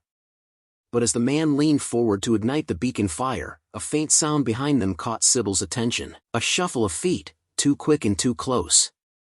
Before he could turn, a wounded assassin, face bloodied but eyes blazing, rose from the ground with a knife clutched tightly in his hand. He lunged forward, blade aimed straight for Sybil's back. Sybil spun around, eyes widening, realizing too late that they had missed one. The other soldiers shouted in alarm, but before the assassin could land his strike, a blur of motion cut across their vision. A single swing of a sword split the air and the assassin's head flew from his shoulders, landing several feet away with a dull thud. Knave Bacchus stood behind him, his sword still humming from the strike. His expression was calm but firm as he turned towards Sybil and said coldly, seriously, be more careful. If any of you get injured, how he is supposed to face our Lord? Sybil quickly straightened his posture, nodding like a guilty schoolboy. You're right, my lord. I'll correct myself immediately. Knave blinked for a moment, his stern expression breaking into a faint smile. Relax. I'm just joking. Make yourself comfortable. Really? Sybil's expression darkened dramatically as he folded his arms. If you want to be comfortable, maybe our Lord should handle the fire himself. Then turning to his comrades, he gestured with mock seriousness. Tend the beacon for me, boys. I have deep matters to discuss with my conscience. Knave stared blankly for a moment before Sybil burst into laughter. Just kidding. I'll handle it myself. Their banter was light, but behind it, the air carried the tension of what was coming. The torch finally met the oil-soaked cloth, and the beacon roared to life, flames crackling high into the night sky. Its glow spread across the hilltops, and soon, one by one, the other vanguard beacons began to ignite. The Bacchus frontier blazed like a line of fire cutting through the darkness. Archers rushed to their stations atop the walls and the defenders drew their bows, standing on the edge of the battlement. Knave placed his boot on the parapet and peered down at the advancing troops. A faint smile curved across his face as the firelight glinted in his eyes. So this is what our Lord foreshadowing all along, he murmured. Just how far ahead did he see everything? Down below, the Trovan forces began their assault. Unaware of the trap they had walked into, Sybil raised his voice, his tone shifting from playful to commanding as he shouted, Trovan vermin have breached the walls. Defend Baki's castle. Eliminate the raiders. At his command, the archers loosed their arrows in a synchronized volley. The sky turned black as thousands of shafts rained down upon the enemy. The screams of Trovan soldiers echoed across the battlefield as they fell one after another, caught completely off guard. Above the chaos, high in the night sky, Theo watched the scene unfold from atop his guardian. The moonlight reflected off his armor as the wind whipped around him. From that height, the burning beacons below looked like constellations of war. A confident grin spread across his face as he pulled on Umbra's reins. So, the battle's already begun, he said quietly. Looks like we arrived right on time. His eyes gleamed with excitement as he looked down at the battlefield and muttered, it's been a while since I've seen those faces in action. As the morning light bathed the Bacchus castle in its glow, a gruesome scene unfolded.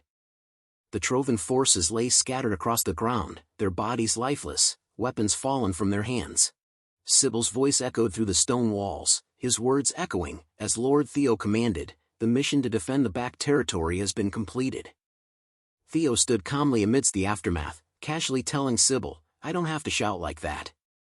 Approaching Sybil, Theo praised him for his efforts, acknowledging that this time, it wasn't just an order followed or a duty fulfilled.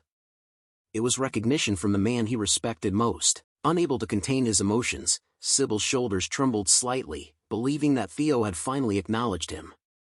Naven stepped forward, surprised to see Theo in person. Theo, with his usual composed tone, explained that he had come by just in case. However, seeing it for himself, Naven realized that he didn't need Theo's help after all. Naven smiled faintly, acknowledging the contributions of the group of men who stood proudly, their armor still dusted with battle dirt. He asked Theo where he had found such remarkable individuals. Theo simply replied that they were the ones he had trained with as an apprentice inspector. They had always wanted to serve him and had joined the Camellia Palace Guard. Theo expressed his approval, stating that it seemed they had earned his respect. Naven nodded slowly, admitting that he had initially expected little from them. They were only intermediate inspectors with limited experience. However, after a few days of working together, despite their still rough skills, Naven had come to trust them. With a satisfying smile, Theo felt a sense of pride, his eyes softening as the tension of command began to fade into something warmer. Theo reveals that Naven has a request for him. Now that the vassals and knights have left, the position for the Bacchus family's knight order remains vacant. Theo suggests that Naven train his friends to become the Bacchus Knight Order. Hearing the name, Naven pauses, looking distant and almost nostalgic. It's been a long time since he's felt this kind of anticipation. Memories of his youth, the days of glory and discipline, briefly return to his mind. Seeing Naven's expression, Theo remains silent, understanding that some memories are better left unspoken. He tells Naven he'll count on him and turns to leave. Seeing Theo leave so early, Naven asks why. Theo simply replies that he's seen what he came to see and that this was just a stop on the way. He has another purpose. Naven tilts his head and asks what that purpose is. With a scheming smile, Theo says it's an investigation of the floating archipelago. Naven gets flustered hearing Theo say that. Addressing him as my lord, Naven says one would think he'd be used to it by now, but Theo's boldness still catches him off guard. Naven asks Theo if that isn't the place where they are notoriously hostile to outsiders, where it's hard to even get in. With a small knowing smile, Theo says he's got his ways. The scene shifts to the port city of Dion. The sound of seagulls echoes across the harbor, mixed with the creaking of ships and the chatter of sailors. In a certain bar filled with smoke and noise, Theo enters quietly, blending in with the crowd. While entering, Theo accidentally bumps into someone. The big guy he bumps into glares down at him and calls him Shorty, asking if he can't open his damn eyes when he walks. Theo, mocking and calm, says it's his bad. He guesses he didn't see him down there. While holding a beer mug, Theo adds that he'll make the big guy lower himself to his level. The big guy grits his teeth in anger, his hand tightening around his drink. The crowd senses the tension rising, and slowly, a bar fight begins. People start cheering them on, some banging their mugs on the tables and others shouting for more drinks, turning the brawl into entertainment. The barmaid runs around frantically, unable to keep up with all the orders. In a certain room inside the bar, far from the chaos, Aoi speaks coldly. Starting from the 15th, the floating archipelago will regularly offer gunpowder and steel as tribute to Trovan. The costs will be considered the rental fee for the dragon sword. After hearing the report, someone slams their fist on the desk in anger. We are introduced to the Spinola family's next head, Antonio Spinola, whose face twists in rage. A request, my ass, he growls. That's a bloody threat. Antonia turns to the girl standing beside him and says, and what? A rental fee? The Trovans steal it and then say they'll lend it back for money. What a load of rubbish, the girl replies softly. Still, they've got no choice, do they? Antonio clenches his jaw. Without the dragon sword, the floating archipelago will sink. He frowns deeply. Damn it, if we hadn't lost the dragon sword, we wouldn't be at Trovin's mercy. His voice lowers, almost breaking. Is there truly no hope left for our archipelago? At that moment, Antonia hears fighting sounds coming from outside. He grits his teeth again, frustration rising. Kicking the door open, he shouts, "Bastards! My head's already about to explode, and now this? Why the hell are you kicking off again?" Everyone in the bar freezes when they hear Antonio's voice. The room goes silent. He points around, furious. "When did I say you couldn't drink? Just drink quietly for God's sake." Theo standing nearby smiles faintly. So, he finally decided to show himself. Antonio Spinola, next head of the Spinola family. Theo enters the room with Antonio while two guards stand at attention outside the door. Antonio looks at him suspiciously and says, "So, what you're saying is you want to go to the floating archipelago, and you want me to take you aboard my ship as a combatant?" Theo nods. "That's right. I heard sea monsters have been appearing more often on that route lately. And as for my skill," Theo smirks slightly. "That little scene back there proved it well enough, didn't it? You're short on manpower anyway. It's a win-win, isn't it?" Antonio scratches his chin thoughtfully and tells Theo, "Well, you're not wrong. We were looking for crew, but you're not getting on my ship." He narrows his eyes for a mercenary looking for work. "Your gear's too clean. No signs of wear at all. That scuffle you caused, it just happened to be right where I was.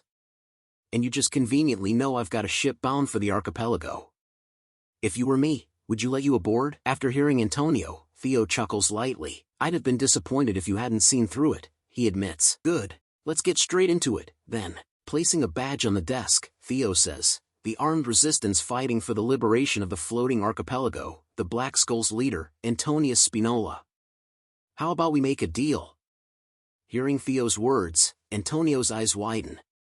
He goes stiff, nervous, and shocked. "How do you know that I'm the Black Skull?" Theo smiles faintly. "Come now, that's not the important part, is it? It's not about how I know, it's about what I know. For instance, that dragon sword you're so desperate for."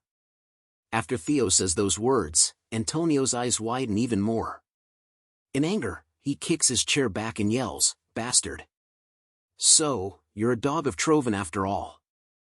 Theo remains calm. "Calm down. The basis of any deal is composure, isn't it?" Hearing the noise, one of the guards peeks in and asks, "Sir Antonio, is everything all right?"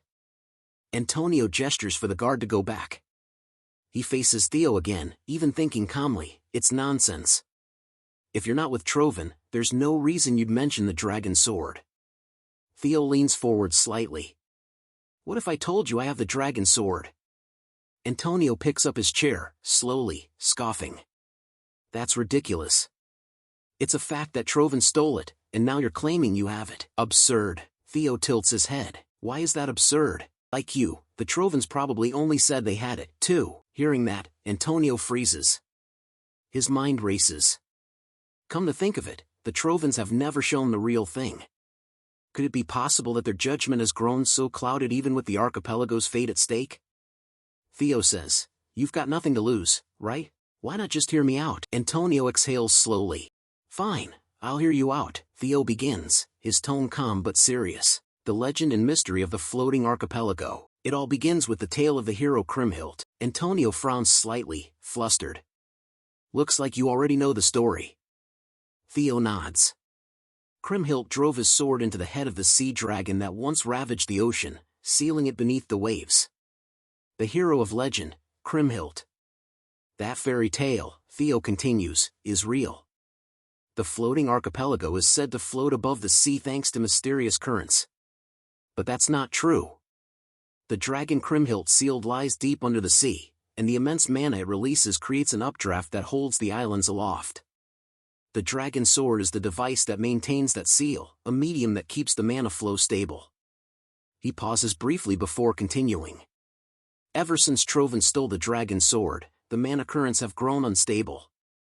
If it isn't returned soon, the archipelago will sink back into the sea. Antonio leans forward, his voice filled with urgency. "You're not joking. The lives of our people are at stake." Theo thinks for a moment, his expression thoughtful. Returning the sword isn't a real solution. Trovan could steal it again at any time, and more importantly, it would mean giving it up forever, the very thing he's fought for. Antonio looks at him seriously, his eyes filled with determination. Let's continue with the deal. Then what do you want? Theo shakes his head, his voice calm but resolute. I don't need money. I've already prepared for this, a way to keep the sword and save the archipelago. With a faint scheming smile, he continues, all you have to do is take me to the floating archipelago. Hearing that, Antonio grits his teeth in frustration. But deep down, he knows he doesn't have much choice. The scene shifted to the sea, stretched out like a living map. A wind-hipped sailing ship cleaved through the waves, its bow rising and falling as it bore Antonio and Theo towards a horizon crowded with islands.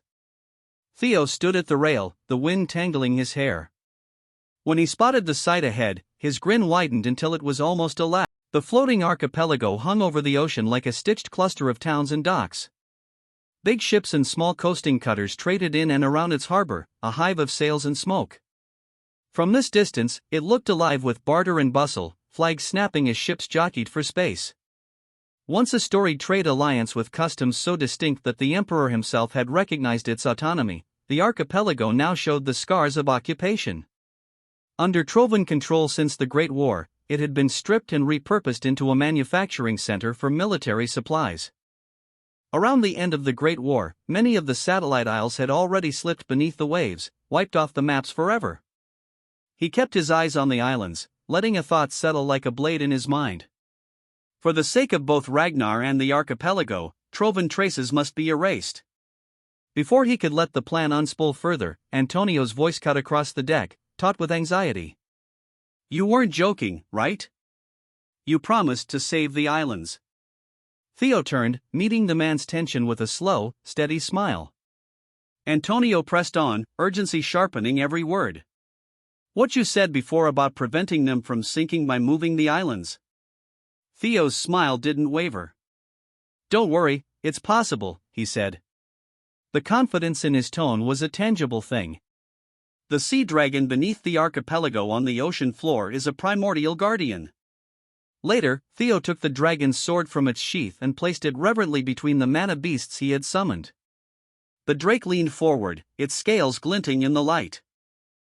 How does this sword look to you? Theo asked, his voice low as sparks began to lick from the blade's edge. The drake was blunt. Oh, it's a relic, he said, his voice like grinding stone. The sandworm chimed, repetitive and urgent. Primordial dragon's relic. As Theo reached out, his fingers nearly brushing the metal, the sword spat tiny arcs of energy. He frowned. As I thought, he murmured to himself, then louder. But why is it incompatible with Ragnar? The fairy dragon tilted closer, her speech like wind through leaves. Hard to say, she answered. It seems the guardian tied to the dragon slayer's sword abandoned its duty, ran from the relic itself. Her words landed like a cold drop. Theo's eyes widened. Ran from it. What do you mean? The griffin shifted uneasily, a bead of sweat like rain on feather. The fairy dragon met the griffin's glance and explained. It had happened before. Back when a guardian forgot what it was meant to do. The griffin was the first to break the chain. Theo watched the griffin's expression tighten. Ran from the relic. Can one do that? Pay a price and walk away? He asked. The griffin's reply was blunt and incredulous. No, that's madness. Only that one could escape and still survive. It's not simple, he exhaled, the sound like wind through a canyon. If you think the mana leaking from him is enough to lift an entire archipelago, you're not wrong. His tone carried both warning and respect. Theo's mind moved faster than his words. Wait, so if I overpower him, could I move the islands myself? He asked, testing the edge of possibility. The drake answered with the gravity of a scholar. In theory, yes, but you'd have to seal him again first. Can you handle that? The sound of his scale ruffle was like an old clock striking a long hour. Before Theo could give a full answer, the fairy dragon spoke what the others feared to voice aloud. Even diminished, the guardian remained among the strongest. The griffin cocked its head, a cynical flutter at the corner of its beak. Can you even reach the ocean floor? It challenged, more than asked. Theo's grin returned, this time a flash of cocky bravado. He waved his hand and made a small, confident shrug. Of course, Mock said, amused. I have a plan. Don't worry about how I'll get down there or how I'll seal him. I've already thought of that. The scene shifted back to the present at the deck.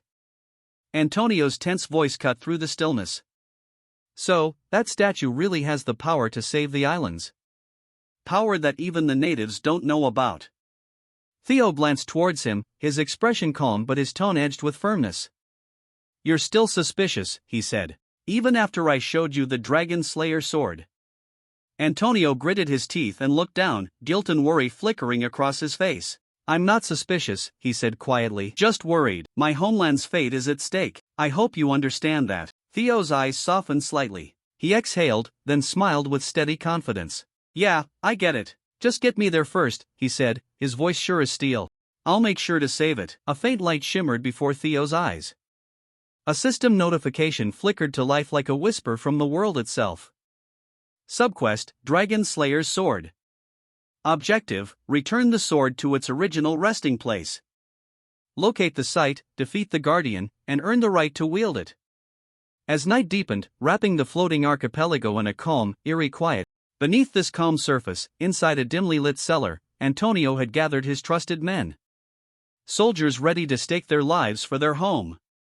Antonio pointed towards Theo as his men stood at attention. Our mission is simple, he began, his voice low but commanding. Guide this man to the Colossus of Cream Hill. Once he's there, he'll handle the rest. The soldiers exchanged tense glances as Antonio continued.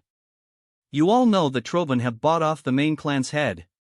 Security around the Colossus is tight, but use the usual route, the stealth passage. It'll get you close enough. Every soldier straightened, their eyes burning with resolve. Together, their voices echoed through the cellar. Yes, sir, they replied. Long live the floating archipelago. Antonio turned to Theo. Then I'll leave it to you.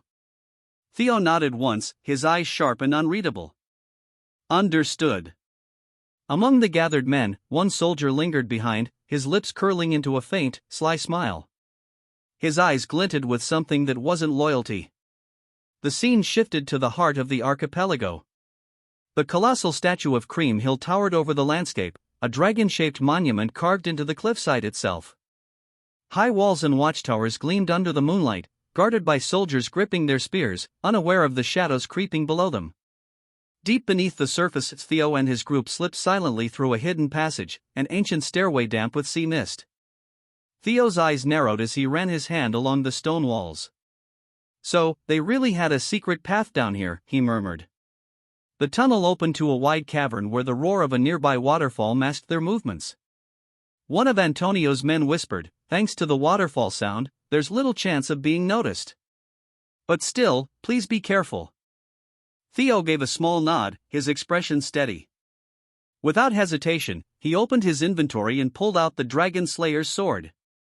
Its edge shimmered faintly, resonating with an unseen power. He turned towards the soldiers, his voice calm yet commanding. Thank you for your hard work, he said. From here on, I will go alone. The men stared in awe at the sword's glow.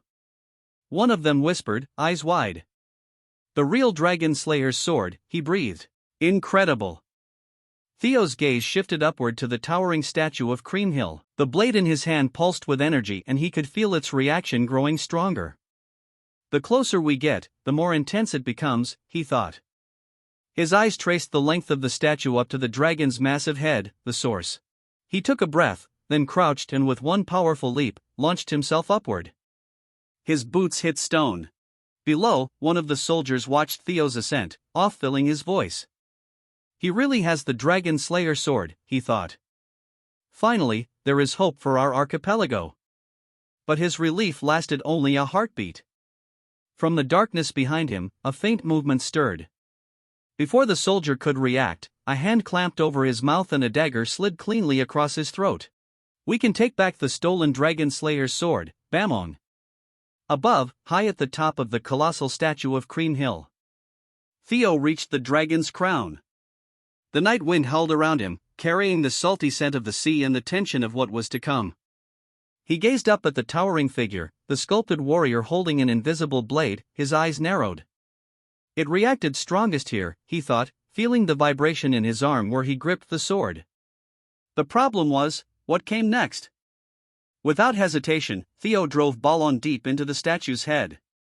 The blade slid in with a thunderous hum, the stone trembling beneath his feet. Blue sparks erupted from the point of contact, lashing his arm as pain tore across his skin. His hands scorched by the sword's power. Stabbing the ground the same way did not trigger anything, he thought, pulling out a potion with his free hand. Let me think this through. Perhaps there is a message hidden. But before he could finish the thought, the air around him shifted, a flicker, then silence. The assassin appeared from the shadows, his eyes glowing crimson with bloodlust. Without a word, he lunged, his blade cutting through the air with a murderous whistle. Yet, as the blade sliced through the space where Theo had stood, it meant nothing. The assassin's eyes widened. What? Before he could recover, pain exploded in his gut. Theo had reappeared behind him, his boot driving hard into his ribs. The impact sent the assassin flying backward, his body twisting midair before crashing into the stone surface with a crack.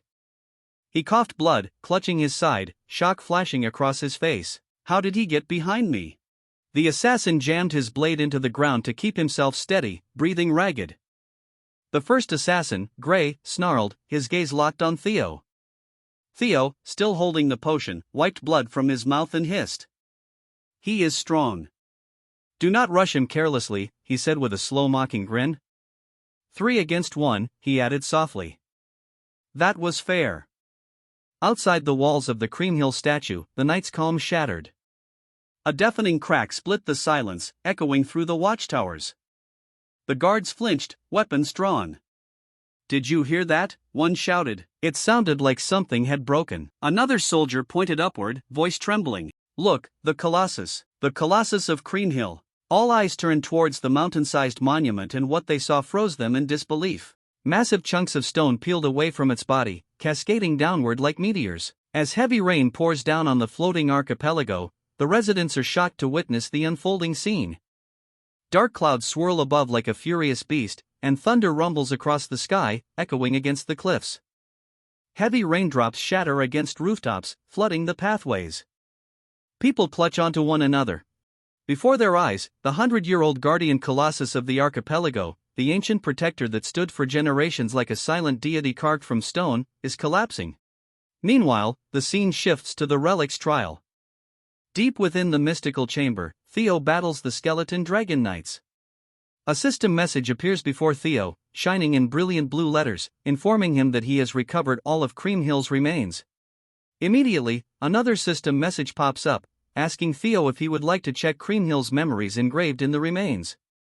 Theo doesn't hesitate, even for a heartbeat. Of course, he selects yes. There's no reason to refuse, he thinks. His mind fills with curiosity. What did the hero of myth truly look like? What kind of person was she? The system glows faintly. Now playing Creamhill's memories engraved in the remains inside Creamhill's memories. Everything feels warm and nostalgic.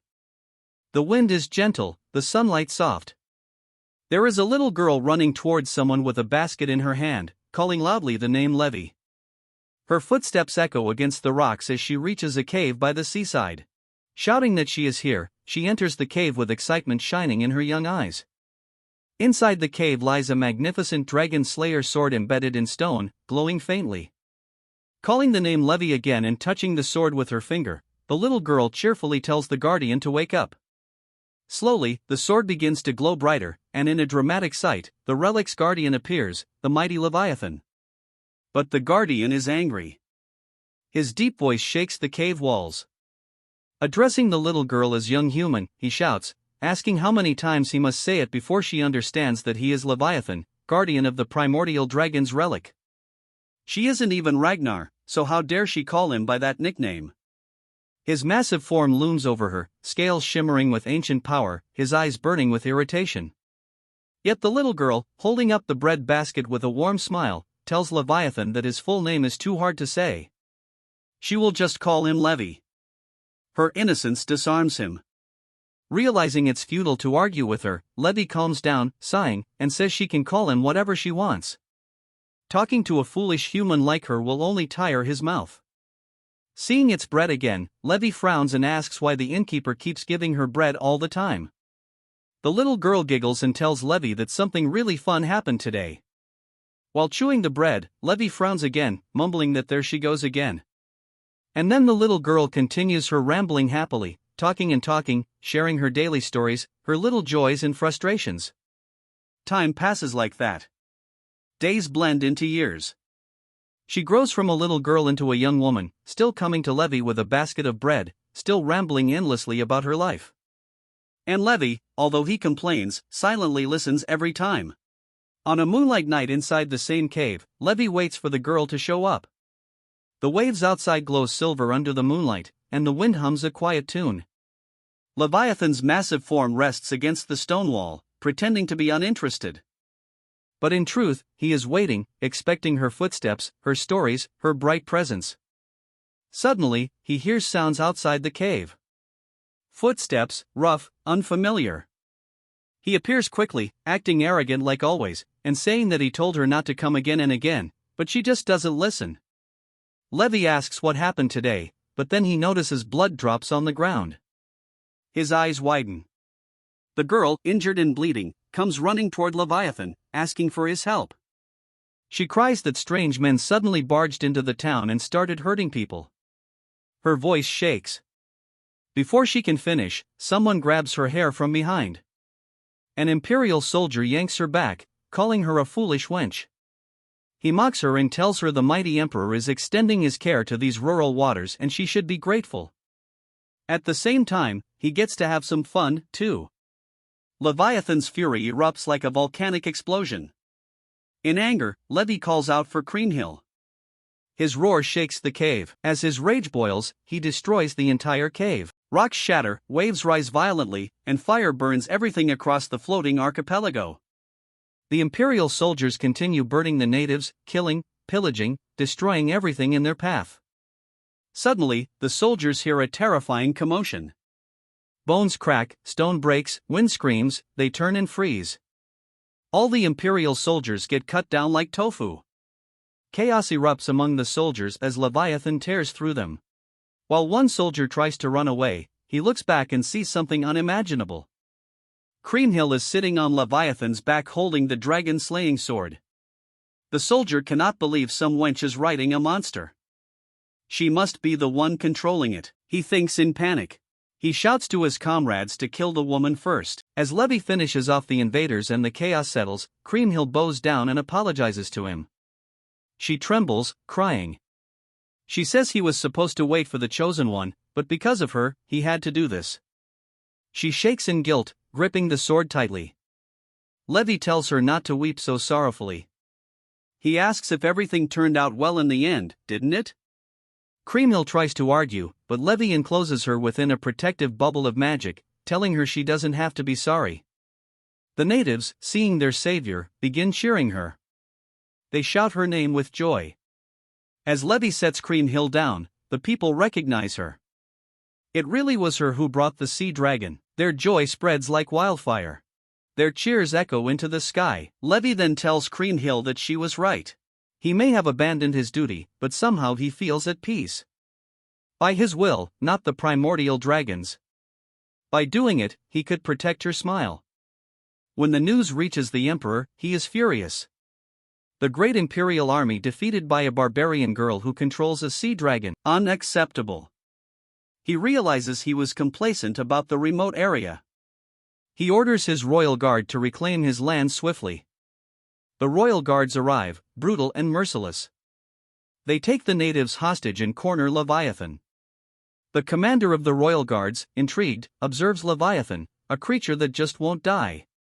He asks Kriemhild mockingly, if she is his master, she must know how to kill him, right?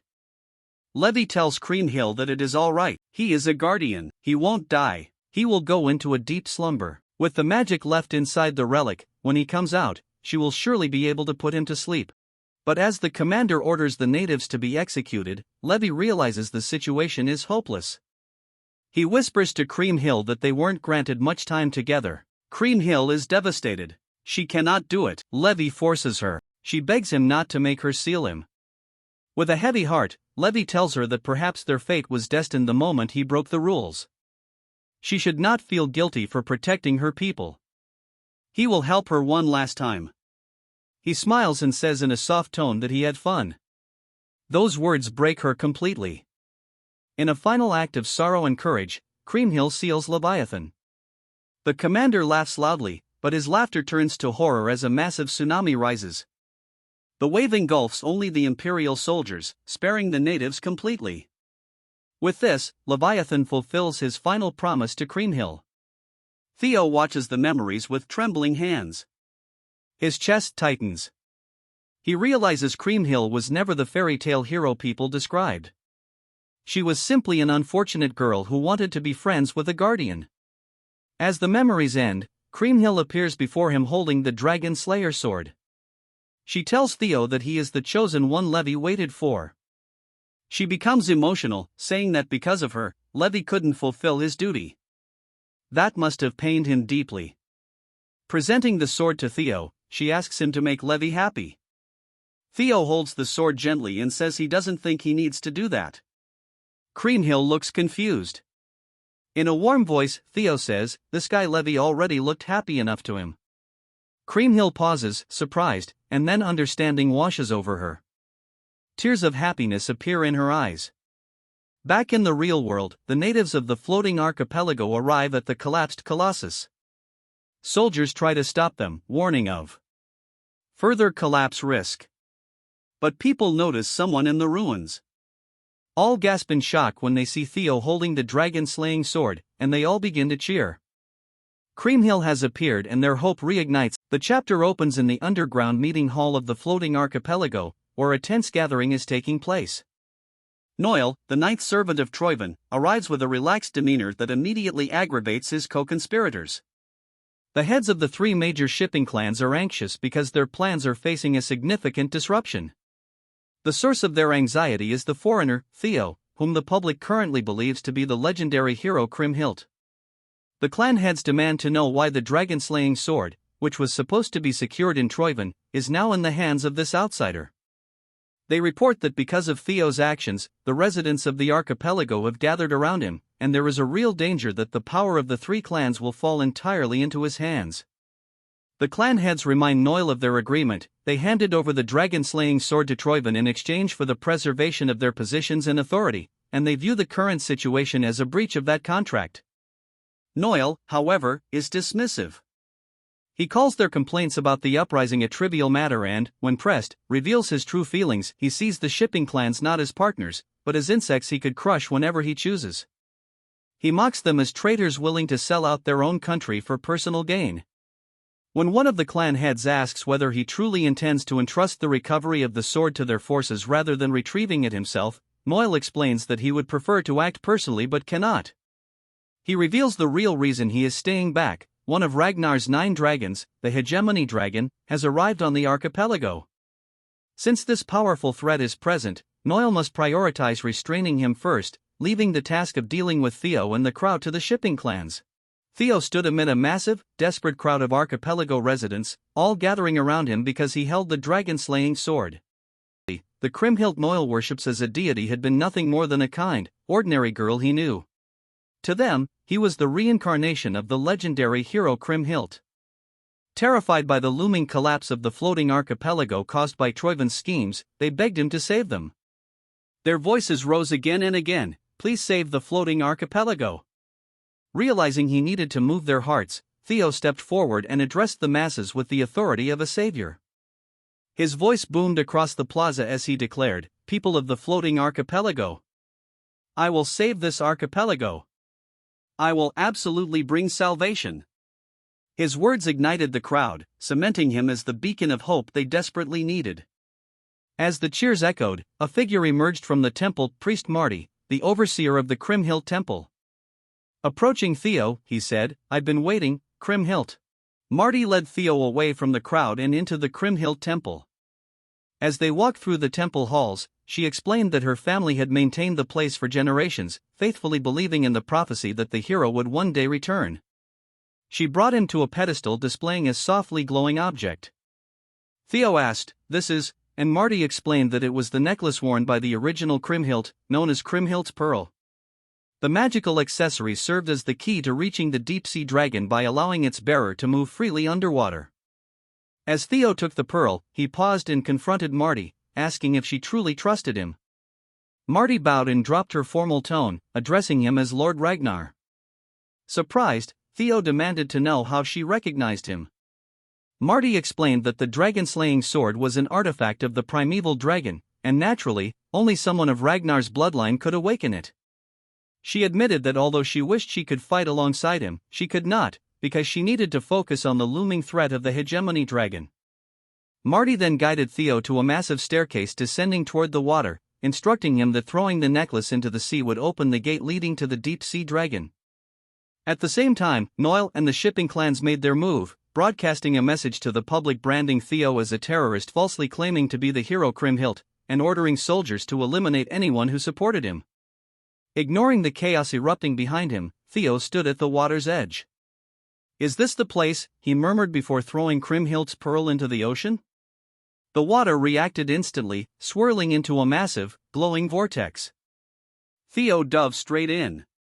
As he sank into the pitch-black depths, the pearl's magic activated, granting him the ability to breathe underwater. In the darkness, a colossal eye opened, and Theo found himself face-to-face with the terrifying sea serpent, the guardian of the deep sea. The chapter opens not with Theo, but with a violent confrontation taking place at a temple or sanctuary. The turd issues a ruthless order that not a single person is to be allowed to escape. The attackers are from the three maritime families, and their motives are being questioned by some present, who doubt the truth of a terrorist story being used to justify the assault. A group of defenders, including Priestess Marty and others, try to resist the aggression. She swears on the name of the temple that Theo is where he should be. They accuse the attackers of using excessive force. The leader of the attacking force, a man named Spinola, is defiant. The defenders are shocked to learn that the invaders are from the group Troivan, who are accused of stealing the powerful Dragon Slayer sword. The defenders connect this to an earlier ambush on the three maritime families, realizing Troivan orchestrated the theft. The confrontation escalates when one of the defenders identifies a black-haired individual elsewhere as the reincarnation of the legendary figure Kriemhild. This revelation intensifies the conflict, as Spinola's goal is now revealed, to capture Kriemhild's reincarnation and hand him over to Troivan. The defenders, including a character named Groen, vow to protect him, shouting that they will protect Kriemhild this time. A fierce battle erupts between Spinola's Tronen mercenary squad and the temple defenders. Spinola is urged by his subordinate, Romlin, to retreat and consider the reputational damage and backlash. Spinola dismisses this, revealing their desperate situation. Having betrayed the archipelago, their only choice is to become Troivan's dogs. He orders his men to take out anyone in their way. The battle is chaotic, with the defenders struggling and acknowledging they are inferior and cannot hold for long. A new character arrives and confronts Spinola, calling him father. This individual chastises Spinola for giving up his heir position to make such a pathetic choice, accusing him of betraying his country and killing innocent civilians. This new arrival then mobilizes a group called the Black Skull members, ordering them to subdue Spinola's cruel men and protect the people. Meanwhile, the scene shifts entirely to Theo. Observing a massive gathering of sea serpents. He is perplexed by their numbers and their behavior, as they are not attacking him but are silently watching him. He deduces that their behavior is linked to the Dragon Slayer sword he possesses, which contains the energy of the legendary sea dragon, Leviathan. The sea serpents are drawn to this energy and are passive because Theo, as the sword's wielder, carries the same energy. A supernatural ability, Wyvern Taming, activates, and Theo begins to form a psychic bond with one of the sea serpents. The process is familiar to him, similar to when he tamed a creature named Umbra. The sea serpent's emotions, curiosity, fear, and awe flow into him through a power called Dragonheart. The sea serpent formally recognizes him as its master, and a message confirms the taming is in progress. Now in sync with the creature, Theo understands the situation completely. He knows Leviathan's energy drew the serpents to him. He communicates with a small companion, possibly the one observing him, and commands the tamed sea serpent to take him to Leviathan. He mounts the sea serpent and they dive deeper into the ocean. As they descend, he notes that the mana in the water is distorted and chaotic, making the currents stronger, which he takes as a sign they are getting closer to their goal. Another ability, Hatchling Synchro, activates, enhancing his connection for the journey. They eventually find Leviathan. The colossal dragon has sunk to a profound depth, and its sheer magical power is immense. However, Theo immediately senses that something is terribly wrong. The mana feels corrupted and alien, completely different from the impressions he has inherited from Kriemhild's memories. His dragon companion also perceives this danger and mentally communicates its alarm, surprised that Theo, who carries Leviathan's energy, is not already aware of the threat. Theo is confused, questioning what specific energy they mean. He then has a horrifying realization. The strange, malevolent energy saturating the area is demon shadow toxin. The chapter ends with this catastrophic revelation. It is confirmed that Leviathan has been completely corrupted and poisoned, losing all its reason and sanity because of the demon shadow. The chapter opens on a stormy coast, where a clandestine meeting is taking place inside a ruined structure. Noel, who is identified as Troivin's ninth noble servitor, has arrived to confront his conspirator. The man he meets is Dante Ball, known as the Overlord Dragon. Dante greets Noel casually, remarking that it has been a long time, but Noel is in no mood for pleasantries. Furious, Noel demands to know if Dante has forgotten the terms of their secret deal. Noel explicitly outlines the political arrangement they made. Dante was supposed to take control of the north while Troivin fought against the Ragnar clan. In exchange for this military distraction, Troivin's hostile takeover of the archipelago was to remain a complete secret. Dante, maintaining a relaxed and arrogant demeanor, claims he does not recall breaking any such promise and asks what the problem is. This feigned ignorance enrages Noel further. Noel accuses Dante of being complicit or at least incompetent regarding Theo Ragnar. Noel refers to Theo as that outsider and the sixth heir candidate, shouting that Theo has discovered their scheme. Noel demands honesty, suspecting that Dante knew Theo was up to something and failed to stop him. As the argument heats up, Noel issues a severe ultimatum: if Dante does not handle the situation, their alliance and the deal end immediately. The scene shifts to Theo Ragnar, submerged in the dark waters beneath the fortress, witnessing the violent consequences of Troivin's scheme unfold before him. Above the shifting currents, the massive form of the Leviathan, the guardian of the archipelago, writhes in torment. The monster's mind has been completely overtaken by the demon shadow toxin. This substance, potent enough to corrupt a creature born to protect the islands once the dragon slayer sword was drawn and the ancient seal lifted, has stripped the guardian of all reason. A once majestic dragon, the Leviathan is now trapped in a berserk state. Its enormous form thrashes uncontrollably, sending towering waves through the cavern. Its trembling body glows with an ominous red light radiating from deep within its eyes, signaling that the demonic force has consumed every last fragment of its will. A tiny, fairy-like companion at Theo's side urgently warns him that the dragon has not yet sensed their presence and begs him to escape before it does. Theo refuses. He realizes that this frenzied, unfocused state is the only moment when the Guardian's defenses are weakened enough for him to approach. If he lets this chance slip, there will never be another. Theo initiates the fight by activating Hatchling Synchro, synchronizing his abilities for an enhanced opening strike. Cutting through the churning water, he identifies the source of the corruption, a glowing crystal embedded in the center of the dragon's forehead. From this crystal, the toxin pulses outward, infecting the dragon's entire body.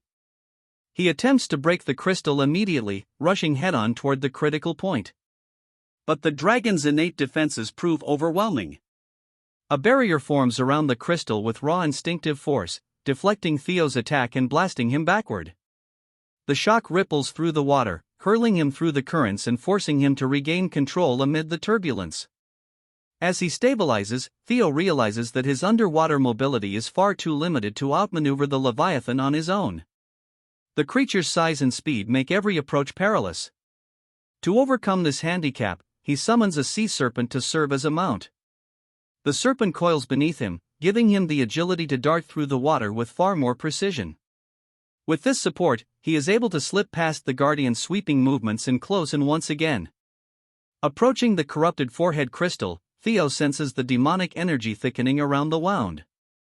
The oppressive force is strongest here. Drawing on a lesson from an earlier battle with a monster known as the Kacha, he prepares to overpower the Leviathan by layering multiple enhancements. He begins with Griffin Talon, boosting his ability to subdue a creature of such immense scale. He then channels Fairy Buff, forming a protective aura that shields him from the corrosive demonic miasma surrounding the dragon's body. After that, he activates Worm Eater, a technique allowing him to resist the demonic influence while simultaneously amplifying his attack power. Finally, he unleashes Lesser Drake Sphere, releasing a wave of draconic pressure that pushes back the overwhelming force radiating from the Guardian. Fully empowered, Theo resolves to strike back with equal force. He channels his abilities into the quintuple Dragon's Claw, unleashing a devastating attack directly onto the crystal. The blow lands with perfect accuracy. The forehead crystal fractures, then bursts apart, scattering shards through the water.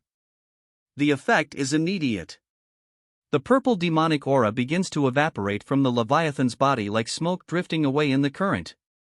Its trembling limbs slowly relax.